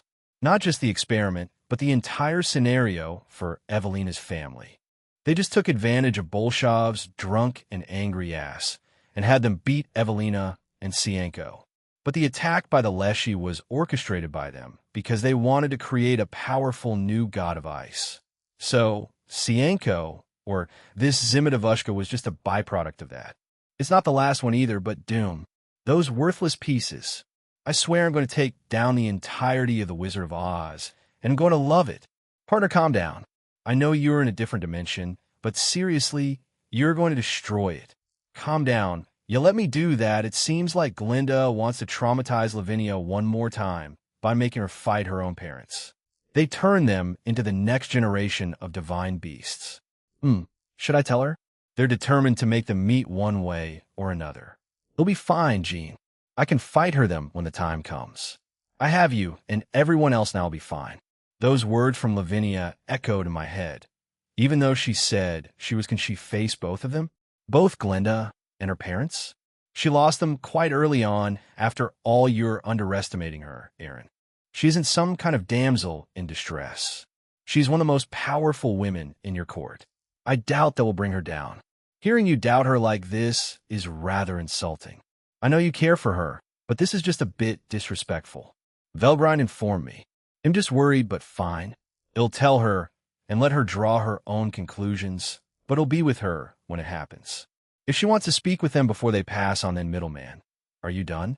I snapped back to reality as the Zimidovushka looked at me with worry and horror. Looking around, most of the platform had been destroyed and parts of the realm were shattered. Yeah, I'm all right, don't worry about it. Anyway, I'm going to cut you loose from their grasps then. I grabbed her shoulder and made sure that she wasn't tied to whatever Satinel and the Wizards of Oz put on her. However, I doubt she'll live long, so I'll just freeze her for now. Once that was done, I looked back at her, and her entire face had become pale. But what does this do? I asked her.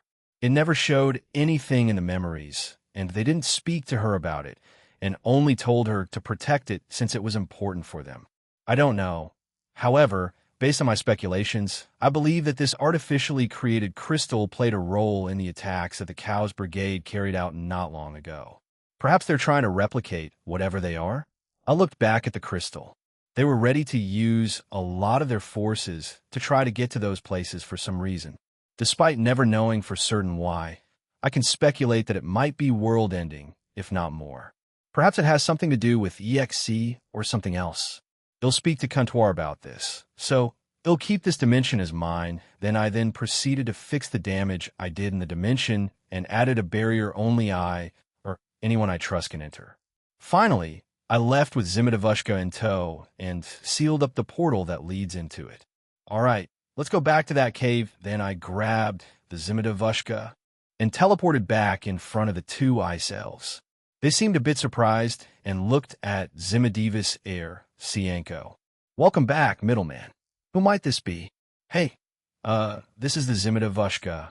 I need her for something, but she isn't going to attack anyone under my watch.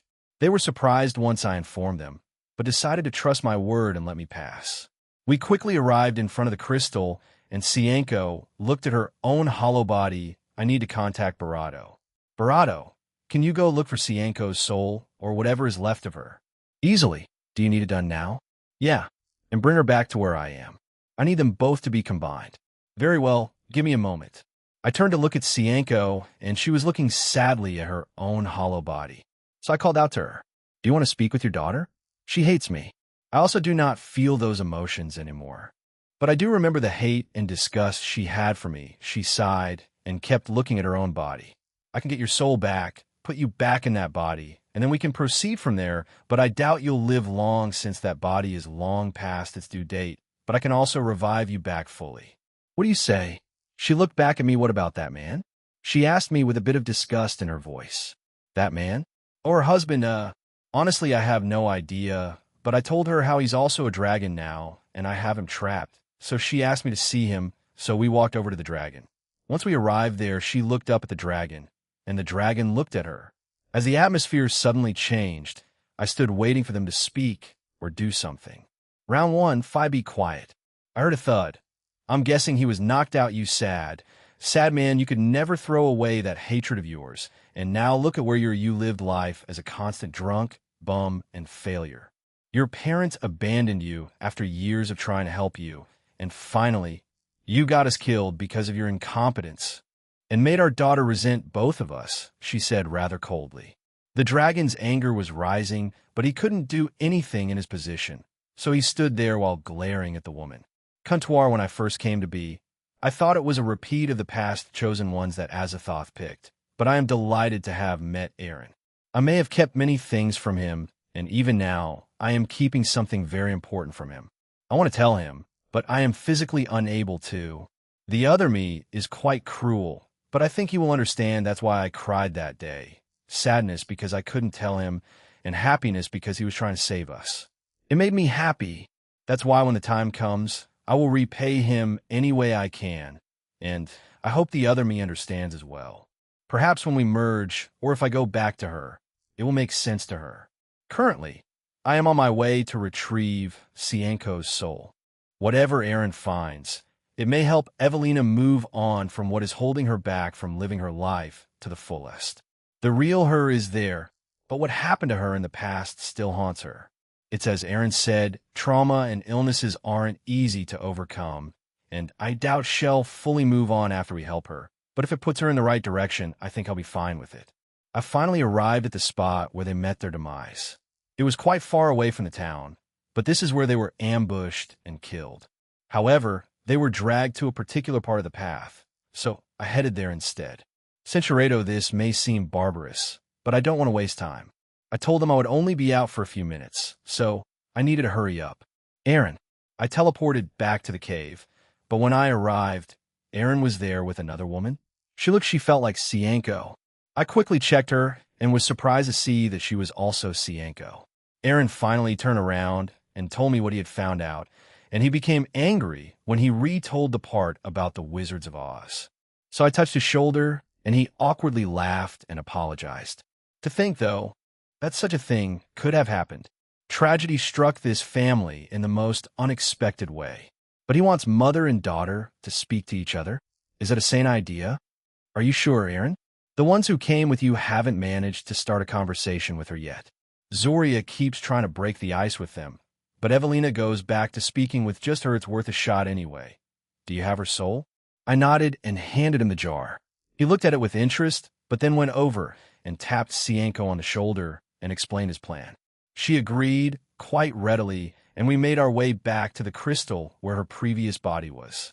First, we'll take the body out, and it'll restore it to its former glory. Once that's done, I will move your consciousness back to your old body and also add your soul back. After that, it's up to you. You will have no more than 24 hours before that body breaks down and you die again. I told you already that I could revive you, so when you make your decision, tell me. I will give you my answer after I speak with my daughter, middleman. Jean nodded, touched the crystal, and it shattered. He caught her body and immediately restored it precisely to what it was when she was alive. As he said, it is on timer. Once a certain amount of time has passed, it will revert back to its pale and lifeless appearance. Once he was done with that, he removed her consciousness from the Zimadavushka and the soul from the jar and placed them back into the original body of Sienko. He placed her down on the ground and waited for her to wake up. In the meantime, he stored Zimadavushka's body in his inventory while he waited for her to wake up. She did rouse herself up and began moving her body around. She both looked relieved and saddened I should go back and try to help them with speaking about her past. Perhaps BZT. My phone rang and I took it out. It was a text from Valerie saying they tried to breach the topic, and she became very hostile and refused to speak with them. Aaron, I called him and showed him my phone. He sighed and told Sienko what had happened, and she appeared concerned. It is my fault. I won't lie and admit that I chose not to say or do anything because I didn't want to be beaten. That makes me a disgusting and despicable mother, so I will tell her that. But she turned to look at the dragon, and it was definitely her father, Bolshov. What do you want to happen to him? Kill him, she said rather coldly, and the dragon became enraged. He was a failure then, and he is a failure now. He targeted the ice elves. Even if they were under my orders, I had no control of that, but it pained me to see them like that. That's why no, I will save that answer for later. Please take me to my daughter. Very well. Jean looked at the dragon, summoned a gun, aimed it at the dragon, and then pulled the trigger. The dragon then quickly faded out of existence. I had no idea that he had created such a thing unless he did just now. He was still quite angry. Perhaps he took out his frustrations out of it. It didn't seem like he wanted to make Bolshov into his shadow or Elekta.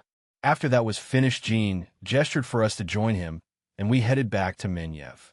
Menyev Jean skyward. I teleported just past the hallway that led into the living room, and things felt tense there.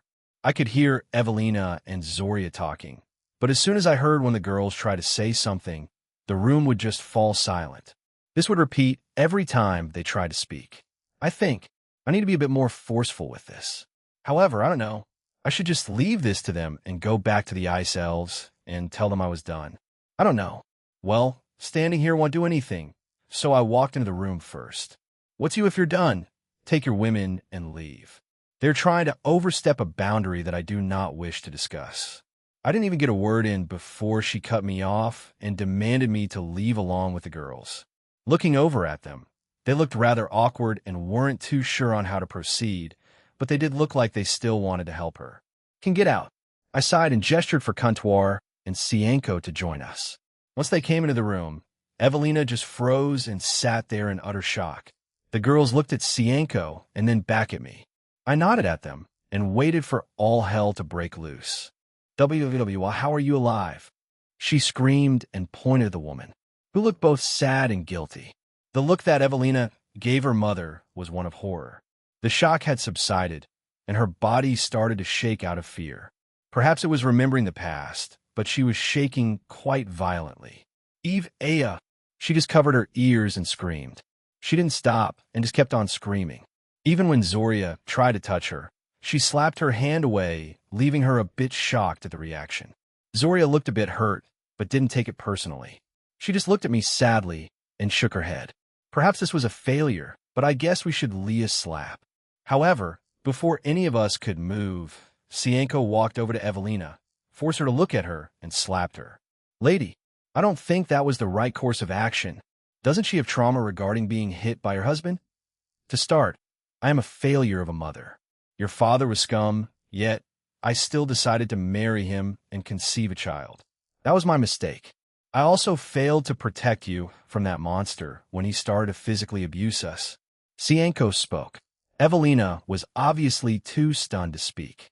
Centuredo, so you would resent me, so you would hate both of us.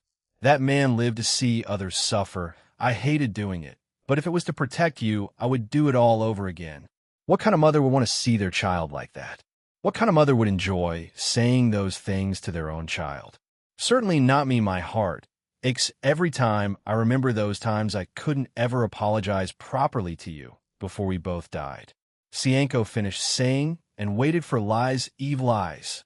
Is that what you expect me to believe now? How are you even alive? You both actually survived and now are coming back to make my life even more miserable. Is it because I have wealth that you come running back to me now? Evelina shouted at Cienko, but she did not seem to be fazed. You sounded so gleeful when he was beating me. You even encouraged him. Do you really expect me to believe your lies now? I brought her back to life, but it's only tempo you. You shut your mouth. Mind your own business. All you needed to do was do those 2 requests, leave, and be done with it. Again, she shut me down, all right, to let them talk it out, then Evelina, don't speak to him like that. He made this meeting possible. Get out. Get out. I don't want to hear your lies. Evelina shouted again. It was almost like she regressed back to that scared child. She's just lashing out now. All that abuse, Cinceredo tears streamed down her face. Obviously, this shocked Evelina. The one person she had trusted had just slapped her. She looked at Zoria with a blank expression, not sure on how to react. Your uncle Anisimov asked Jean to do this. She started and spoke without stopping. He has been worried sick about you ever since you were left alone to fend for yourself. He has tried numerous times to reach out to you, but you have not reciprocated. Eve, I know it's difficult to face your problems. It's challenging to face things that are scary and make you feel uncomfortable. However, if we just run away and put it off forever, will we ever move on? I know it takes time, a lot of things do, but at the same time we have to take steps in doing so. I love you. You're a dear friend to me. I don't want to see you bitter and angry at the world until your dying breath. I want you to live your life to the fullest. You're only human. You have a limited time in this world. Please. Zoria shouted at her, all right, it's my turn. I walked forward, and everyone turned their attention to me. I'm going to need your help here, Cienko. Well, I touched her head and put my other hand out. A holographic circle appeared, and it started to show Cienko's life from birth to death. Everyone sat there quietly as they watched it all play out. Each birthday she had, every happy moment she had was played for all of us to see. The scene came when she met and somehow fell in love with Bolshov. Even though she was neglected and endured difficult treatment at times, she eventually gave birth to Evelina. That day was Cienko's happiest one. However, Bolshov looked indifferent. Over time, troubling conflict arose, and the situation steadily worsened from there. Cinceredo, they'll do anything. Please just leave her out of this. Cienko was begging so hard that Bolshov eventually relented. However, fine, but on one condition. Anything. A cold, grim smile appeared on his face. Then say something cruel to her. Break her down however you can. Make her hate her beloved mommy. If you refuse, they'll just stick with my original plan. I want you to break her spirit, break her love for you. Anything positive about you she knows, I want it to be shattered. But it will be pretty funny to see, right? Huh. Cienko looked dead inside as she thought about it. However, if it were to save her own daughter from being subjected to serious harm, then she would go through with it. So the scene changed to Cienko trying her hardest to do just that. Every insult and hurtful thing was said to a young Evelina. Evelina looked confused as to why her own mother was saying those things. She cried harder, apologized for being born, and it deeply affected both of them. But she had to do it. After that, it showed Cienko enduring Bolshov's cruel mistreatment. She was gravely harmed, not only by him, but also by his entire friend group. To protect her daughter, she silently endured the pain. Finally, it showed their demise. They were coming back from somewhere when they were attacked by Leshy and killed. Finally, the memory ended. Everyone was silent. Evelina was still staring at where the circle was, unable to process what she had just seen. If it's for you, I would do anything for you. You're my Evelina. After all, Evelina started to shake again, and she cried harder. We just needed the final push. I quickly walked around to the girls and handed them some buttons. I quickly explained that it would project a certain memory. They just needed to think about it. After that, it's all on them. Imrevel Phoenix. I came from a noble devil family. I have 3 older brothers. Riser Phoenix, he seemed very arrogant and did whatever he pleased. His mother and father didn't do much to try to fix his attitude.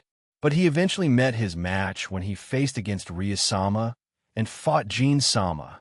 Even when he was acting like a brash and arrogant man, he still cared for me and put me out of harm's way when the time came. Even after bouncing back from his depression, he is still the kind older brother I had. Even when all my family members have flaws, I love them nonetheless. Even if they show me tough love, I still love them. Your mother very much cares about you. Zizoriya-sama also cares about you. Please don't throw it all away. As Ravel said this, a small circle appeared and showed various instances of what she mentioned. Reiser pulled her out of dangerous situations during his official rating games, going after bullies that tried to bully Ravel and various other situations. It's as she said, he became that arrogant asshole after winning multiple times and getting his way, but deep down he cared for her. Ravel finished saying and blushed quite hard. After that, Kanami stepped up and spoke up. I don't have much to say honestly. My life seemed perfect. The only defect was me. I was the perfect student in school, and the pressure got to me, so I ran away. I love my family, and my own younger sister searched for me for a long time. She looked at me and chuckled. But I guess fate wanted to play differently. I got involved in the supernatural eventually, met Jean, and now my life is here. I'm yet to go back home and apologize to my own parents. But I think it's better to get along with your own folks, you know? They have a limited time in this world, especially mine. I don't know about Miss Sienko there, though, Kanami said, and the circle above her shoved her struggles and her own journey around the world. She had fun, met many people, had many experiences, but she always thought back to her own family in Natsum. Finally, the last two. Valerie went first. Personally, I never liked my parents after the things they subjected me to. But I believe you can still find family beyond blood. She looked at the others and at me before looking back at Evelina. I first met my lifelong friend, Gasper. We share many things as we both suffered, but I helped him escape and I was left alone.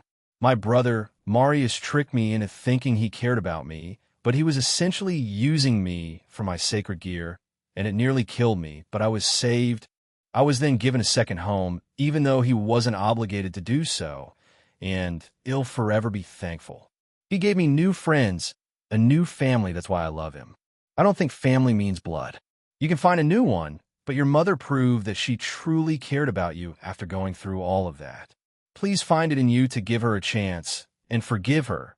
Evelina, the circle above Valerie, showed her time in the Teeps faction, the abuse she suffered through, and then finally, to me, saving her. It also showed how her life had turned around. Finally, Lavinia. I lost my parents at a young age. I was ostracized by my family who were meant to take me in, love me, and care for me. I was further alienated because of my sacred gear. I hate dolls, and irony hugged me back by giving me a sacred gear that can make those dolls come true, but I thought I'd found another mother in my life. But in the end, it was all a life. She just used me for my sacred gear for years. I had trust issues. I never thought anyone would like me, love me, or care for me, but that was until I met Slashdog, my current team. Lavinia closed her eyes and put her hands on her chest. The times we spent together, how we helped each other, like what Valerie said, I found a family in them, and even more so after I met Jean. He has a large family growing, and I'm very lucky to be part of it. It would be great to be able to speak to my parents again, but I don't think that's possible. You have this chance. So please take it before it's too late. Above her, it showed her time before Slashdog, her desperately looking for Glinda, meeting them, having her world shatter after finding out the truth. But of course, her new family was there to help her through it. Then it changed to meeting me, and how her life was after. For some reason, everyone turned to me, but I just turned around. I don't have much to say, but you're going to be all right. You just stumbled over a stone on the road. It means nothing. You'll have a far more fulfilling life that lies far beyond this. Won't you? I'm sure you'll overcome this, and you will walk again soon. With that said, I walked out of the room followed by the girls. I want to give them some privacy. However, not too long after, we started to hear Evelina cry harder and louder with Sienko and Zoria comforting her, and a lot of sorries being said. We arrived outside, and even Ravel was wiping away some tears. I just patted her on the head. They did just have to reveal some of their secrets after all. I doubt that was an easy thing to do, but it was worth it since they got through to Evelina. Kuntor also decided to return to me during that time, so they didn't turn to her. What do we do now?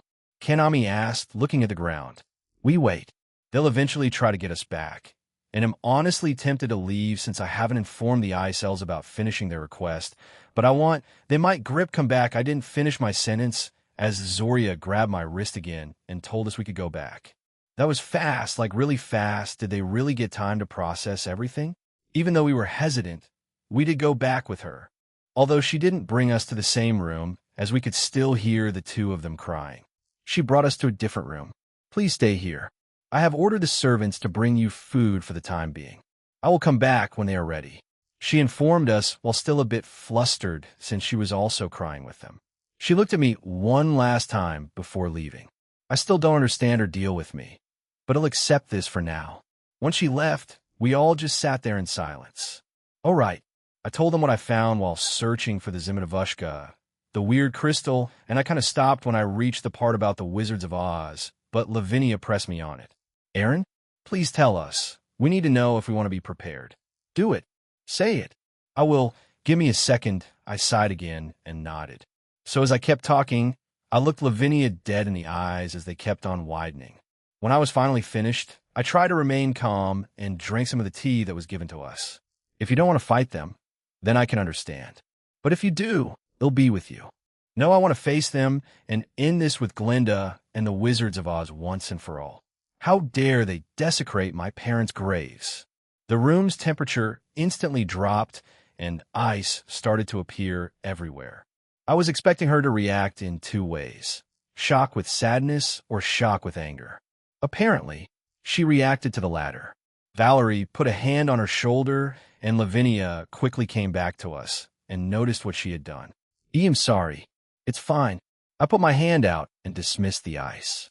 Well, at least I know she won't have a complete mental breakdown during it, and if she does, it'll be there to back her up, but yet Glinda and the Wizards of Oz, their days are numbered once we get to them. That reminds me, Bellion, are the Wizards of Oz still in the dimensional gap? No, they're not my kings. A few weeks ago, they moved. Kamish and I attempted to stop them, but by the time we noticed, they were just about finished leaving. I had been debating on what to do with the city they left behind. They moved? I was going to ask them to destroy the whole place and drive them out, but all right then. Scavenge the place for everything you can find. If any of them became reckless, then they may have left behind anything that might provide a lead on where they moved to. They'll come visit soon. Yes, at once, my king. I finally finished speaking with Bellion and looked back at the girls. I didn't want to interrupt them since it was a bonding moment for them, and they were talking mostly about Lavinia and her past. Aaron? Griselda? Did you need something? Are you guys back from your mission? Yes, we're back, but there's something I want to tell you. There is a piece of paper we found on our mission. However, it is encoded or written in a language I do not understand, even after receiving that language skill from you.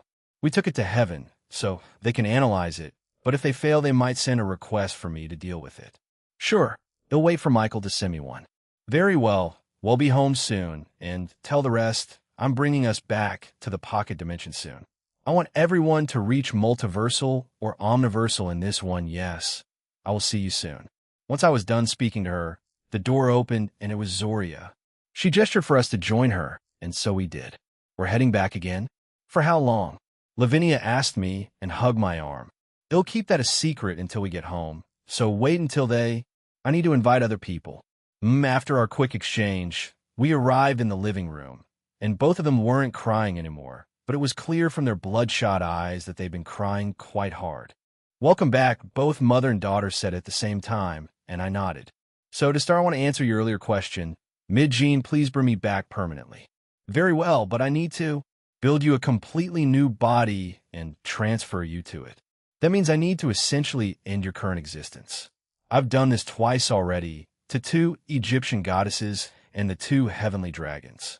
Evelina seemed shocked and was about to protest, but after telling the second half, she seemed less inclined to stop me. I mean, she's definitely heard the rumors of me reviving the great dragon. Oi, all right, I'm okay with that. And she glanced at Evelina, who flinched and blushed. She looked at the ground before looking back at me. I'm sorry. Please forgive me for acting like that earlier. And thank you for bringing my mother back to me. I waved her off. It's understandable that she'd react like that, so I won't really blame her for it. I mean, I think most of us would react kind of similarly given the circumstances. Don't worry about it. I get it. Feelings are hard to deal with. Honestly, most people can't even be honest with themselves when their lives are a mess. Bonk. Language. Valerie hit me on the head, and I just gave her a funny look. Why care about that now? Is that how you think? What do you mean? I looked at her, waiting for her to continue. Do you think we all should struggle and keep moving forward? Keep fighting for the sake of living instead of being insecure and feeling sorry for ourselves? Not taking the easy way out with yes. With the limited memories of my previous self and my own experiences here, I would answer with a yes. I definitely ran away from my own problems in my past life for at least 6 years. I finally stopped being a coward and faced them. It took longer here if I add the time in the pocket dimension, although I was probably just in denial. I had a better Barado group here while back then. I didn't. I guess I kind of just took them for granted or something. Feeling sorry for yourself and being negative is as unpleasant as this sounds.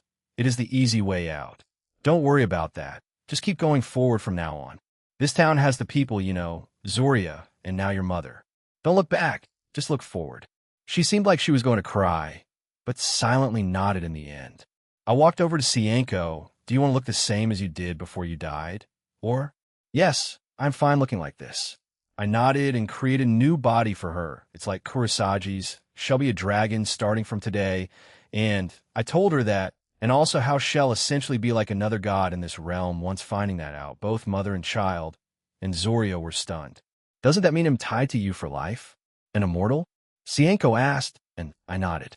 Essentially. Yes, please turn me immortal too. Evelina blurted that out before I could finish, causing everyone to stare at her. This isn't a decision she can just make on the spot. I conveyed that to her, but she shook her head. No, I want to be with my mother for as long as I can. I know it's selfish. I know I've been asking a lot of things from you, but please, give me a second. You'll do it after this. Ready? I asked Cienko, and she agreed. After that, I immediately transferred her soul and consciousness into the new body. The previous body quickly began to rot away, and Evelina looked horrified at it.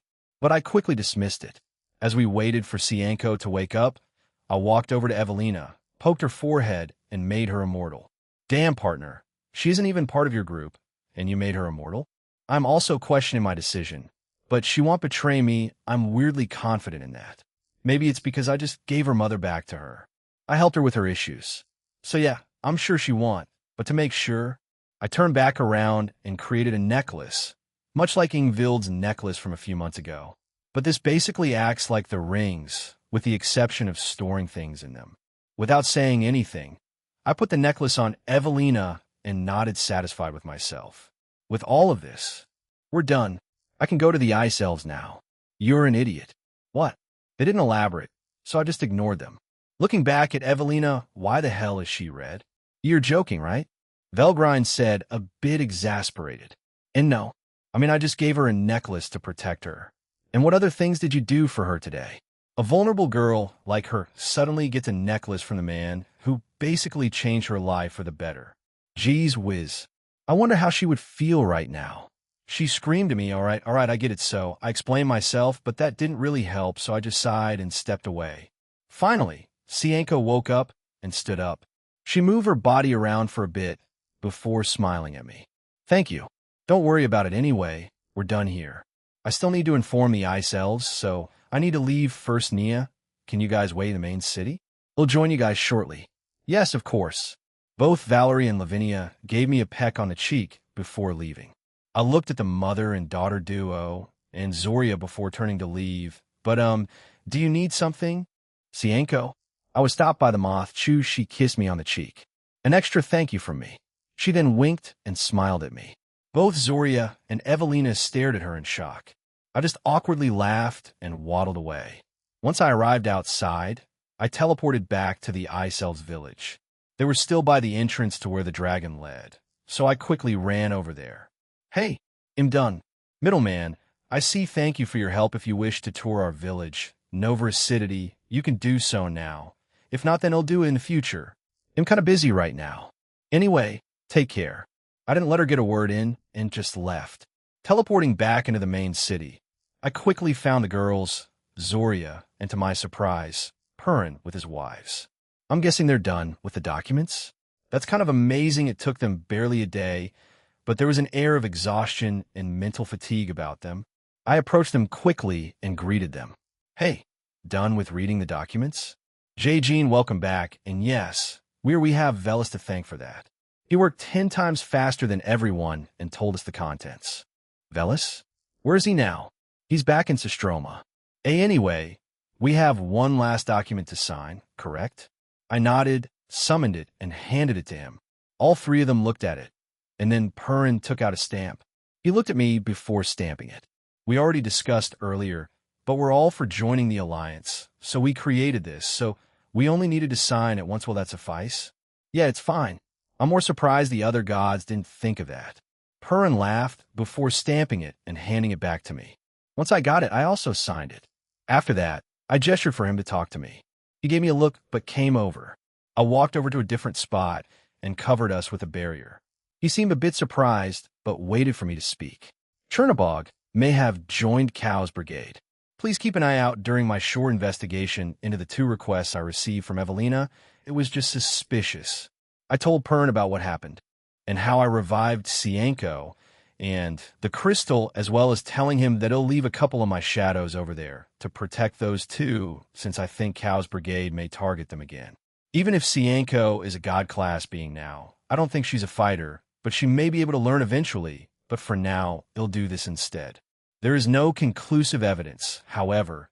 Chernobog has done questionable things in the past, but I will take this into account, Jean. Thank you for informing me. Yeah, here. If you need to contact me, just use this or a communication circle. I gave him my phone number, and he laughed. Very well. Will you be leaving then? Yeah. They'll be holding a meeting soon, and you'll be taking part in it. I found some interesting things while in Ireland, and everyone in the Alliance needs to know, so we can plan accordingly if your Pantheons are attacked. I plan on I'll tell you all that when the meeting starts. Just be ready, and I'll contact you when the time comes. I canceled the barrier, and we walked back towards everyone. They all had been chatting, and even Urilo showed up. We greeted one another, and I looked at them one last time. Well, we're heading out now. So well. Suddenly, Anisimov appeared out of nowhere and hugged me. The man was bear-hugging me, and I'm pretty sure he was crying. Thank you. He kept on muttering, and I just patted him on the back. I wasn't expecting someone like him to be this emotional. The rest were confused, so Perrin explained, and they smiled at Anisimov. Don't worry about it, man. I'm glad that you're always welcome in Sistroma, Jean. If you ever visit, just contact me, and it'll have the most luxurious and we have prepared. He pulled away and declared, geez, man, I appreciate it, but sure, why yeah. Thanks. He hugged me one more time before leaving. What a strange guy, although I'm kind of relieved that he wasn't some kind of hidden spy for Cow's brigade. He did kind of give those vibes at the start. That doesn't make you look good. Partner, yeah, well, big dragon. Will you 12? I sighed again and shook my head. Let's go already, okay. We're really leaving this time. I declared, and the girls joined me. I was on guard because Zoria looked like she was planning to do something, so I stared her down. She stared back at us until we left. Maybe I was reading her wrong? Japan, Kuo, well, we're home going to do a few things. We'll see you guys around dinner time. I told them and made my way to my room. However, Lavinia decided to join me. Knowing her, she won't leave me, so I just let it happen. First, I was going to contact Azazel, then Surzex, then have them inform the others they'll be holding a meeting in a day. But before that, Aaron, how long will we be staying in the pocket dimension this time around? She asked beside me. 50 years. I also plan to invite Kurosagi, Hephaestus, and Momo. If I forget anyone, I will remember it by tomorrow. Anyway, let's get started. I need to speak to Azazel and a few others. Dinner, 50 years. Isn't that a lot? Ravel asked, but I shook my head. I stopped aging in there, so I'll stay the same physical age as we are now. Well, you may mentally mature in there, but yeah, that's the gist of it. I told her, and then Ine raised her hand. I've been meaning to ask, what are you? I nodded, tapped my head, and sent the relevant information to her and Reiko. They obviously were stunned by it, and asked me a bunch of questions that I didn't mind answering, and so that's how dinner played out. Next day, all right, we'll be there 50 years, but out here will be just 10 minutes. Are you guys ready? I asked them. A few others had joined us, including Sonus Peerage, and after explaining this to them, they became bewildered, especially Saji, who was already freaking out. He wouldn't stop saying, so this is how you guys got so strong so quickly. It's a cheat. A cheat. Before being smacked down by Sona. I also included Ain in this and got permission from Noada. She, Danu, and Kana were here along with Faye, Hestia, Kurosagi, and Vera who tag along. Yes, they all answered in unison, and so we finally entered the pocket dimension. Yex. 1. The Nakomata God. Kyoho 2 Yex chapters are what-if scenarios and are not canon to the fanfic. Yex chapters will come at the end of a volume. Once the fanfic is over, I will move it to the DX series. Synopsis for EX chapters. 50 years after Gene Skyward, Aaron Toole, adventurers conclude, or in his own words, paused. We follow his first and only son so far, Kyoho Tuju, the first kitten of Kuroka Tuju Skyward. Per the request of Kuroka, Kyoho is pure-blooded Nakomata with divinity, or Nakomata God. Recently, Gene created a brand new omniverse and let his 17-year-old son run free in it, although he was a bit reluctant.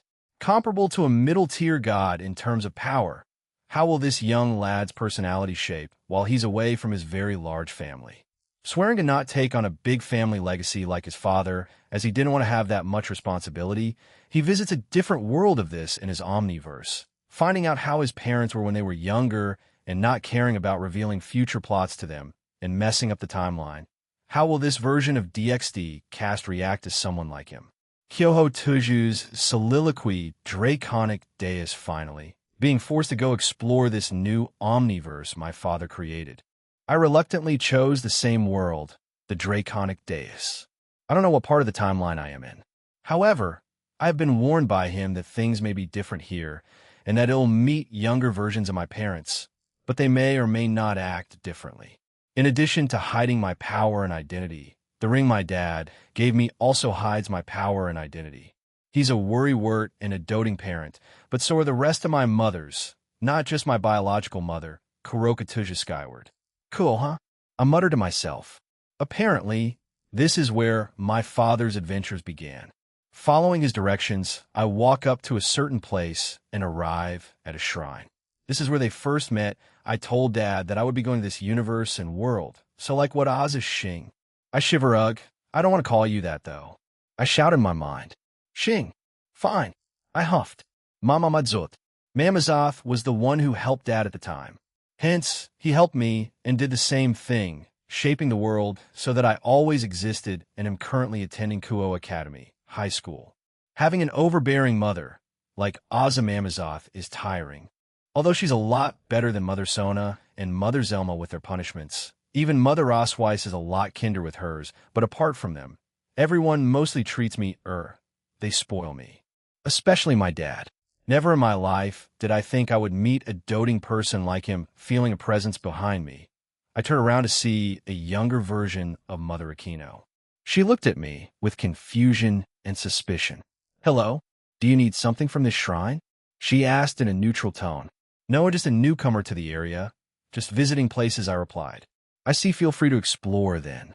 She smiled before walking past me, stepping inside the shrine and taking out a sweeping brush and brushing away at the leaves. Feeling the auras around the town, I felt Uncle Surzek's aura here with Mother Graphia. Is the peace conference happening now? Or soon? Great, I could just saunter in and listen in. After looking around the place for a few minutes, I quickly left. Over the next few hours, I took a look around Kuo. The house that my dad had was being used by another family, the Hyudas. I've heard about them from Dad. And apparently someone called Issei Hyudu is the Red Dragon Emperor. I wonder how he compares to my old man. We'll find out soon. Next day during the night, I slept in a mini dimension I had made, and today I headed to school. Like what my dad told me, it's up to me whether I stand out or not. I didn't care, so I did what I could. I'm enrolled as a second year, so apparently in the same year as Mother Asia, Zenobia, and Irina. But as I mentioned, I don't know where I'm exactly in the timeline. I knocked on the door of the student council room and was told to enter. Upon entering it, I saw a younger version of Mother Sona, Tsubaki, Momo, and Rhea. I even see Uncle Saji and Aunt Ruruko. It's strange. He's stronger than me at the moment since he's already at the peak of Dragon God class strength, and the same is true with Annie Ruruko.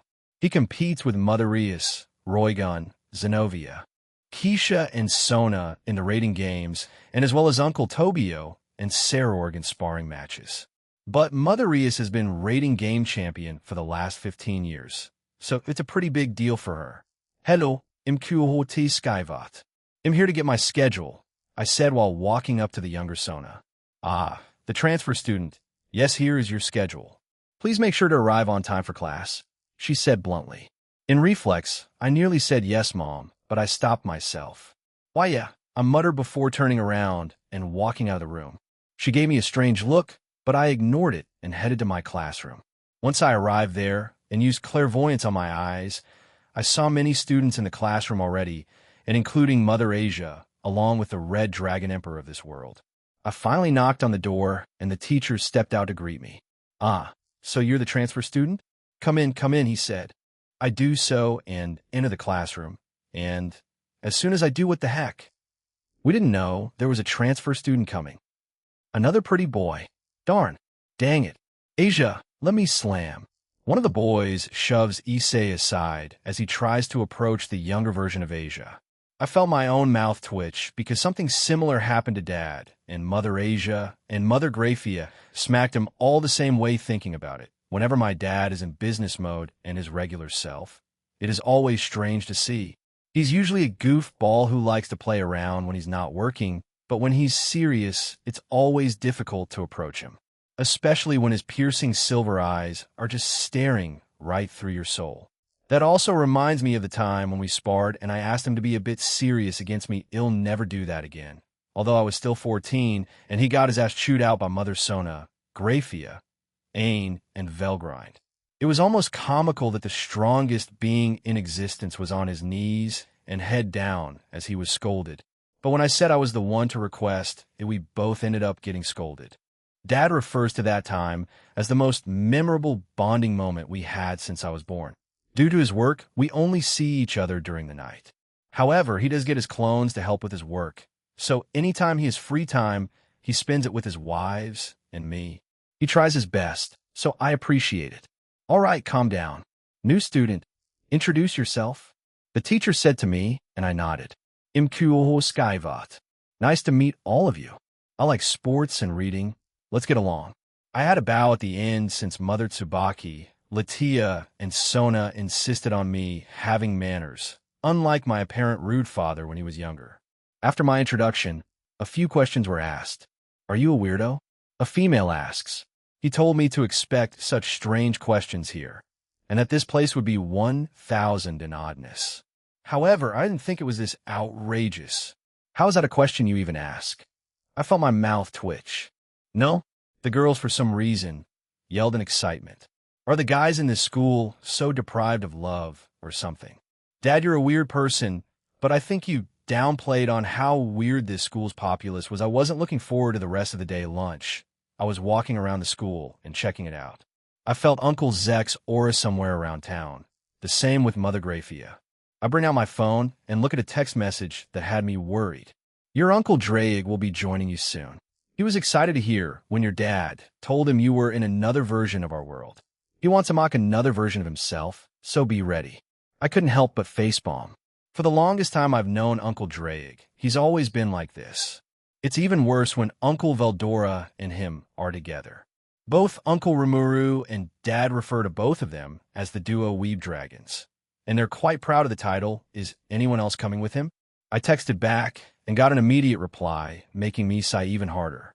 It's a surprise. They want your vacation there to go smoothly. And you know how Draig Chin is sometimes. We had to ask Rimuru to get Veldora to do something else, otherwise he would have tagged along. Haha, yeah, that definitely would have happened. Unhinged dragons are so problematic. I couldn't help but think and laugh to myself. I felt eyes on me, and after a look around, I found that Mother Chiron was looking at me. No, she's still known as Kaneko, isn't she? I wave at her, but she just stares blankly at me. This will definitely feel weird since most of the women I've met so far have been quite friendly toward me, in their own way. Old man, how did you even manage to get them all? Thinking about it is beyond me. It's just too strange. I promised myself that I would only ever stick to one commitment at a time. Managing a large group is way too complicated and requires a lot of work. Hopefully they won't try to recruit me, since it's physically impossible. I keep walking around the school, while checking the clubs out. Now that I think back, didn't Dad say he played with the volleyball club at one point? Smack! Looking over at the loud sound, I saw the mischief trio being smacked around by the female members of the kendo club. I was warned about them by my classmates, although they weren't exactly subtle about it. This is because they tried to talk to me about my personal preferences, which I immediately shut down. Ah, Kyoho-san. I hear a familiar voice, and I look back in front of me. I saw Asia there as she happily waved at me. Asia-san, how can I help you? I asked her. Asia Argento, or the one I've known since I was a child, One Punch Woman. According to my mother, when the forces of Eviatold invaded my parents' world, Mother Asia kept on sending powerful ki blasts towards the ultimate to Dragon God-class enemies and killing them instantly. It was apparently a spectacle. I know the wrath of those hands. They spanked me quite often when I was younger. It was even more terrifying when she healed it instantly with her sacred gear and Maranthan Gorigini. Mother Asia called it that after Dad evolved her sacred gear from Twilight Healing. Do you plan on joining a club? She asked innocently. I see, so they might try to recruit me, unless she's just asking me out of obligation. I nodded my head. Yes, I'm planning on joining something sports-related, if the school has one for boys. I see, good luck. I have a club member that can probably help you, but since I'm here, I can take you around. Mother, you're way too helpful, even now. You never change. I felt slightly emotional, thank you. We'll take you up on that offer. Wait just a second. We hear a loud voice approaching us. We turn to see an angry-looking Issei. Hayadu. W, what are you doing to Asia? What? I was a bit dumbfounded at whatever accusation he was putting on me. Issei-san, please calm down. I was just offering to show our brand-new classmate around the school. I was also thinking of asking Kiba-san to show him the clubs for the guys, explained Asia, and after hearing that, he blushed and backtracked. Sorry, man. I'm just a bit protective of her. He awkwardly scratched the back of his head and apologized. Don't worry about it. Anyway, can you show me then, Asia-san? Yes. Leave it to me. He'll follow you too, then he mumbled. Issei Hayadu, you sure are interesting. I do wonder how far you'll go with boosted gear. Issei Hayadu, soliloquy butchu. I'm ready for my devil's contracts. I shouted and saluted my king. We, the Occult Research Club, are about to do our contracts as devils. Yes, you heard that right. We're devils. I heard you, Issei. Let me get them organized first. Rias Gremory, my king answered. Ah, she sure is amazing. By the way, Asia, Issei, you had a new transfer student today, didn't you? She asked while still organizing the large pile of papers. Him, huh? I didn't think he was a bad guy, but he's a pretty boy like the school's prince over there. I snapped my attention to Kiba Yudo, our knight, and also one of the most popular guys in school. But I am proud of him since he did achieve his balance breaker recently. He had a sad past, so I want to support him in any way I can. Ah, you mean Kyoho-san? He's quite athletic. We even sparred in the girls' kendo club, and I lost pretty badly. As a human, he's quite talented. Kiba told Bucho. Yes, he was pretty skilled. It's like he's trained all his life. Maybe he played in tournaments? Asia asked Kiba, but he shook his head. No, I haven't seen his name in magazines at all. Maybe he's self-taught? Regardless, even when I was holding myself back, he beat me in skill. That much I am certain of, Kiba explained.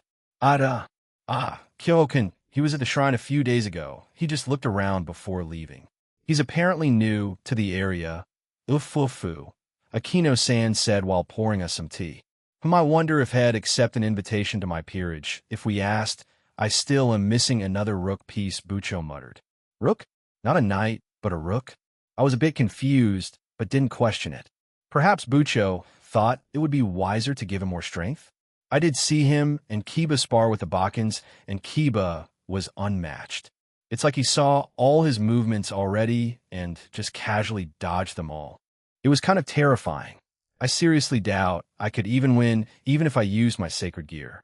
He had a lot of life energy coming out of him. Maybe he could use Tuki?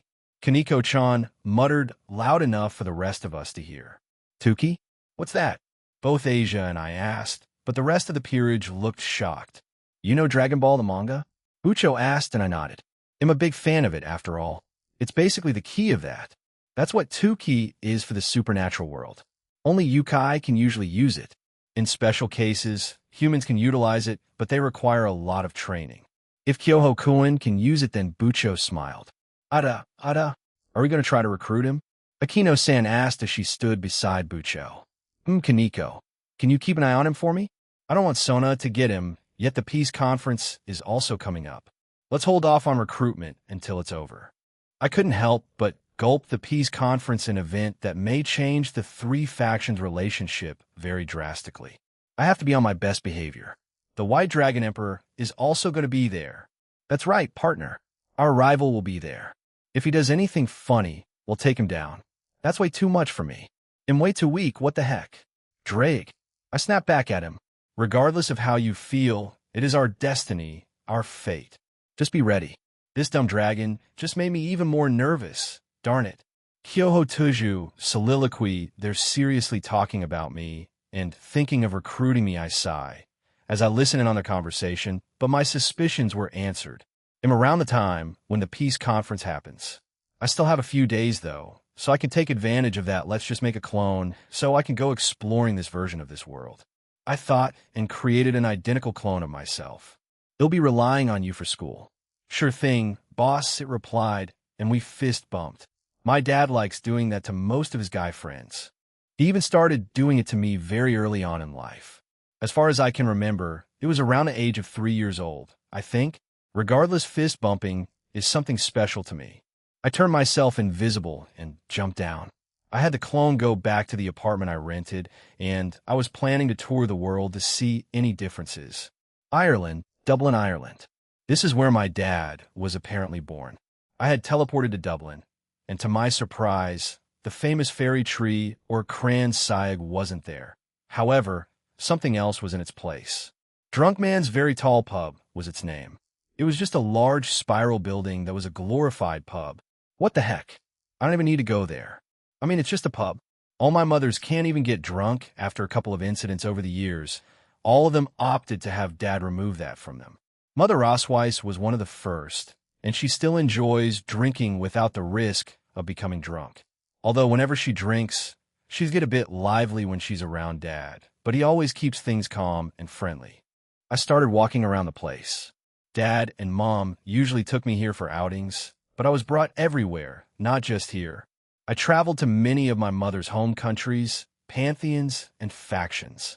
I met a lot of people during that time of my life, and experienced some things, but Uncle Guy, should I say Annie instead? I mean, he or she's been a female for quite some time now. Anyway, she said that I needed to go out on my own to experience my own adventure and struggles, as she put it. Even Uncle Veldora at the time agreed with him, although I think that was due to some kind of adventure Ice Sky manga he read at the time. I go into a store to buy a drink. Like my dad and mother, I don't necessarily need to eat or drink that often. Even though Mama Zoth, Dad, and Mother Graphia are the only ones who don't need to eat, sleep, drink, blink, or even breathe anymore, they still do it. I go to the counter, and my eyes widen at the person I was staring at. Maybe my mind was just preoccupied, or was too busy looking at this version of Ireland, but I didn't think I would see Mother Ain here. Is something wrong? She asked, confused by my reaction. No, I was just wondering why the prices are so expensive. Probably just inflation.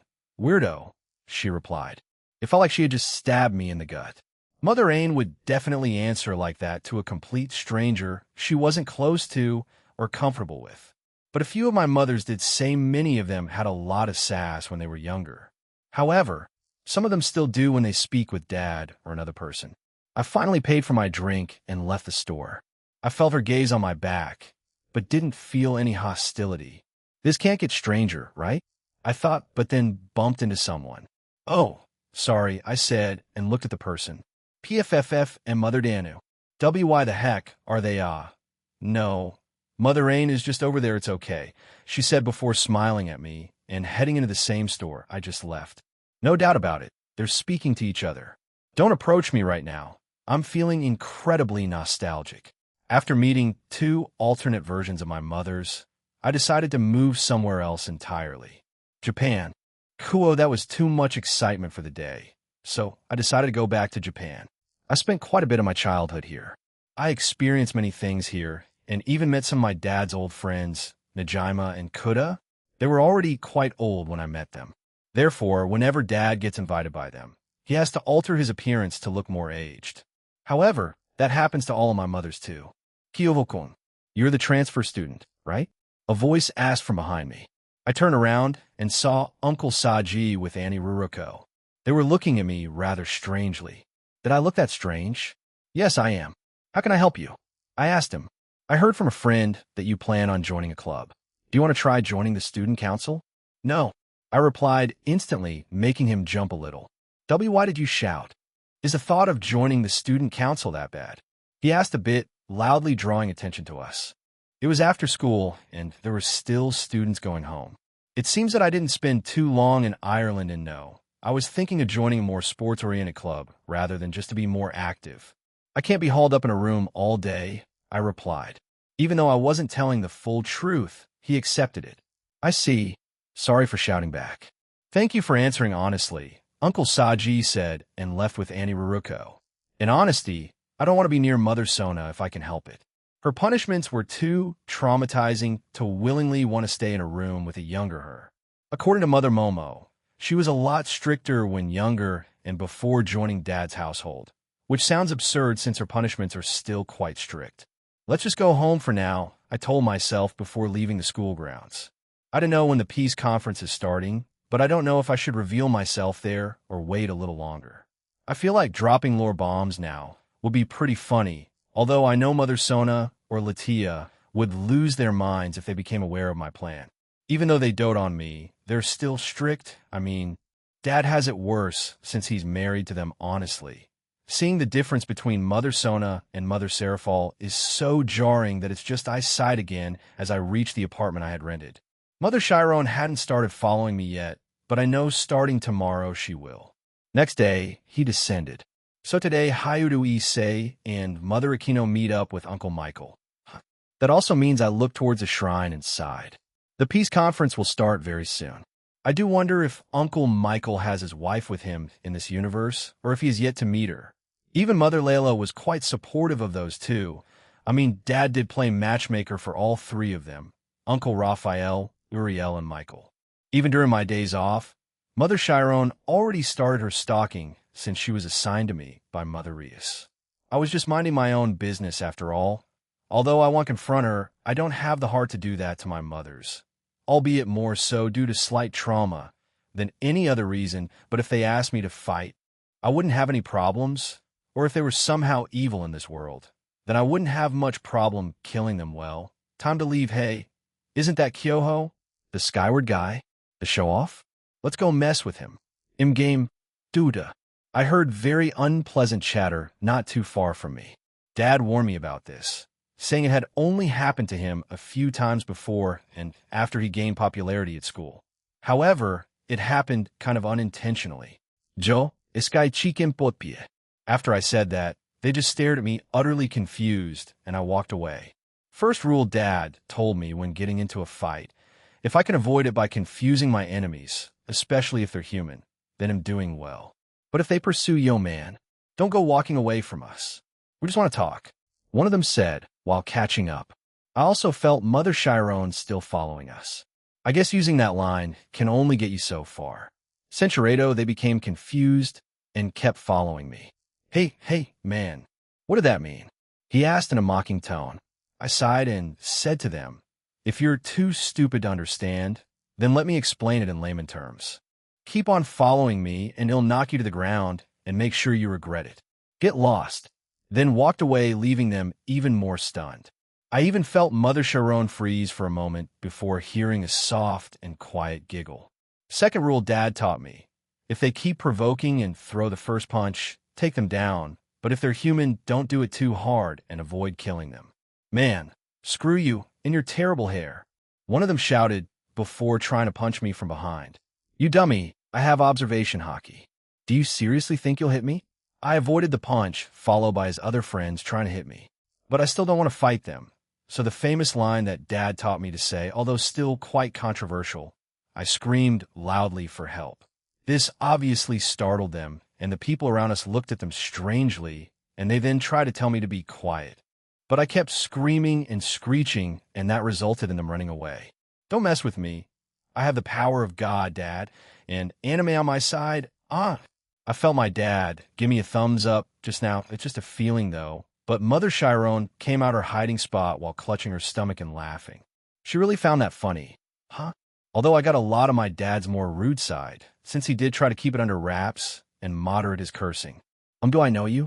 Wait, don't tell me you're a part of their group. I'm going to scream again, I said in a threatening manner, but she kept laughing and shaking her head. That was funny, Mother Chiron said while sipping on some juice she bought. We were sitting on a bench outside a convenience store. We went here to get drinks after introducing ourselves to each other. I already know a lot of things about her. However, some of those things may not be relevant, so yeah, alternate universe and all that. Kyoho-senpai, are you a delinquent? She asked me. I blinked a few times and laughed.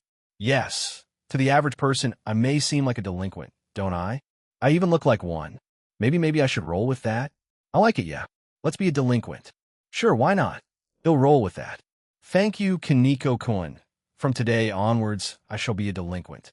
If anybody bothers me and disturbs my peace, I'll beat them down and won't feel bad about it, I declared and clenched my fist. However, that just made her snort at me. We have some wannabe delinquents, Kyoho-senpai, but they're pretty bad at a case in point, those guys, but as you saw, they're pretty bad at it. You might be the first successful case, but I think you might get into trouble with President Sona. When I heard that, I felt a cold all over my body. I was having second thoughts for just a second, but then I remembered this Sona and Mother Sona are so different that it's dumb that I'm scared of her, and the difference between their ranks is so far apart that it's almost insulting. They could try to stop me if they can. I said casually, but Kaneko didn't answer me and just silently drank her drink. A few hours later, we somehow ended up hanging out with each other, Kaneko-chin. It wasn't too boring even with your silent personality. Gee, thanks. But you sure do know how to behave around me, she said, eyeing me suspiciously. I shrugged and said, I'm just good at reading people. My dad said that it was one of his traits passed down to me. I guess I got the rebellious side from my mom. Well, whatever. It's a pleasure knowing you, senpai. But I'll get going now. I will see you at school, she said as she waved at me before leaving.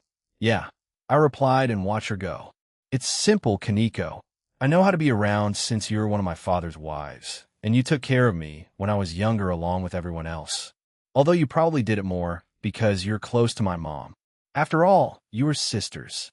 She's definitely reporting to Rias right now, not like I can stop them, but tomorrow should be the peace conference, right? They'll see what happens before interfering. If nothing new happens, then it'll just try to destroy this world, but I won't spoil everything from the get-go. I grinned at the thought and hoped to, well, I can't hope to God since he's technically my dad. Then I'll hope to Satan that something exciting happens tomorrow. With those dumb thoughts in my mind, I made my way home. Kaneko-ju's soliloquy occult research club room in back. President, I said while walking out of one of the rooms. Welcome back, Kaneko. How'd it go? She asked. Better than expected, honestly. It was enjoyable, and he wasn't a weird creep like most guys in the school. Although he did call himself a delinquent. He's fine. Nothing suspicious about him, but he did call himself a delinquent. I took out a secret stash of candies and started eating them after telling my king that. Delinquent? Rias thought, do you mean he called himself that, or other people did? She asked. He called himself that after scaring away some other second years who were trying to harass him. He didn't get violent, but he did. I couldn't help but crack up at remembering the memory, and everyone in the room looked at me strangely. So I explained what had happened to him, and they couldn't help but crack a smile. But Aichi wasn't hurt or anything like that, right, Kaneko-san? Asia-senpai asked a bit worried, and I shook my head. No, he's fine. From what I could tell, he's pretty athletic, so he can probably take on most guys in the school, save for us devils. I looked at Issei-senpai. Well, maybe not all devils, yet what's that supposed to mean?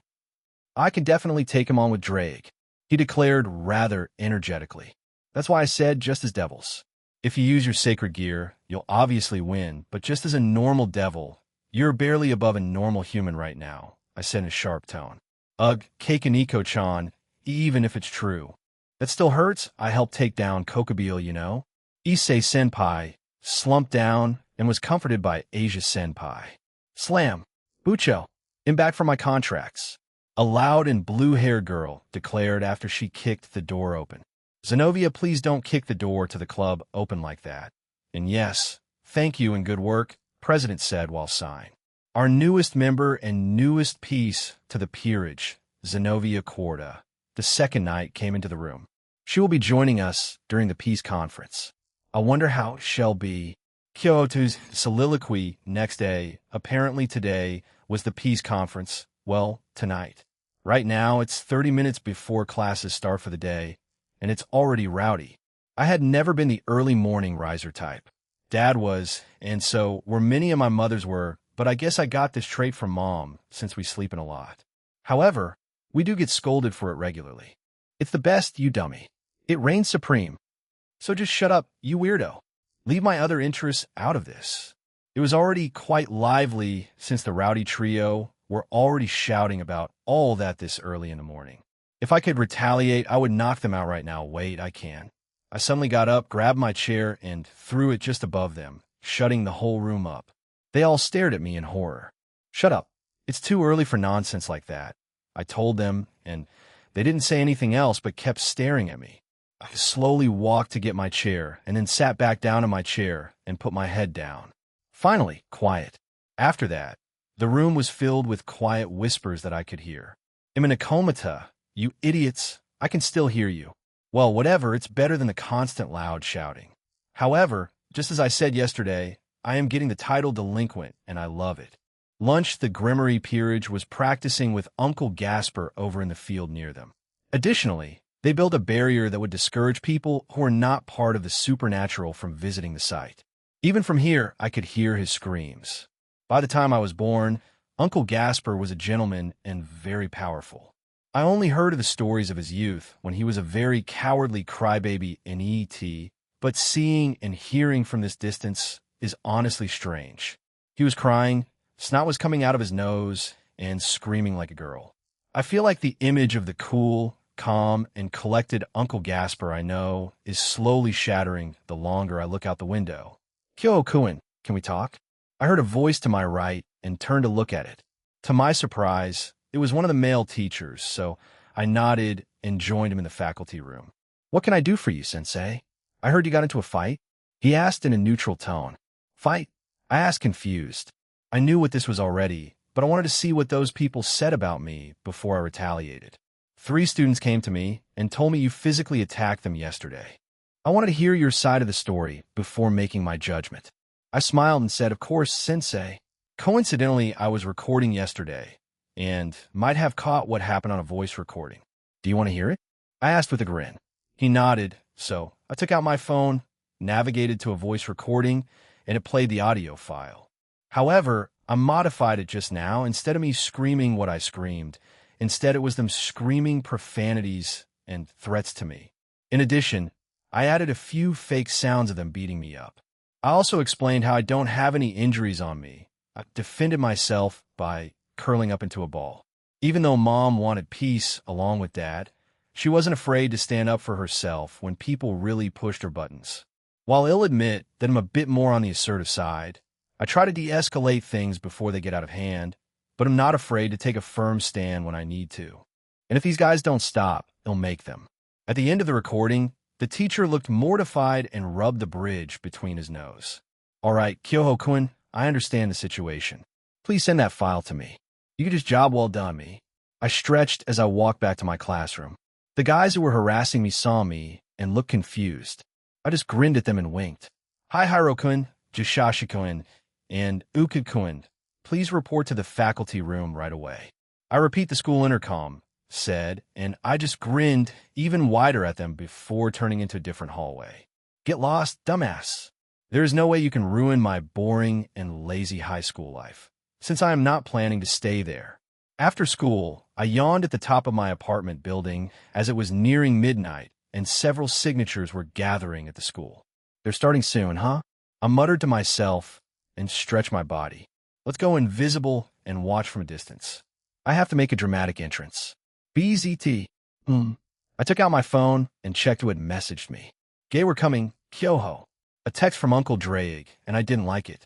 Also, who's do we part? If it's Uncle Veldora, This place is doomed. Please elaborate. How many are coming? Mom refused to say a number will do. I sent him. He immediately replied with 2 others, so him and 2 other people. Please be reasonable people. Please be reasonable people.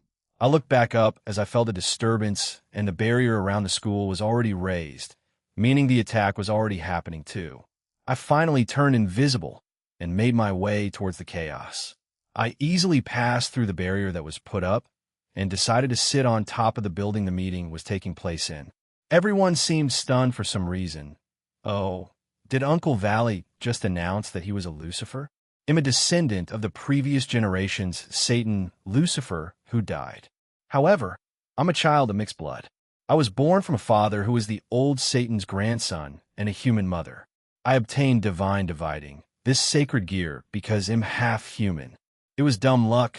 However, I, who is a true descendant of the Lucifer bloodline, also received this sacred gear. If there really is such a thing as fate and miracles, I may be that. He grinned and said, I'm just Joe, boom. I aimed a powerful aura bullet at him, and he was hit and sent away. Everyone there was alerted, and I canceled my invisibility.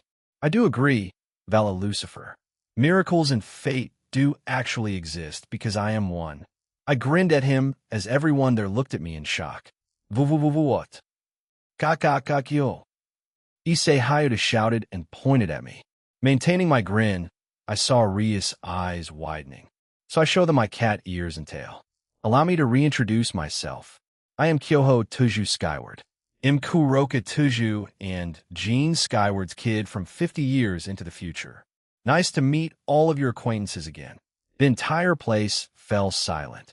But I finally felt Uncle Draig's aura coming, and they were coming in fast. Shatter. Shatter. Boom. And now what? Issei Hayata screamed. I made it. 10 points to the Welsh dragon.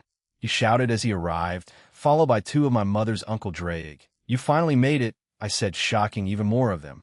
I then turned to the other 2, Mother Testarossa, Mother Zoria. I wasn't expecting to see both of you right now, little Kyoho. Centuredo. Actually, Rumble. Uncle Draig became petty and wanted to show off, and he quickly transformed into his dragon form. He looked at them, grinned, and said, Sup, in the Welsh dragon of another universe, revived by my partner, and better than you. Fuhahaha. Everyone was again stunned into silence. WWW, what the heck? The other Draig shouted, which prompted Uncle Draig to look at Issei, Hayudu, and grin. He's being rash again. Mother Testarossa muttered and gave Uncle Draig a disapproving look. Don't destroy this universe, Draig. Mother Zoria told him, and he just gave us a thumbs up with his dragon-like finger. Well, white one from another universe. Don't you want to play out our childish rivalry? He asked mockingly. Sisishidish. Do not make a mockery of our yeah. Yeah, you know my partner has both boosted gear and divine dividing, and we became best rival friends. We gave up on that stupid rivalry very quickly. Get over yourself. You only have the power of a heavenly dragon, after he said with a grin. Albion, we should use the Juggernaut drive. Vala suggested, but no, you fool. If you activate that now, Draig the Draig of our universe's curse might be removed. Then let's go higher. Uncle Draig shouted, but smack. You do know Aaron will get angry if you destroy this universe?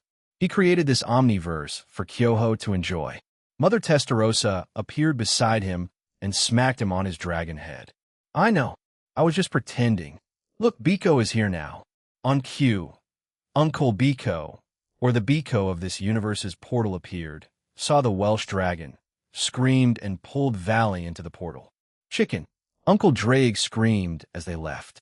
He finally reverted back to his human form and puffed out his chest, very proud of what he had done. He then turned to the stunned supernatural beings with us and said, All right, let's get to business, shall we? Let me get this straight. You're from a different omniverse, but you're also from 50 years into the future. Your father is known as the Middleman, Dual Dragon Emperor, and is the one who created this omniverse. He is the one who united all the factions and pantheons of your universe Azazel's side and rubbed his forehead. You expect any of us to believe this? He asked, a bit exasperated.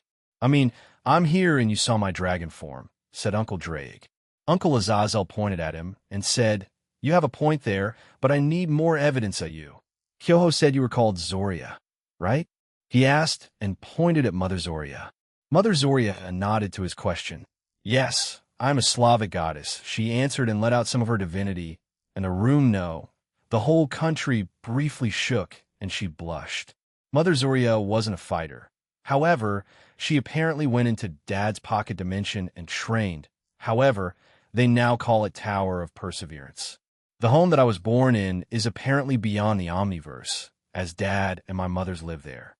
He calls it the Sanctuary, and everything there is like a perfect paradise.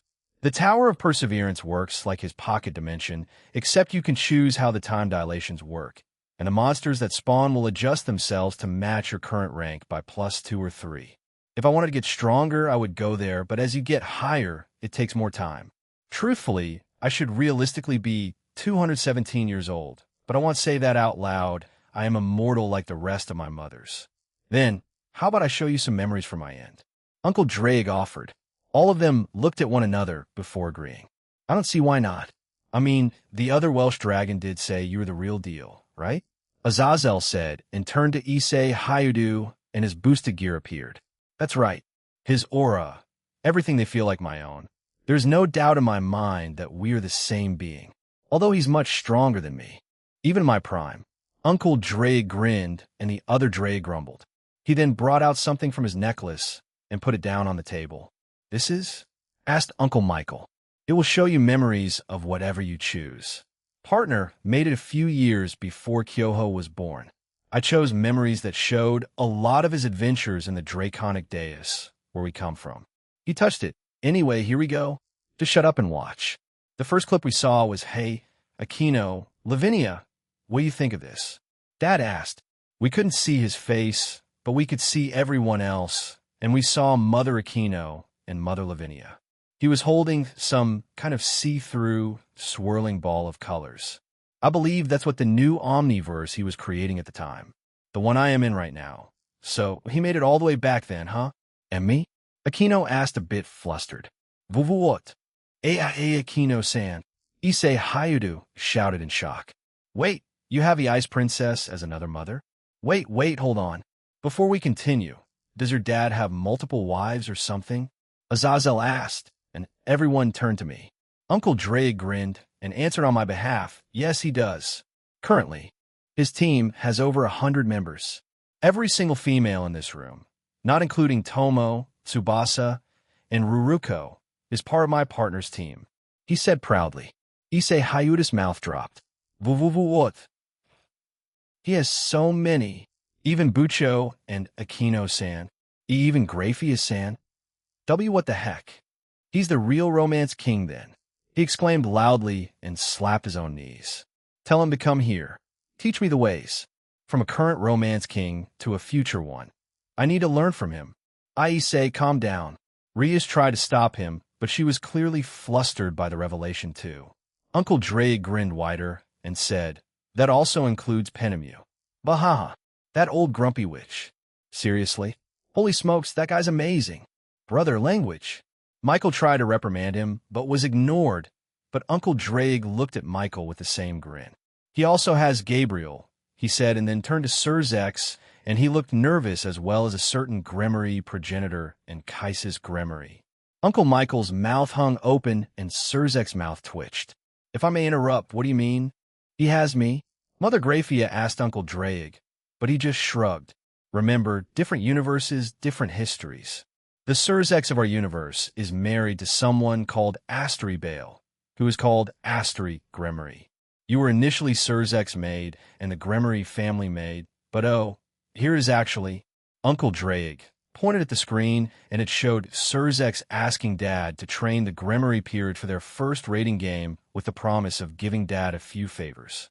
So he obviously accepted. Mother Grafia basically spied on him, but eventually fell in love with him. It also shows how Mother Rias and her peerage won against Uncle Riser. He's a pretty chill guy now, a bit arrogant at times, but not as bad as what I just saw. We won our raiding game against them? She asked and looked at me. I nodded and said, yes, Dad brought you to a special place where time worked differently. You trained there for a year, and you all reached ultimate class and power. Mother Aquino instead reached Satan class. However, only 10 minutes in the outside world passed. In essence, you got a year's training in 10 minutes. That's how you won, I explained to them. However, Issei Haidu raised his hand and asked, where am I in all of this? Everyone then agreed and asked where he was. But Uncle Drake was the one to tell him you didn't exist there. In a sense, my partner replaced the existence of your whole family lineage. He is the Red Dragon Emperor and White Dragon Emperor of our world. Issei Haidu was stunned by this. I didn't exist there, huh? Tell me, other Drake, who's stronger? Uncle Drake gave me a strange look. You really are asking that? He created this omniverse for Kyoho, meaning he created all of you, the sacred gear you have, and all of the people here. But if you're talking about just as the wielder of the boosted gear, he is leagues above you, he continued. At this point in time, he already beat Thor, the god of thunder, kept Rainier alive, and killed Kokobeel and Azrael by himself, but you needed everyone's help here. He can keep his balance breaker indefinitely too, he told him. But don't be discouraged. You will eventually find your own strength. My partner is just as he says, built different. Uncle Drake then chuckled when he told him that the memories kept on playing and showed many instances of his adventurers back in our own version of the Draconic Dais. One of them showed Aunt Shuri and Uncle Barakiel, which made Azazel and Aquino's eyes widen in shock. Of course, it also showed Sure Thing, Scat Hack Mode Change, Welsh Sonic Boost Night, Change Star Sonic, Armor Release. What is that? Issei and Drake asked. Uncle Drake grinned and said, that is what he calls his illegal move Triana, and it's based on the evil peace system. As you can see, he changed into his night form. However, if you want a different power to the Juggernaut drive, ask Ijuka Beelzebub to modify your evil pieces, Haidu Issei. Illegal move Triana, he muttered and looked at the duel between Dad and Mother Scat-Hack. In the end, Dad won with his Dragon Blaster. Huh, he modified the sacred gear and beat another god? Your pop sure is special, said Uncle Azazel. Well, yeah, he did change the systems in heaven for both the normal one and the sacred gear one. I told him, and all of them stared at me. What? I asked confused.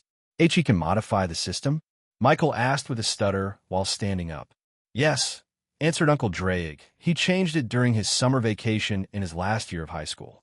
And before you ask us to ask him to change your system, partner will ask this. What can you offer me? He said. But don't get me or my partner wrong, Michael. He's a kind and way too friendly of a person. He did that because he liked that world and everyone in it. Of course, he did it as the middleman, and Azazel and the other factions just paid him in money and information. But he doesn't need that anymore, and while he still does his job on occasion, anyone from a different universe that asks for a favor you're going to need to pay up, he said quite seriously and stopped playing the memories. He picked up the device and stored it back in his necklace. This time, Seraphal spoke up. What kind of compensation is he looking for? Surely not more people here, correct? That's right. Honestly, depending on his mood, it can range from just having you guys do something embarrassing, something simple, or on very rare occasions, something difficult to handle. He told them. Difficult to handle? Asked Michael, who looked uneasy. Yeah. Are you willing to give up this entire world so he can control it? Asked Uncle Drake, and the room fell silent. What he failed to mention was, it depends on the universe, and that question and compensation are fake. If they say yes without a second thought, Dad helps them out for free. He wants to test their resolve and what they're willing to sacrifice. It sounds a bit cruel, but it's just him doing that because he's a bit bored. Smack. Don't go making this awkward, fool. Mother Testarossa sighed. Anyway, we waited for Kyoho to announce himself before coming here. All right, here. She threw something at Surzex, and he looked at it strangely. That's to prove Kuroka's innocence. We're quite close after all. Will you just read it and look at Shiren's hair clip? That's where the research and formulas are to create artificial super devils like yourself, she said with a grin, and Surzek's eyes widened. He quickly opened it with Azazel and Seraphal joining him. I looked at Mother Testarossa, and she smiled at me. Does it contain anything else? I asked her. Yes, everything your father found all those years ago. I just left a clone here to explore that part of the underworld just now, and found the evidence needed, she told me rather nonchalantly, as expected of her always doing things like this. Dad gives her freedom while still being part of Tempest and a subordinate of Uncle Rimuru. Although she enjoys having a job, it doesn't really bother her. I mean, Uncle Rimuru does have 4 wives and he's Seal. Chloe, Shuna, and Cheyenne. They always fight for his attention, and it took Mother, Barato, to convince Seal to allow it to happen. So that's why Dad and Uncle Remuru's relationship and bond is quite strong. He apparently did complain about the constant attention and competition from everyone and stuff like that. Anyway, just continue your peace conference. We'll just chill over here. Uncle Drake gestured to a corner, and then Mother Zoria hugged me and dragged me away. They found it a little awkward to continue at first, but eventually got into the stride of things. However, a few of them kept looking over our way. It's quite obvious they were curious about their fates with Dad. They finally signed the treaty and were starting to leave. However, the leaders approached us. No, everyone did. Other Drake, about what you said earlier, Michael started, but Uncle Drake put up his hand. They'll ask him, all right? No promises, though. Thank you. Uncle Michael seemed very happy as he left. The only ones left now were the devils, as Azazel had left along with Michael. Kyoho, can we speak later? Surzex asked, and I didn't mind, so I agreed. I don't mind. I mean, go to school is just a ruse for me after all. Dad wanted me to experience Kuo Academy life for a little bit. He did change this universe's history, so I would be enrolled. I see. Then I will contact you through Rias. I nodded, and they both left. Now it was just Uncle Drake, my 2 mothers, me, the Grimmery peerage, and the Citri peerage were left. Kyoho-kun, can I speak privately to you later? Aquino asked, but I shook my head. You're going to ask about Annie Shuri, right? She had a pained expression, but nodded. Dad told me about his history with Mother Aquino, and I always felt bad about it. But he fixed it. But over here, truth be told, Dad dated you first. I said, and she became a little stunned. He revived Annie Shuri not too long after and reunited your broken family. You have a great relationship with Uncle Barrakiel, and he walked you down the aisle during your wedding, apparently. I wasn't born yet. Mind you, I told her. But she gritted her teeth and listened. As Uncle Drake said, different histories, so while you may hate Uncle Barrakiel now, give him a chance to explain himself.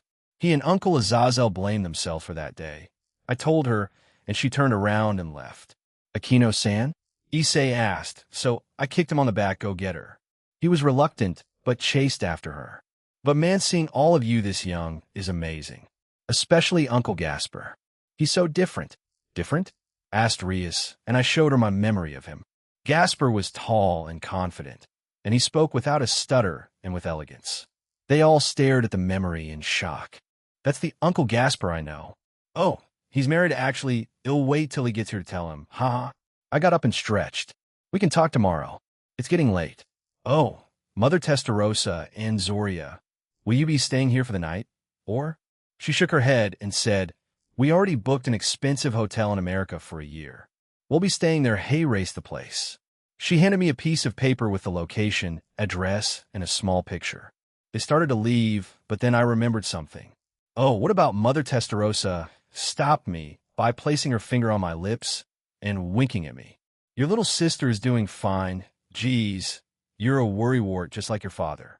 With all of us, you, his army, defenses, and mother by her side, shall be fine, Kyoho. After saying that, they finally left. I may be overprotective. You have a sister? Uncle Saji asked me. Yeah, she's Lavinia Rennie's Skyward's soliloquy sanctuary. As I walked through the halls of our home for the last few years, I was on my way to meet up with my husband. He told me via text earlier that he was going to grab a drink before coming to meet all of us. Even though he can't get drunk, he still drinks, although we do too.